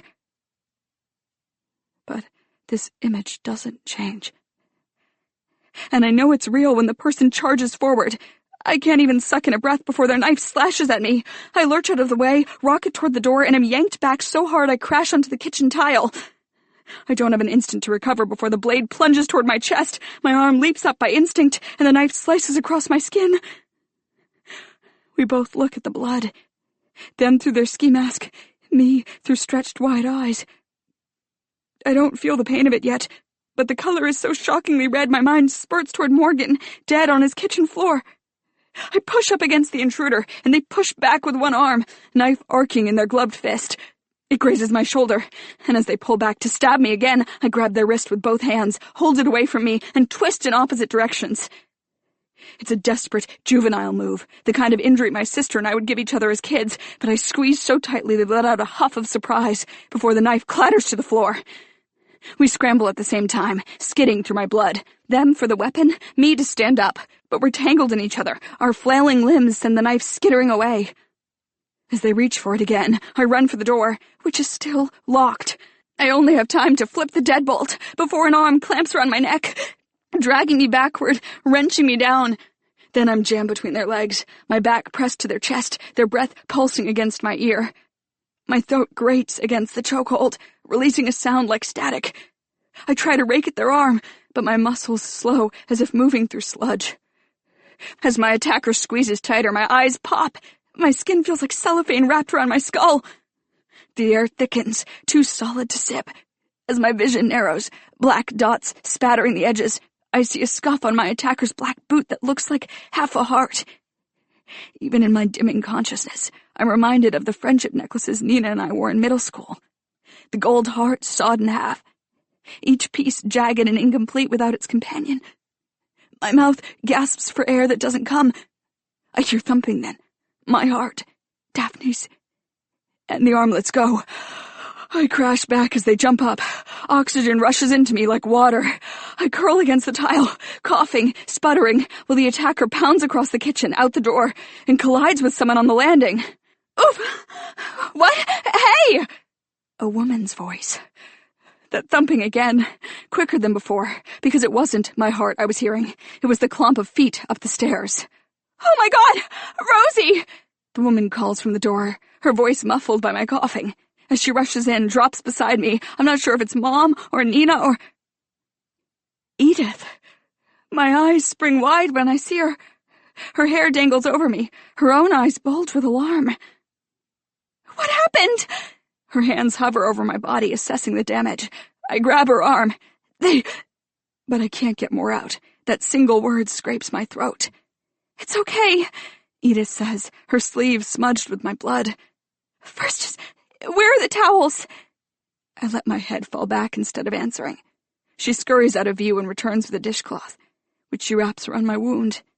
Red blooms through the white, and my heart is actually thumping now, hard and fast, belated adrenaline. The cut on my arm throbs to its beat. I don't think you, severed an artery, Edith says, holding the towel tight. But you definitely need stitches. Their knife, I force out, gesturing to the blade that slid beneath the kitchen table. Shh, it's okay, she says again before placing my hand on the cloth. Put pressure on this. I'll call 911. Edith rummages through the tote slung over her shoulder, and I focus on the rhythm of my lungs, swelling and compressing like an accordion, wheezing out some still strangled notes. Beside me, Edith mumbles into her bag. Where is it? Where the hell is my phone? Why do I keep so much stuff in here? She pauses, eyes lifting to lock onto the wall, then palms her face. I left it in my car! She drops her hand, which has left bright red smears on one cheek, like only half of her is blushing. It's fine. I'll use yours instead. She scans the kitchen, the living room, for my phone. I lift my bloody arm toward my open bedroom, but the thought of her car, her phone left inside it, makes my limb fall limp. How did you get here? I ask, voice gritty. I prop myself up on my elbows, pushing through my weakness, fighting a wave of dizziness. Edith stands up, still combing the counter, the end tables for her phone. What do you mean? I drove. I shake my head. That wasn't what I meant. How did you know where I live? And why is she here, At this exact moment, right when I needed her, right as my attacker sprinted away. She stopped searching to look at me. "You put your address on the note." "What note?" Did I message her something I don't remember? Right around the time I might have been buttoning my own dress? But no, I didn't button my dress. I was right to suspect other Rosie. My intruder proves that, slipping inside without me hearing a thing. Except my door wasn't open tonight. My keys weren't in the lock. "The note you slipped under my door telling me to come over." My thoughts skid on her answer. My hand loosens on the towel. "I didn't leave you a note. I don't even know where you live." Edith frowns. "What?" She watches me a beat longer, waiting for me to explain something I can't. "But I have it right here. Hold on." She fishes through her bag, shoving items aside, pulling out a glasses case, a crushed granola bar, sunblock. With a grunt of frustration, she kneels on the floor, dropping those items beside her. I look into the bag myself, as if I'll instantly find the note that's eluding her. But the piece of paper is lost in a clash of objects. Makeup bag, wallet, hairspray, charger, Tylenol. "Ah, right here!" Edith plucks out the note, thrusting it into the air, the paper already spotted with her fingerprints. It should nauseate me. More of my blood. Whirls of rusty red. But I hardly even look at the note. Don't bother to scrutinize its words. I'm stuck, instead, staring into Edith's bag at the bottle of hairspray, which was nudged a little when she grabbed the paper. And now that I see the name of the product, the color of its label, I see it isn't hairspray at all. It's hair dye, and the shade is pretty and pink. Chapter 19. "It was you." Edith cocks her head, still holding the note in the air. As her white blonde hair graces her shoulder, nearly colorless, I see how easily the dye would have masked it. "What was me?" she asks. I snatch the bottle from her bag, point to the label, blood trickling down my arm. "You're the Rosie that Morgan was seeing." There's a moment in which her face is blank, looking at the bottle without recognition. And it's a moment of hope, a moment in which I didn't welcome someone into my life who tried to destroy it, a moment in which I'm not some stupid girl who sees connection where there's actually danger. But then Edith closes her eyes, inhales slowly like she's counting the seconds, and exhales with a nod. When she takes the bottle from my hand, I barely feel it go. "Why?" I ask, the words so pained it's like I had to squeeze my windpipe to squeak it out. It's not enough. Doesn't articulate my question. Edith and I barely know each other. So why would she pick me to impersonate? Me to pin it on? Instead of answering, Edith chews her lip. "That cop I saw you talking to, does he know about the Rosie thing?" "Yes, from Morgan's emails." She perks a bit. "He wrote emails about me?" She sounds so flattered, until fear flits across her face. "Oh God, what if the police—" Her gaze slams onto my arm. "Keep pressure on that!" With her free hand, she presses the towel to my wound. I wrench away from her. "Why did you do it?"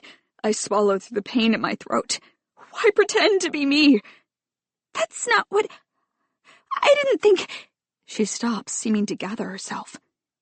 "I just met him one day, at Sweet Bean. We crashed into each other, completely by accident, and was it an accident? Because I was there that day, too. The cops said a barista saw both of us. 2 pink-haired women, at different times. So were you following me?" "No!" Edith looks scandalized by the suggestion.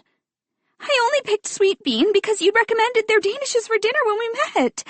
And then I just bumped into Morgan.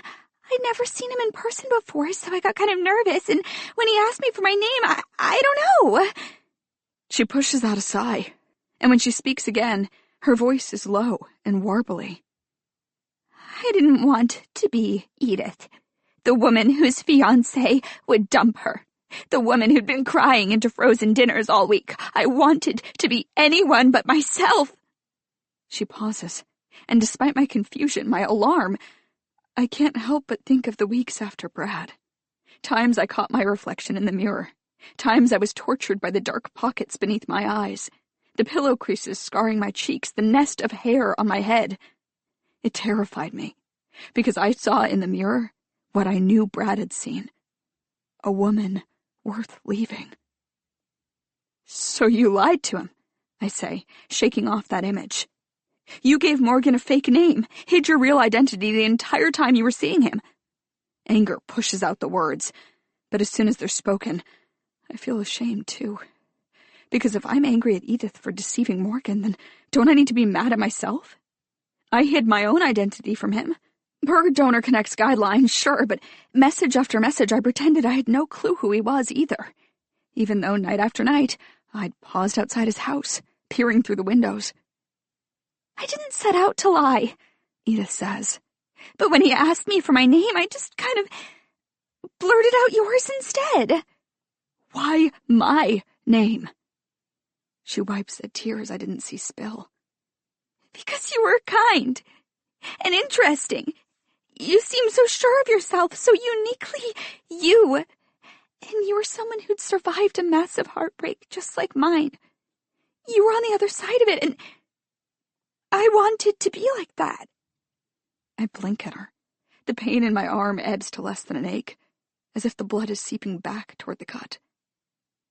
Why would anyone want to be you? Nina asked. And all along, Edith had an answer. I'm kind, interesting, uniquely myself. But that's not even true. It was a brief, fleeting thought back at the beginning of all this, but didn't I consider dyeing my hair to look more like Daphne?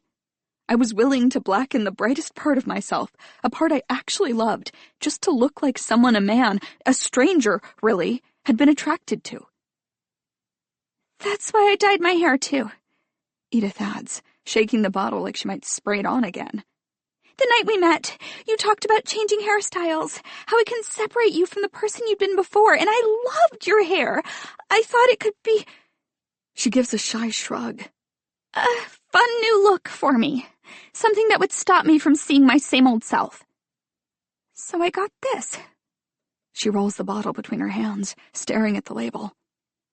Just to try it. I'm not bold like you. I couldn't commit to something more permanent without seeing how it looked on me first.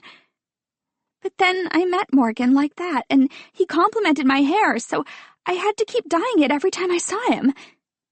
Had to. The phrase hits my ear like a wrong note. She believes she had to keep dyeing it, believes it was the only choice, just because Morgan liked it. I grip the towel tighter, the pain cracking open again, distracting from the off-key sentiment I know too well. You're acting like it was an accident, I say, using my name, dyeing your hair like mine. But you took it way too far. I glance at the blood on the floor, the red on my nails like chipped polish. Why did you send someone to attack me? What? I didn't. Were you here last night while I was sleeping? What? She says again. No, this is the first... You buttoned my gown. I state it as a fact, but the bewilderment on her face, the flash of what a crazy thing to say, is enough to convince me I'm wrong. It wasn't other Rosie, Edith, who snuck into my apartment and fastened the dress. It was whoever broke in tonight, cutting me with that knife, choking me from behind. The person Edith knew somehow to save me from, her timing too precise to mean she's not a part of it. My eyes latch onto the blade beneath the table, close enough to grasp. I don't know what you're talking about, Edith says. But I had nothing to do with what happened here tonight. I have no reason to hurt you. What about Morgan? You had a reason for hurting him. I shift my weight to the right, the direction of the table. Edith doesn't seem to notice, even as she gapes at me. You think I killed Morgan? How? Why? I know you were there the night he died. I slide another inch. There were pink hairs found in his hand at the scene, and they weren't a match for mine. Edith's knuckles whiten around the spray bottle. The police are looking for you, I say. I glance at the knife, just a few feet away, but now I'm not sure that's the right move. I should be running for my phone or running for the door. Scrambling for a weapon when I'm already injured might only leave me vulnerable again. And is that really the answer?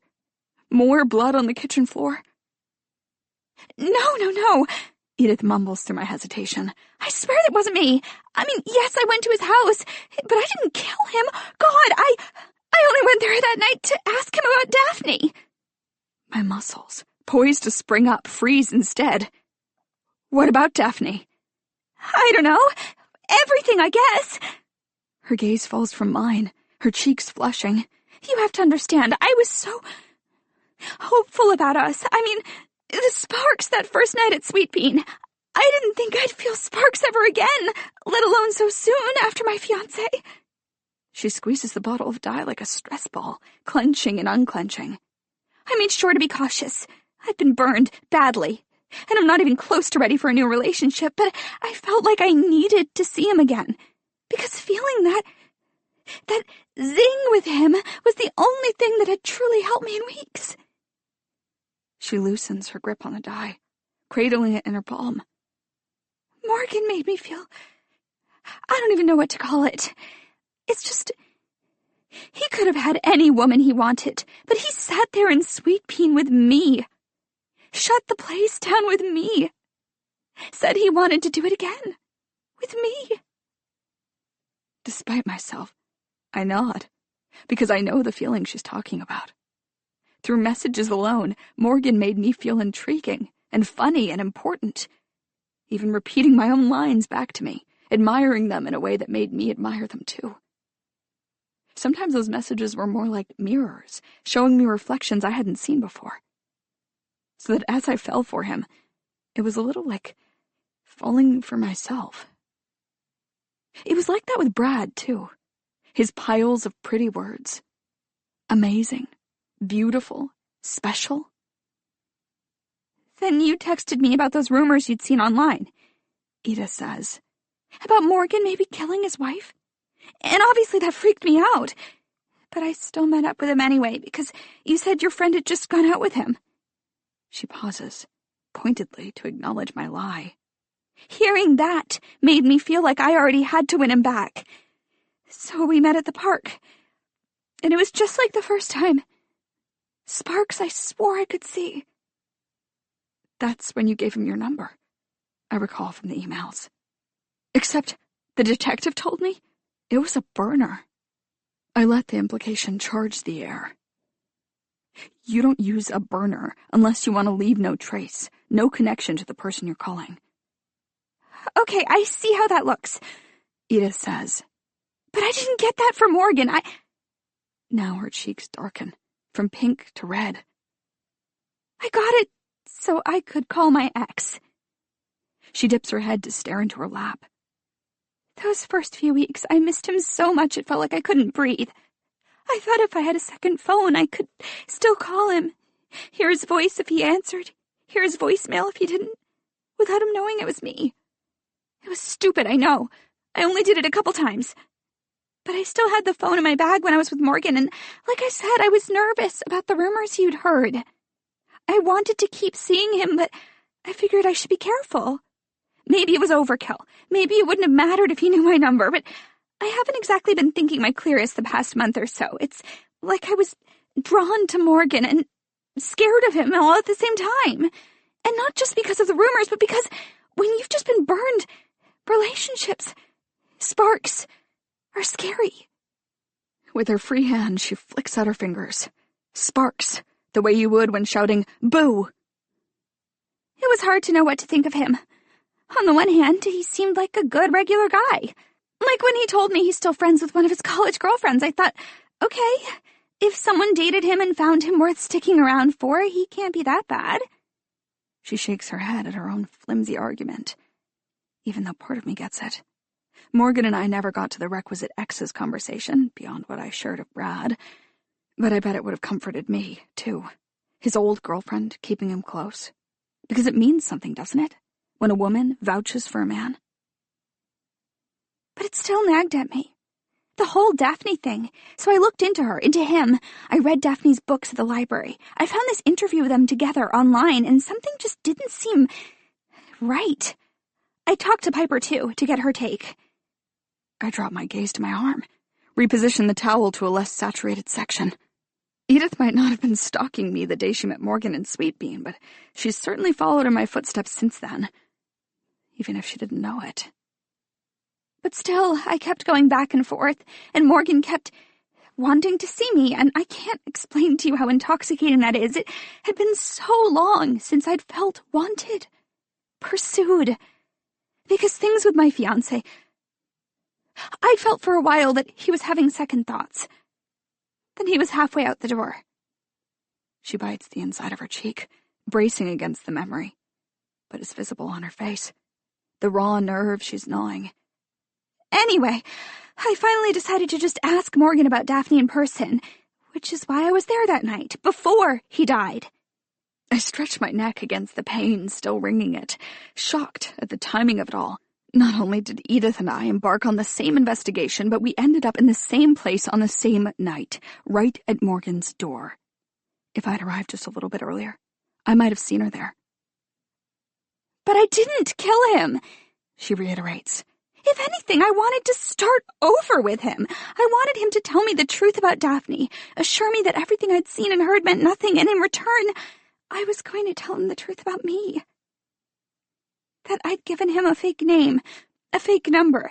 But before I could get into it all, he just kissed me. A shut-up kind of kiss, like he knew he wouldn't like what I was going to say. And I don't know, maybe he ran his hands through my hair, and that's how I don't remember. It was our first kiss, so I kind of... No, it wasn't. Your first kiss was at the park. No? She stretches out the word until it tilts toward a question. It was at his house. He wrote about it in his emails, Edith. You kissed at the park, in his library, in his bedroom. That was the time he squeezed your hand too hard and you freaked out and left. Squeezed my... She squints at me like she's having trouble understanding. We did meet up at the park, but we didn't kiss there. He gave me a tour of his house and showed me his library, his bedroom, but when I peeked into the master bath, he grabbed my hand and yanked me backward. That's what freaked me out. He claimed he didn't want me to see the mess in there. And I don't know, maybe that's all it was, but of course I thought of Daphne, dying in that bathroom just a few feet away. All the rumors about Morgan killing her. Wait, but why would he write about kissing you all those times if he never actually did? I have no idea. That's really weird. My head spins to make sense of it. Morgan told Blair his emails were a way to record and shape the events of his day.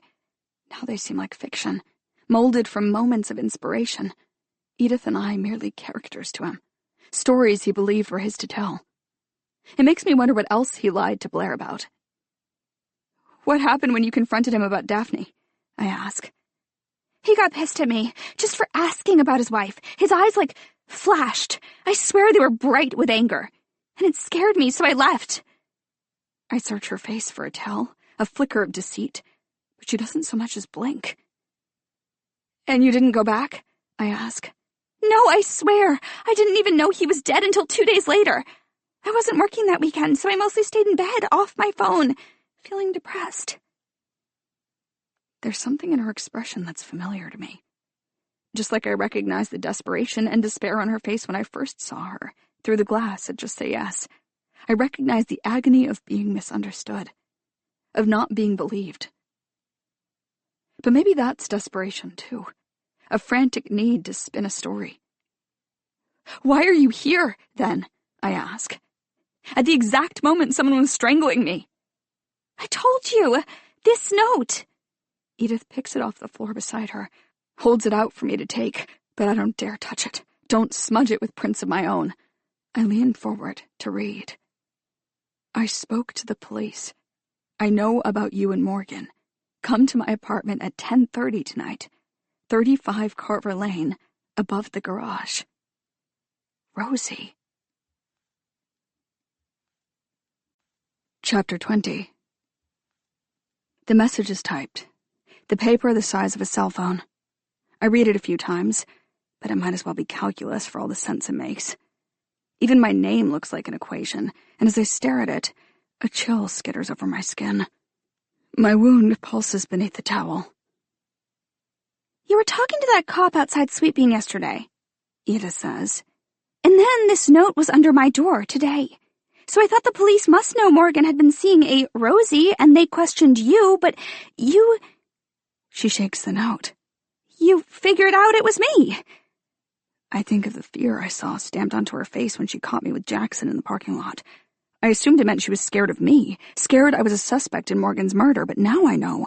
She was afraid of becoming one, herself. I didn't write that note, I tell her. I didn't know you were the other Rosie until I saw that hair dye in your bag. She frowns, gaze darting between the bottle in one hand and the note in the other. Then who did write it? Goosebumps lift the hair on my neck. I don't know. Edith's lips move in silence as she reads the message again. Maybe... She starts, then stiffens. Her eyes sweep the room, pausing on the puddles of blood, the knife beneath the table. Maybe whoever attacked you is after us both. Someone lured me here tonight, right as you were hurt. Maybe they wanted you to think I was guilty of hurting you and Morgan. Oh, God. Do you think it was Morgan's killer who did this? Yes. Or at least I did. I never had time to articulate the thought, but in those ragged seconds of scrambling for safety for air, I must have assumed the person in black was Other Rosie. But now that I'm looking at Other Rosie, who's adamant she had nothing to do with the attack on me or Morgan, I don't know who else that leaves. Edith squints at the note. Morgan and I never met up with anyone else. Never even took a picture together that he could show someone. So how did this person know there was a connection between me and Morgan in the first place? And how did they connect you to me and Morgan? How did they know you'd spoken to police? How... She drops her head, lets out a defeated breath. I don't understand. I don't either, I admit, queasy from her questions. So let's call the cops, and they can sort this out. But... Edith's eyes swell with panic. You said they have my hair, that it was in Morgan's hand. I'll look insane. I used your name, dyed my hair like yours. They'll think I killed him. I don't doubt the possibility of that, but I see no other way to untangle the knots of this night or to keep myself safe, because whether or not Edith had anything to do with it, someone broke into my home and assaulted me. I try to stand, but the movement leaves me dizzy. I don't even make it to my knees before a sharp, shrill sound forces me to pause. It's sirens. They're piercing the room. Lights, red and white, carve the dark outside. I jerk my head to Edith, find her frozen in those lights, and we hold each other's gaze as car doors open and close as footsteps pound up the stairs. "Miss Lachlan?" a woman calls. And it's only now that I notice my door is ajar. 2 officers rush inside, followed by someone I recognize. "Rosie!" Jackson says, darting between his colleagues to crouch beside me. He scans the towel on my arm, the stains on the floor. "What happened?" Someone... I try to answer, overwhelmed by the swarm of police and the EMTs who have slipped in behind them. One of the officers wields a flashlight, slashing it across the walls. I blink against the beam, then focus on Jackson. "How did you know something happened?" A crease bisects his brow. "From your text to 911. "My what?" Over Jackson's shoulder, Edith and I share a bewildered glance. "I didn't text 911. I was about to call, but..." Jackson stands to make room for the paramedics. One pauses to read my medic alert bracelet before unpeeling the towel from my arm. The other assesses the tear in my sleeve where the knife grazed my shoulder. They both reach into bags at their sides, extracting wipes and gauze, but I return my attention to Jackson. "Are you sure it wasn't my parents who texted?" I look at the door again, as if I'll find Mom and Dad surging through it. But if they'd seen something, the shadow of my intruder, a glimpse of our struggle through a window, they would have never waited for the cops to get here before coming up themselves. Not to mention, a text? I didn't even know you could text 911, so I doubt they would either. "The texter identified herself as Rosie Lachlan," the male officer said. Edith's inhale is sharp. "Just like on the note." "What note?" Jackson asks, studying Edith. His eyes narrow as he catalogues the details. Smears of blood on her face, red fingerprints on the paper in her hand, and cradled loosely in one palm, the bottle of pink hair dye. "It wasn't her," I spit out, the certainty of it smacking me in the face. Because even though her timing tonight was eerily perfect, even though I have no idea who wrote the note that led her to my door, I do know one thing. Neither of us contacted 911. Which means Edith might be right. Someone's targeting us both. In the end, though, it doesn't matter that I believe her. The cops arrest her anyway. What the hell happened? Are you okay? Is it your heart? What's that bandage for? I'd been awake the entire night, receiving treatment at the ER, giving Jackson my statement, having precautionary EKGs and CT scans.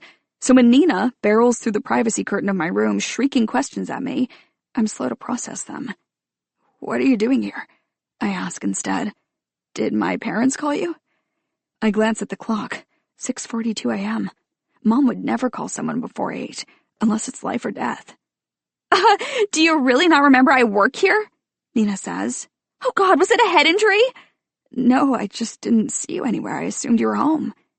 Why is your voice like that? Tell me what happened, is it hard to talk? I shake my head. I still sound husky, but it only hurts to swallow, not speak. I give the monitor beside my bed a reflexive glance to check my vitals. And as it beeps, it's steady beat. I tell Nina about the attack. Her eyes snap wide at first. Then instinct overrides emotion and she shifts into nurse mode. She places gentle, probing fingers on my injuries as I describe them. She even peeks beneath the gauze on my arm to check her colleague's work in stitching me up. When she's satisfied, she sits on the side of my bed, shaking her head in shock. I've just gotten to the part where I found the hair dye in Edith's bag. I relay the story for Nina the same way I did during my statement, insisting on Edith's innocence and excluding one important detail: the buttoned wedding dress. I accidentally left my door unlocked the night before. I say, because it's true. And when I woke up, I had a weird feeling like someone had been in my apartment while I slept. Also true. So I don't think last night is the first time they were there. Nina follows up exactly as Jackson did. Why didn't you call the police about that? I didn't have any proof. She scowls before launching into another question. Was your door unlocked last night, too? I can't imagine you'd overlook that 2 nights in a row, but how did they get in? My door was definitely locked. I checked like 12 times. I checked the whole apartment, too, and I was completely alone. Until suddenly I wasn't. But the cops said there was no sign of forced entry, so I have no idea what happened. When Jackson mentioned that phrase, forced entry, my mind sprang to Daphne, the dark figure on her porch, the hand punching through glass to reach the deadbolt inside. I stopped hearing him for a second, stuck on how uncanny it is that Daphne and I have both lived through an intruder. But then my chest tightened at the thought, as if protecting her heart. Because even though I'm shaken by what happened, even though I shiver just thinking of where my intruder might be now, I didn't lose anyone in the attack. If anything, it brought someone back to me. My best friend, who only 2 nights ago wanted a break, is by my side again, stroking my hand. No forced entry, Nina mumbles to herself. But the door was locked. Her brows knit tighter. I don't like this. Really? That's weird because I love it. She laughs, softly at first, then harder than the quip deserves, but it's a necessary release of tension. When she stops, her face is more relaxed, a smile idling there, and I'm surprised by her change in demeanor. In a matter of seconds, she's gone from concern to calm, almost carefree. She looks around the room. Wait, you've been here all alone? Where are your parents? You just missed them. They went to let Bumper out, and my mom wanted to... I pause. No easy way to say it. Clean up the blood in my apartment before I go home. They'll be back soon. They're my ride. God, this must have been so hard for them, Nina says. Seeing you like that, watching you get rushed here again. She rubs my knuckles, worry returning to her eyes. Hard for you, too, I'm sure. They took it surprisingly well, actually. I mean, they were upset, and they want me to stay in their house for now, but my attention drifts past Nina to where my parents sat for much of the night. But what? I don't know how to describe it. Just like Nina, there was something newly unburdened about their expressions. They were horrified by what had happened to me. Well, they were sleeping next door, no less. But they were a little lighthearted, too.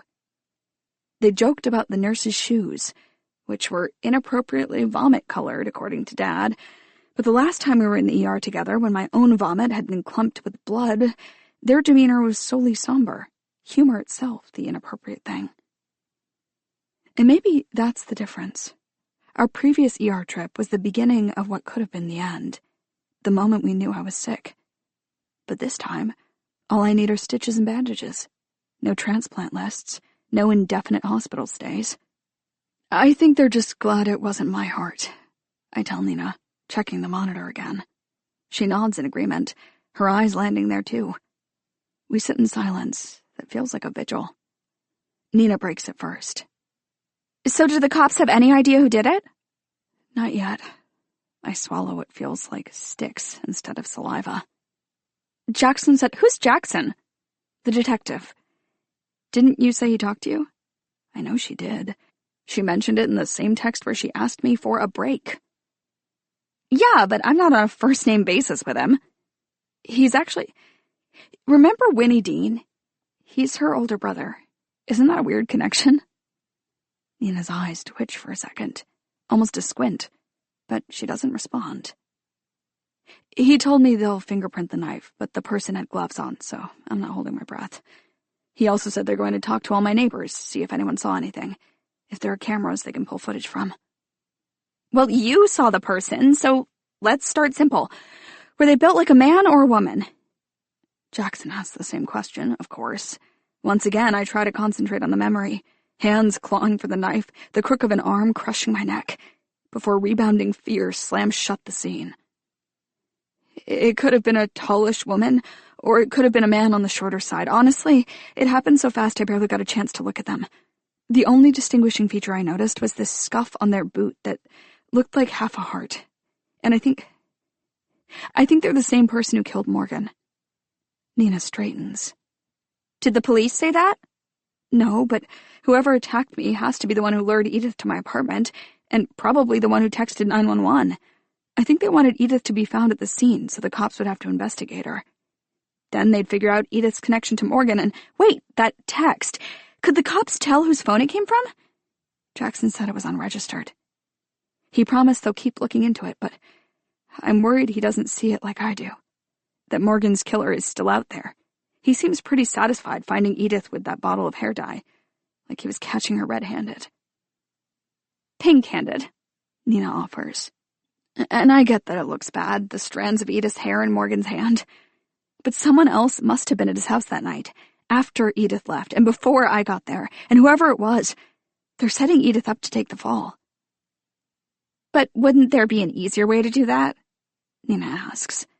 The note, the 911 text, the timing of the attack, it's all so complicated. Couldn't they have just dropped an anonymous tip that the cops should look into Edith? Why would they work so hard to hurt you in the process? She glares at my bandage. They must have known, somehow, about me and Morgan, just like they knew about Edith and Morgan, so maybe they're... I grapple for the right words. Punishing us? For dating him? You weren't dating him, Nina says. You know what I mean. Not really, and I think you're being awfully generous to this woman who, let me remind you, dyed her hair like yours and started using your name. That's crazy. And Edith could have easily written that note herself. She could have even texted 911 1 second before she came through your door. She probably figured it was only a matter of time before the cops tied her to Morgan, and she wanted to make herself look innocent by orchestrating what seems like a setup, and... God, I don't know. Nina rubs her forehead at the effort to implicate Edith. I understand the mental knots she's tying. It's not exactly normal, meeting a man and giving him some other woman's name, but I also recognize the impulse behind Edith's choice, which she made while reeling from loss. It does something to you, watching the person you love, the person who said they love you, leave you behind. It makes you suspicious of yourself, makes you question everything you did, everything you are, searching for the flaws that caused the pain. And you'll find them everywhere, in memories, in mirrors. So what's a new name, other than a chance to reinvent yourself? To wipe the glass clean in the hopes of seeing a different reflection. This is something that Nina, who's never been dumped, just can't understand. But Edith and I know. Breakups are more than heartache. They derail the life you thought you had, which only throws everything else off track, Your plans for the future, your routines, your sense of worth. Even once the dust settles, you're left with disorienting fog. Internal chaos. And what's a person to do with that? Maybe they dye their hair. Or drive to their ex's house. Maybe they pretend to be someone else. Or call the same number over and over because the unanswered ring is better than silence. And maybe, sometimes, what looks like crazy is just an attempt at taking back control. The point is, Nina continues, I wouldn't trust a thing Edith says. That girl gives me the creeps. Look, goosebumps. As she pulls up her sleeve to show me, I register the outfit she's wearing. Jeans and a thin sweater. Not her hospital scrubs. Why are you in regular clothes? Didn't you say you were working? Nina yanks her sleeve back down. No, I didn't say that. Then how did you know I was here? I checked my phone. We share locations, remember? Sure, to track each other's ETA when we're meeting up. Or for safety reasons, in case I'm ever out somewhere and don't come home. But how did Nina know to check it this morning? You said you wanted a break, I remind her, because I'm not sure why she'd check it either. Not when she'd asked me for space. Yeah, well, that's because that detective requested a hair sample from me based off things you said. He questioned me for like an hour, obsessed with where I was the night Morgan died. My eyes widen at that, but she gives me no chance to respond. You wrote me into this whole thing, the murder of a guy I never even met, and I needed a minute. But that doesn't mean I didn't want to make sure you were okay and not like dead in a ditch somewhere, or... She gestures to the room around us. Having a problem with your heart. Part of me is comforted by her answer. The fact that she cared about me, even when she wanted distance. But another part is still confused. Why were you looking for my location at the crack of dawn? I woke up and couldn't get back to sleep, so I got on my phone and checked. Nina shrugs.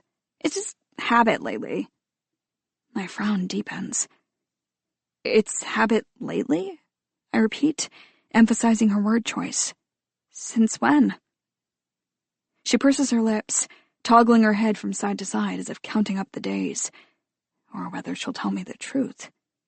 Then she heaves out a sigh that sounds like surrender. Since I picked you up from the police station. I take a moment, sifting through that answer. So you mean you've been... I swallow through the pain in my throat. Making sure I was safe? Nina nods, but it's too slow to be convincing. As her eyes stray from mine, slippery with guilt, something clunks inside me.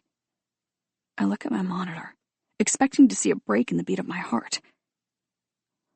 Or do you mean, I ask, dragging my gaze back to Nina, that you've been checking up on me since then, because that's when you learned I was a suspect? She understands what I'm really asking. I know it from the way she throws up her hands, a defensive gesture. I was just worried, okay? I know you'd never intentionally hurt someone, but what? You thought I accidentally killed Morgan? I didn't know what to think. You went to Morgan's house that night without him explicitly inviting you over. That's not a normal thing to do, Rosie. And then you went inside with the cat. So I thought... maybe Morgan freaked out at seeing a stranger in his house and fought with you and you grabbed a knife in self-defense. I don't know. I was 90% sure you were innocent, but... She stops, leaving a silence so loud it muffles the beeping on the monitor. But there was still that 10%. I finish for her, voice even raspier than before. Pain slashes through my arms as if the knife is still cutting me. Look, Nina says. It's all sorted now, right?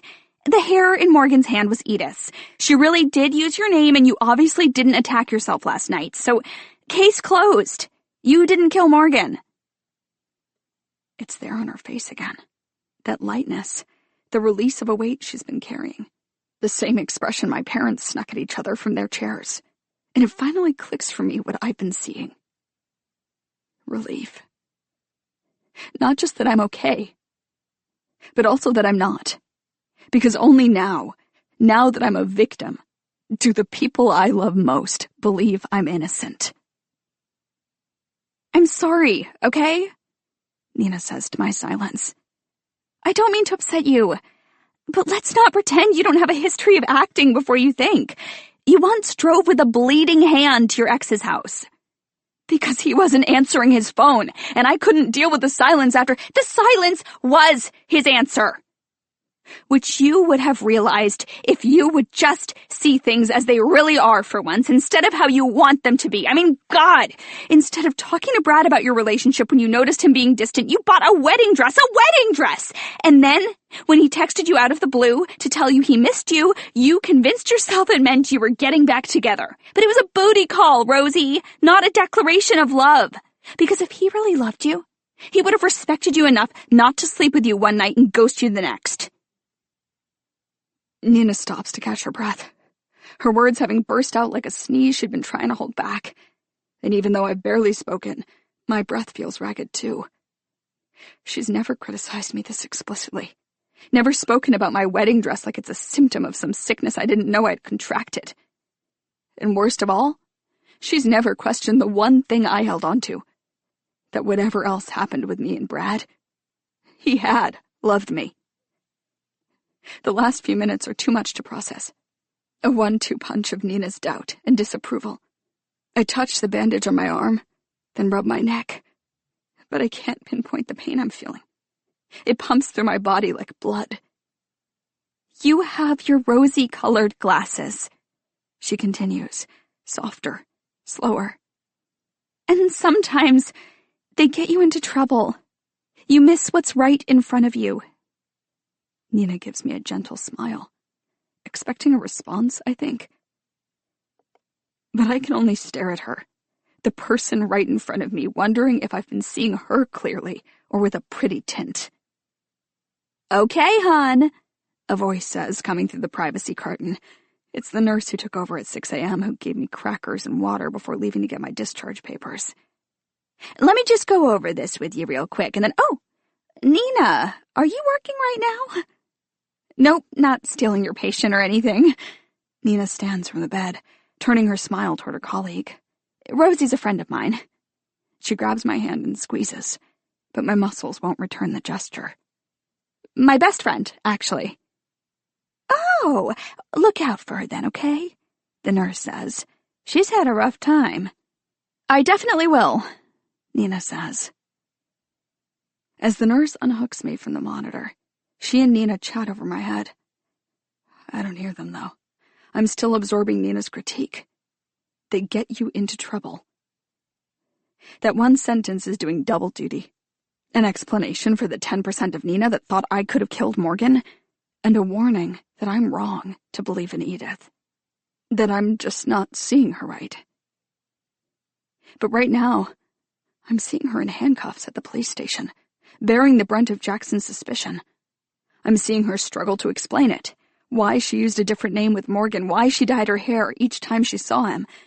I'm seeing Jackson write her off as some crazy woman, as if he's never been driven by hope or fear, as if his heart never tugged him down paths that others might question, as if our hearts are led by logic at all. The nurse reads aloud my discharge instructions. I nod along, but focus on other words instead. You miss what's right in front of you. I've definitely missed something. Someone knows more about me and Edith than they should. Someone knew how to set that trap for her, how to get inside my locked apartment. But first and foremost, they knew I had a connection to Morgan. It might be someone I know myself, someone I assumed was harmless. Until these bandages on my skin, the cuffs on Edith's wrists, proved they weren't.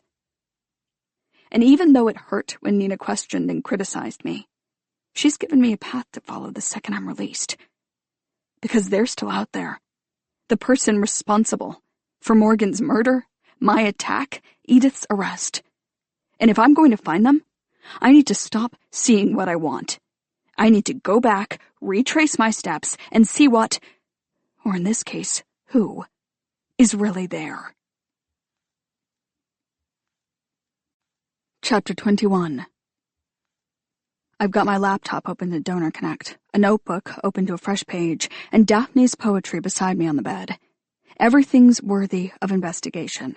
Every message I've received, every scrap of research I've done since my life intersected with Morgan's.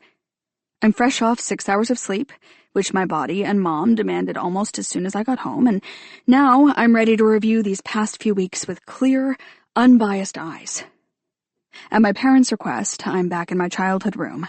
I don't mind it. Bumper's snoring at the foot of the bed, taking over as my new nurse, and earlier, I was barely able to gather my stuff in my apartment without having a panic attack, without seeing a figure in dark clothes in my peripheral vision. Mom had done her best with the floor, but there was a rusty shadow on the tile that she said she'll need stronger products to remove. It made me wonder about Morgan's floors. All that beautiful hardwood. If even now his blood is cemented in the seams between boards, keeping the secret of whoever sent it there. Bumper rolls onto his side, a comforting weight on my feet that pulls me back to my surroundings, and I focus on the white walls to stop seeing so much red. But the longer I stare at the paint, clean as my new bandage, the more I realize there are things that haunt me here, too. The pillow I'm leaning against is the same one I cried into when Noah, my high school boyfriend, broke up with me 2 days before prom to take someone else as his date. The candle on the nightstand is the only gift Jared from college ever gave me, a last-minute purchase at CVS after he forgot my birthday. The closet stores the dress I wore to my sister's wedding, the night I hoped Gabe would whisper in my ear while dancing, tell me I looked beautiful, but instead he left after cocktails because weddings aren't my thing. Each of those men had claimed they loved me. They muttered it in the back seats of cars, moaned it during sex, tossed it over their shoulder on their way out the door. But now, years later, Nina's in my head, making me wonder, even as I consider the flaw in her logic, because the more I think of Brad's disrespect, his booty call text, "I miss your face," the more I remember how happy it made me. And wouldn't disrespect feel horrible instead? The way it did when I was dumped before prom, pity-gifted a candle, abandoned at my sister's wedding? Then again, the happiness from that text was temporary, drained out of me as soon as Brad went radio silent, and now I'm remembering the hours before he sent it. It had been a week since I last tried to reach him, and as I took myself for a crisp November walk, trying to feel something other than sad, I was struck by the sunset spread out above me. A perfect swirl of pinks and purples. It stopped my breath for a second. It showed me something vital, that all the beauty in my life hadn't ended with my relationship. And I felt such a profound rush of hope that I snapped a photo of that sky and made it my profile picture on Instagram, replacing the one of me and Brad. But it's like he sensed my moment of peace, or just noticed I'd swapped out his photo, because it was only hours later that he sent that text, and it would be months before I felt anything like serenity again. I can't imagine doing that to someone I care about. Baiting them with affection just to let them dangle indefinitely on that hook. So maybe Nina's right. Maybe I've been wrong about Brad. About all the men before him. I know the sound of love on somebody's lips. Even in our final nights together, Brad mumbled, "Love you," in the dark. But maybe that's not the same as seeing that love. Maybe, after all this time, I don't know what it looks like at all. Stop, I scold myself, startling Bumper. I lean forward to stroke his head, then pull my computer onto my lap. I'm not supposed to be investigating my own past. Not my distant one, anyway. I'm supposed to be looking for someone I missed. Someone with a reason to hurt Morgan, and by extension, Edith and me. I start with Donor Connect, searching Morgan's messages for people in his life besides Daphne and Blair. But I strike out in the first few, and in the fourth, there's only a vague passing mention of students he once had.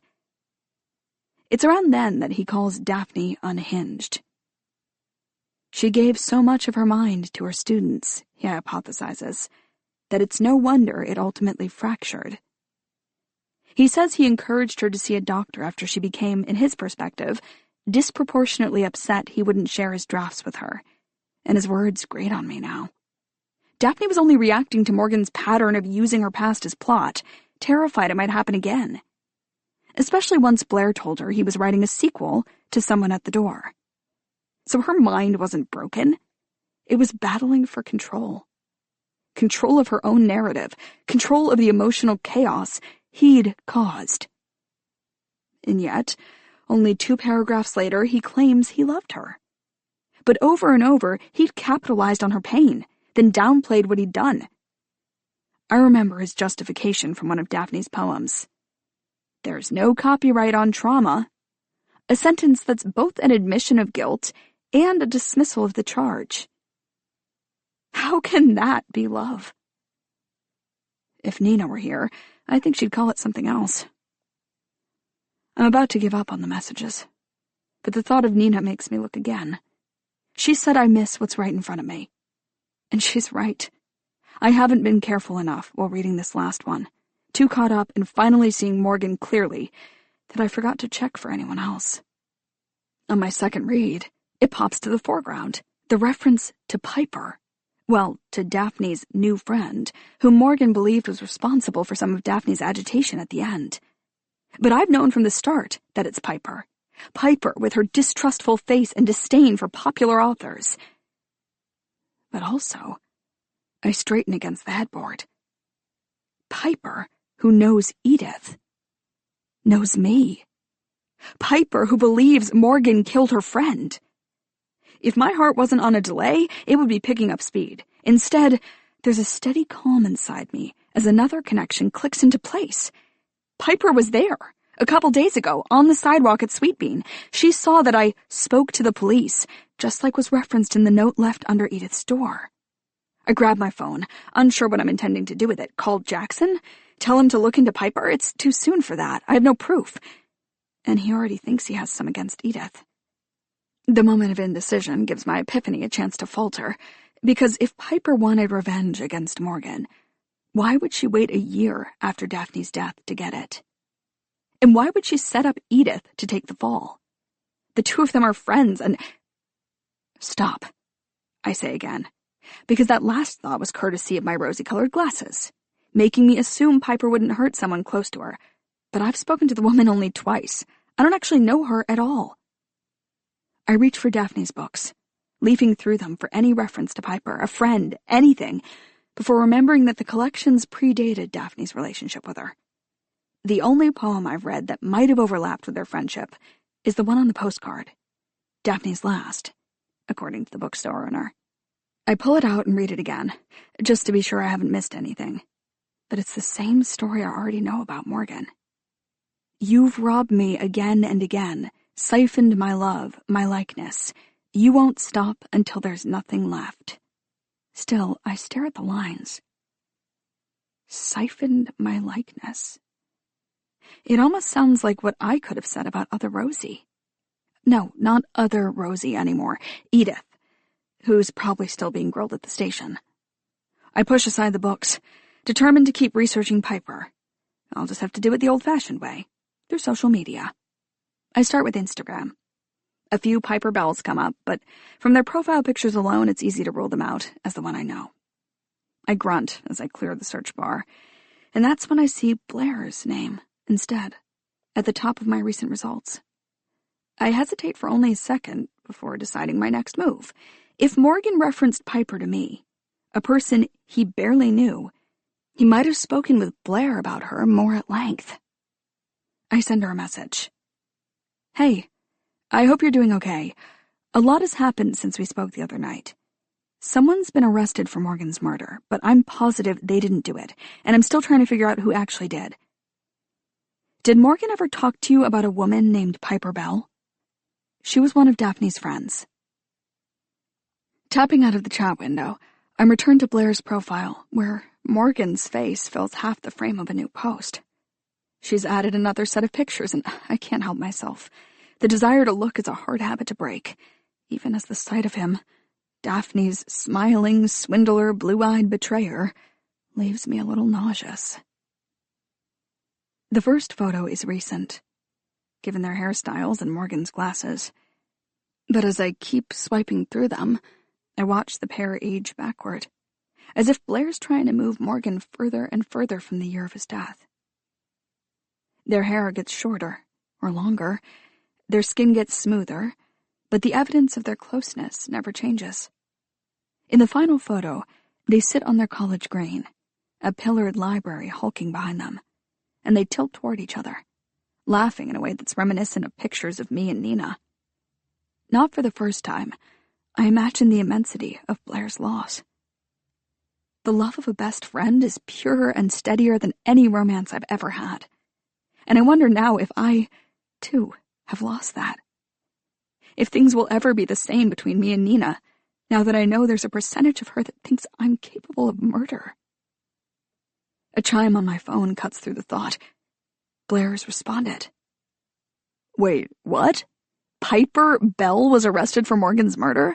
Where did you hear that? It's not in the news, and the cops won't give me updates. No, sorry. It was someone else who was arrested. A friend of mine. I told you. Blair's reply calls back to our first conversation when she casts suspicion on Nina as the only person who knew my connection to Morgan. It's not worth it to correct her, to waste time explaining Edith's part in all this. My friend is innocent. You have to trust me. Someone else did this, and right now I'm trying to find info on Piper. Morgan told you about her? Blair's all-caps use of her name certainly seems to suggest so.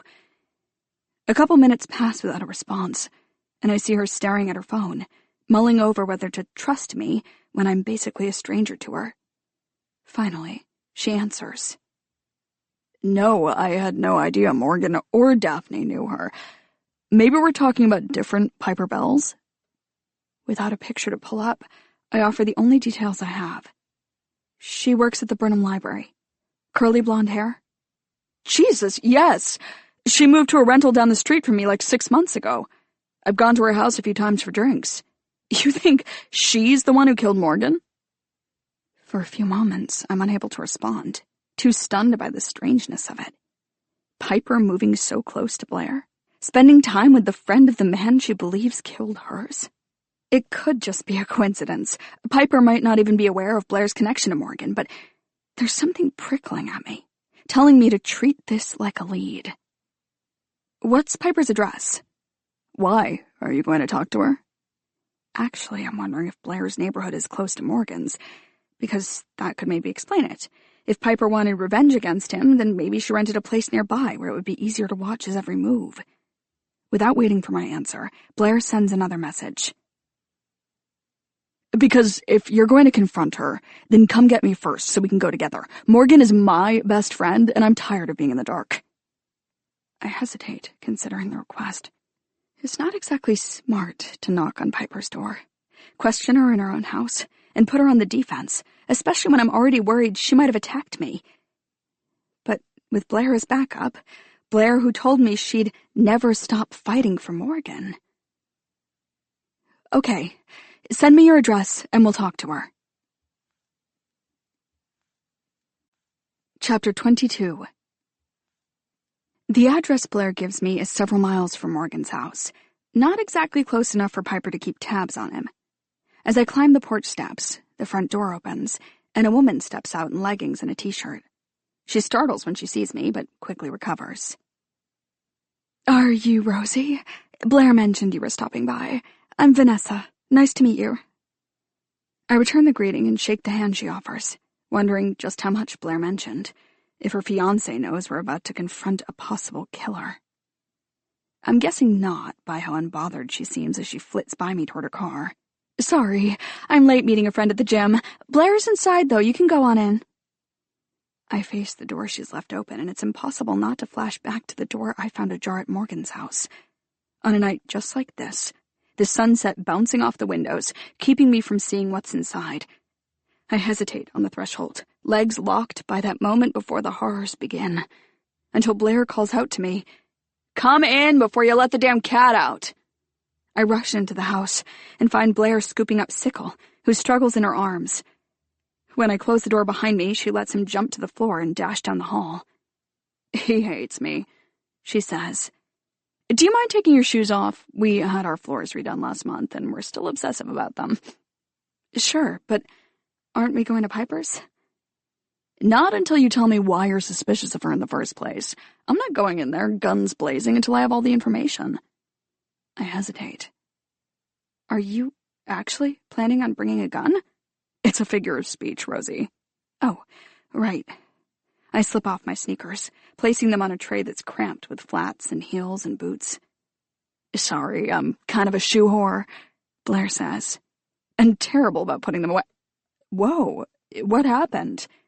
She points to the bandage on my arm. What happened, I say, is the reason I'm suspicious of Piper. One of them, at least. At Blair's raised brow, I explain what she needs to know. Piper's hatred of Morgan. Her conviction he killed Daphne. Her connection to me and Edith, who, I add, was Morgan's Rosie.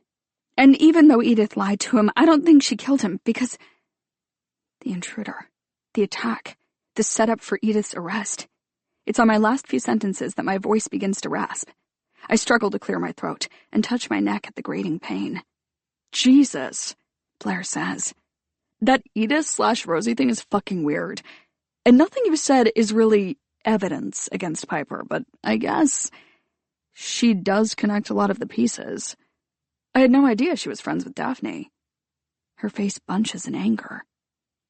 If she really is the one who killed Morgan, I raped that bitch just yesterday. I only cough in response, and Blair leans back as if it could be contagious. Do you want some tea or something? I have this honey chamomile kind that's good for throats, and I guess we should probably figure out a strategy for double-teaming Piper. My words come out smoother, but still a bit strained. That would be great, thanks. Sure, I'll be back. Sit if you want. As she heads to the rear of the house, I move deeper into the living room, where there appears to be a project underway. Empty picture frames and matting are laid out on the love seat, photos spread along the coffee table. Blair's creating some kind of memorial for Morgan, selecting pictures to display, and it's like her Instagram has come to life. I even recognize the photo I looked at earlier, the one of the two of them on their college green. But this version is larger, not cropped like it was online, and it allows me to see a new detail at the bottom of the frame. Blair and Morgan are holding hands. I squint at their fingers, tightly knotted, then study an adjacent photo, which appears to have been taken on the same day. In this one, their hands are still clasped, but now Blair's head is tipped onto Morgan's shoulder, her face almost dreamy as she gazes up at him. It's an expression I've never seen her wear in other pictures or in real life. It's so much softer, sweeter, completely unguarded, and as close as Blair and Morgan have always seemed in photos. There's something else that's different about her expression here. It's not the way you look at a friend. A memory prods at me. Last night, Edith and me on my kitchen floor. What was it she said about Morgan? He told me he's still friends with one of his college girlfriends. I pick up the picture, look at their grip on each other, and it's obvious. Morgan was talking about Blair. They were a couple once. I circled the table, scouring the other photos for evidence of romance. I lean closer to inspect body language, hand placement, as questions spring up. How long did their relationship last? When did it go from love to friendship? Who was the one to officially end it? The pictures offer no answers. All I see are the ways Blair has changed over the years. Even more than Morgan, whose hair is simply shaggier in some photos. But Blair transforms. In their college days, she sports a platinum pixie, which she then grew out into something more wheat-colored and shapeless. Then there's a sleek blonde bob. Then, in sharp contrast to her lighter hair and barely there makeup, there's her current look. Bold eyeliner, heavy mascara, long, dark hair. A look that's less like the woman Morgan dated in college, and more like the woman he married. You've robbed me again and again. My body tenses, Daphne's words booming through my head. Siphoned my love, my likeness. I hold myself still as the line reverberates. My likeness. My likeness. Earlier today, there'd been something there, reminding me of other Rosie, of a person who'd appropriated my identity. I thought I'd been applying the poem to my personal experience, but maybe... You won't stop until there's nothing left. My hand is frozen around the photo of Morgan and Blair, my gaze stuck to the ones on the table. And now, it's Piper's words that returned to me from the library the day we met. She said Daphne was freaked out, and she was sure it was because of Morgan. In a way, Blair corroborated that, suggesting Daphne's behavior was about the sequel Morgan was writing, but as I stare at the photos of one woman who looks like another, a new theory emerges, souring my stomach. What if Daphne's agitation wasn't about Morgan at all? What if Daphne was afraid of Blair?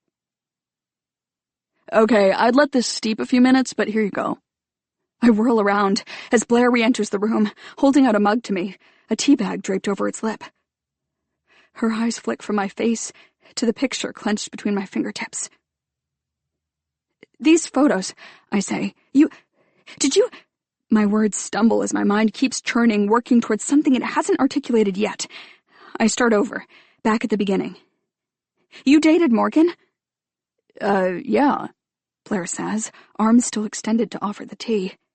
Why? Is that a problem for you? And then you changed yourself, years later, to look like Morgan's wife. Blair's face is blank. But when she sets the mug onto an end table, she's ungentle enough that liquid sloshes over the rim. Daphne Thorne did not have a monopoly on dark hair. You were still in love with Morgan, weren't you? What? She shakes her head like it's a non sequitur. You tried to be more of what he wanted, more of who he wanted. The disgust in my voice is as audible as the strain. I clear my throat, because that tone is hypocritical. I get it, I add. I've done it too. I may not have dyed my hair or changed my makeup to appeal to a man, but I've altered myself in dozens of other ways, filling my playlists with indie bands for Brad, memorizing lyrics to songs I didn't even like, watching hours of monotonous gameplay online just so I could convince Gabe I was a cool gamer girl, distressing a Patriots jersey so Tyler would think I wore it every Sunday, saying nothing when he threw an end table after a Super Bowl loss, even though he'd recently told me that girls act insane over Taylor Swift. You loved him, I say, so you tried to be like the woman he loved. Except you terrified Daphne with that. She wrote a poem about you, one of her last. Blair's gaze darkens. What are you talking about? I recite what I remember, paraphrase the rest. She sounds like she thought you were going to hurt her, I conclude. That's bullshit. I didn't mean to hurt her. I almost miss it. Her tone is so disgusted, so dismissive, that the meaning beneath it almost whizzes right by. But then, her eyes jolt wide, as if she's slipped up, blurted a secret, and the confession implicit in her statement bounces like an echo between us. But you did hurt her, I say, speaking the confirmation aloud. Blair opens her mouth, her throat creaking without words, her breath sputtering across her lips. Look, she finally says. She came after me. I was defending myself. She attacked you? When?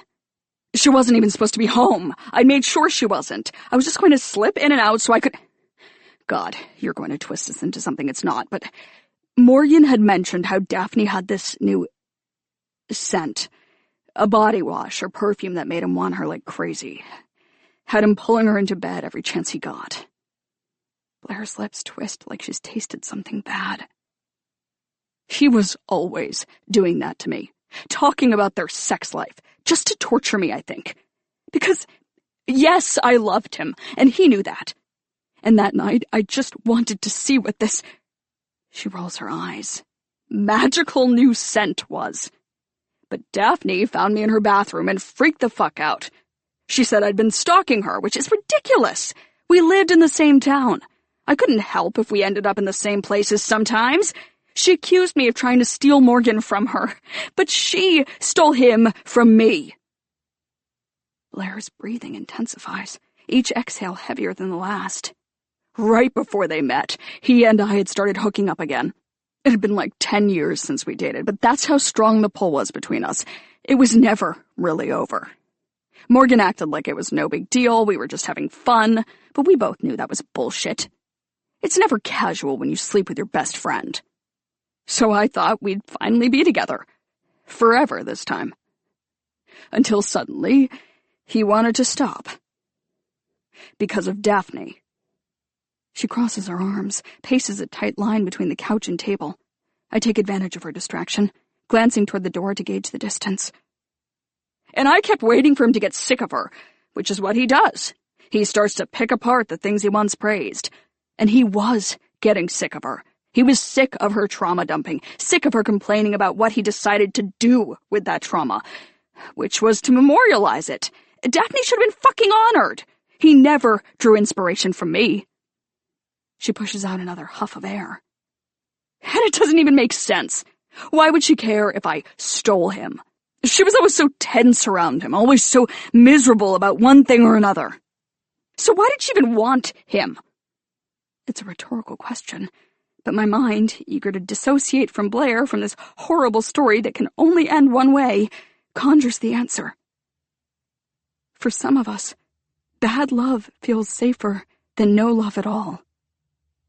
And like I said, I didn't need to steal Morgan from Daphne. I just needed to remind him he'd wanted me before. He could want me again. I could be exactly what he wanted. But that night, Daphne went on and on about how I was trying to make her look crazy because she'd figured out... Blair stops, eyes locking with mine, and for a second, I think she's reacting to my movements, the way I've been inching from her as she speaks. But then she clenches her jaw, like she's caging her words. Figured out what? I ask. She hasn't blinked since she cut herself off. Her face is as tight as a held breath. It was so stupid, she finally says. Nothing for her to get so worked up about, just... She shrugs. Morgan wasn't actually writing a sequel to Someone at the Door. I only told Daphne that to fuck with her. I knew she'd get upset and yell at Morgan and act all crazy and... Blair pauses. Okay, I hear it. I guess she was right. I was trying to make her look crazy. As Blair laughs, I force myself not to react. But the confession, not stupid, ruthless, zaps me like a live wire, my nerves blazing inside me. Not like she needed much help. I saw it firsthand that night in her bathroom. She admitted to snooping through Morgan's computer earlier that day, looking for his latest contract. She'd seen it wasn't for a sequel. So she went off about that too, said I'd been gaslighting her, along with all her other accusations. I was stalking her, trying to be like her, trying to take her place. Blair laughs again, dismissive. At one point, she even lunged forward like she was going to push me or something, so I pushed her first. Textbook self-defense. But obviously, I didn't expect her to crack her fucking head on the edge of the vanity. I reel back, staring at Blair, but I can't even focus on her. Instead, the scene solidifies in front of me. The fractured skull, the bathroom tile, the blood. I've imagined it so many times, but only now do I feel like I'm in that bathroom with her. It's all I see. Daphne's body splayed, the white floor slowly soaking red, until the image shifts, and I see myself. Just a few hours later, the nurses at the hospital prepping me for surgery. I can't help but go there. Daphne's blood haloing around her head is the only reason mine keeps pumping. I already knew that. Knew I'd have to live with that cruel, convenient equation. But now I'm standing in front of the person who caused Daphne's injury. And I feel it in my heart, which is finally pounding. The loss of a woman I didn't know until she was a part of me. A woman who spun her pain into poetry. Who was never loved the way she deserved. You left her there to die? I ask, barely above a whisper. Not to die. I figured Morgan would rush in any second and help her. It would have been easy to deny it if Daphne accused me of anything. Morgan trusted my mind way more than hers. But it never even came to that, because everything else I told you is true. Morgan said he heard a crash in the bathroom but didn't check to see what had happened. And it's not like Daphne was being quiet before she fell. He had to have heard her voice, too. So it's interesting, isn't it? How he completely ignored her. I mean, would he really do that to someone he loved? No, absolutely not. But there's no time to dwell on that. I need to get out of here, away from the woman who pushed Daphne to her death and isn't even sorry. I'm closer to the door than Blair is, but if she sees me run for it, she could try to pull me back. My eyes sweep the floor, mapping each step I'll need to take. There's about 10 feet between me and the way out. I'll have to grab the shoes Blair insisted I remove, but maybe I could go for the mug of tea, splash the still steaming liquid in her face and escape while she's... A grating sound scrapes through the thought. I turn toward it and find Sickle scratching the hardwood, like there's something buried beneath it. Blair shouts before she leaps at him, "Not my floors, you little shit!" And that's all the distraction I need. I slide toward the door in my socks, reach down for my sneakers with one hand, grab the doorknob with the other, and I freeze. There's a pair of boots beside my shoes. Black leather, with laces and thick soles. I've seen dozens of women and men in boots just like them, but these are different. These are ones I've seen so recently. These are ones with a scuff on the toe, shaped like half a heart. Chapter 23. Not so fast, Rosie. I'm still crouched, hand on the door, when I look up to find Blair holding a gun. She didn't scramble for it, didn't fumble at a locked cabinet. She must have had it on her this entire time. She jerks the gun to the left, motioning for me to step away from the door. My hand has already slipped from the knob, too slack to keep its grip. I follow the path she traces, shuffling closer to the middle of the room. "It was you," I say. "In my apartment, you—" I glance at the bandage, which Blair asked about when I arrived, as if she weren't the one to cut my arm in the first place. "We were going to go to Piper's, interrogate her about the attack, when the whole time it was you who—" Jesus, you're so gullible. We were never going to talk to Piper. I have no idea who that woman is, or where she lives. But it got you over here, didn't it? Her thumb pushes forward. Click, releasing the safety on the gun. You should have just let Edith take the fall. I've never had a gun aimed at me before. The single black eye staring at me from the end of the barrel makes it even harder to process what Blair means. I start simple. Piper is not her neighbor. Piper didn't do any of this. You killed Morgan, I say. You murdered your best friend. Don't give me that look. I didn't plan to kill him.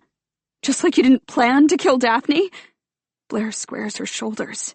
Yes, exactly like that. Except you didn't push Morgan and cause him to fall.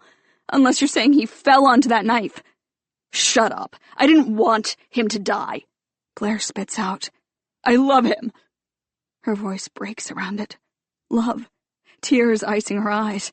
She sniffs hard, blinking them away, then flexes her finger, nearly touching the trigger. Does your fiancé know you're in love with him? I ask, but in my peripheral vision I scope for a weapon, a way out. It's not like I cheated on Vanessa. I love her too, you know, I'm not a monster.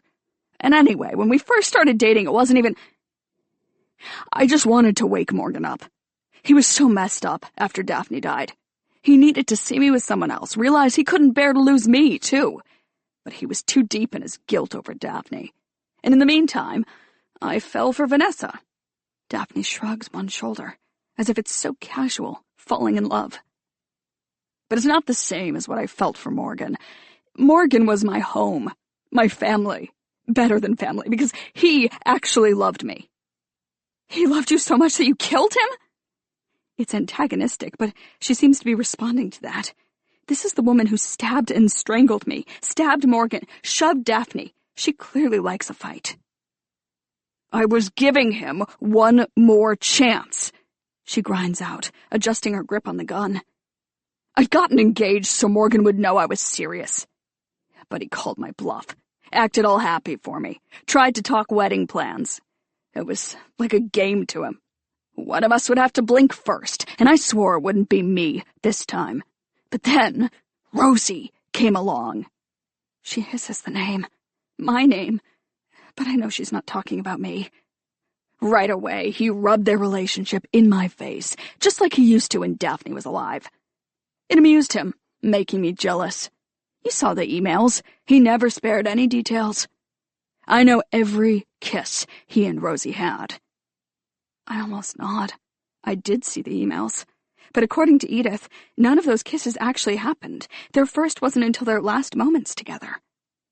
Judging by the pained set of Blair's jaw, the fiction in Morgan's emails is still achingly real to her. And maybe that was the point. It was like a game to him, with Blair as the toy.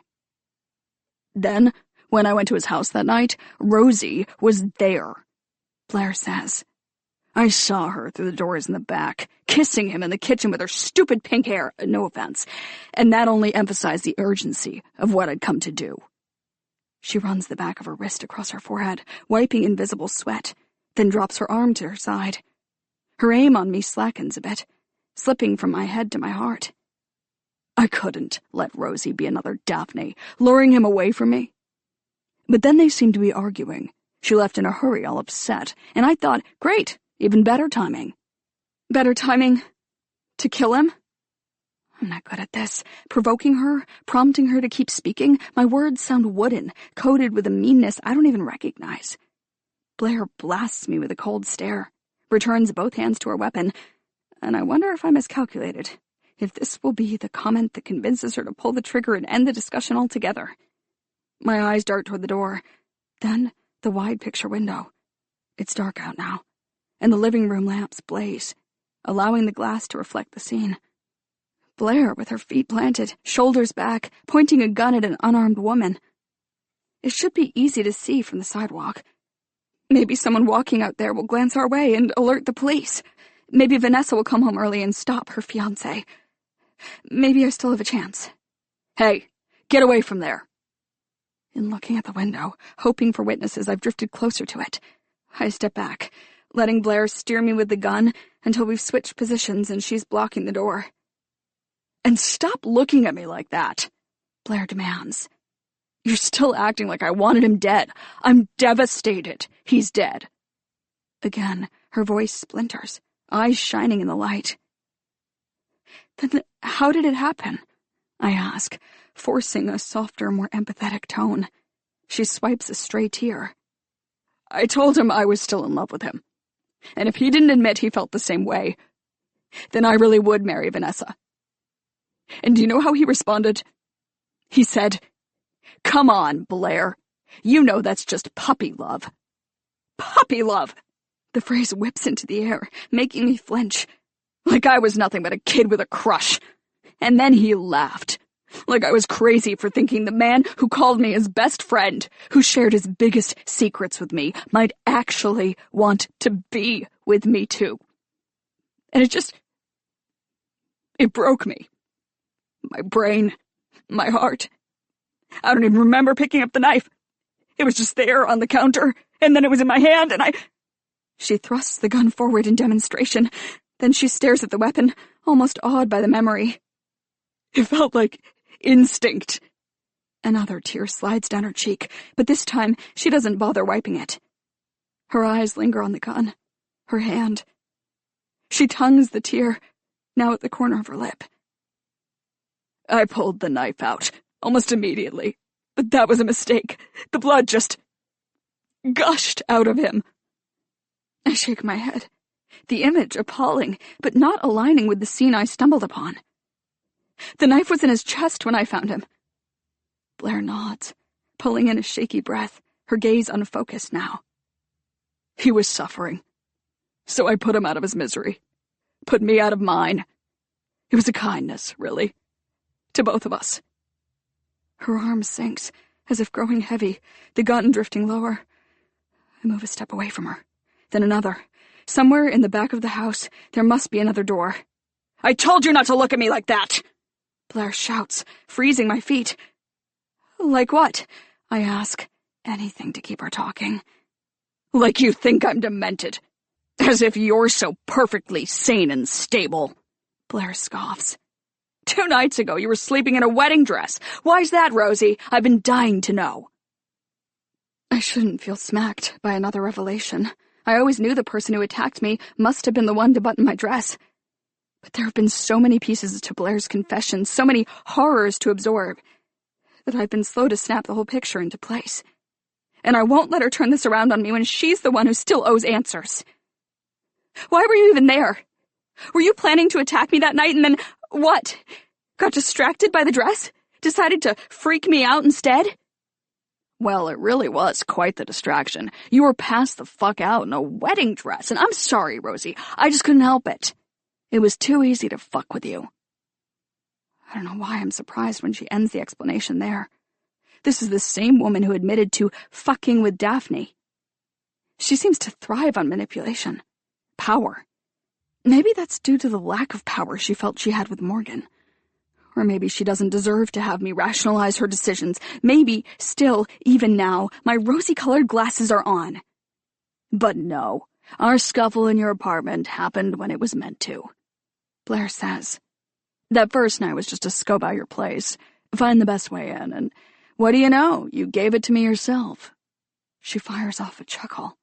The key was right in the lock, as if you wanted me to make a spare. She grins like she expects me to applaud her. And actually, it was you who gave me everything, not just the key. I'd seen Edith, through Morgan's back door, but I didn't know how to find her again, which obviously I had to. She'd make the perfect suspect.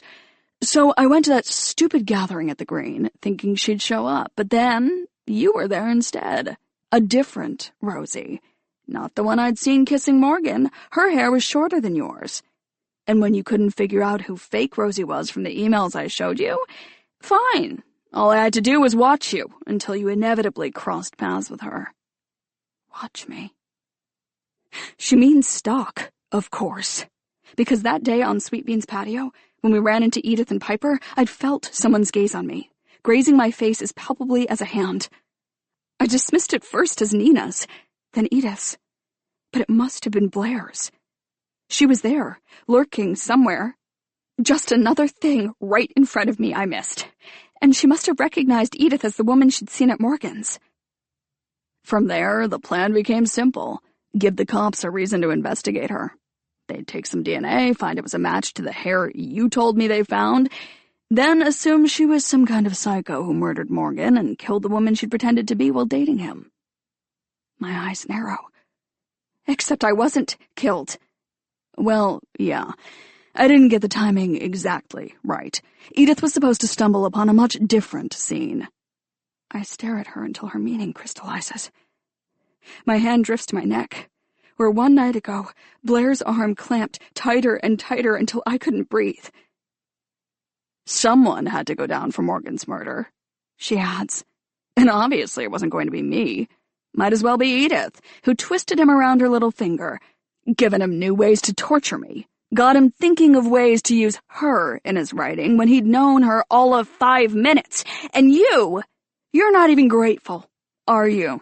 That Morgan saw your story, your transplant, as something worthy of his art. What makes you so fucking special? He never even met you. But I told him every cruel thing my parents have done to me. Every heartless thing they've said, and I never once made it into his books. And if my pain wasn't enough, if I wasn't enough, then why the hell were Daphne and Edith and you? She widens her stance, glaring at me down the barrel of the gun. Her finger twitches on the trigger. If you kill me, I blurt, your whole plan will be for nothing. The cops will arrest you anyway. I wouldn't be so sure, Blair says. Then she softens her gaze, shifts from smug to scared, speaks in a shaky voice. It was so terrifying, officer. Rosie just came after me tonight. I had to fight back, but oh God, I didn't want to kill her. She imitates a sob. Then the fear disappears as quickly as she conjured it, a tiny smile returning to her lips. They'll have no evidence against me. They'll have DMs where I invited you over because I was determined to know who killed my best friend, and... Her face transforms again, back to the trembling, traumatized expression from seconds ago. Officer, I don't understand it. She told me she was suspicious of Piper Bell, but she started accusing me of attacking her. I think Piper was just a ploy to get to me. They'll see you didn't even know Piper, that she's not your neighbor, that you used her as a ploy to get me here. Blair hesitates, but only for a second. Don't worry, I'll think of something. There's a chilling finality to the way she says it, like she's done offering explanations. Like she's just as aware as I am that her fiancé could return while I'm still able to talk. She flexes the hand bracing the gun. Of all the ways I've envisioned I would die, gasping for breath, cut open on an operating table, boiling with infection, whittled to bone by cancer, alone in a hospital bed, my hands unheld, I never saw it ending like this. I struggle for one last way to stall. Did you... I swallow and try again. Does Vanessa know what you've done? A muscle jumps in Blair's jaw. She opens her mouth to answer, and I lunge for her. I claw for the gun, slam my shoulder into her chest, feel the stunned whoosh of her breath explode against my cheek. My life will be shorter than others. That's the deal I accepted in receiving Daphne's heart. But I can't let it end tonight. Because if I die now, the truth dies with me. I have no choice but to fight. For Daphne, for Edith, and for me, too. Our bodies crash to the floor, and it's a repeat of last night, only this time, Blair and I both scramble for the weapon, and I'm not running for the door. We twist and tumble, gritting our teeth. When she rakes her nails against my bandage, I cry out, but I don't let it stop me. I can't. I've barely begun my second chance at life, so consumed by fears of a lonely, loveless future. But right now, faced with the desperate glint in Blair's eyes, I know what I'm up against is worse. No future at all. I reach higher as Blair holds the gun above her head, my hands scrabbling up her arm to her wrist. I graze the gun at nearly the same instant I feel it slip out of reach. Then Blair's fist bashes my side, and I fold inward at the flare of pain. She scrambles to slide away from me, but I latch onto her. "Get off me!" she snarls. "You're not going to—" Sirens blare through her sentence. We freeze, my hand wrapped around hers, both of us wrapped around the gun. Lights bounce outside, casting the room in red and blue. The colors dance on Blair's skin, a blush, a bruise. Then, footsteps pound toward us, and I scurry off her, just as she points the gun at the door. 3 hard knocks rattle the windows. "Police! Open up!" The gun quivers in Blair's hand. Her eyes blaze as she attempts to steady it. "Put it down," I warn her. She shakes her head, mumbling something I can't make out. "Blair, you have to put it down." She looks at me then, tears coating her eyes like resin, hardening them into an impenetrable sheen. "No, this isn't fair. None of this would even be happening if he'd—" She blinks in time to 2 more knocks. "I just wanted him to love me. I just wanted us—" I never heard the end of her sentence. The door bursts open, splinters spraying out like the air has shattered. 3 officers rush into the room, guns pointed at Blair. "Drop your weapon now!" one shouts. Blair doesn't so much as flinch. Her gaze is still pressed to mine. "Everyone's going to say I went crazy, but I wasn't crazy. I was hurting." The word scrapes out of her, raw and ragged. "I still am. Right here." She places the tip of the gun against her chest, her heart, and I suck in a breath, just as the police take a synchronized step toward her. "Ma'am," one starts. "You don't need to do this. Just put the gun down and we'll—" "Jesus, are you serious?" Blair's head snaps toward the officer. "I'm not going to kill myself." She slaps the gun onto the floor, and I shield myself, cower away from it, anticipating a blast. By the time I uncover my face, an officer has scooped it up. "Put your hands in the air," the cop in front orders. Blair looks at me again, her expression a blend of defeat and defiance. "I guess it doesn't matter," she says, raising her arms. "I won't be with him either way." A cop twists Blair's arms behind her back, clicks on handcuffs, then hauls her to a standing position. Another officer kneels down beside me, but her words come to me muffled as Blair is marched outside. "Sorry, what?" I ask. The woman's face is concerned, her eyes pinched with urgency. She repeats herself, but I still don't hear her. because now there's a voice outside, rising above hers. Ma'am, please stay out here, ma'am. There's a blur of motion as someone runs into the house, followed by a familiar sound. Rosie! Oh my God! I tear away from the officer, struggling to get to my feet, but Nina reaches me first. She falls to the floor beside me. What? How did you... I stumble over the questions, too stunned to see her. You weren't at your house. I checked your location and didn't recognize it. The cop who tried to stop her outside surges forward to intervene, but the officer nearest us puts a hand on his arm. There's no threat to anyone here. Wanted to make sure you were okay. I saw your car in the driveway, saw that woman in the window with the gun, and I called 911. But they said I'd make things worse if I intervened. That she could... Nina breaks off, dissolves into tears, and I slump against her chest as she gathers me in her arms. I focus on her warmth, her softness and solidity, unable to articulate my surprise. I hoped for someone to spot us through the window, call the cops just in time, but I hadn't considered it would be Nina. Maybe I should have. This is not the first time I've been crumpled on the floor in her arms. They told me to wait outside until they got here, she says. But I swear, if they'd taken even a second longer, I would have knocked that woman to the ground. A laugh sputters out of me. I've never seen you knock so much as a fly to the ground. I would if it was pointing a gun at you.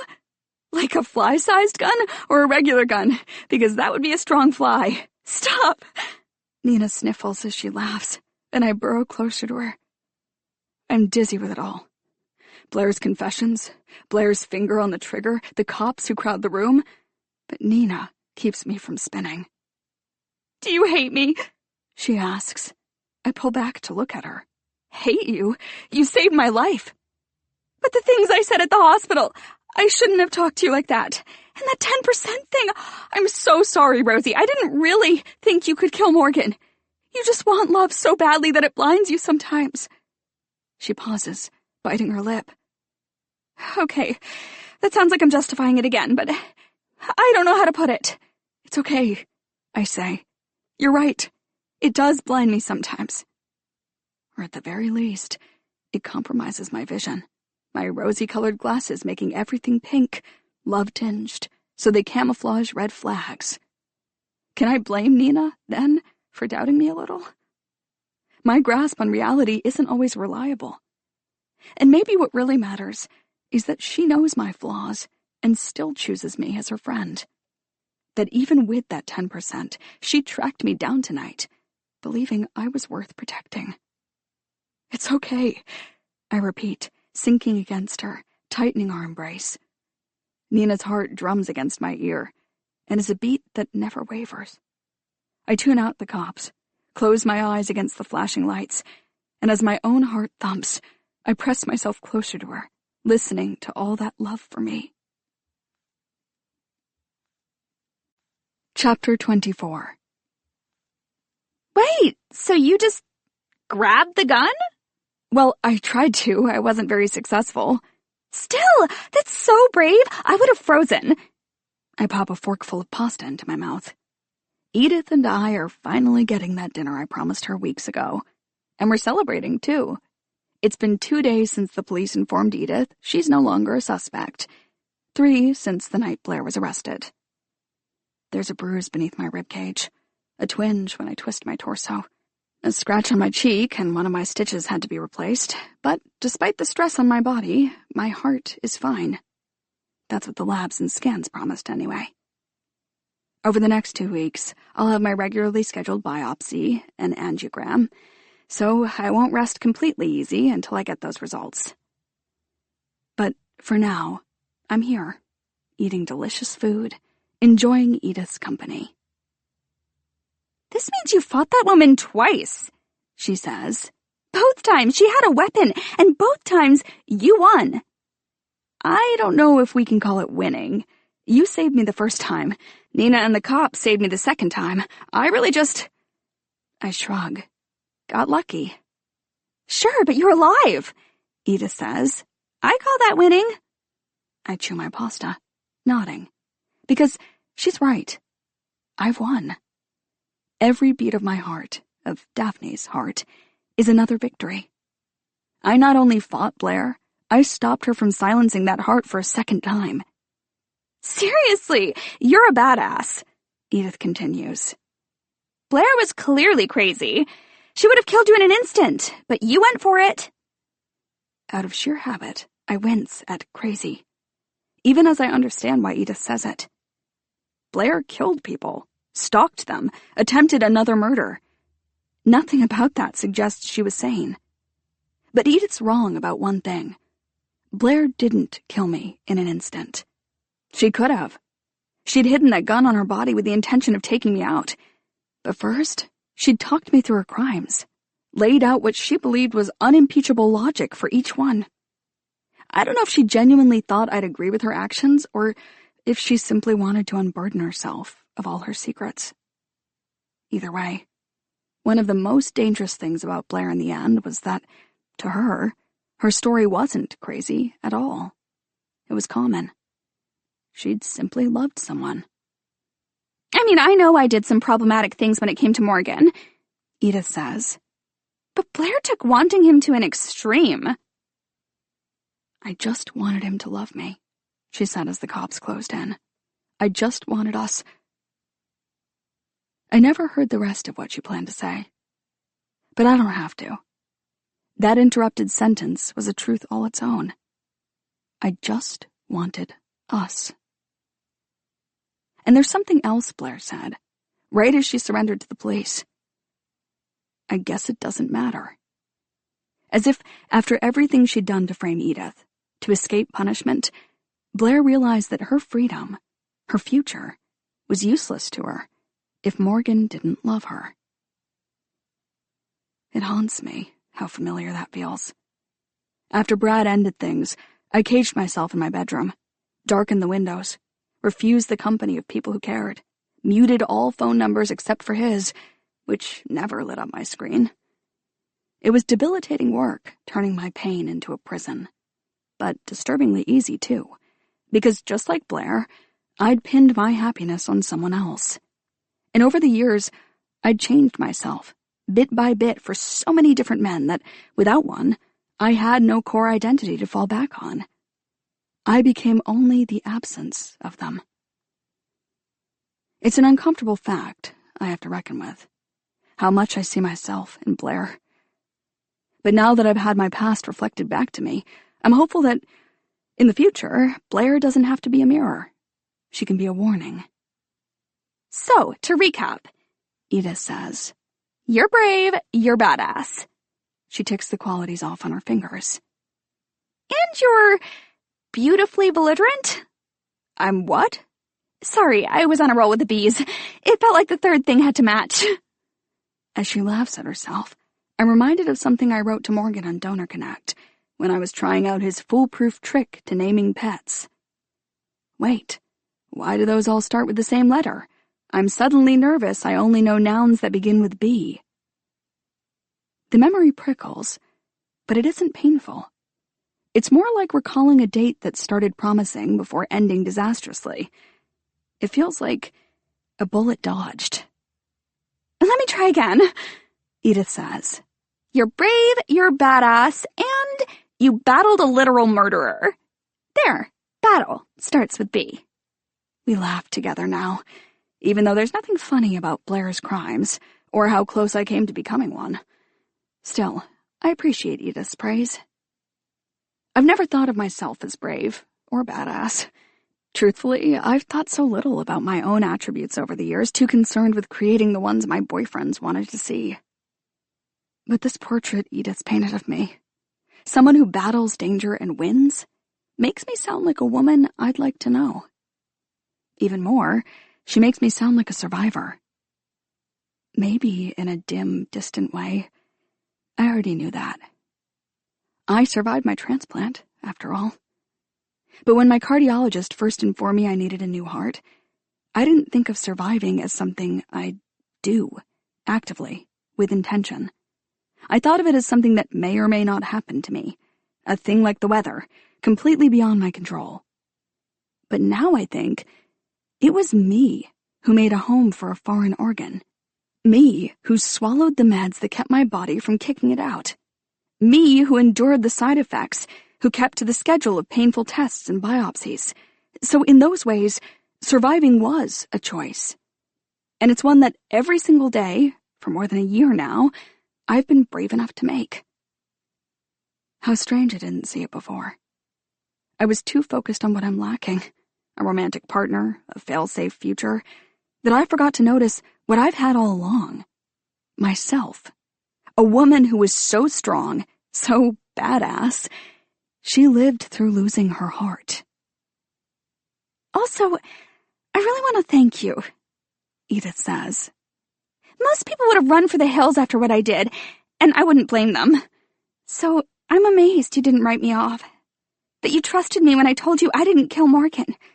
That you actually want to spend time with me, now that it's all over. I smile, resisting the urge to brush off her thanks. To tell her it was probably just my rosy-colored glasses that kept me fighting for her. A few days ago, when I was huddled on the floor with Nina, I recognized she was right. Those glasses had distorted my vision, convinced me that so many people in my life had been better than they actually were. But at the awe in Edith's eyes, I consider that maybe those glasses aren't always an impairment. I love that I look for the best in people. If I didn't, I might have done exactly what Edith said. Written her off as soon as I learned she was other Rosie. And that means I wouldn't be here at this dinner tonight, discussing it all with a new friend. I'm realizing, too, that whenever Nina and I have talked about my rosy-colored glasses in the past, we've always done so as if I've chosen to put them on. A lot of times I do, that's true, or I've just worn them so long it's not even a choice anymore.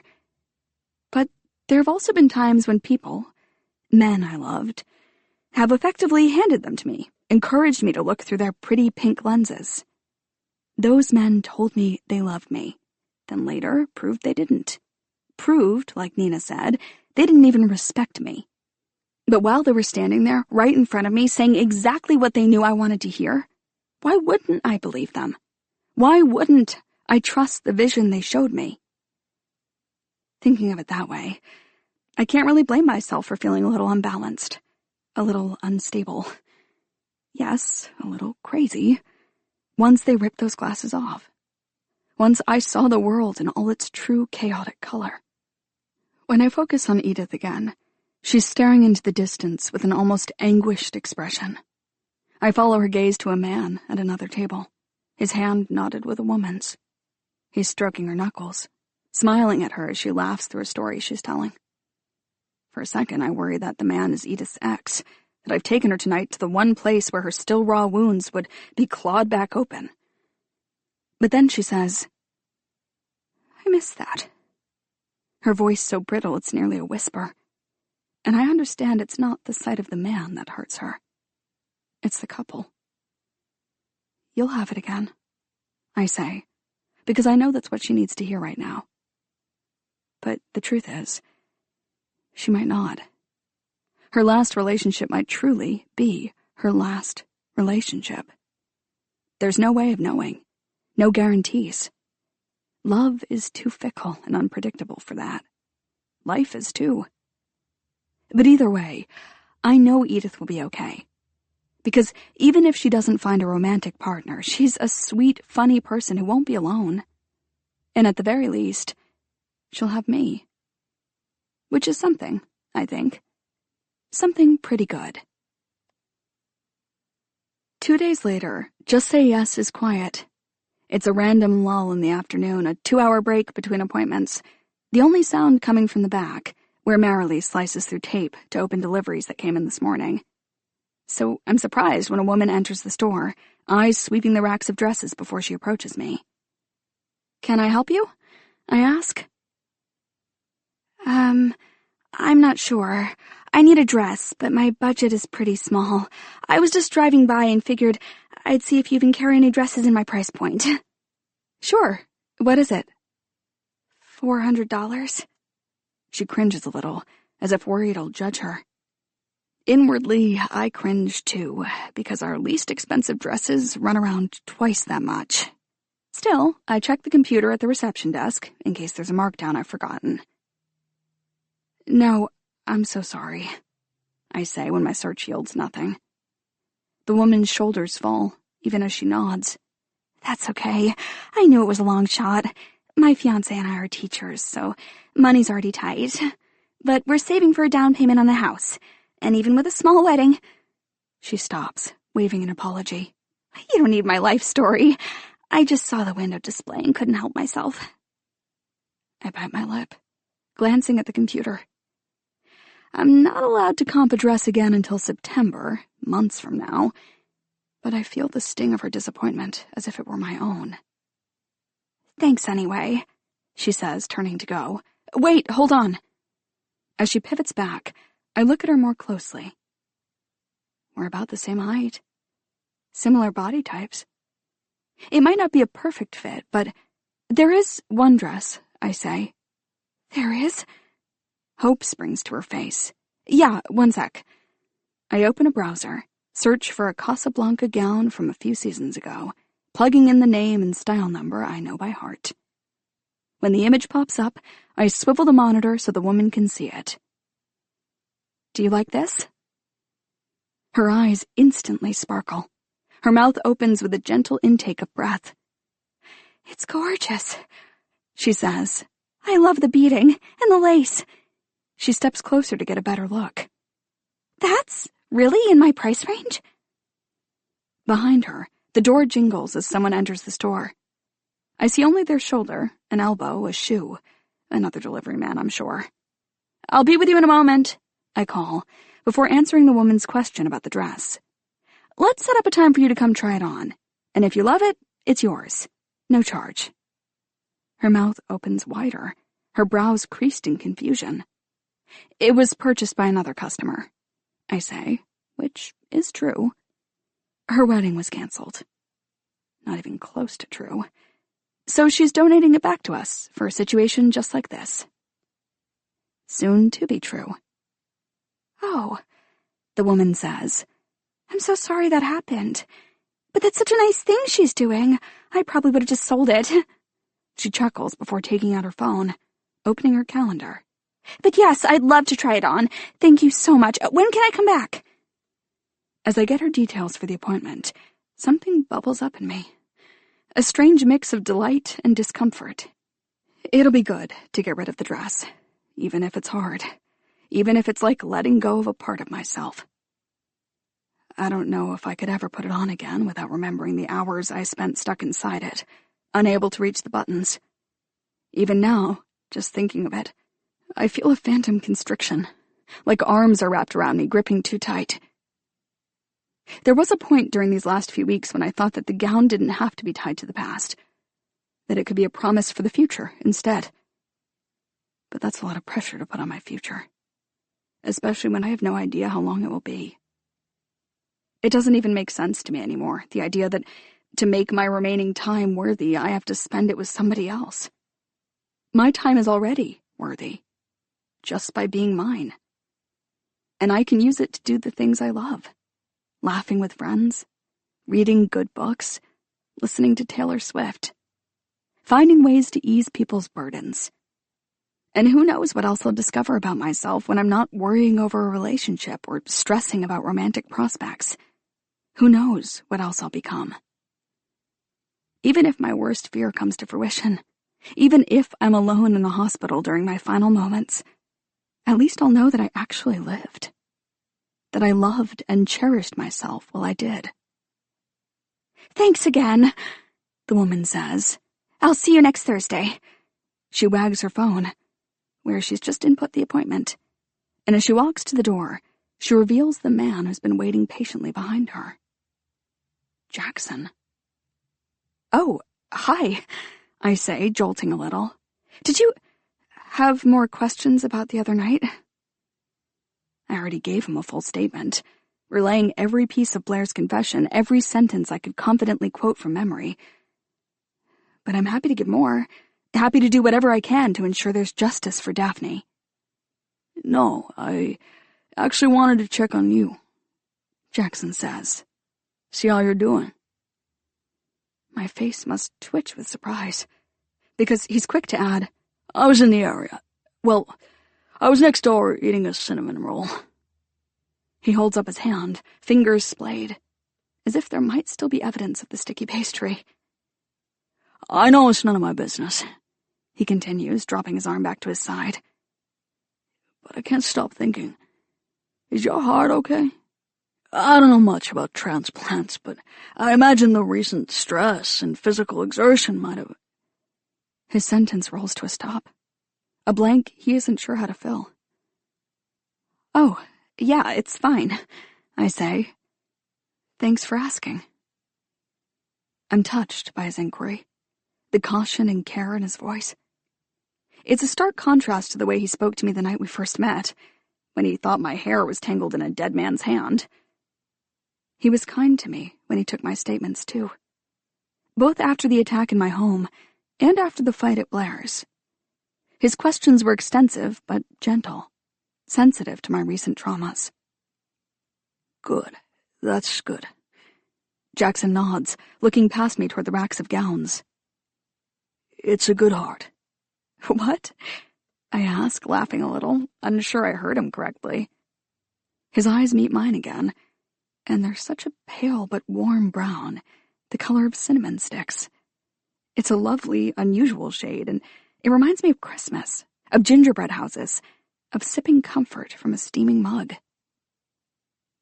That's what my sister always used to say about you, Jackson says.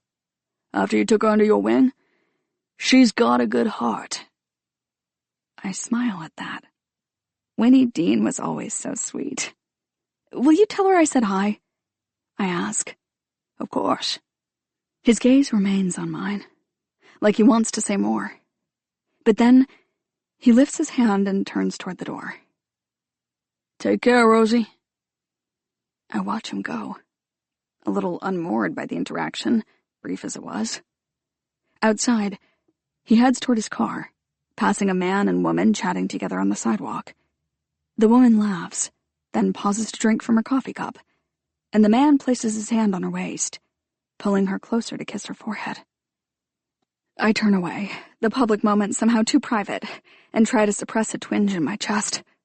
I place my hand above the ache, feel for the thump of my heart.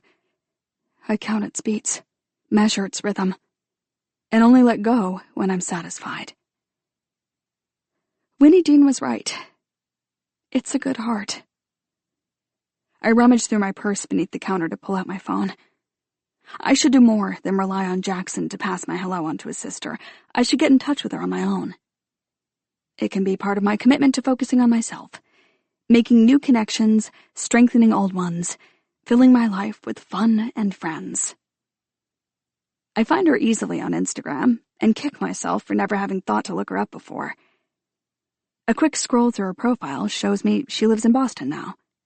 She has a dog she adores, and she still enjoys baking, just like she did in high school. There's a photo from last Thanksgiving where she and Jackson are both in oven mitts, holding separate casseroles. The sibling stuffing war continues, she captioned it. Spoiler alert, I won. I click on the comments, where Jackson's added, "If by won you mean sabotaged," and I smile at the implied hijinks while tapping on his handle. There are only about a dozen pictures on his page, and the most recent is from late last year. In it, he stands on a lawn that's quilted with leaves, beside a realty sign boasting a sold banner. The caption is simple and straightforward.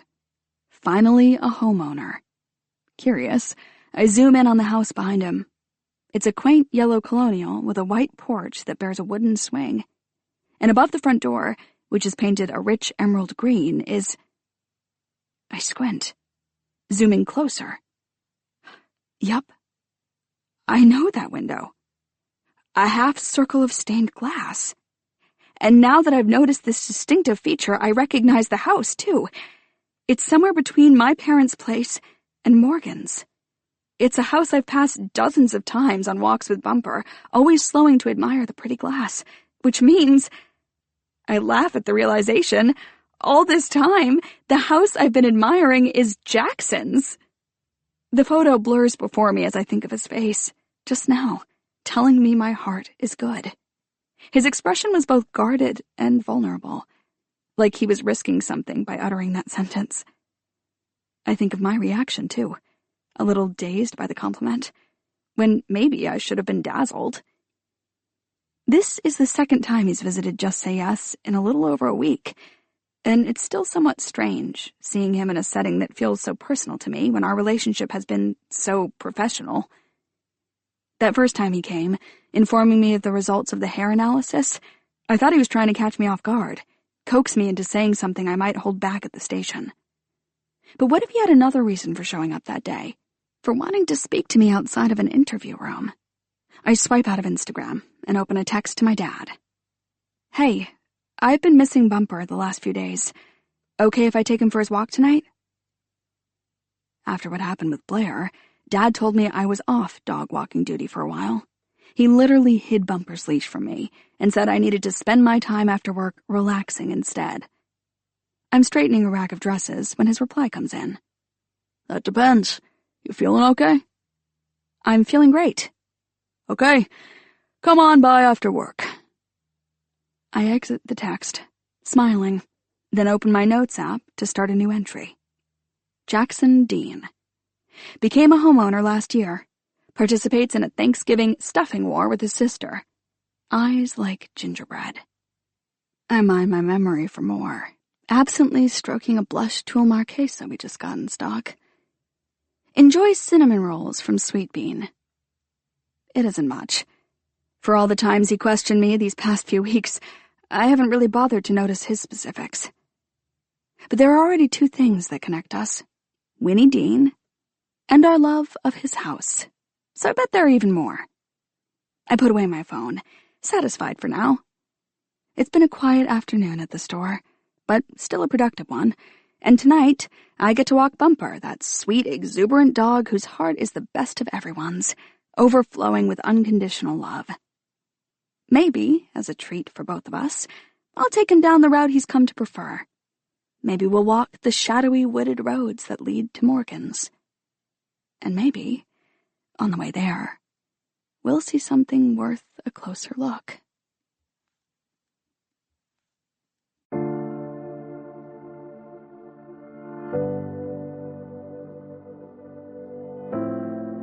Cross My Heart, a Novel, was written by Megan Collins and read by Gail Shallon and Chris Andrew Shula. Editing and post-production by Chrissy Farrell. This has been a presentation of Simon & Schuster Audio. Cross My Heart is available in print from Atria Books.